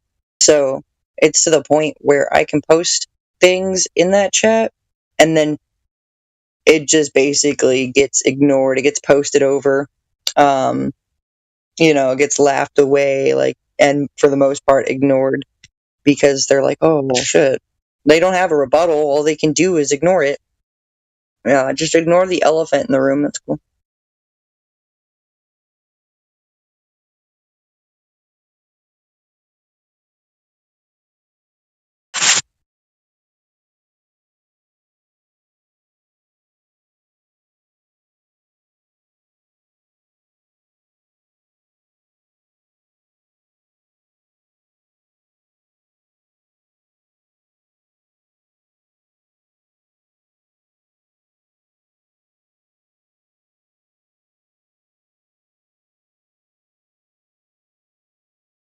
Now somebody's making fun of me because they heard me talking about how my plants respond to me when I'm out there gardening. And I mean, these people really don't know. You don't know. You don't know about these plants, do you? You don't know how they respond to energy. They're alive like you are.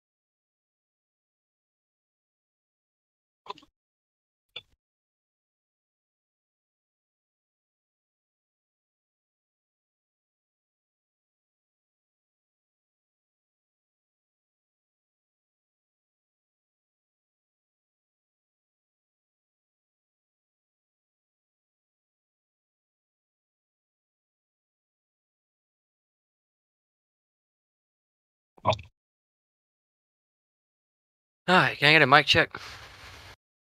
Mic check 1 2. Hearing you. Alright, good. I'm always here. I just don't like to talk that much. Yeah, I just spent an hour freaking I butt in sometimes to talk, though. figuring out why my mic wasn't working. I go in there in the Windows thing, and somehow it switched itself into the off position. In the Windows settings. It's Windows 10 for you.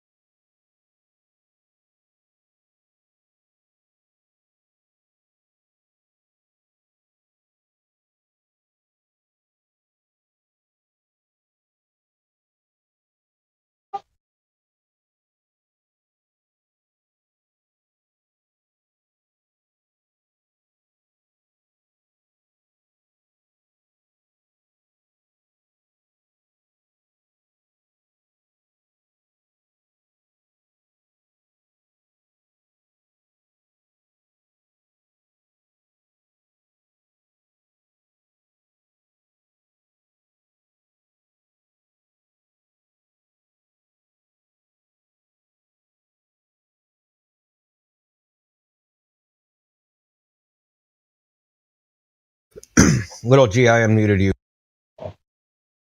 Why the fuck you trying to friend me? I don't know you.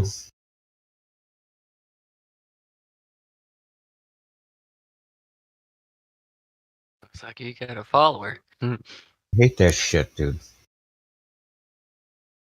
says friends. If I don't even know you, how could you possibly be my friend? Exactly. You might be a nice guy. I might want to be your friend, but we're not friends yet.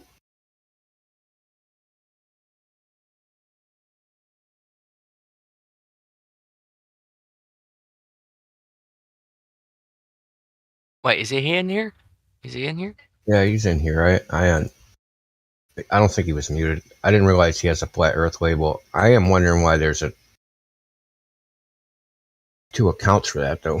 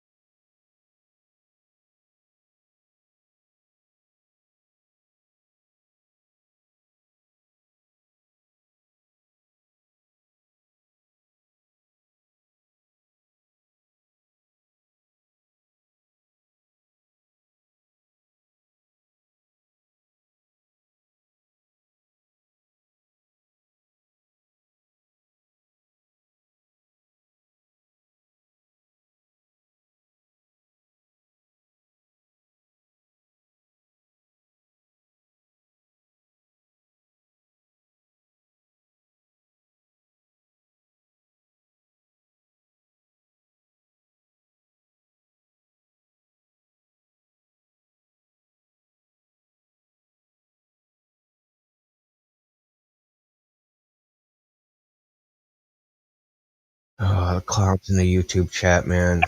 They're so cancer. So just dumb.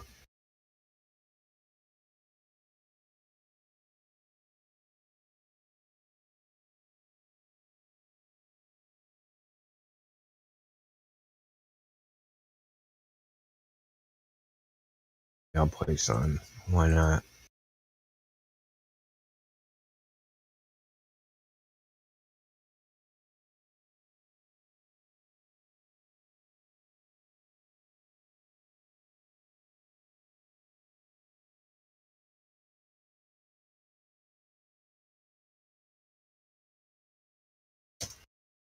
So this guy has been blind since birth. He's never seen light at all.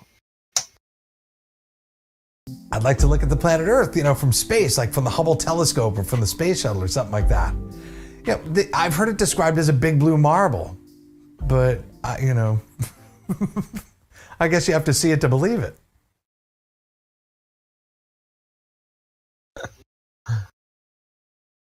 It's pretty hilarious, dude, that a blind guy can't believe the Earth's a ball.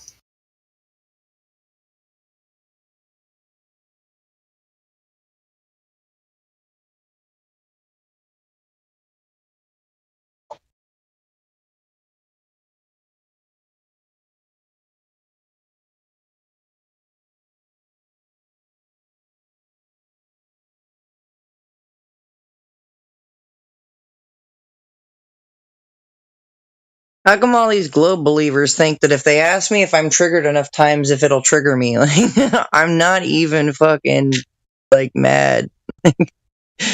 Y'all are funny. Yeah, it is kind of funny. Oh, so now I'm in denial, so I'm triggered. Okay. Okay. What are you in denial of?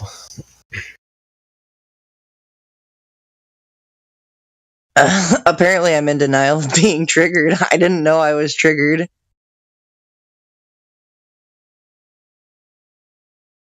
I'm like, okay, tell me more stuff I don't know about me. It's funny, man. And globe earthers, they're materialists, but somehow they believe in extrasensory perception and that they can read minds and that they have clairvoyance because they always claim to know what we're doing, why we're doing it, what our motivations are. Oh, you're just trying to be special. Okay, am I? I didn't know that. Yeah, I didn't know. Please tell me other stuff that I didn't know about myself, please. I think I'm special, but that has nothing to do with flat Earth. I think. And then all they can do is laugh. I said, okay, tell me more stuff I don't know about me. Laugh, laugh, laugh, laugh. Laugh, laugh, laugh, laugh, laugh. They're just like a bunch of laughing heads. Laugh, laugh, laugh, laugh.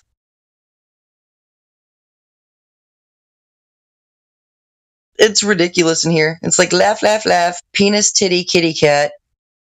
Like, what the hell is going on? It's called sign language. Shame, insult, guilt, and the need to be right. It's pretty psychotic. Like, honestly, the gem server is a bit psychotic. Like, oh my God, you're over there. What are you doing? What's wrong with you? Like, you like a beast? I'm just poking. I'm poking. Oh my God, that place is utter cancer. You're kind of like them now. You like poking, man. Oh well. Yeah, whatever. I haven't been in gem server in a long time. It's bad.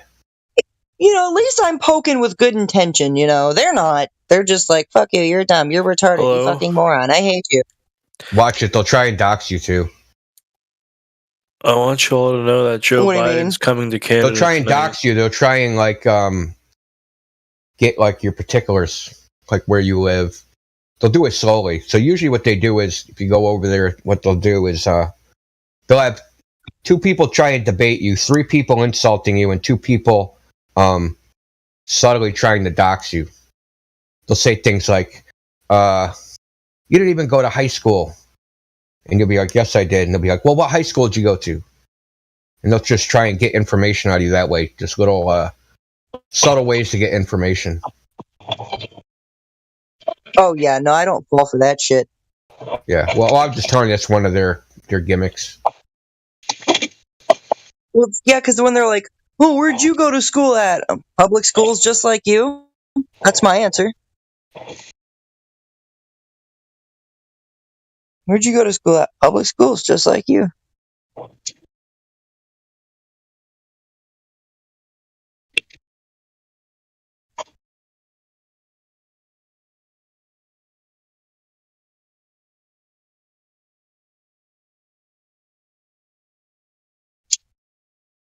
Here, I'm going to play a piece of audio. That there's a conspiracy. I think there is a conspiracy. That'd be a very impressive one. That's the scale of it. I tend to believe that large scale can only be an emergent phenomena. Really? I find this so fascinating. Yeah. Because I always see you as like a logic and love drive your soul. You're very logical. You're relentless. You got a lot of love in your heart. I believe that if you would review the video, where is it from? Dubai or Abu Dhabi, of the mysterious hit on the hotel guest. You ever seen this thing? No. Oh, what happened? It's the assassination in 2010, 10 years ago, of Mahmoud al-Mabou, something like that, in Dubai, where I believe 26 separate individuals on multiple teams are shown converging, coming in from all over the world on false passports, pretending to be tennis players or, business people or vacationers. And all of these teams have different functions, and they murder this guy in his hotel room. And the Dubai, I guess, chief of police or security officer was so angered that he put together this amazing video that says, we can completely detail what you did. We caught you on closed circuit TV. We don't know exactly who you are because your disguises and your false passports. But yeah, 26 people converged to kill one. No, I don't believe you. I don't believe after COINTELPRO and Operation Paperclip and Operation Mockingbird. I don't know whether I should even bring up Rex 84. To not believe in conspiracies is an idiocy.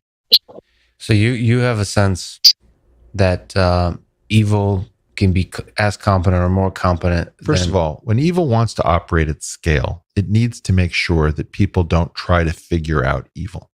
When evil operates at scale, yes, from first principles, you have to realize that evil must not want it investigated. That's correct. the most efficient way to keep yourself from being investigated, if you are an evil institutional player who needs to do this repeatedly, is to invest in a world in which no one can afford to say the word conspiracy. You will notice that there is a special radioactivity around the word conspiracy. Yeah. We have provable conspiracies. We have admitted to conspiracies. You have been invited to conspiracies. There is no shortage. Conspiracies are everywhere. Some of them are mundane. Some of them are like price fixing cartels, or trade groups are generally speaking conspiracies. So the first thing you have to realize is that all of us are in a mimetic complex where you can be taken off the chessboard by saying conspiracy theorist. Good, done. It's like a one-line proof. We don't have to listen to Lex. He said he was a conspiracy theorist on this show. Okay. That is partially distorting our conversation. If you want to ask me about Jeffrey Epstein, you have to agree with me that that is a logical description of what you would have to have if you wanted to commit conspiracies, is that you have to make sure that people are dissuaded from investigating them.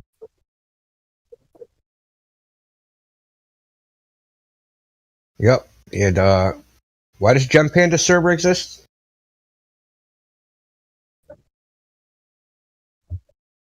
Yeah, I don't know.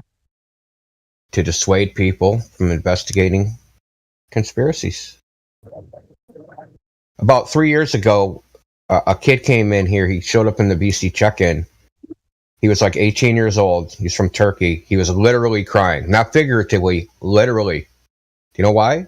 Because he typed in Flat Earth Discord and ended up in Debate Flat Earth and More, Gem Panda server.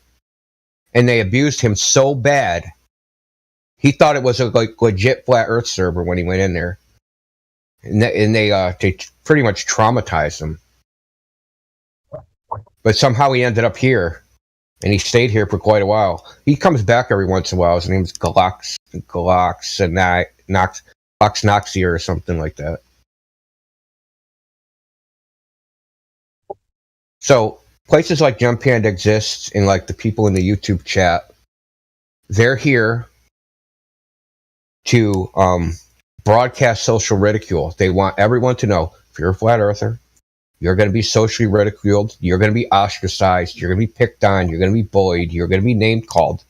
So don't you dare consider being a flat earther. Don't you dare look at the evidence, because you're going to be abused. And that's why these people exist. That's why the anti-flat earther exists. Look at Professor Dave's videos. Look at Fight the Flat Earth. Look at MC McToon. Look at Cy Mandan. Red's Rhetoric. Just go off the list. Soundly. Sly Spark Kane. They're snarky, wise-ass. Wolfie, too. They're condescending, snarky, stuck-up attitude. Right? And this is what Miggy's talks about all the time, is that sometimes they come in here pretending to be nice, but that's not how they really feel about this topic. How they really feel is disdain, disgust, and they wish that the chat was full of globe earthers and there was one flat earther in here that they could sit there, yell at, scream at, and abuse and ridicule. That's the situation they wish they were in. And that's the reason, part of the reason why this server exists. I hate to use the word safe space, but it's something like that, right? That we don't have to go into their environment and suffer fools. They can come here and suffer us.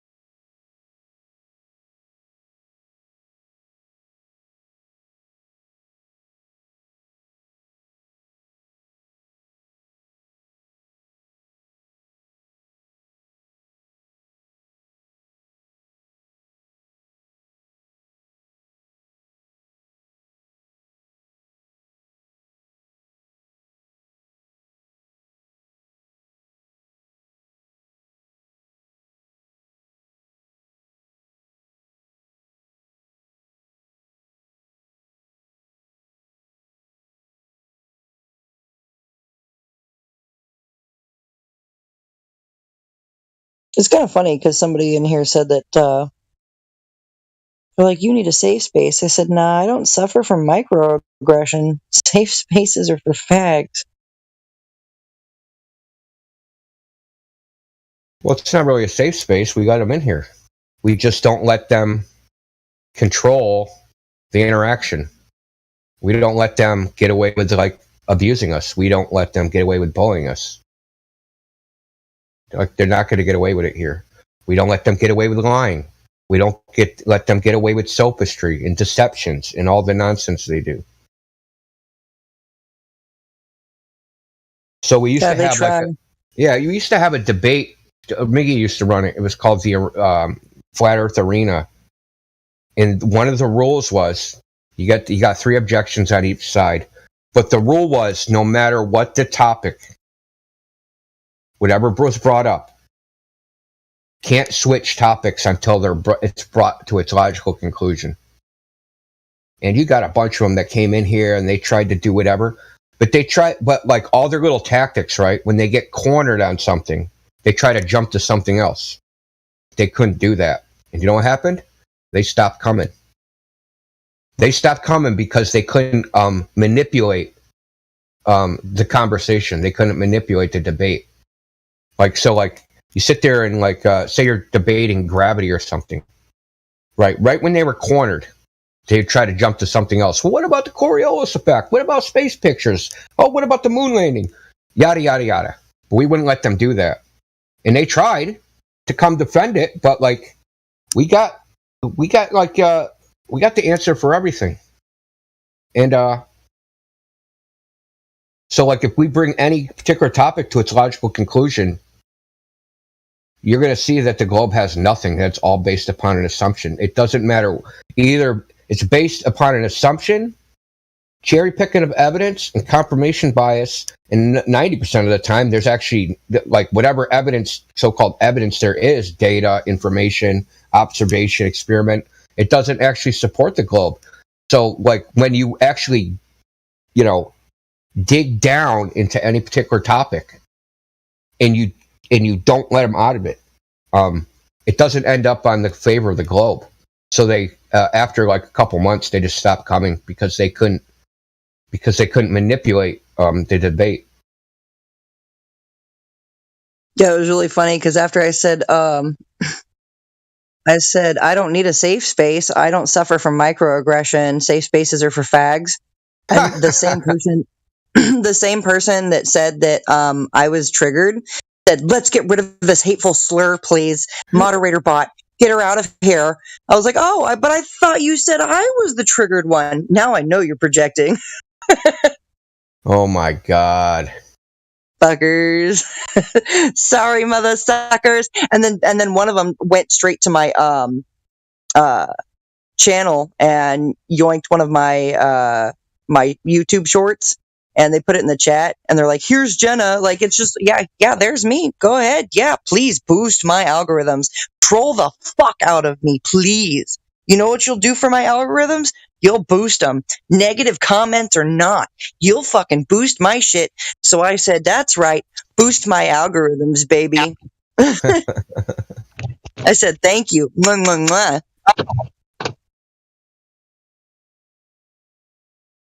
Yeah, they're not too bright.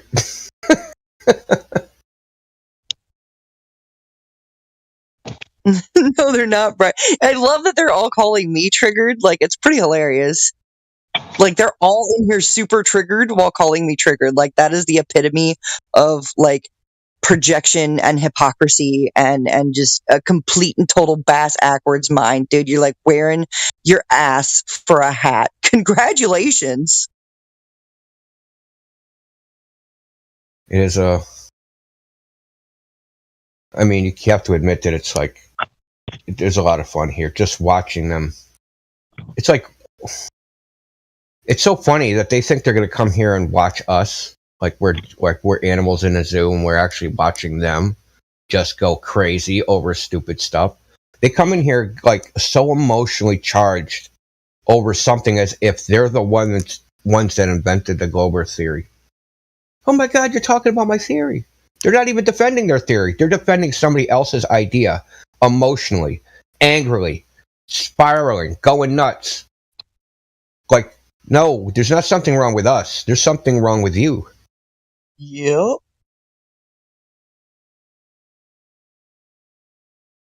So come like Eddie Goldberg on YouTube, come disrupt our safe space. Come stop the echo in the echo chamber. You're free to come in here.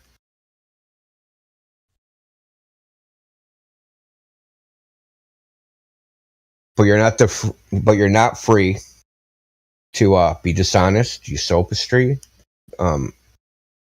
insult us, be a jackass, not answer questions, play stupid, condescend.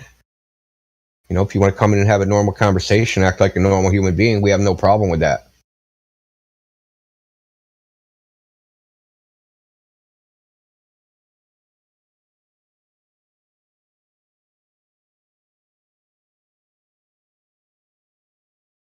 But to quote Pulp Fiction, if you want to be a jackass, I'm going to empty this whole can of pepper spray right into and burn out your fucking eyeballs. Telling you. Well, yeah, people want to get really rude. They want to get rowdy, and you know what's really funny is when we get those beta male types that are like they're really soft spoken and they'll just stay real quiet as if they're being the calmest of calm, and they'll continue to condescend you in the most polite tone, you know. And they do that shit, and I'm like, no. You're not gonna sit here and try to politely fucking insult me and talk the fuck over me before I'm even done finishing my sentence, you know. That's the kind of shit that it just grinds my gears. Well, I mean, they've all grown up, like, especially the young ones, right? They've grown up in the society ruled by, like, feminism. So what's more important is the way you say it than what you say. It's called the tone police, right? So if you start yelling, you could be 100% right, and if the other person talks calmly and they're 100% wrong, they win because they talked nice. That's dumb. It's fucking dumb as shit. Yep. Total agreement with that. Yeah, I mean, it's just, like, it's epically stupid. I can't, like, it actually hurts. It insults my intelligence to even think that other people think that way. I got a question if my mic's working. Yes, sir, Bob. Or Dave. I came in here today to defend the globe, and I was going to use dishonesty, sophistry, and other various tactics. Is that okay to do in here? Yeah, for you, anything. Okay. Continue. But we're gonna need that evidence for a globe burst. Fresh out of that, man. Sorry. Forget my idea.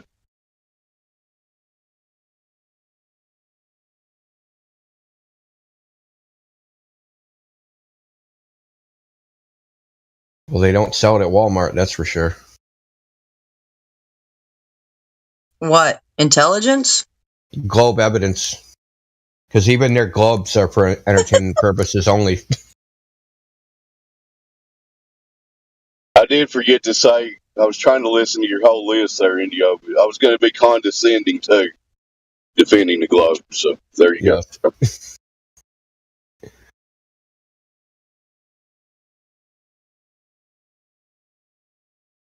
Don't you know what gravity is? Didn't you graduate 3rd grade? Haven't you seen the cartoons? Why believe? Why can't you just come back to believing in it? I've actually been asked that question. Dude, like, listen, I've recently, like in the last, I've come up with the ultimate response to that. Why should I? Just ask them that. Give me one good reason why should I believe any of that bullshit. And they're stumped because they can't think of one good reason.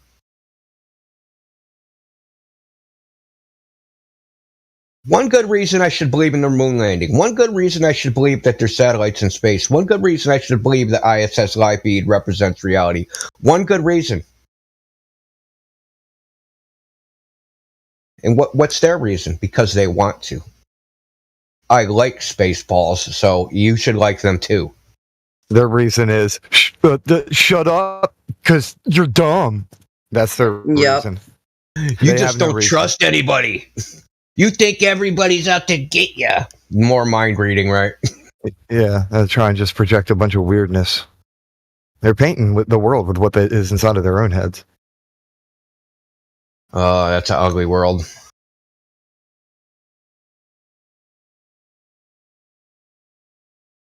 You know what's funny is I go by this motto of be kind and take no shit. Okay. And when I'm not be kind, accepting the shit that they are giving me, suddenly then I'm the unkind person. Kind of weird psychology on their part, right? Yeah. It's like, no, because I'm not accepting your shit, and because I'm calling you out on your bullshit, I'm the unkind one. You know? Okay, all right. They don't want you to be kind. They want you to be nice. There's a difference. Well, check out the live stream. They want you to be nice. Think about it. Read the live stream. I just shared a picture. Nice is stupid. Yeah. Be kind. Don't be nice. Nothing snaps me out like a Glober coming in here, making a claim, me asking for evidence, and them just trying to get away from it. So then I snap out. And I start yelling at them. And they're like, you're being mean. Why are you doing this? You're an asshole. Blah, blah, blah. And I'm like, okay. There's like, you're being rude. Like, okay, so someone asking you a question and you not answering it, that's not rude? That's rude. We don't have to sit here and take your rudeness and then you sit there and pretend that our response to your rudeness, right, your incivility, right, like who does that in a conversation? Just like in a regular conversation. You're having a conversation, someone says something, you ask a question about it, and then they change the subject. That shit's rude. Nobody does that.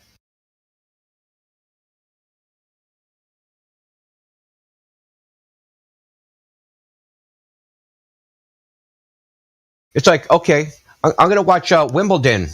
Oh, what time's Wimbledon on? Oh, man, peanut butter's great. Like, what? What time's Wimbledon on? No, I don't want to talk about that. You know, nobody acts like that. It's not normal human behavior, but they're just doing it because they don't have any evidence and they don't want to be exposed. Because that's like their major concern. A lot of these people, they have, because of their ego, they're like, I can't get shown up by a flat earther. So if they sense that they're going to get shown up or it's proven wrong or made to look stupid, they'll do anything to get off of that. No, they'll do anything from rage quit to like change the subject, sophistry, lie, call you names. They don't care. Just anything to get off it. Change the subject. Talk about the administration of the server. Talk about how you're talking to them. Talk about all flat earthers. All flat earthers think this. All flat earthers think that. Yeah, like they'll do anything to get off the topic. That's why the arena was so great, because they couldn't do that. They couldn't get off the topic. Once you're in, you're locked in. That's it. There is no out. Oh, Coriolis effect proves spin of the earth. Okay, you're locked in now. You can't get out until that's done. No, there's no reason why you can't do that here. I mean, we try to do it. I mean, we try to, but like one of the, I wouldn't call it a problem, but it's like a little small issue, and I'm sure you've noticed it, right? There'll be two people, like, or three, even three people going at it, a subject, and then someone will interject with some other subject. Yeah, that's a problem. Yeah. Yeah. So like that's why CB has that, like, I'm assuming, has to let them off the hook, dude. People let people off the hook. Don't let them off the hook, dude. Keep them on there. Well, I guess we better work on that then. Get that. Well, I mean, it's hard. It's hard because, like, you know, sometimes people just they want to talk, right?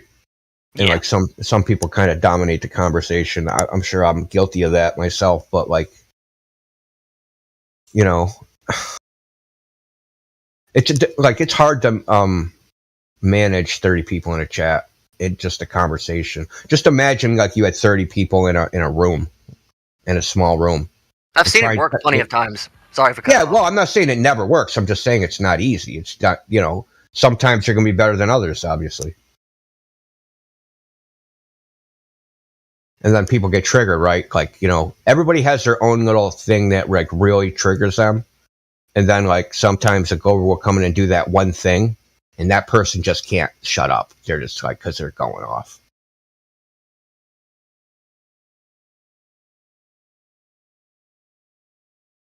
I'm not saying there's anything wrong with it,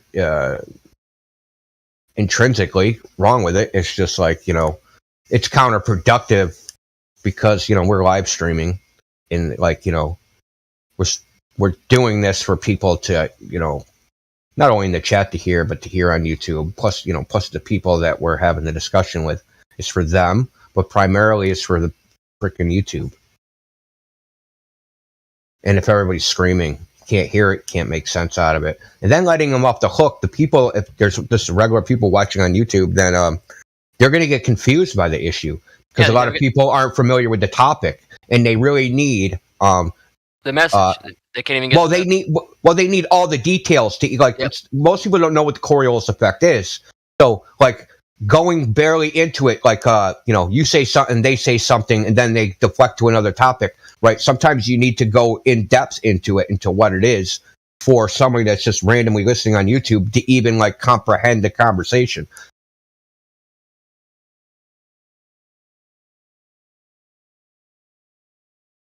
In the weeds, as they say, right? You need to go in the weeds. You gotta go in the weeds. Some of these people get lost like a ball in high weeds. Yes. Well, they want to go into the weeds of shit that don't matter. They want to go into the weeds and smoke that shit and then just not pay attention to anything. I don't even remember what we were looking for, man. I think it was a ball. I think they're smoking banana peels. Like they're not even smoking weed. Ooh. Oh, man. Now I'm a Nazi. Bye, guys. Golly.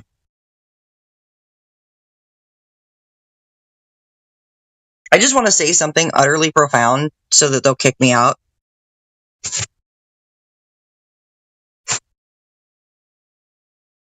Because I had done a video. Look for a paradox or something. Something paradoxical. Well, I did something on a little tidbit of some WW2 World War II history. And, just basically to sum it up, history is a series of false flag events that have been set into history books. So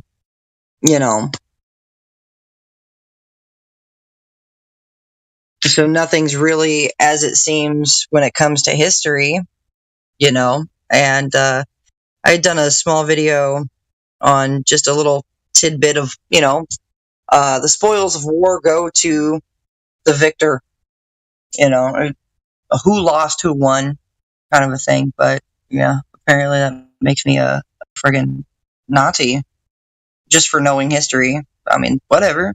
These people can think what they want. They don't know me. Anybody that knows me knows my character. They know I'm not. It's a classic straw man. That's all. Yeah, they know I'm not some sort of like crazy tyrant. Yeah, just classic straw man. That's such low level trolling. It's pathetic. Yeah, they're like, so are you a Nazi? And I was like, no, I'm a human being who actually has a pretty big heart for humanity. And all of you are strangers in here that don't know who I am and don't know my character. Yeah. Oh, it's kind of like, oh, you drink water? Yeah, Hitler drank water too. Oh my gosh. Could you?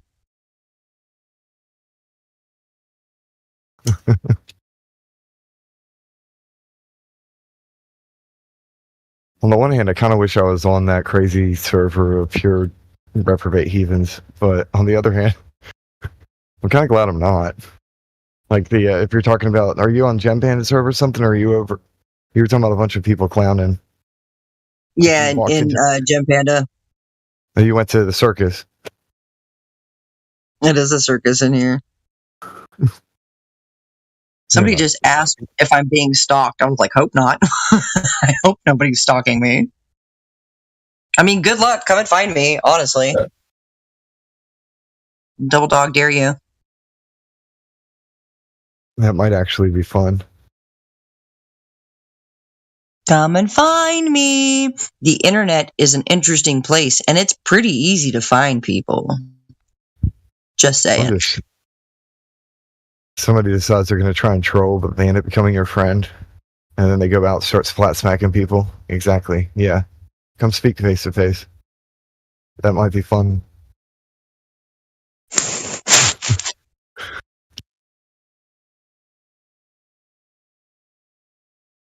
Yeah, come talk to me. Come knock on my door. I'll make you some coffee. You'll sit down. We'll talk about it. The thing is, there's like levels to this, right? So like the level of not listening, not reading, not paying attention happens through text, right? Then the next level is the VC, where not everybody's hearing everything. The more interactive level is the IRL. In real life, face to face with someone, when they can see your mouth moving in real time, and you can have a civil conversation, because you don't want it to come to blows. You know, nobody wants a debate topic to come to blows. Like that's dumb. It's childish. It's immature. But people are more willing to like listen in person, even if they don't believe in it. You know. Unless the debate topic is who can punch hardest.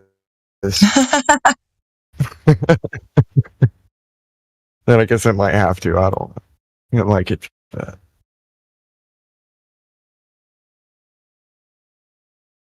you're right. There's no reason to argue and fight like viciously over things when we're just trying to question reality and just ask questions. Question everything. Even if it doesn't make sense to question it anyway. I think they were threatening to ban me, and I was like, please, just ban me already. I'm begging you. These goofballs. I wouldn't beg to be banned. That sounds like something a Glover would do. Like, please ban me. Is they join in like a bunch of clowns coming out of a car, and then they come over here and beg to be banned over it. So that's the only reason why I wouldn't do that, because that's what they do. I try and avoid doing that because of that.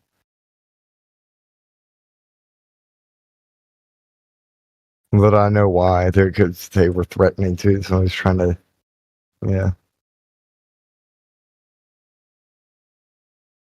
Oh, geez, people are silly.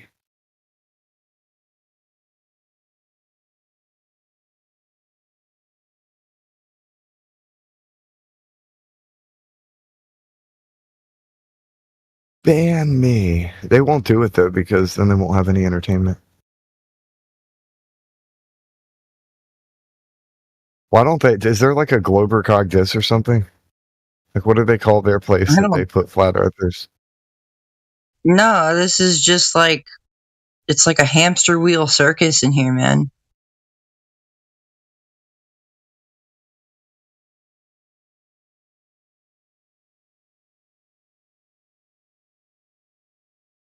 Well, that's normal.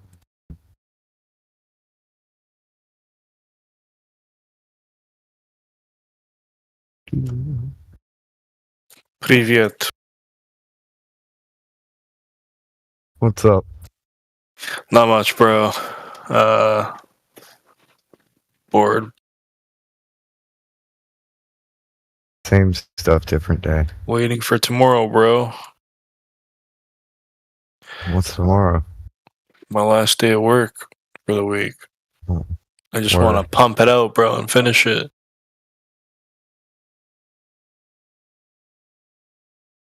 Wait, how do you... What? I don't understand this, but it's okay. I clicked your profile and you have like all these roles, but you don't have like silver, and I'm like, wait, what? I don't know what silver or gold is. I see people with it. One of the admins said I've been here for a long time and I should have it, but I don't even know what the fuck it is or what it does or what it's for, what it means. I see silver, I see gold, and then gold plus. Yeah, it gives you a little bit extra access around here. But it's probably, if you haven't been like too active or speaking much, then that's probably why. Like I think that they said, but then you do have all those other roles, so you did like I don't know, I don't understand. I don't open my That's mouth why I too was much. Yeah, I don't. That might be why, because you haven't talked to the VC that much. I'm not going to speculate. It's actually kind of hard to sometimes I'm not a too. mind reader. Without interrupting people, it's kind of hard. Yeah. Right now it's easy, but when there's a discussion going on, it's pretty hard to talk.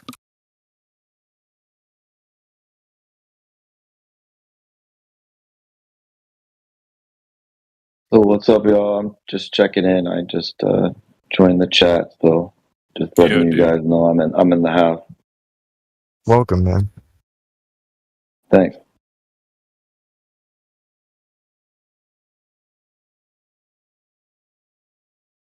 So you guys have any topic going or anything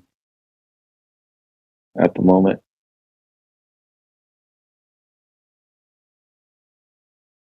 I believe that it's flat now. So how do I get the flat earther rule? You have to. I think you gotta pass like a 3 points test or something. First, you got to be a flat earther. Yeah, that too. Obviously. I am a flat earther. Who's talking? Is that Aram? Yeah. You're not a flat earther, mate. I am. No, you're not. No, you're not. Do you know You've who been in this here guy before. Aram is? Why are you guys doubting my flat earth? Yeah, I know. You've been in here Is before. he a We known troll or recognize something? you. No, he's a young kid. He's all right. I'm 18. That's like, I don't think that's pretty young. That's a kid. It's like mature age, 18. Mature age kid. Yeah. So how come you're hanging out in a flat earth chat if you're not a flat earther? I am a flat earther. I was saying I was. Okay, let's ask run him some through. questions, bro.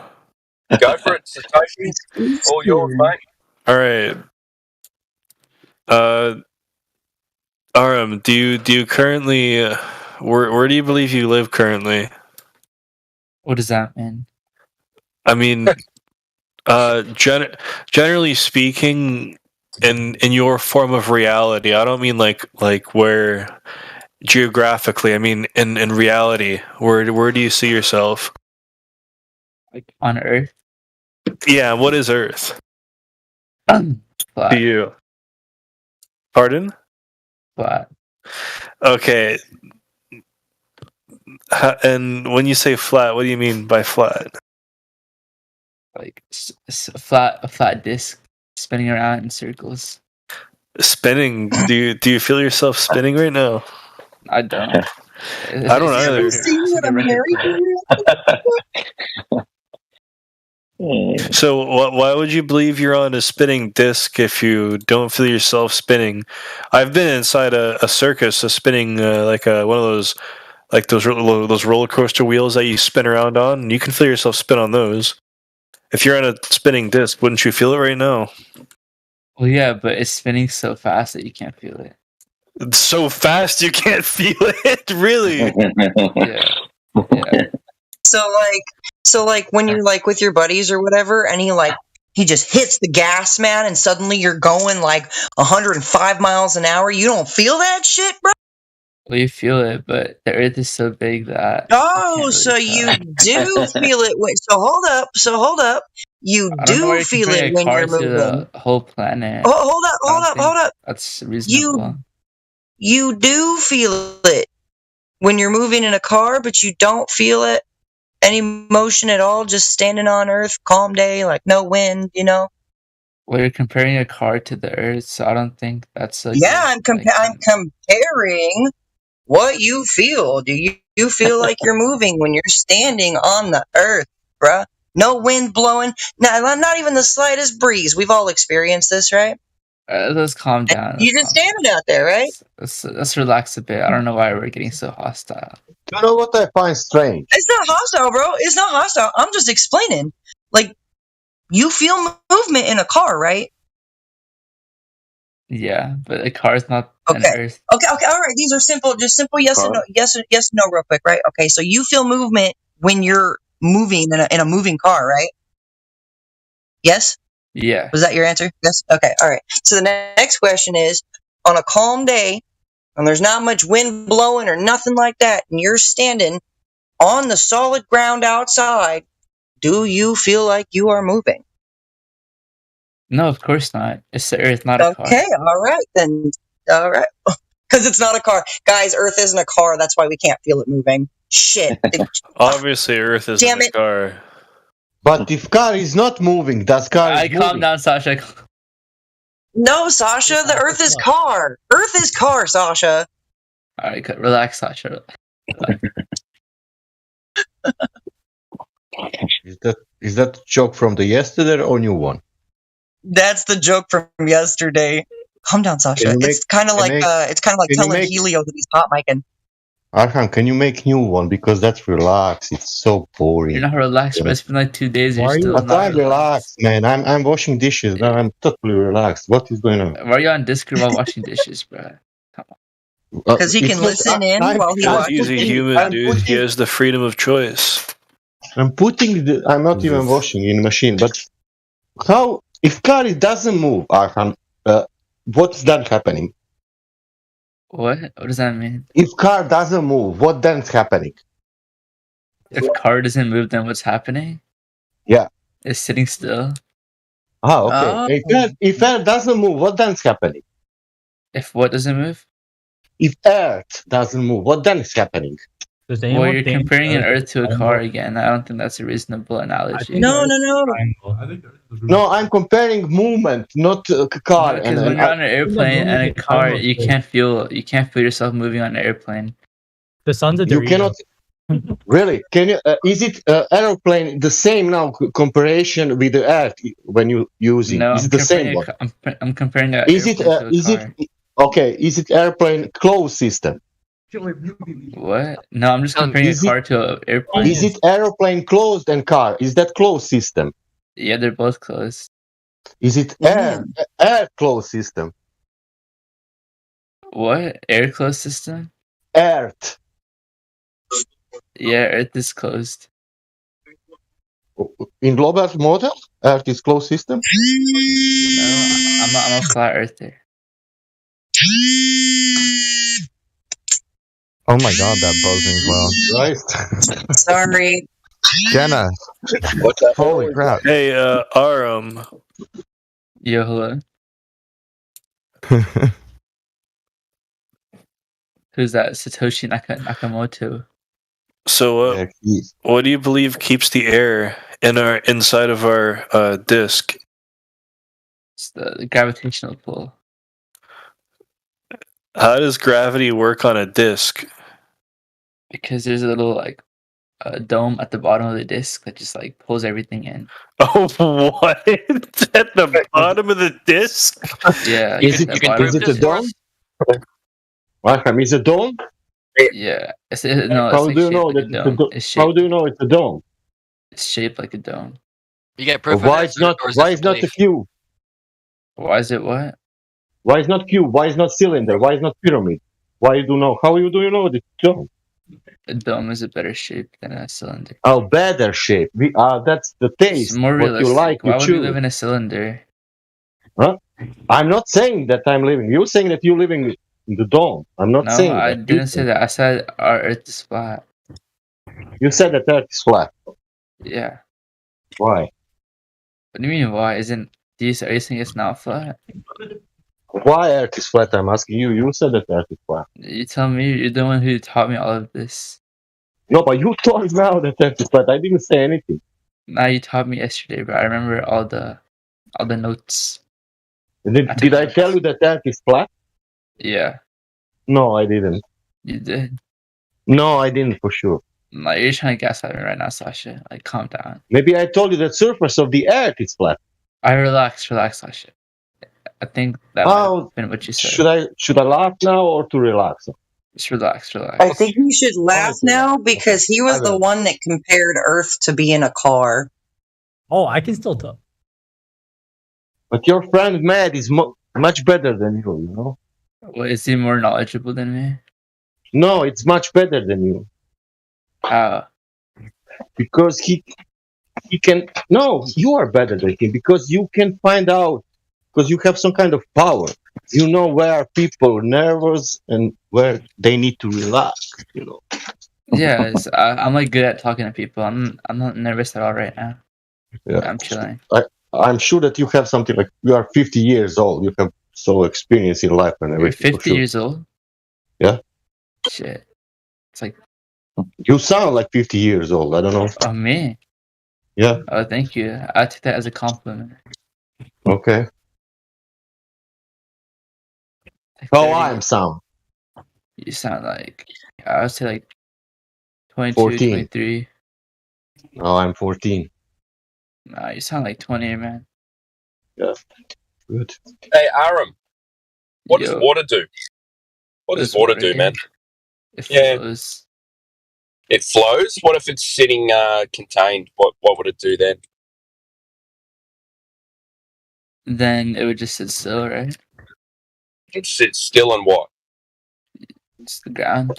Flat earth. What does water? What's the properties of water? Like, do you mean like what if water is wet? Like, what are you asking? Like a lake. Well, of course it's wet. That goes without saying, doesn't it? No. How can water be wet? Something wet is what has been through water. So how can water be through What does water? it do?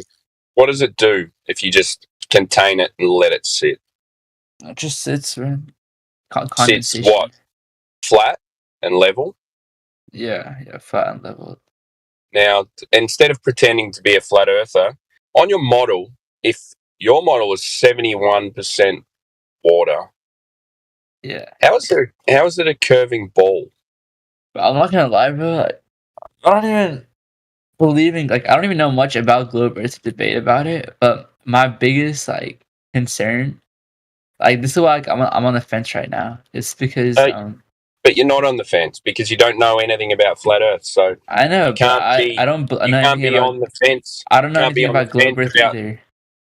Are we going to do this again? You're going to keep interrupting people. You can't be on the fence. You can't be on the fence about something you don't know about. All right, basically, I'm on the fence because I don't know anything about globe earth either. So you're not on the fence. You don't know anything about either.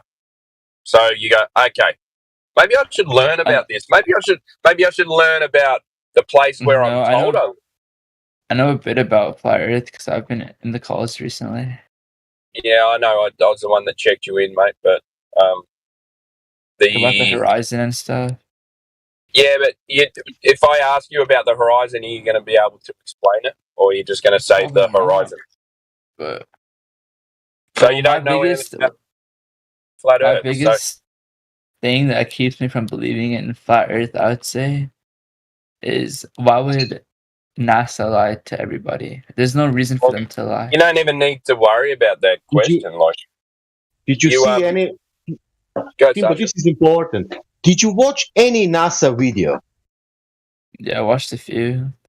Yeah, a few. Did you saw some fading people on ISS? Fading?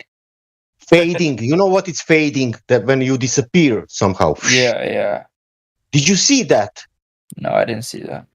Did you see the big head of human being in the space? Did you see that?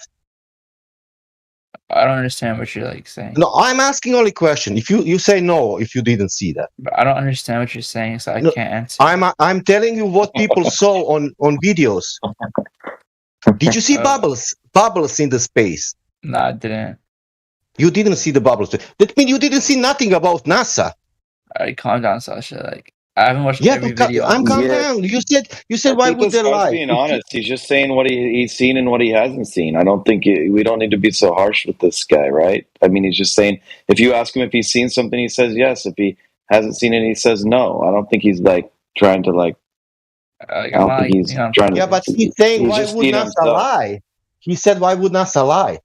Because he said that. And he means that. He's even if they do lie, right? Yeah, that's good. But if he see that, maybe he will change the idea. No, listen. But he hasn't seen I it. believe that there is. But maybe if he see that, do you want to see that? Okay, wait, can I talk? Do you want to see that? I believe there's a possibility that they're lying because, as you say, there's so much evidence against what they've done. However, what I don't get is why. Why would they do that? Or why? Do you know, Axman, that every of us wants to know that question? Okay, let's answer his question. Oh, like, because Okay, well, everybody has their answer. if you People, if you find out, Why killer will kill the person? let's So answer his I don't question. think NASA is meant to be lying to people, Why, right? why okay, would wait, NASA lie? hang on a sec. If Trace won Infinite, do you want to answer his question? Yeah, I'd like to answer his Go question for it. because I mean, why not? If that's what he wants to know. Okay. I don't know if you've got an answer for it, but go, man. Yeah, yeah, I do. If in, like, let's say in 1492, Columbus discovers America, and this was like a big windfall for Europe because they discovered new land that was rich in resources, and so the European nations spent the next couple hundred years fighting over this land. And so imagine if they were to find other lands beyond that, like beyond Antarctica or around Antarctica, wouldn't it be in their best interest to hide those discoveries so that they don't have to battle the other European powers or whoever's in power, whether that's the World Economic Forum or whatever entity is in power at this point, call it what you want. If they discovered lands, can you confirm that they discovered land? my point is they wouldn't want to tell us if they did. They would rather misdirect us, whether that's Do you know Do you know if they true? Do you know if they did, and do you know if that's why they lied? And obviously, I don't know that they did because the last thing they would want to do is tell us if they had. Well, this is the problem. We're not allowed to travel there. But you are answering the question, why would they lie? Yeah, exactly. This is the problem. So you're going to give him an answer that you don't even know is true. So you're giving him an answer about why would they lie, and you don't know that's why they lied. That's the issue we have with answering that question. Yeah. I'm not having a go at you, man. But yeah, It's just one question that nobody can answer. It's I an feel like. impossible question to answer. Yeah. But who all knows the truth? Do you think, like astronauts or what? Oh yeah, they know. Well, even they don't know. I know so sure. But what you just told me is fine for you and me. But for somebody that's where this guy is, that's not a flat earther, it's a question that they do need answered. To become a flat earther, at some point, they need that question. Falsification is not. It was true. It was true for me. Falsification is independent of replacement. You don't need to replace a lie with another lie. Well, I didn't become a flat earther until I had that question answered for me. So I But you personally needed that you question still haven't answered for me answered. before. But you still haven't answered the question because you don't know if it's correct or not. You understand so what I if you mean? don't, but this is the one. This issue holds a lot of people back from becoming flat earthers because they think that it's impossible that a lie that pervasive could exist in society. So until they see that it's possible, they won't what you're become a doing flat is earther. you're giving them another answer that hasn't been confirmed. So you're replacing a lie with another lie, essentially. You don't need to do that to prove flat Earth. You don't need to.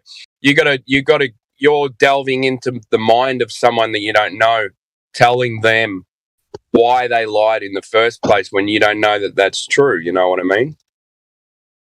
Yeah, I understand what you mean because I'm on the same page as you. I'm saying people that are where we're at, that we're flat earthers, what you're saying makes complete sense. But people where this guy's at, it doesn't make sense what you're saying. I mean, ask him right now if what you're saying makes sense. Aram, is what I'm saying making sense? Yeah, I understand what you're saying, but at the same time, I agree with the other guy as well because I know he's giving me a he's giving me. You're on here trolling. I know what you're doing. No, he's giving me like some sort of. I don't know how to explain it. It's like. Well, he's giving you an answer. Give me an explanation on why they would not. It's not the exact reason why they are, but it's a possibility that like why they would be. Yeah, he's giving you an answer that you can't confirm is true. Yeah, but it gives me, I don't know. I don't know how to explain it, but it makes. On the other hand, you could just say, why do people lie? Do you know why people lie? Yeah, to get themselves out of things.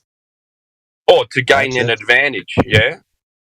But how would they have an advantage over us if we think the earth is round, they think it's If you know that, that will be nice, but we don't know that. Don't they ask when you go to court what the motive is for? Isn't that a key factor in court for why someone was killed? They want to know the motive of the killer. Can you convict someone without a motive? It's a much harder. I know that's something that they really look for in a murder case. They don't care about the motive until they can. So you're saying a guy's standing there, he's on camera with a knife, showing him kill someone, and then they say, "Well, what's the motive?" And he says, "I'm not going to tell you." So they say, "Oh, we can't convict him because he's got no motive." Yeah. Well, that analogy only works though if you have the person there with the blade and you see everything, and then at that point, yes, you're totally right. You wouldn't need to know motive. But what if you weren't there? Okay, you didn't see OJ actually there with Nicole Brown Simpson, and you don't have like video evidence, or you didn't see it personally. There's no eyewitnesses. Well, then you will need something. You'll need to have like some DNA evidence, or you'll need to have like a motive evidence that okay, so she was cheating on OJ with Ronald Goldman, and then it's like, okay, well, that could be a reason that OJ was. But let's put it like this, Trace. Do we know that they're lying? Do we know that they're lying about flat Earth? Where this guy, I'm talking about you and me. It doesn't matter. On I'm the same talking to page, you. but I'm saying we have to look at it from the lens that this guy, this 18-year-old guy is looking at it. You just used an analogy, and I just want to relate it to flat Earth. So, do you know that they're lying about flat Earth? At this stage that I'm at now, of course, I know they're lying. Yeah. So why do you need a motive? I don't now, but I did when I'm in my early days when I was investigating. That's my whole point. That's our whole point. You don't need a motive. If you know someone's lying, then you don't need to know. You can make guesses, but you can't tell someone the motive because you don't know yourself. That's the whole point. Because Trace, all my life could be motive that I can want to kill you, for example, and people know that that is my motive. But I never killed you. Somebody else killed you.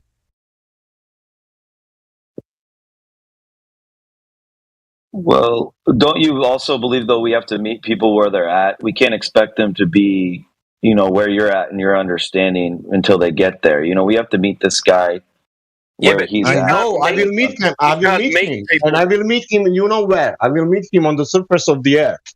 And if he asks me a question, why would I lie? I will honestly answer, I don't know because I cannot know. If I know, I will tell you. And that means that I know that means that I have some connections, man, that I know. Do you know? If I say I know because it's of the land, that means that I know that land exists. Yeah, you can't meet someone with a lie. Like you've been lied to your whole life, and you're going to replace their lie with another lie. That you might think it's not a lie, but if you don't know the truth, then it can be a lie. So you're going to replace. But you're giving. I'm not saying it's the truth. I'm saying it's a possible reason for lying. I'm giving him like a. You can't it's replace okay to give somebody a possible reason. It's okay to tell someone possible reason. Possible reasons to all this earth to work is gravity.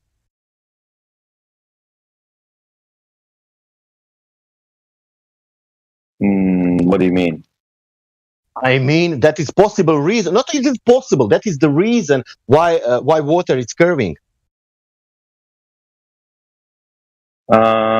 I mean, I get what you mean. That when you get into possible reasons, then you could say, well, gravity is this is a possible reason. That's a possible reason. But I just don't. I think like. Why would they lie about gravity?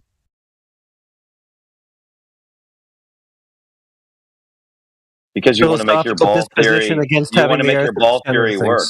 You want to make your ball theory work. So to make your ball theory work, you got to come up with this thing, gravity. Yeah, Wait, but do you what is guys say that motivation to gravity call isn't that real? gravity? Just so that your ball theory can fit, so that everything can work out and it can explain But any loose ends if can you be explained exclude by gravity. that globe, if you exclude that this is now motivation for making gravity, there is a force in the beginning.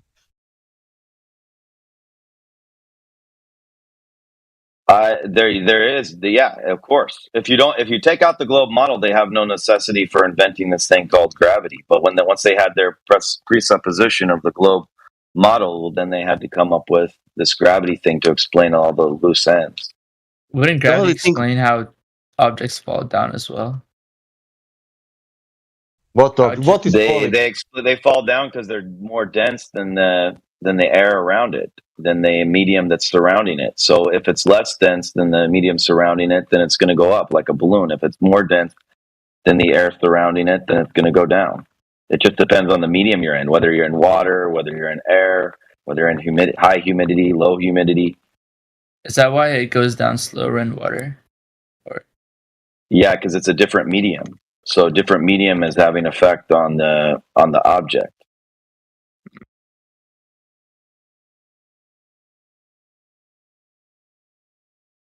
In relationship to density. So like water, like different, for example, if you're in Colorado, if you're in the high elevation and you're playing golf, your ball's going to fly a lot easier because there's very little air pressure there. The air is less dense.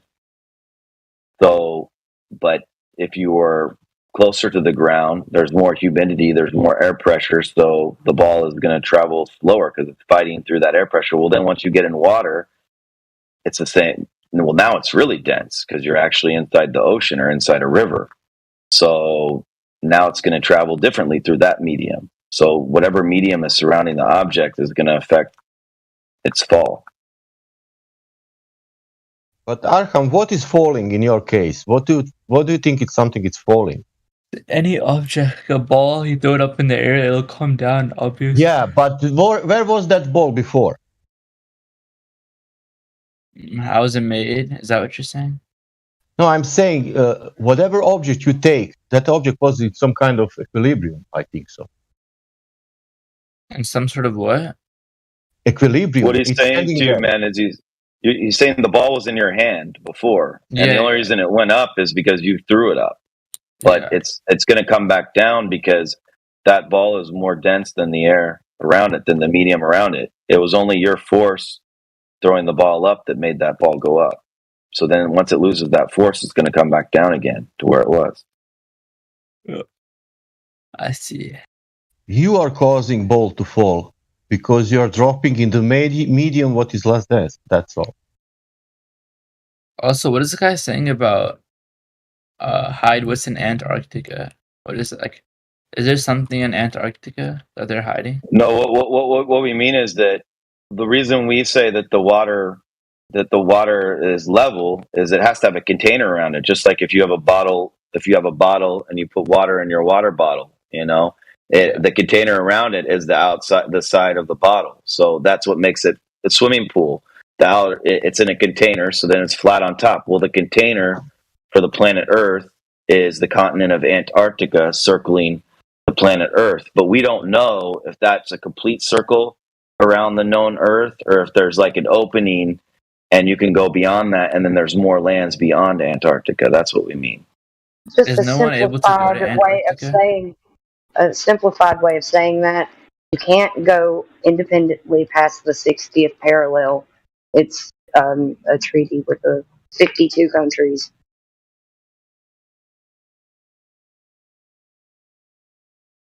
So has no one been there before besides?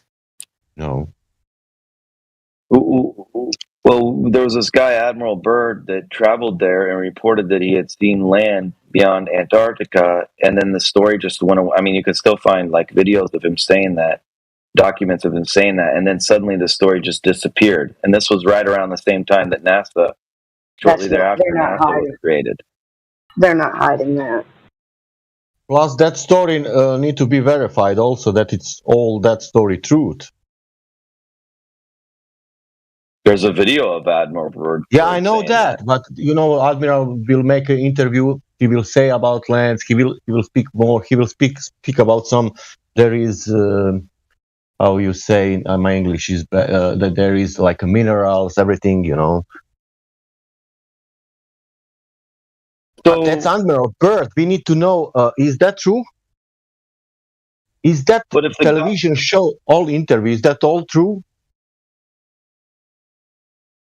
But like, okay, it sounds to me though like if this guy asks a question, what do you want to like? How are you gonna explain things to this guy if you're unwilling to like try Okay, to can I ask meet you a him where he's question? at? Can I ask you a question then? Just give them Only stuff question. that's empirical and verifiable.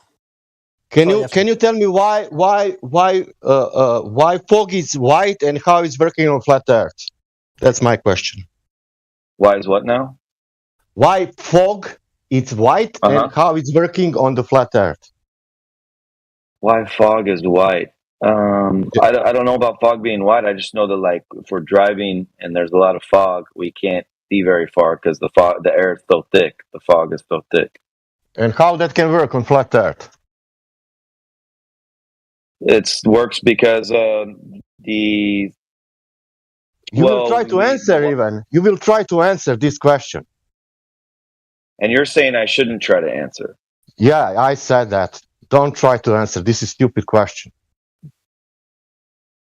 Okay. No, I mean I'm listening to what you guys are saying. I'm thinking this through myself because I just don't think that this guy's being out of line. I think you guys are kind of treating this guy like he's totally out of line. And to me, the stuff that he's saying, it doesn't seem like that. I mean, you guys deal with regular people in regular life. Like, I don't know if you're in this circle so much that you're used to dealing with people that are on your level, but I'm not. I just joined this chat, and the way that this guy's talking is not any different than regular people that you'll talk to. In fact, he's more closer to our viewpoint than the average person that you're going to meet. So I just thought you guys were being a little bit harsh. No, he's not. He's been in here for the last couple of days. I've dealt with him for the last couple of days. Came in trolling with his mates. That was just He doesn't know anything. He doesn't know anything about flat Earth. Then came in this morning claiming to be a flat earther. Then he doesn't know anything about the globe. So I think you're taking him a little bit too seriously. If he wants to come in and have a good conversation, he'll say, "I don't know. I don't know. I don't know. Let's talk about it." I said that. I was there's a dome underneath the flat Earth. You know, like come on, mate. Well, he's a chill homie. He's not going to be like all serious because you guys are more serious about it than he is. So he's kind of getting a kick out of the fact that, whoa, these guys are like taking this so serious, and I'm like chill, you know. So he finds that entertaining, but don't take that as like this guy doesn't. He's still listening to what you guys are saying, and he's still open to what you guys are saying. But he does find it entertaining that when you guys get like so like tense about things, and he's like this chill dude. That's good. He's 3-4 days here. Arham, what is the main reason why these people think that Earth is flat? Because there's so many things that they've discovered. What is the main reason these people think that Earth is flat? What do you mean that Earth is not a globe. I will ask like this: that Earth is not a globe. It's better. Because there's so many reasons found out that. What is the main reason? Main reason. There's not enough evidence to prove that the Earth is round. What is the main reason these people think that Earth is flat? The main reason is that there's not enough evidence to prove that the Earth is round. No, that's not main reason. You tell me the main reason then. There is specific. Specific. You must be specific. This is the reason why the most how to say, fucking English. The most important reason why these people are here. Specific. I don't know. They're curious. That's why you don't know. The specific reason it's here the size of the Earth. What does that mean? You think the Earth is bigger than what people say? That means that Earth is a sphere and has dimensions. What? I don't get what you're saying right now. I'm telling you that Earth, like a sphere, has dimensions. Yeah. And that dimension doesn't match in reality. That's the main reason. I feel like that would fall under what I said. I said there's not enough evidence to prove that it's round. Yeah, but you didn't say what is that. Yeah, I don't know. I don't know everything specific. I can go out. It's my third day Can you here. I don't mention know me? all the facts. But you're here 3 days, and I spoke yesterday with Matt, with your friends, and we go into that so much, and you still don't know that. I wasn't here when need you Matt. to I joined. I was here for 10 minutes when Matt was here. Then I left. Come on, man. You was for 10 minutes, and I heard like in 1 hour how many times I heard relax, Sasha. I wasn't me. Are you lying now? No, you can go check the VC logs or something. Why would I lie about that? Like what? How many times yesterday you told me relax, Sasha? In 10 minutes. When Matt was here, Because you're I getting, don't think I you're said it. getting tense with him, man. You're harsh with this guy, man. I mean, if I'm I'm not harsh gonna like, because he didn't want to listen yesterday. His good friend was listening yesterday. His friend yesterday was intellectually honest. He's not intellectually honest in this moment. You can feel that. I feel he's intellectually honest. You just got a different okay, vibe. He's like, okay. he's got a chill I will vibe. say then sorry. I will then say sorry. I'm how to say I didn't present him very well. That means that I made mistake. Sorry, Arkham. Now Trace will speak with you because you are intellectually honest. No, I agree with the Trace guy. Like he's helping me more than you guys are. You guys are always just like so much so defensive about it that it's just kind of weird to that point, you know. And he's like actually talking to me from a point of view where I can actually understand it. Like when I ask him a question, he'll explain it to me, right? And if I ask Sasha a question, he'll be like, "Oh, you're not serious about it. You weren't listening. I already said this." Like I'm actually asking a real question, and he answers it, but Sasha doesn't. Yeah, man. So. Oh, but Sasha, can I answer you that question? They are lying because of money. They are lying because of lands. They are lying because they are how they call Masons are there taking control all the life. They are lying. How many wants you their answers? They are lying. They are lying because whatever you want, you can choose. Okay, you could have said that like normally. It would make sense if there. Yeah, see, it's even your tone. Like your tone is. Oh my God! Did you ever listen, people here now? Sasha is bad guy. Oh my God! I'm not saying you're a bad guy. I just think your way of my tone. It's no, your way of like good. introducing the idea to other people that don't know as much as you is kind of man. harsh, The people who are honestly, the people who are intellectually honest, I send them so many videos. I spoke with them. They were so good, you know. Why I don't have that with you? Why I didn't feel that with you in the beginning? Because I don't care. Now we can speak about it. You can be. You are now intellectual honest in let's say these 3-4 minutes.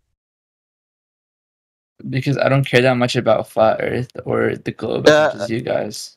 Let's be honest.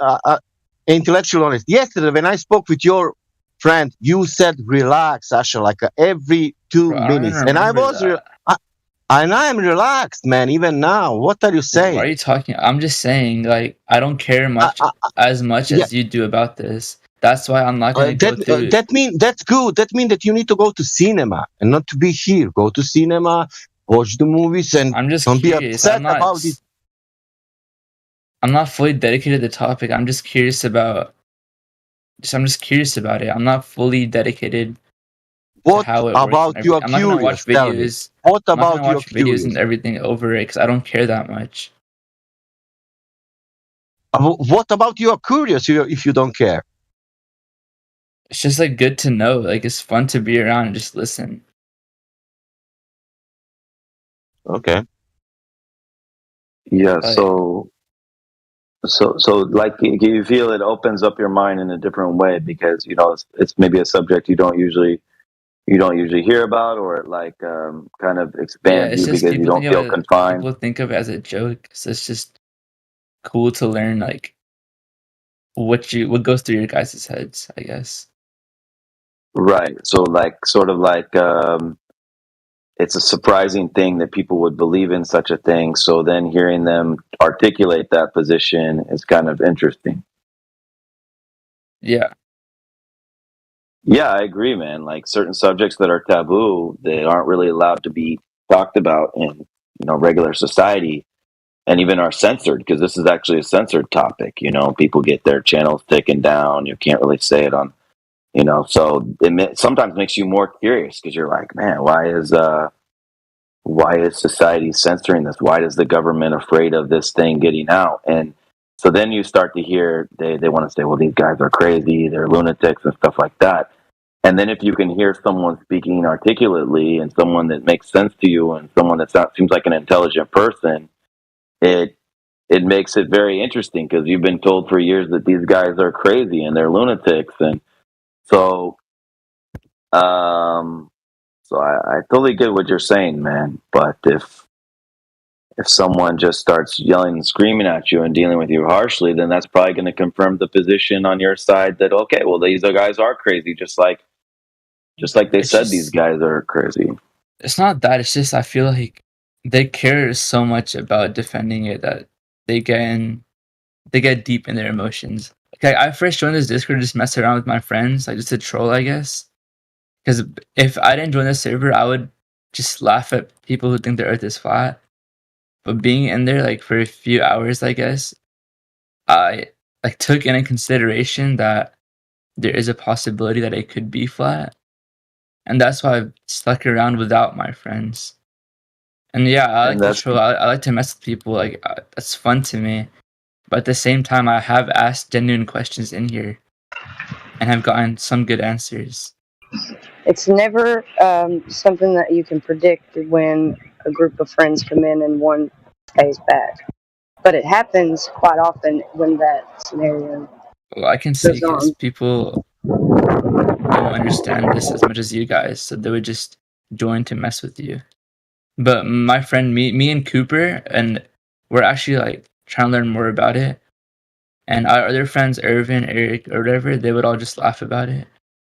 But we're actually like Yeah, I could tell. curious as to, because they haven't been here. It's just been me, and Cooper's been here on his own time as well. Yeah, I feel like this. What's your name, man? The 18-year-old guy that's talking right now. What's your name? Yeah, Arham. I don't feel like you've said anything offensive towards flat earthers. I don't feel like you've got a chill personality. You're laid back and you're just discussing things. So for that reason, even if you are slightly trolling, I mean, okay, it's entertainment for you. It's an interesting thing, so it's entertaining, and so I understand that there's a Relax, slight bit of Trace. Relax, Trace. How that sounds? In the middle of your sentence, I'm telling you, relax. How that sounds? Is that good? Trolling? Like you're not a troll, Sasha. Like you're like so old. I don't know why you're trolling on Discord.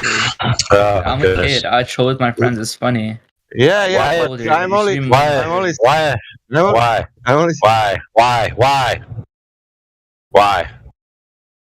Why? You guys want to hash out who's who and what's what? Go some other room. Capiche? What are you talking about? I'm talking about we're not going to be spending the whole time categorizing people's motives, intentions, and who said this and who said that 5 seconds ago, and now I'm going to get you back with what you said to me. That's like kindergarten, childlike bullshit. If you guys want to participate in that, by all means do so, but not in the live stream. The live stream's for exposition of the Flat Earth content. So anybody who wants to talk about that, feel free to continue to do so, or remove yourselves, or be removed. Those are the options. So I feel like Sasha's a bit immature to be talking. Okay. Drop it. Move on. You want to talk about who's immature, do it somewhere else. Thank you.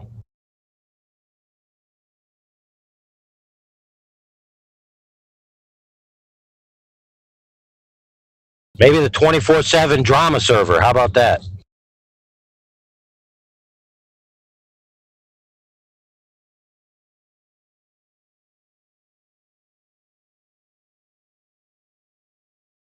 All right, relax, man.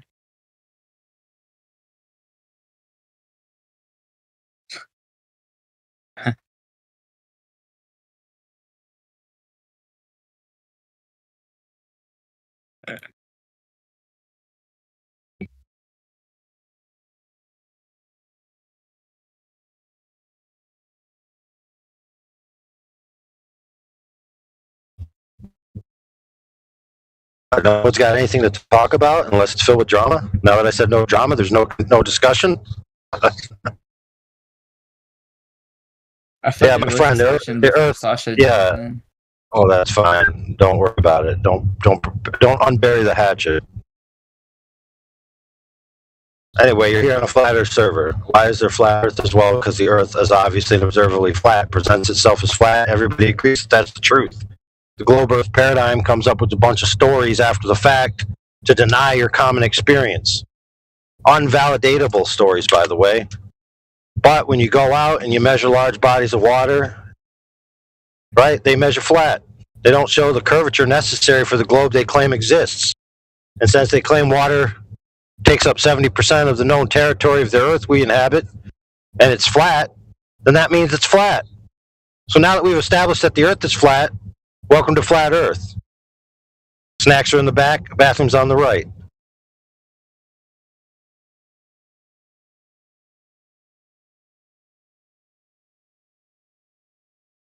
Any questions?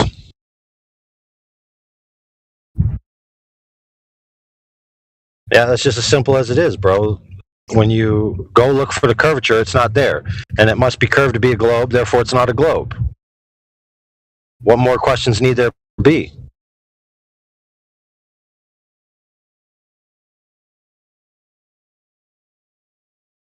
Well, what about the moon? The moon is round. Well, who gives a frack? The moon isn't the Earth.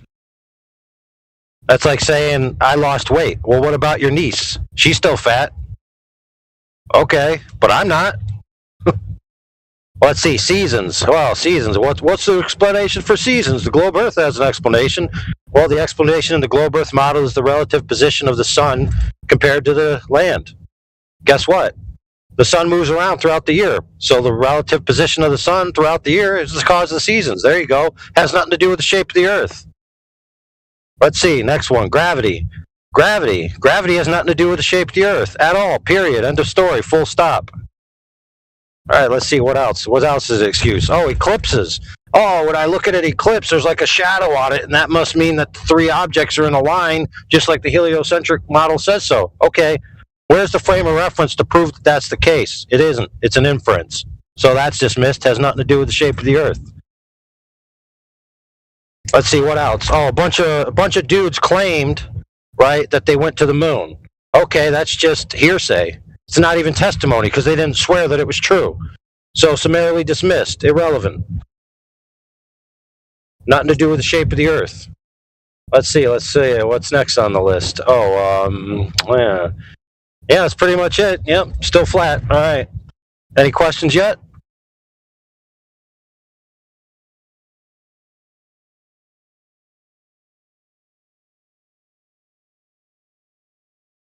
Didn't think so. It's pretty self-explanatory. The Earth's obviously and observably flat. Measured as flat. It's operated on as flat. It's treated as flat. Everybody agrees it's experienced as flat. Down is down. Everywhere you go. There's no inward to a giant floating space ball. Space as you know it, as you've been told, is a story. Unverifiable. Unvalidatable.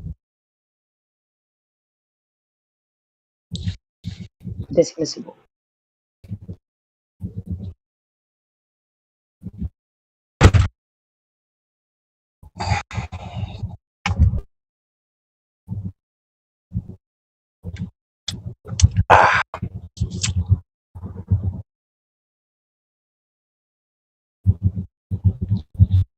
So, how do you like those apples?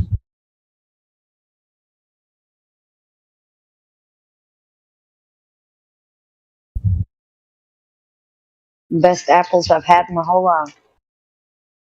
Yeah. Organic.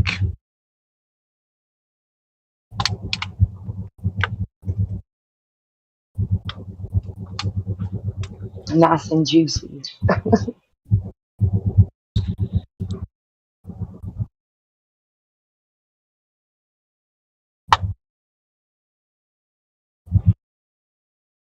Yeah, but just a bit of housekeeping. Like when you're harping on the same point about somebody's like intent, nature, things, I mean, it gets old. And then all of a sudden people are in a causal loop where they can't get out of it to talk about the actual topic. Rather than talking about the ideas and the concepts and the arguments, we're talking about people.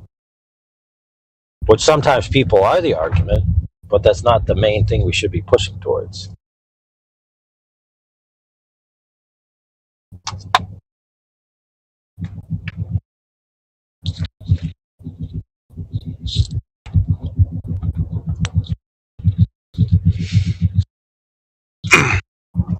Oh, where'd that new guy go? Let's see, what was his name? He's right by you, our home. Yeah, Aram's just been trolling Sasha in chat while you were saying all that, so I doubt he heard any of it. He's been saying he's a flat earther, dude. I don't know why he's trolling. No, I'm not actually a flat earther, but like, I feel like I. So why were you in here saying you were a flat earther for like a whole hour? I said it for like 5 minutes as a joke. I said we live in a dome. I don't know how you were didn't- here arguing, bro. I know how you didn't see that I was joking. I obviously made some. No, I did. I just went with it because I really wanted to see how long you would keep that garbage up for. Well, obviously. All right, well, you didn't keep it up. We've already established that. So you want to go over it 3 more times until you feel comfortable with it? No, Daddy. Yeah, that's what I thought, son. all right. Look, I'm not saying you can't do that with your time. No, I won't. Don't worry, bro.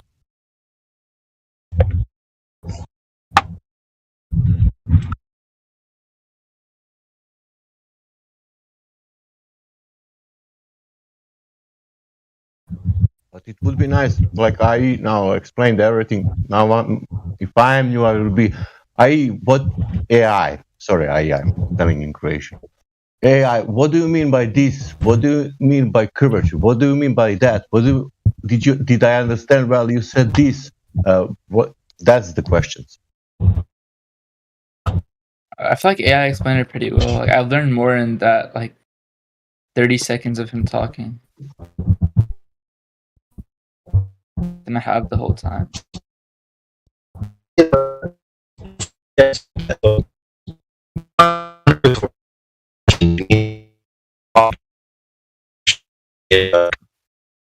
You're roboting up. You're robot and AI. You gotta fix your voice algorithm.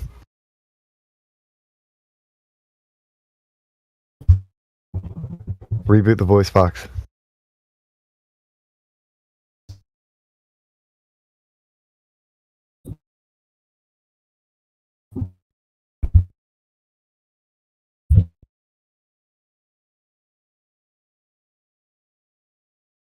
Now we can't hear anything.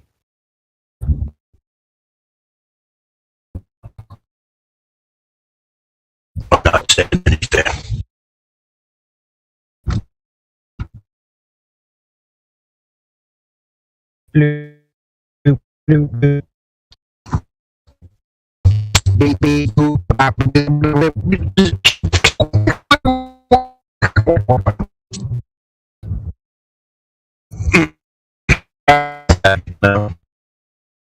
No, we didn't hear any, or I didn't. It was very robot-y. We could definitely auto-tune that and make a beat, though. It's only flashing AI. We cannot hear you.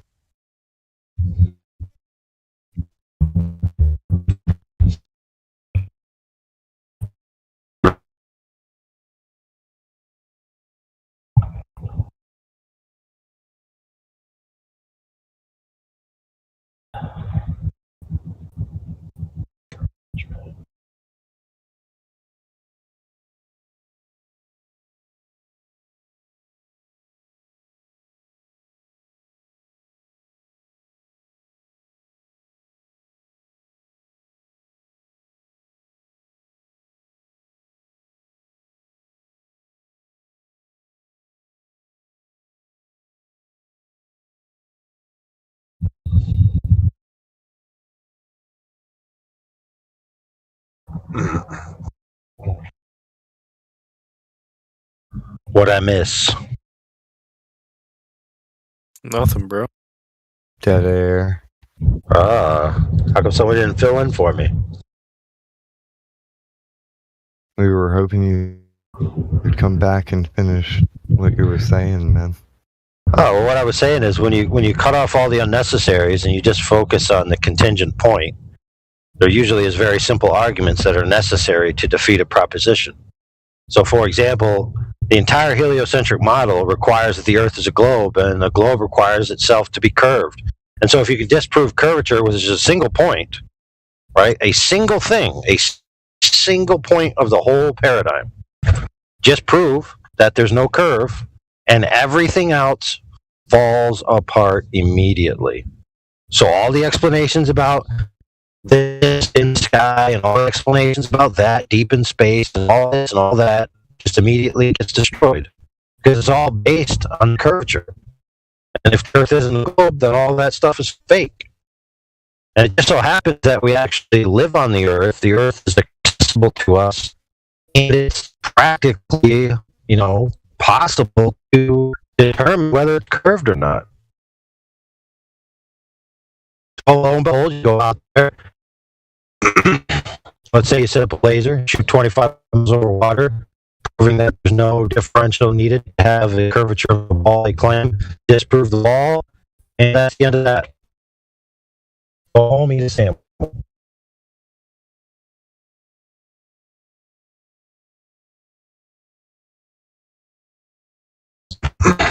Absolutely. And that guy left kind of before you finished what you were saying. But at least you got to finish it, so it's on the stream.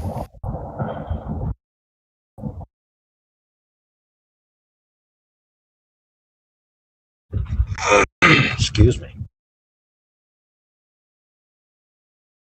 He was so dizzy, but he was still able to pull his shirt down to cover his belly.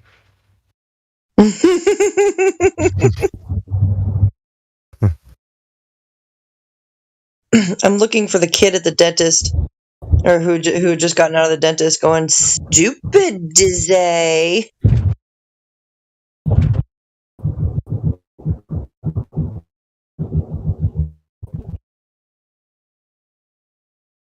Good thing his hand didn't go into the rim, though. Phew.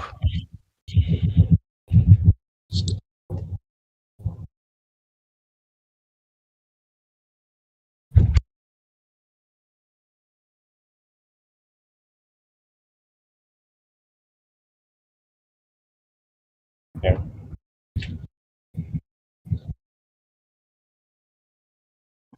It's just funny. I just keep watching him go around in circles. Like Same.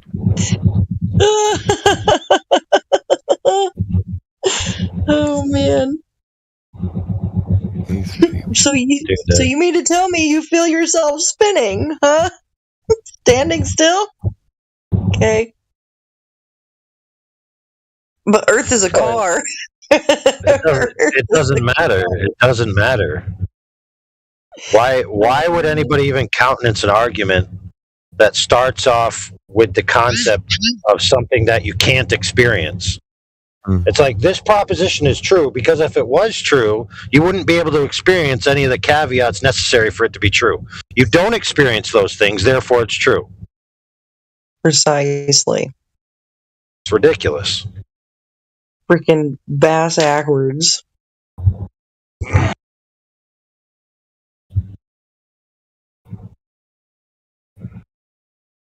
Yeah, like I was telling the other guy, we all go out, we see the world, looks really flat, looks really stationary, right? Everyone knows that, and that's what everyone experiences. And then somebody else comes along and says, no, it's not true. It's actually moving and curved. You just can't tell. Well, how do I know it's moving and curved then?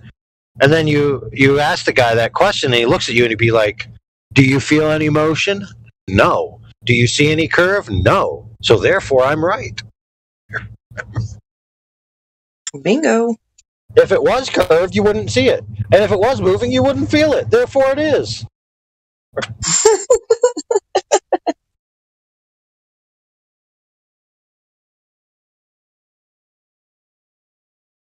It's going so fast. You can't even feel it, bro. Alright, dude. You feel the takeoff in the jet. You can feel the pressure when you're up there. Yep. If you're a first time flyer, then you'll have that ear popping thing.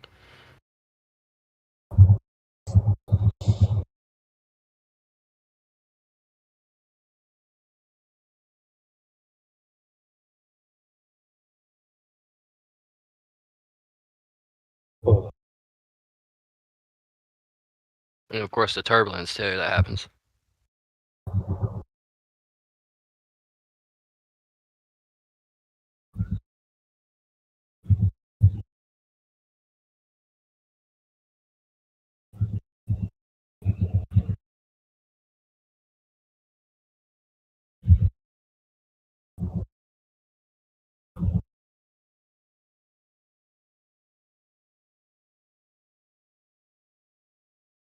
Oh man.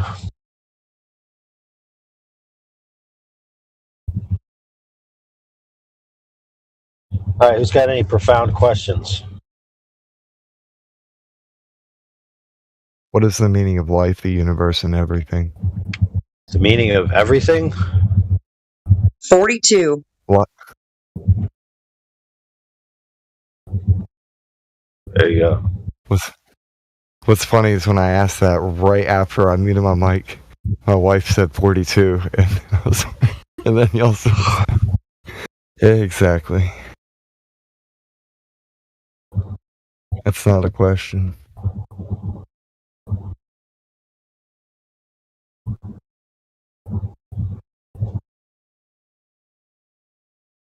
Well, it depends on That right there. What 3D said, kind of, and yeah, sorta. But that's on point. I think the meaning of life is to gain context. Context for what? That's the real question.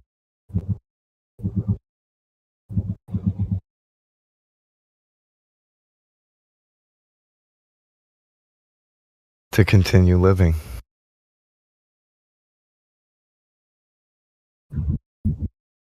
Well, it depends. Like if you think of the universe as a contained system with everything within it, and it's self-causal, right? It just goes on ad infinitum. Then human life, may be the pinnacle, or it may not be, due to evolutionary processes or advancements where we transcend the limitations of our bodies, etc. Blah blah blah, yada yada yada, religious mumbo jumbo. Or you also could be specifically created by an external agent, which is infinitely more powerful and extra dimensional and all of those things. Yeah.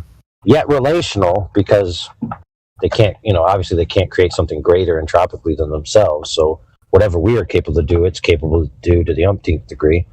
Yet simultaneously, if it was that type of being, it could never invent or create another one of itself. Can't be done. That would be, self-negating. You can't be the ultimate and then create the second the ultimate. So we are lesser, and therefore we have limited faculties, and to understand and learn and to actually have a relationship with something like that, you need that context. Yeah. Like how can you understand true love if you've never understood, true heartache? How could you understand true pleasure if you never understood true pain? How can you see blue if you can't see orange? There's got to be something to compare things to in order to understand. Certain things do require that parallel. Kind of like the difference between light and... Explain what light is to somebody who's never seen.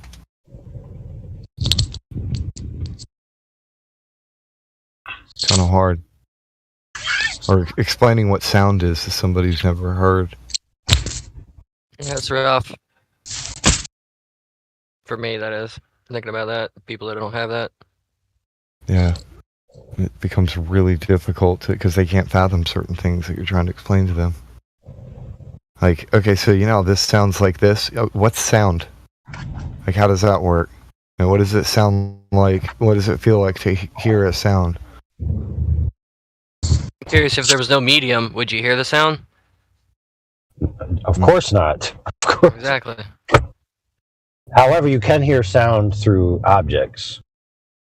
So if you put your ear to an object and somebody else makes a sound that impresses itself upon the object directly, then the vibrations will travel through the object and you can receive the frequency. And you could hear something.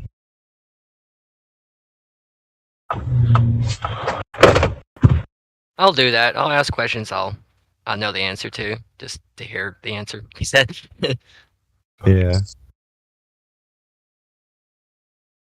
When I said to continue life, I was thinking family and to carry on whether or not you yourself are here. The life continues.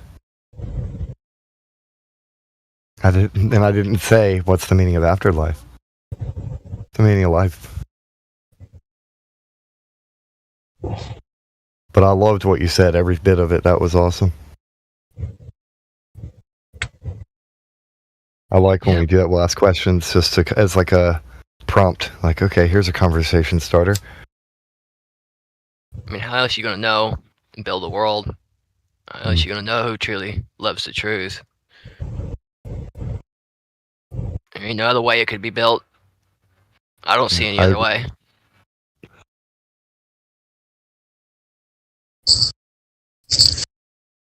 Know their true intentions, whether ill or, righteous, or an attempt to be. Yeah.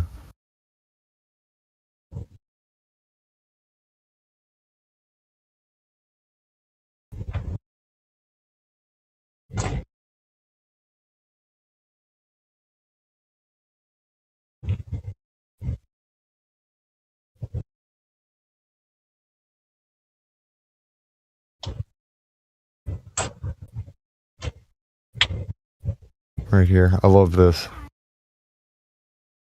This is a verse that says love is patient and love is kind. And then if you apply this to the word kind, pretty awesome. Love's not necessarily nice. If you know what the definition I put before, you know what I mean when I say that. But it certainly is kind. Especially a class or race distinguished by innate characteristics.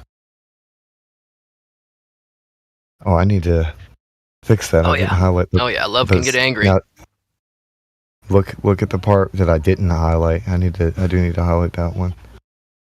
The natural order. Love is the natural order. I was just saying that to agree with what 3D said. The meaning of life is love. God is love. Yep.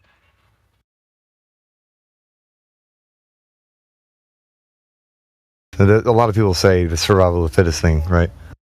That's the meaning of death. That's not the meaning of life. That's some deathology stuff right there, but lifeology, the meaning of life is love.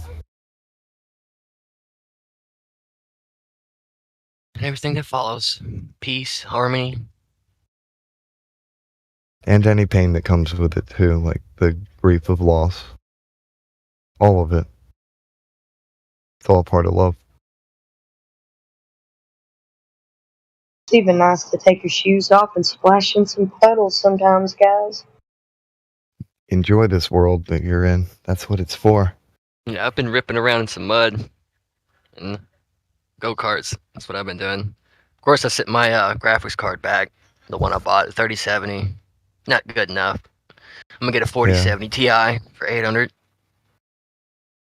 I believe that it's for enjoying and learning.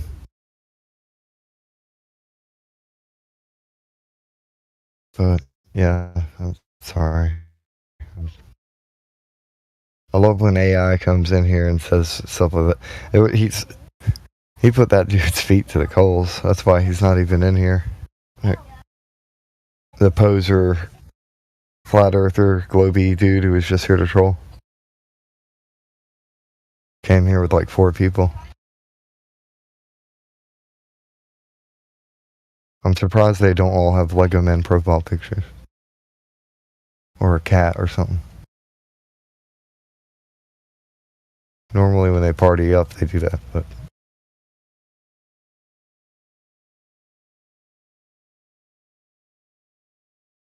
When I see these people coming in there, I'm looking at them like they're little brothers or sisters who are they're just angry and lost, and they're trying to find something to lash out at. So when they come in here, it's like, there's a reason why they're acting that way. I'm not going to take it personally. They're yelling at a avatar and a name, and a sound effect coming out of their speakers. It's what they're angry at isn't even me. It's a caricature, a straw man, a cartoon of me and you and everyone else in here. That's what pisses them off. A cartoon in their head, because they don't know any of us. They just hear something that conflicts with their worldview and they get pretty angry. Well, stick around, get to know us. Mm-hmm. Like, we'll say something matter of fact, right? You're being an ass. Like, no. Learn what words mean.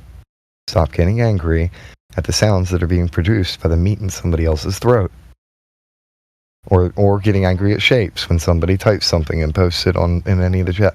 Stop getting angry at shapes. That's all a word is a combination of multiple shapes. Stop getting angry at shapes and sounds.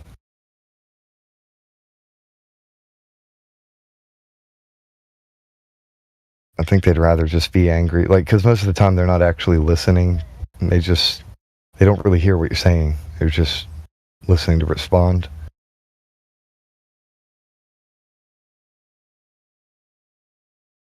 Really, their entire game is centralized around that.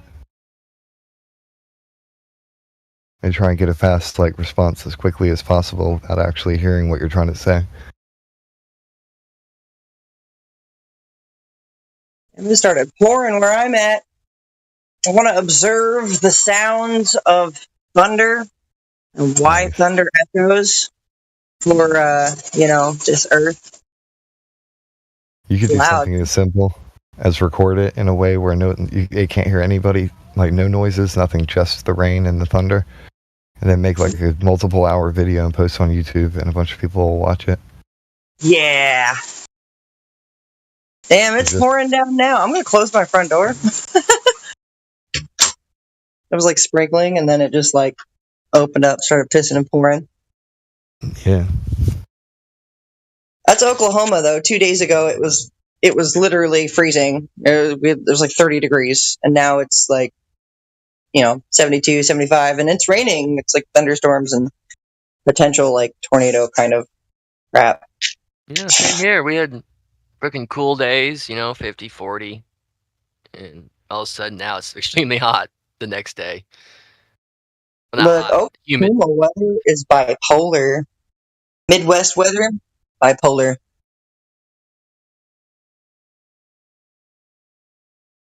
Damn, Mother Nature, you scary.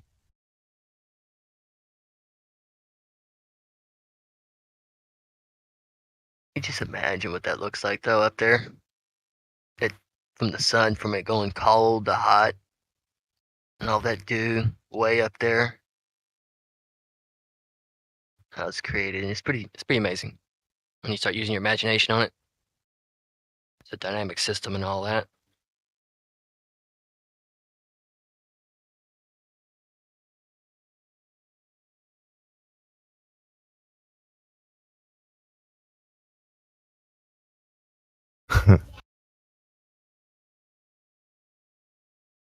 He had to head out. Peace out, man. Stay blessed and watch out for zombies.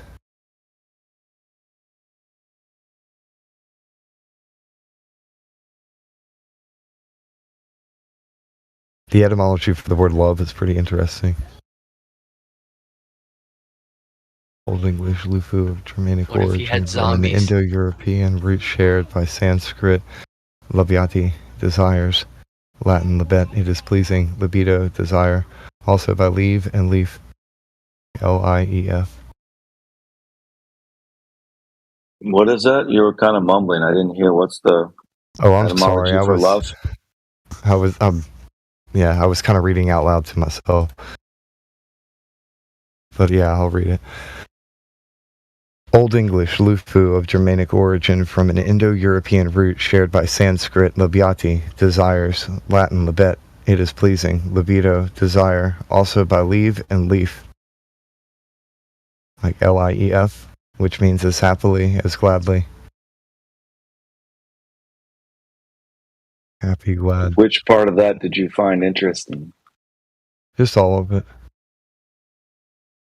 Because you know how people misuse the word love all the time, right? How? When somebody says when when a carnal-minded youth is trying to have relations with somebody, and he just uses that word frivolously without actually knowing what it means, but technically accurate. It kind of sounded like that was the etymology of the word, desire, libido. Yeah. So I think teenagers would be using it correct. Yeah, No? that's the thing is, because it is pleasing, desire, desires. Like, they're kind of actually using it right, but they're just using it from a carnal perspective, not from anything higher thinking. Yeah. I think that's a mysterious word, You can love. believe it. You can believe it, but knowing what you believe, it's kind of two different things there. I think there's multiple layers and types of love, and not all are good. Especially when you get into the like really lower layers of like infatuation and obsession. It's like toxic types of desire. Well, if you guys have read Siddhartha by Hermann Hesse, it ultimately comes down to a theme. The book is about the theme that words are confining. So to try to encapsulate meaning in something that's fixed, like a word, because love is actually it's just an emotion. I mean, it's so much. It's an emotion. It's a heart. And then you're trying to encapsulate that thing in just a word. So it's ultimately going to be imperfect. Like there's no way that you can put a word on something without then restricting it from what it really is. There's not really an actual word for the emotion of what we're trying to describe. Right. It is what it is. Well, it isn't logical, I can tell you that. Oh, no, it's not. It defies logic in every way. Yep. That's why they say music is actually Khalil Gibran says music is what we cannot express in words. So sometimes we're having that feeling of love and we can't put it into words, but that right song comes on, and then it's like, okay, that song is explaining exactly what I'm feeling right now. Something that's interesting. What else defies logic? Drugs, and a lot of the chemicals that are released during processes where people are experiencing what they call love, they are intoxicated. Like, you know, say love is intoxicated. Like, they're literally intoxicated, though. Well, we are. Anybody who has love. Well, everybody kind of becomes addicted to it because of what love is. And I was just kind of saying that from the perspective of thinking the brain chemical machine that uses electronic stuff and electronic impulses and produces chemicals and blah, blah, blah. Yeah. Yeah, that's like a thing that atheists usually say, right? Like, oh, it's just some signals in my brain and stuff. Yeah. Yeah. That's what I'm saying. And that's like some low level thinking, like really low. And they're not seeing love for, like, they're not seeing true love. They don't know what true love is. I think they're also constantly coping with their AI, like they somehow really want machines to be better deep down inside. I mean, it's kind of what Ted Kaczynski wrote about, I guess, that they enjoy power, you know? That's why they enjoy getting cooked, etc. They just like people and things to be stronger than them so they can put the blame somewhere else. But I don't know, just look at this AI thing, you know, like how they say, oh, but humans are gonna get replaced. Oh, yeah, they're gonna get replaced soon. Like programmers are not gonna have a job. Like they masturbate over it, you know. And I think that does kind of, you know, relate to them saying like it's only chemicals because they want to tell us that the human brain is essentially like a machine, right? That's why they build these AI things to have like neurons, and these things are just fucking equations. Like, calm down, bitch. That's what I think when I say it, because I've spent quite some time with these AI people, you know, and I mean, I think they do become soulless after, you know, their pursuit of like, you know, making computers smarter or whatever. Like, they don't even know what a computer looks like or what it actually does deep inside. It's just they just use it. Holy shit. They don't believe in anything that they can't reproduce and and own and sort of subjugate and utilize to their advantage. So yeah, the robots are certainly preferable, and then they want to break the human down into a form that can be manipulated like a robot, and that's what they're working on right now. Yeah, I think honestly it's also by many of them are like, that's just my guess, right? But many of these fellas that like go around speaking in this way, they're fundamentally kind of bad with women because they think that deep below it's also like an equation, like it's all got to be like an equation with like little right. with like weights and neurons and stuff. And they're like, well, if I put exactly this amount of cologne on and I spend this much time at the dance school and then I watch like an Andrew Tate video, it's like gonna be this perfect equation and stuff. Like well said, man. Yeah. yeah. Yeah, they want it to be an equation. They want it to be like some mathematical equation that they can figure out, because they can't. But this thing about love, I mean, it comes from God, and there's something mystical about it that they can't control, and that frustrates them. Yeah, and they wanna. Oh, sorry, Max. Yeah, no, I was agreeing with you. I was co-signing that. I was saying with the AI, it's kind of like Ponce de Leon, and looking for the pool of everlasting life.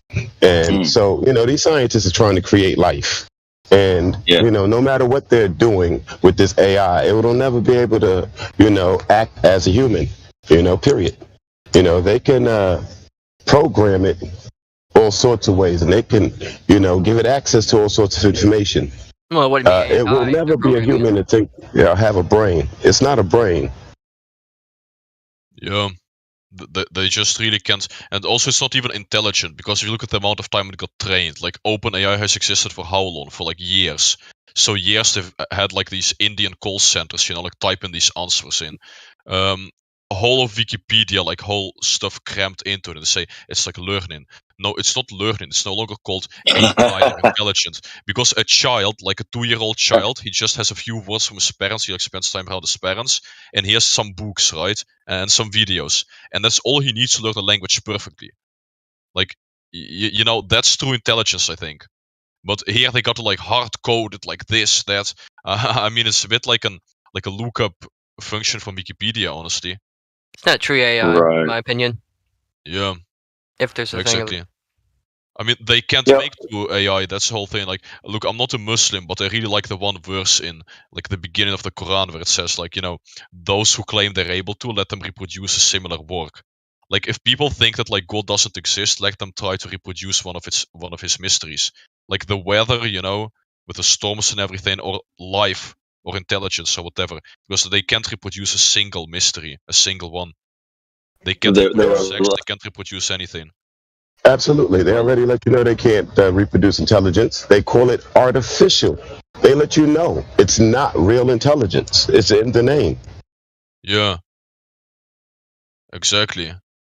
Yeah, I know the verse of Quran that you're talking about. I'm an English teacher in the Arab Gulf, and that verse, there was a lot of poets that were really popular in the time of Muhammad, and so the Quran was like, he was like challenging them to reproduce a verse of the same sophistication as the Quran at that time. He was challenging the poets of the time. That's what the traditional understanding of that verse is. But I know I understand your point, and understand what you mean. That what do you guys think of this data mining thing? Like, everybody's so scared of it. Like, oh my God, they're mining us all for data, and they're storing all this data mining thing. Like, but doesn't that sound a little bit absurd? That like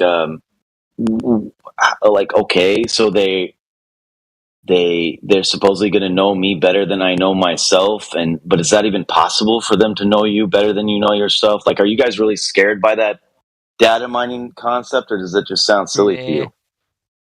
No, obviously not, mate. I mean, I think it's a pretty open door question, and I'd even maybe go as far as saying that it's not really a fear that they have sometimes, like the normies, it's deep down below they actually kind of, get off on the idea, you know, of like people be interested in their data, right? Like, they're gonna buy my data. I'm so important. you know, like they have this power fantasy a little bit that they think that their data is actually, you know, worth a penny. Yeah.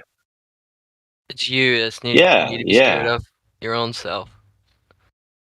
That's the thing you need to be scared of. I think Now you the need one to that be does mindful the of one data that did mining. I think there is something to that, right? The data mining, right? You asked the question. Yeah, go ahead. So there's something to the data mining because we're creatures of habits and we're easily programmed, you know, and you have to accept that you're easily programmed, which is why people, you know, believe that they're on a spinning globe. Okay, so yeah, data mining is important. How it'll be used, I don't know, you know, but it's certainly important. It can certainly get you to buy more merchandise and behave in certain ways. Absolutely, it can. And it'll have you believing that your computer can read your mind. But all they can do is like, I mean, the way I'm picturing it in my mind is that when they use all this information about you to know kind of what you're interested in and what you like. So, okay, he likes these kind of books, so let me suggest a similar book to him or a similar movie. But how is that actually influencing you? Isn't it just offering you more choices, and then at that point you say yes or no? Like, how is that threatening? How is that so scary? It's scary in a lot of ways. You can push people towards things that they wouldn't necessarily go towards. You know, this is how a lot of these grooming things work. You know, they're able to identify certain weaknesses and then they can steer you a certain way. They can control your behavior. That's why it's dangerous. Can you give me like a concrete? I mean, I'm with. I think what you're saying is it could be totally valid, but can you give me like a concrete example of like something that they could mine data about you and then use that to influence you in a way that controls you? Like a specific example. Okay, they can follow someone who watches a lot of horror films. Okay. Then they can start loading snuff films, real snuff films, and things like that, and leading them down that path. And of course, if you're watching horror films, it's only natural that you're going to go for the blood and the gore. Next thing you know, you're watching snuff movies. Now, they start prepping you with ideology, you know, to get you to buy into a certain belief. Now they can direct you to go into that direction, right? So, you know, that's an idea. Well, Max, to respond to that, I think that if we look at, like, let's say, the most influential things for normies, we could take a few examples. For example, even the globe. I don't think it's shilled that hard through those channels specifically. Like, they basically just teach you in school, hey, that's the globe. If they want you to become, let's say, more violent or to have certain ideologies, they would change the school curriculum a little bit, and because you would grow up with that, right? And for example, how did Tinder come into existence, right? It was not like subtly advertised or like recommended to single people or like to, you know, women. It didn't go like that. Just it one day came there and people got influenced by it, right? It's not like a crazy preparation plan or something. I mean, I do get your point. It's definitely possible, but I think the way they typically roll things out is just simple and straightforward without much preparation. Well, there's a bunch of different organizations, and a bunch of different organizations have different goals. And so I can't say, and when you're speaking of all wide, I'm not speaking all wide, we're speaking specific pockets here. So I'm not saying that they would teach your children this. They've changed what they teach your children. They indoctrinate your children in a whole different way now. You know, when I went to school, they taught us how to think to a degree. They taught us critical thinking. That wasn't taken out of the scholastic program yet. So now critical thinking is totally removed. They don't have any critical thought. You know, the kids don't get a good foundation. You know, they don't understand basic mathematics, and they're starting to teach them algebraic equations and, you know, things of that nature in the 3rd and 4th grade. These guys don't even know what an integer is yet. So, you know, if you don't give them a good foundation, then they'll never be able to think critically. And so when we're talking about data mining, right? So data mining comes into the technological part of it, right? Because they have access to all of us now. We are immediately wrapped by our phones. It dings, we look to it. You know, it beeps, we go to it. If it doesn't ding, we look at it like, why didn't you ding yet? And so when you look at your timelines, there's things that you said that you didn't program into your phone that appears in your timeline. Now, you didn't program any of this into your phone, but the phone is listening to you now. So it's offering you suggestions. And if it does that in that soft way, then what else can it do? You don't think we can be manipulated? You don't think people can be driven into certain cults and groups? I mean, we have, a history of it. Don't drink the Kool-Aid. That comes from someplace. That comes from Jim Jones. Look, I do definitely think it's possible, but I would say that we're already all in one big cult, the exact tenets of which are changed as they see fit. If they plan like, hey, we're gonna let's say make people go a certain direction, change the curriculum a little bit. At least if I were the elites, I probably wouldn't go through all the extent of like putting subliminal messages in media and all of that stuff because But if everybody's in one big cult, I'm sorry, I have to just stop you. Because if everyone is in one big cult, then it's not a cult. Right? That's just society. Yeah, I mean, society if everyone, is a cult. if you're saying everyone, then you can't call that a cult, I don't think. I think that, not everyone, but I mean, we live in a society, right? That's a cult in my experience. Like the way normies think and the way normies are taught, education, the system, it is a cult. It's a really big one, I agree. It's probably the biggest one out there, but it's a cult nonetheless, right? Well, does the definition of cult say that it has to be under a certain number of adherents to be considered a cult? I think to be considered a cult, it would have to be hidden from some people. If everybody's in it, then it can't be a cult. I think it can still be if you, for example, look at remote places like cargo cults, right, with aboriginals or like weird island tribes. Everyone on that island is in on the cult. So just like considering the island as a system, that's definitely a cult, and like 100% of the people are members, probably. Right? And you're using cult as culture as we use culture in today's vernacular. Okay. Mm-hmm. Yeah, cult-like culture. Yep, that's and I guess it stems from the same etymology or root word. So yeah. But go ahead. Yeah. No. I'm sure it does stem from the same root word, but I think that cult is just a word that got a negative connotation after some while. And I guess what it kind of means is that, like for example, why do people consider Jehovah's a cult? The Jehovah's Witnesses. I'm just going a little bit into theology here, but I think the reason is that they do have a different version of the Bible, but it's actually not that wild. Like I've read the Jehovah's Bible next to the normal Bible, and I don't think it's that wild of a translation. They have some points here and there, like some things they settle one way or the other, but it's nothing crazy. Like maybe the King James versus say the New English or something. It would be like the same more or less, the same differences. The real difference here is I think that they got this thing called the Watchtower, which is like an organization which changes the interpretation of this Jehovah's Bible. And these two things together, the fact that they wrote the Bible themselves and they can give the interpretation as the Watchtower wants, that's what makes it a cult, I think. So if you look at schools, for example, every one of us is forced to go to school.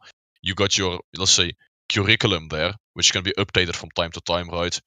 That's kind of the same thing, I'd say. I think it's a slippery slope slipping into etymology and semantics, because cult and culture, and cult in the way that we use it now generally refers to something, where people are kind of like mad about something, they're religious about something, so that's how I tend to use cult separately from culture. So that's all I wanted to say. Yeah, I agree there. Well, it's maybe with semantics. Hey guys, I'm going to the voice check-in channel. Seems like there's a troll getting checked, and they'll check myself out for the rest of the day, and hit the shower and everything. Anyways, mates, thanks for the talk. Have a nice evening. Absolutely, take care, brother. Yeah, it's been my pleasure. Ciao, guys. You. Yeah, peace. Yeah, the type of AI that does concern me, though, is what they had going on in Singapore. They had these little robot dogs walking around telling everybody to pull their mask up. And the reason that concerned me is because human emotions don't play a factor with that kind of AI, because if you're forcing someone to do something against their will, like when it's a human doing it, so it's the hostess at a restaurant, eventually she's gonna feel like, gosh, man, like this isn't right. Me like forcing all these people, and this is driving away customers, and I don't feel good when I have to have this confrontation with each person that comes in. But if you got a robot AI performing a function, or robot cops, they don't have that. Like even a cop, when he goes into a certain area and he has to like arrest someone for marijuana or something like that, and he's totally against that in his own belief system, like he feels the effects of that. It's very hard on his conscience. Well, when you got robot police dogs and robots performing these functions, well, now they automatically comply to the will of their masters. So that concept does concern me regarding AI, is AI being used as police, and those little movies, those sci-fi movies where like the robots are like shooting guns at each other and battling each other. I think it's maybe in Star Wars they have those one robots that are, and then like the humans got to fight them. Like makes me think of that type of thing in the future, like a future scenario like that. A robot. That sort of situation. I Robot. That sort of situation. Yeah, I saw a little bit of that movie. Yeah, kind of like that. Yeah, yeah, man. That concerns me, man. Because I used to think it was a funny thing. Like in 2019, if you had told me it's sort of like a funny thing to joke about, yeah, the robots taking over. It's almost like saying, yeah, the aliens come to take over the planet Earth, But then after 2020 and 2021, like the idea, the robots taking over the humans, like now it's not something I joke about anymore. Like that's a real thing. Like AI versus humans. It might actually joke about it.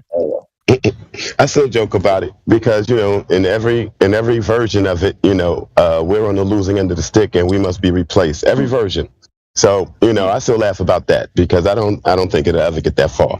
I think that humans are way more destructive than anything that we've created on this planet.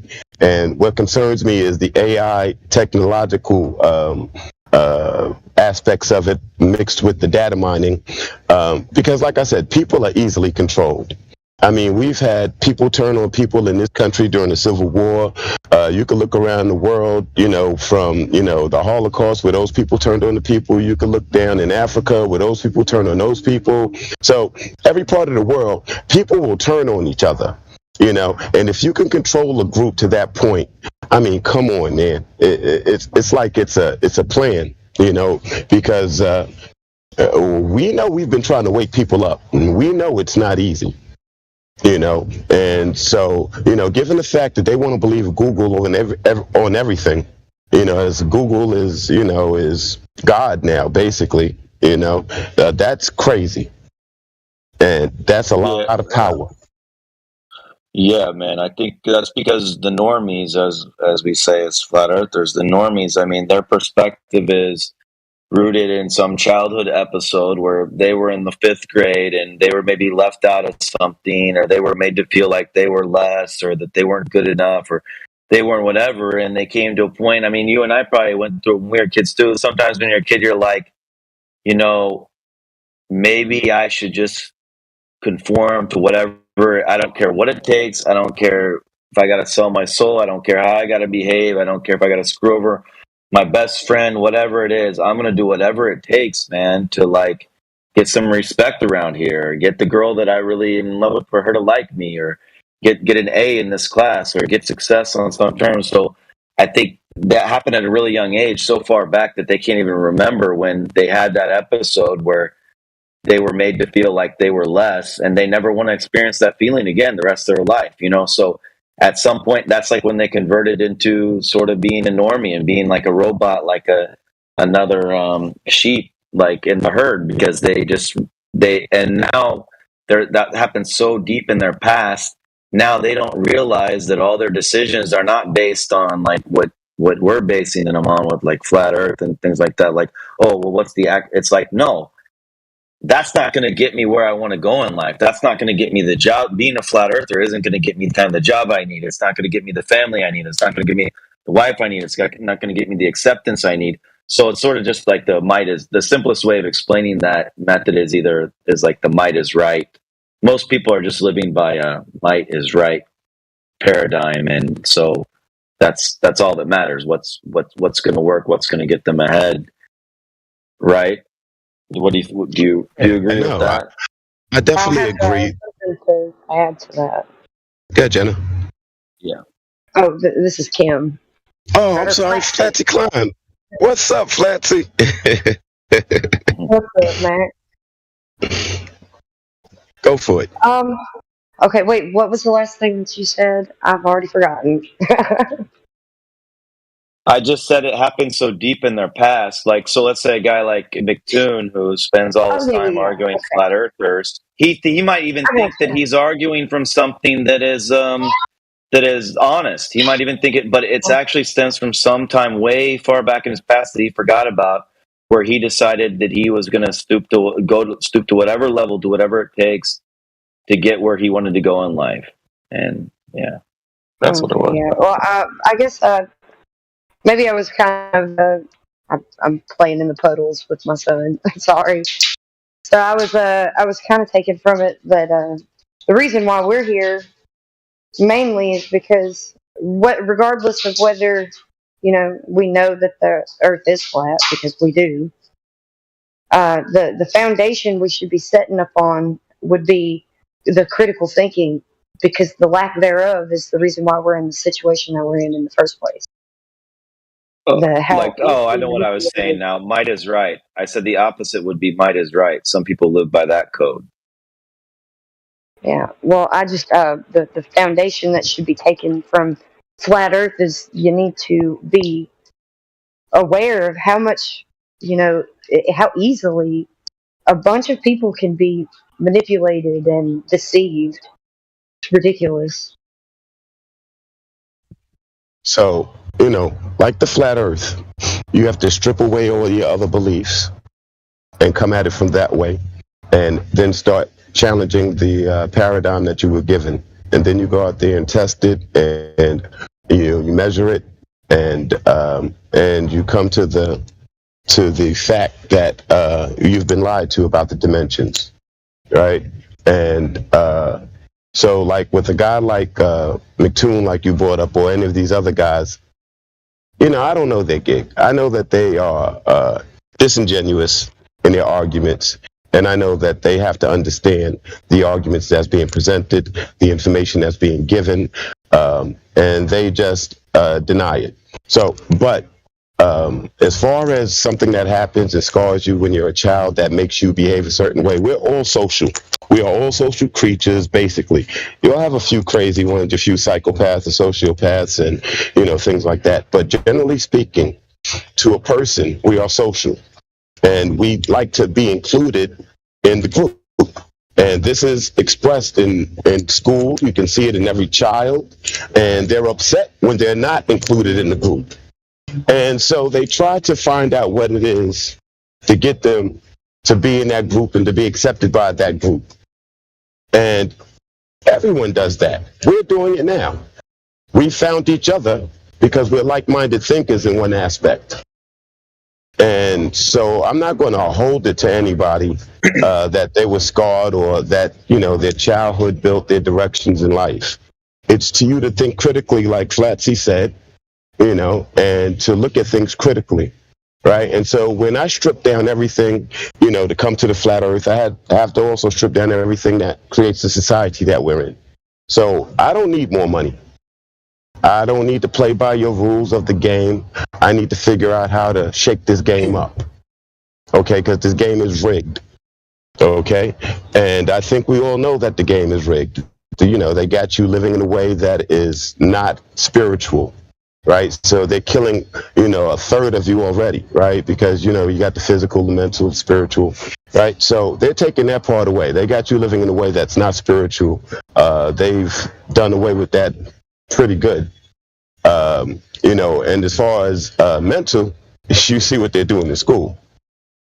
And as far as physical, you see what our diets consist of, generally speaking, and you see the way that they're trying to feed us. So I had to strip down everything, not just the flat earth. So I don't want to play their games. I know that we're here to procreate. I know that we're here to have children, and that's the best thing that this life provides to us, to be able to shape another life, to be able to create something that can do better, that can, make this a better place, that can pick up where you left off, where you can leave a legacy, where you can build wealth, But I find so many people are lost on family. They're not looking for a mate. They're looking to be flirty. They're buying into all of the things that society has created to throw us completely off of who we are. And we have to stop that. We have to start pulling it back. I hear a lot of people talk about diet in here, which is a good thing, because once you start cleaning up your body, your mind gets clarity automatically, and you get in contact with your spiritual self. All of these things are connected. And so when you start cleaning up any aspect of it, all of the other aspects start to fall in place. So when you start to go for mental clarity and to stop thinking ass backwards like we've been taught to think, then we start to eat better. We start to say, wow, why am I consuming all of these not real food products? That's not food. It's not good. It's like, why would you put milk in an automobile? It's not going to make it run very well. So why would you put these things in your body? Your body is basically the machine that's given here to do the things that we're doing while we're in this plane. So there's a lot of things that's going on here that people need to wake up to, and it's not just the flat earth, but the flat earth is the biggest key. All right, so all religion, well, the major religions, they have this concept where, like, okay, you get a choice in life whether you want to choose good or evil.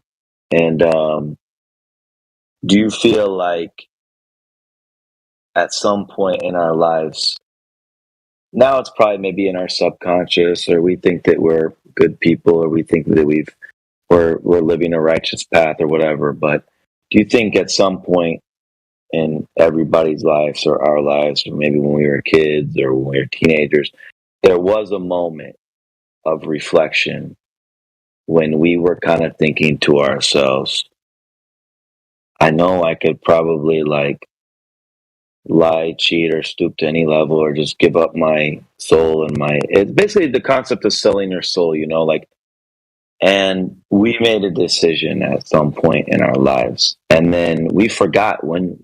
Maybe a lot of people have forgotten. Maybe some people know when they made that decision. Maybe some people don't.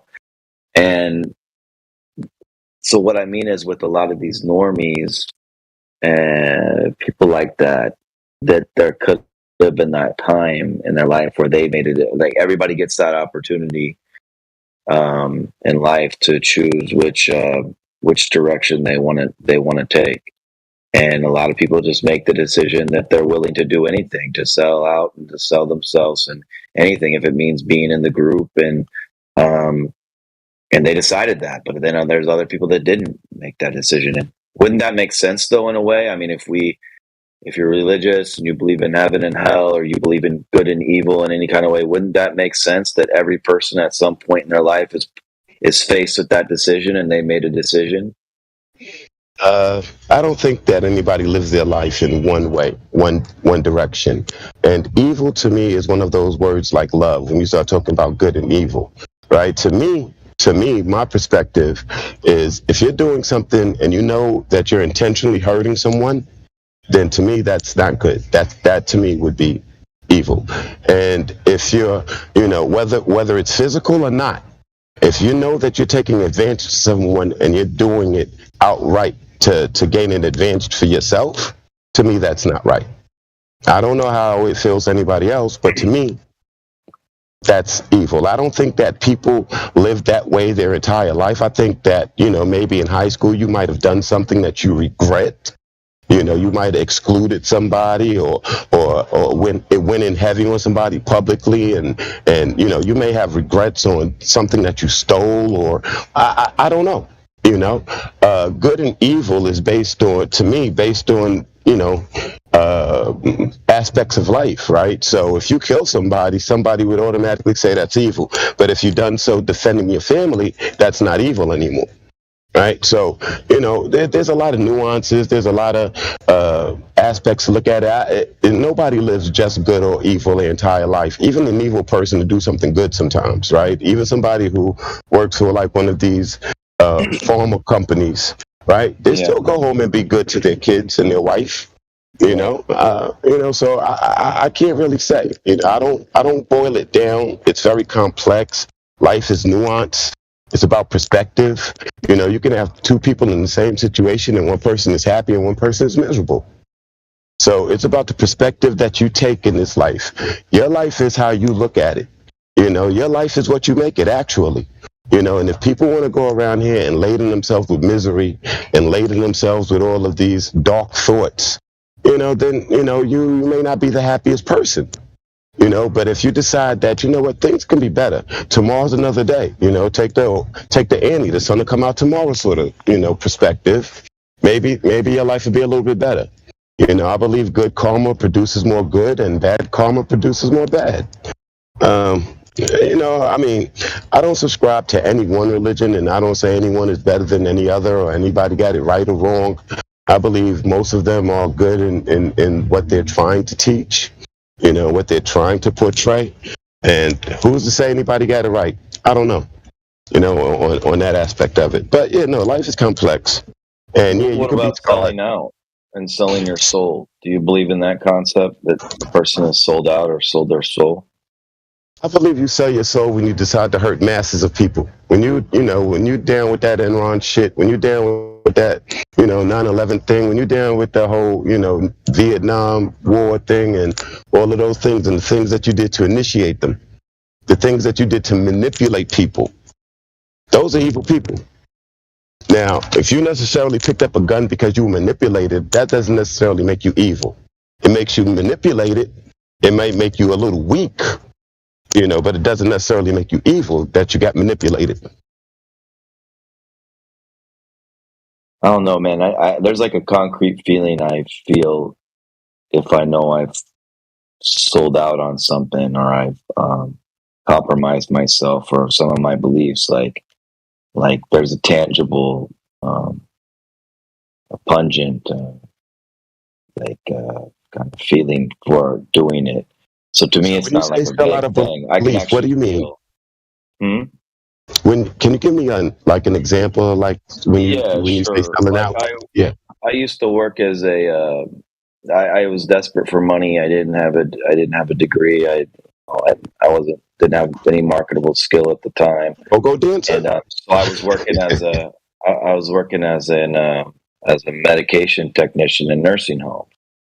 And so my job was to go room to room and shove these pills down people's throat, which I knew was wrong because these pills were really harmful to them, and they really push you hard to give it to these people, even when they don't want it. Like they're just going to ask you, "Did you pass all your pills or not?" And even working in the nursing home, even as an aide, like you're forcing people to get out of bed and to go do this, and you lock down the facility so they can't leave. And so there's a lot of element of force involved. And I don't agree with the medications and the narcotics. I think they're very harmful, and they're just used for a lot of evil things, man, to milk these people out of all their money in their last days, and people have no dignity.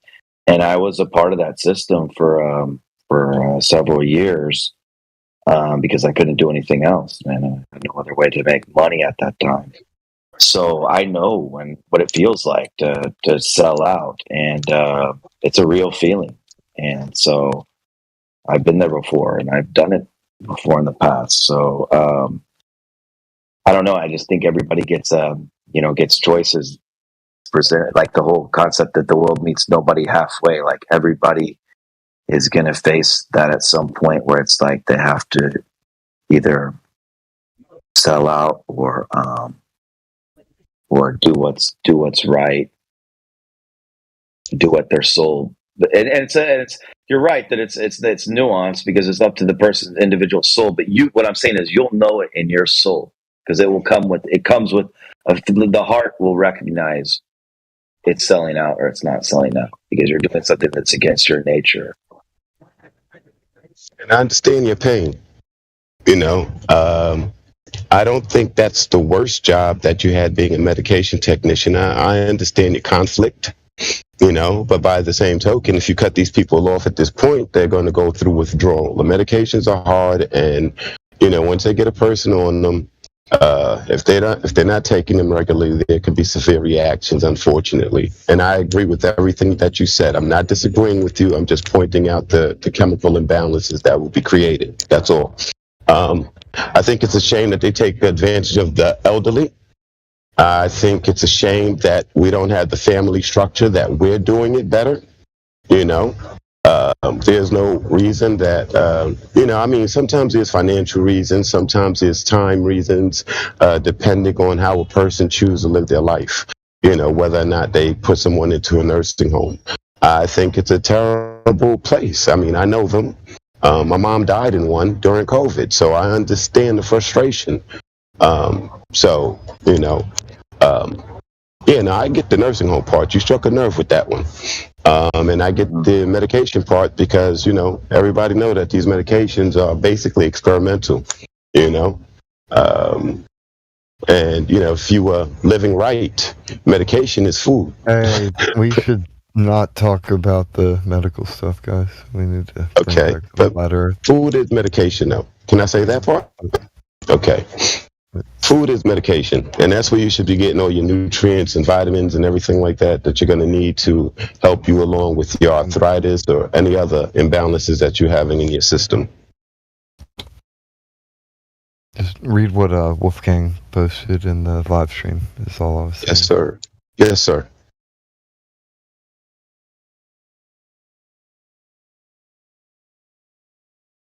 Got it.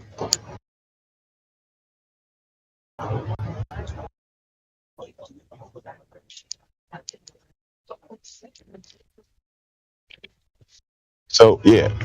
And all of this is done, under the guise that you live on a spinning ball globe. Even though no one experiences that in their life.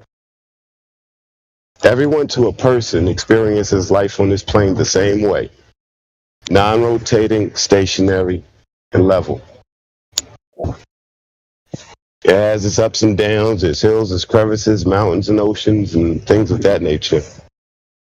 Yeah, on the flat Earth angle was one of the things that I think happened in the past. Why so many people ended up becoming globe earthers is what I think. There's the certain group of people that have money is of no consequence to them. I mean, they're at the high level where they could print their own money. Like they never have to ask themselves, do I have enough money for this or that? And so basically, what they sit back and they fund whatever research they want. And so they get that peer edited, peer reviewed, they get it put in scientific articles, they get it put in media, they get it put in our schools, they get it put anywhere. And so at some point in our history, whether that was the Renaissance or whether it was around the time NASA was being formed or before that, or during all those periods, I'm trying to figure out more about when exactly it happened. Like, I'm very interested in when Flat Earth Dave interviewed that lady in the nursing home, and she said when she was a child they used to study Flat Earth in school. Like, to me, that's a very interesting thing. Like, at what point did it become that everybody started to think that the Earth was a globe? I'm still studying this issue, but my point is that that's because the reason that this happened was there's a group that wanted to fund that research, because that's the model that they wanted people to have. And so they didn't really have to do much other than just fund the research. And since that research got funded, that's what got put in schools, and that's what got put in scientific articles and peer reviewed and everything. And anything else had no funding, had no acceptance.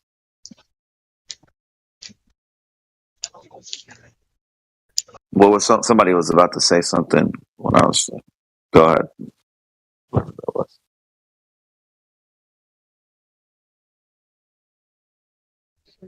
Well, they have television shows where they refer to the flat Earth. You had Little House on the Prairie. I believe there was an episode where one of these, there was an argument between a school teacher and a pastor or a minister of some sort. And he was arguing, and he was telling her, Why are you teaching them about the globe? Stop teaching them these lies and this garbage and teach them the way it is. And she was arguing about the new science and, no, this is the new science and this is the way we should teach them now. So that's a Little House on the Prairie episode that happened in, and I think that's the 70s. Do you think that's on BitChute somewhere or YouTube somewhere, that clip? Yeah, I think that clip may be on YouTube somewhere. Absolutely. That'd be cool to Little see. House on the Prairie. Yeah, that'd be really cool to see. Okay. So the timeline is interesting, but you know that they've been showing us the globe way before supposedly they knew what it looked like, right? You got the, what is it, the Universal logo, I believe it is. That's been a globe since like the 20s or something when the company came into existence. And there was no idea what the globe looked like. But funny enough, when they got to space and got to see what it looked like, it looked exactly the same. Right. That is just incredible. That's just like, wow. Yeah, I haven't heard that before. Well, we have to remember that they actually do teach flat Earth in school. They just teach you to ridicule it. I never heard the concept in school, flat Earth. I never even heard the real cool. It was like so off the table that it was like the first time I ever even heard the word flat Earth mentioned was Kyrie Irving. Some blurb came on some show I was watching where it was telling about Kyrie Irving's life, like he makes this many millions, and then it just said he's a flat earther, and I was like, okay, that's a thing. The only thing I heard was the Columbus thing when I was in like fourth grade or something. They said 1492 Columbus sailed the ocean blue, but that before that people thought the Earth was flat, but by circumnavigation he proved that it was round because it had to be round to circumnavigate because otherwise he would have ended up in India. And that's all I knew. That was okay. So the Earth is round. Like I just said, okay, all right. And then all the years later, I finally, January 2021, a friend showed me the counterclockwise and clockwise circumnavigation. I'd never seen that before. A flat Earth friend, showed me. It's an incredible journey, my friend. It's an incredible journey. That's what's interesting to me about the Christopher Columbus thing. If they say that people thought it was flat because they thought boats would fall off the edge, it's like then nobody went more than 3 miles? Doesn't make any sense. Like that, like the story doesn't make sense. That's a good point. Yeah. Well, I guess they thought that they were going over a curve, which is why they couldn't see them any further. Right? And so Christopher Columbus was supposed to travel around the world, because I got fed the same story. He was supposed to travel going, what is it? East? No, west. And circle back around and come to India, which is in the east. Right? And so when he gets over to South America and the Caribbeans, he's thinking, he sees brown people, these must be the Indians. But it wasn't the Indians that they normally traded with. So, you have the wrong Indians here, buddy. And so I don't know how they, squared that circle, when everybody knew that he did not end up in the spot that he was supposed to end up in. How did you square that circle and say that it's a globe because he traveled, from Portugal all the way to South America? So whatever. Well, that little there was a little BitChute video where the guy takes the compass and he puts the north at the as the middle of and then the North Pole is the middle of the compass, and then it goes around. That video helped me a lot. Like in January 2021, when I became a flat earther, like that really solidified it for me. That was really all I needed to see, and he did a really good demonstration of with the compass. And I was like, wow, that North Pole, that makes complete sense. North Pole, that's in the middle. That's where the compass always points north. And he went around in a circle, and the compass was still pointing north, going clockwise and counterclockwise. So it was such a simple thing, and to have lived 39 years and never had that shown to me or explained or presented as even a viable option of a landscape of the planet Earth. You think you're done having any surprises at age 39. You would think you had already, but that was a really That was really cool to see. Yeah, no, that's how it works. I think they call that the Great Circle Route. I'm not 100% sure, but that's how east to west works, right? And Yep. so when they talk about circumnavigation, this is why everyone says that you need to do it north to south, and no one is allowed to do it north to south. And so if you want to be able to do that, then that's what you'll have to be able to do. You're not able to fly, sail, or anything else. Because we live in this technologically advanced system, nobody gets in the boat anymore, unless you would know that already. We would know how to use a compass. The Boy Scouts and Girl Scouts is now one unit. I don't know what they do in there anymore. Maybe they just bake cookies. I have no idea. No, But I felt you earlier about what you were saying about education, man. How it's changed, and they did used to teach critical thinking when we were younger, and they don't do it anymore. So I don't know what's going on with that. Well, I mean, I know, I kind of know. I mean, but yeah, it's been. They only teach a slave what they need to know.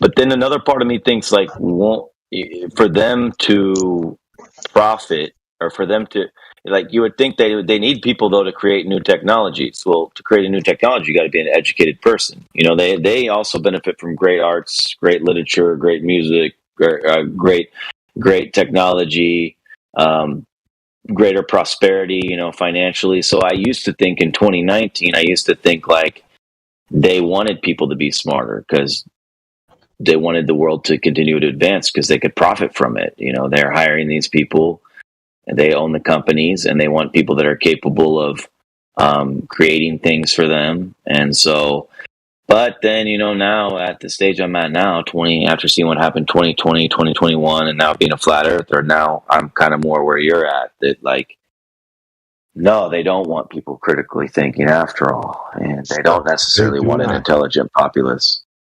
No, when you're intelligent, then you start to think about things and you realize that things are wrong and you want to change them.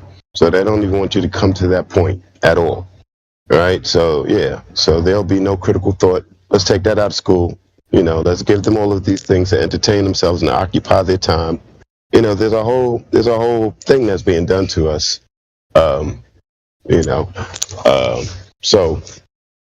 they don't want you to be a zombie. Society to be barbaric, though, because if it becomes if society was so unintelligent, there would be a point where we would become barbaric and just. How far are we from that things now? wouldn't even function. How far are we from that now? We're not that far. We're not that far away from that. You look at some cities. Dude, look at some cities, the way they used to be in the 1980s, and then compare that city to now. Like, they've just ripped the city. It's like that movie. What's that funny movie? It's made by the same guy that did Beavis and Butthead, but Idiocracy. Idiocracy, man. Yeah. So yeah, no, they don't want it to turn into barbarism because then we'll start attacking them as well. No, there has to be rules. These are smart folk. These are smart folks who implemented these plans, and they don't need everybody to be a musician or an artist or whatever. I think probably everyone has the aptitude. There are better singers outside of professional singers. There are better basketball players outside of the NBA. There are better baseball players outside of the MLB. That's a politic game. Interesting. There are better artists, there are better writers, there are better songwriters than the ones that they give us. But they, they select what's given. That's what I mean. There's a lot of talented people right here in this group that will never ever have a song or an album produced, and I'm sure that there are several people on here who has that capability.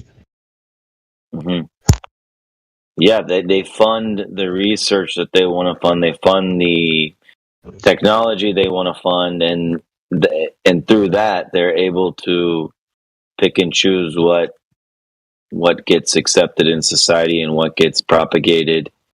And but then they get people that don't go along with the script, man. They're like flat earthers or whatever, and somehow these people are still around and they're scratching their head like, what do we do with these people? A lot of people on the planet, on the And plane. I Sorry. see that as God. I see that as evidence that of yin and yang, man. That like somehow you can't ever.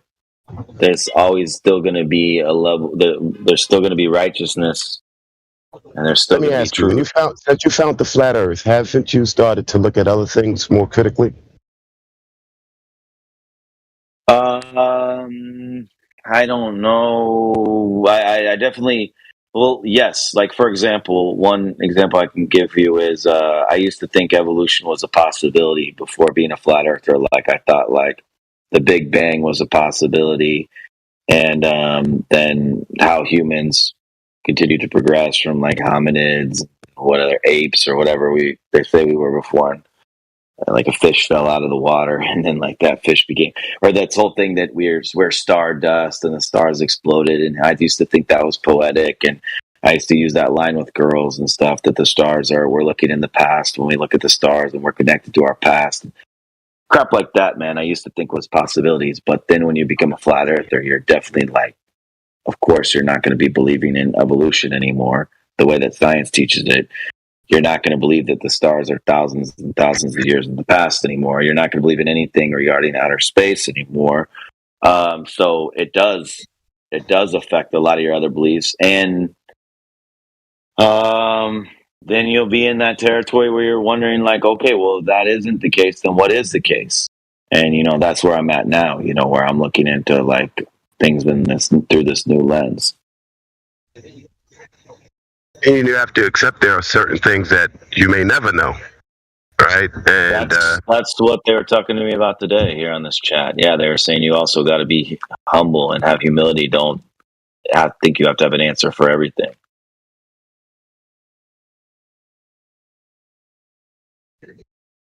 a lot of weight on your shoulders when you start looking at things critically. But, after a while, you start to realize that it's not a weight, and you just have clarity, and you're walking through, life amongst a bunch of zombies, and you're trying not to be infected again. Mm-hmm.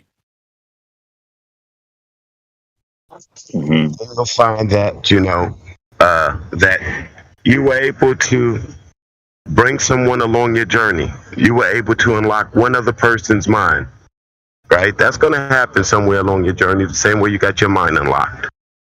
And that will give you some hope that things can change, that things don't have to be the way they are. And so you don't have to feel, so weighted.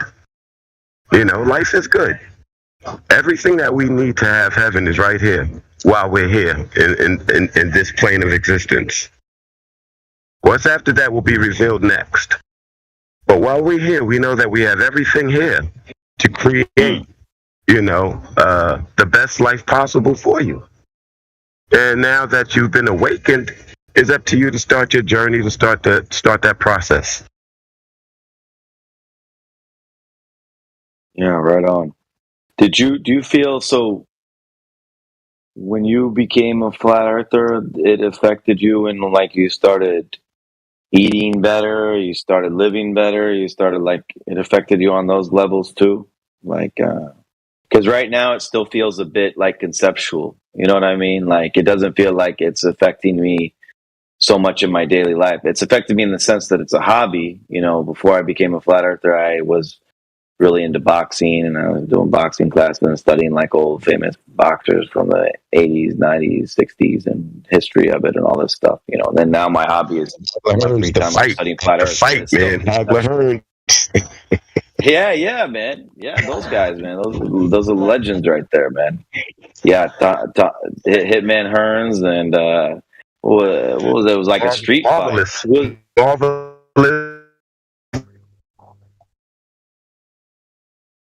Yep. Tommy Hearns versus it's that one. It only went like 2 or 3 rounds, man. It was like the most marvelous Marvin Hagler. Yes, Hagler and Hearns, man. That was the biggest brawl. Like, man, like just that was almost like a Rocky movie right there. The way they were hitting each other. And, those guys didn't like each other. Yeah. Yeah, that was it right there. That was one of the greatest matches in history. So I was studying that stuff. Before that, I only knew like the main. So that was my big hobby, man. Up until I discovered the flat Earth, and then this is my new hobby. But what my point is just that it's still a bit in the conceptual stages. You know, like it's a thought experiment for me right now. You know, but I was asking you if it's came to the point now where it's affecting you in your daily life, like because of flat Earth, you eat differently, you talk to people differently. Is it like that for you? Yes, it is. Yes, it is. You know, once the veil's been lifted, you know, you start to see with more clarity, and you want to change things and live more righteously. You know, once you come to the fact that there is a creator, however you come to it, it does affect you and it changes you. You know, and you have no other choice, almost, I will say, but to come to that determination. You know, that this you're was right. created. You know, there's no primordial soup. I'm not related to a maple tree, and neither are you. You know, we're all connected. Yeah, we got the same designer. Yeah. But, you know, that's, you know, primordial soup and evolution and no, so yeah, it lifts up the veils. You start to change your life. You start to try to do better, you know, and this is why I'm so huge on family, because that is it right there. That's the connection. That's what makes you feel more complete. Your connections, your social connections with your family being your first, you know, with your wife and your child, you know, and you completing that, you know, and, you know, like I said, bringing up your children, you know, helping to form them, you know, knowing that, you know, they're going to be the next leaders and creators and of everything, you know, and it's your job to make sure that you send out a good steward, you know, to right the ship, you know, and to make sure that you have a legacy. I mean, you know, and then you won't have to worry about going into a nursing home because you did right by your children.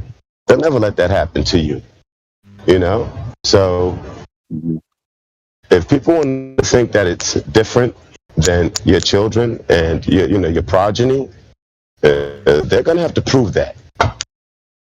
All right, because we have time memorial to prove different. So it's really about that, and so that's what it really brought me back to. It brought me back to center. It brought me back to my inner self, to contacting, you know, what's been created that can't be severed. I think a good word that you used there is connection. Sorry to interject, guys, but I find that question really fascinating. Now, when you become a flat earther, you know, what happens to you? Does it change your life? It is a fascinating question, because sometimes people come in here as a kind of rebuttal, right? It doesn't matter to me whether the earth is flat, it's not going to change my life. And for the most part, it doesn't. But over a period of time, depends on how you come into the flat earth. Maybe it's your first unlocking of the door, or maybe it's a couple of doors later down the rabbit hole. But ultimately, after a period of time, you start to realize, look, ultimately they are lying about everything. And that truth that they are lying to you about is about that connection, that word that you used just there. So it's a good word. Because ultimately you're talking about your connections with the ones that you care about, your family, your wife, your children, the ones that you have connections with, the one that you bring life into the world with, and that life that you bring into the world. But when you're going to use the word legacy, and that's a good word, I like that word, I wish you'd have used it, but to build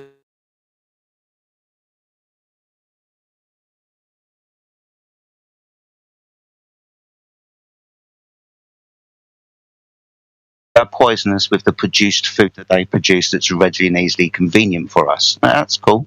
But ultimately, when you start to realize this, when you start to accept the truth that they are lying about the food and poisonous, and then you realize that obviously that everything here in this created system is created for us to use, and if we have knowledge about things like roots and trees and berries and animals and so on, then we can affect the way that our body functions. So when we're talking about children, we want to feed them right, don't we? So we want to understand about our environment and what different foods can do for us. We also want to talk about the connections and the relationships, not just with the ones that we care about and the friends that we meet, but also with the world around us. Because we understand that the world is an electromagnetic environment, and so are we. And frequencies and so on interact with each other. They can be high, they can be low, and these sort of things affect our moods and what have you. So ultimately, getting back to the truth, getting back to nature, slowly over time, I find that most people that come to the Flat Earth start to do this. They start changing their diet. They start changing the way that they live, for example. It doesn't happen overnight, but slowly but surely, as soon as that veil is more lifted a little bit more and you can see a little bit more of the lies and what's beyond it, and if you've got a consciousness about you and a kind of moral value on wanting to have that legacy that you're ultimately going to pass on, then that's going to come from knowledge about the environment around you, and that takes time. So, yeah, people come in like yourself and, you know, what happens after you understand the earth? It's like, what's that going to change about my life? It's not going to be overnight, but slowly but surely your eyes are going to be opened wider, and eventually you'll start changing your life accordingly. That's why Chris is the Jedi. That's right. Indeed right. Good evening, gentlemen. Hope you're doing well. I hope that was a good enough answer for our friend as well. Hope it didn't go on too long. That was excellent. What do you think, Trace?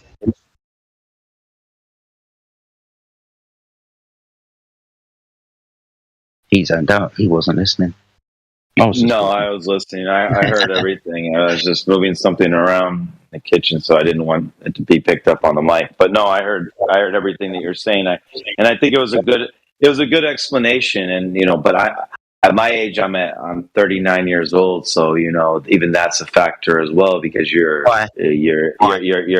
have certain patterns. You live according. Well, because when you're younger, if you come into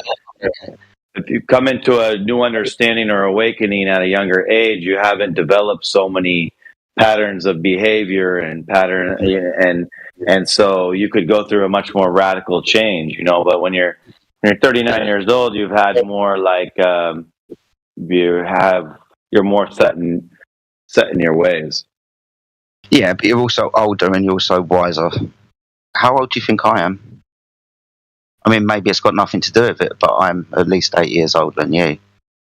Mm-hmm. Age hasn't really got anything to do about it, apart from the length of time that you've got to do shit. Yeah, it'd be nice to wake up when you're younger, right? Have all of that wisdom and understanding when you're younger. Yeah, of course. I can appreciate that. And when you say, oh, I've got so many habits now, I've got to change this and I've got to change that. And yeah, I get that. But just because you're 39 doesn't mean that you're not going to live for another 40 years, bro. And those 40 years for a man, I guarantee you, even up into your 70s, you're virile. Up into your 70s, if you look after yourself correctly, there ain't no reason why you can't be putting houses together and doing things for you and still looking after those that are around you, mate. 40 years is a long time. Just because you're 39 now, I wouldn't turn around to yourself and say, nah, there's no fucking point. Yeah, there is a point, mate. It's called the rest of your life, and you want to build that legacy, then be that wise man. You're just going to be a wise man. Basically, you'll never be Neo, but you can be Morpheus.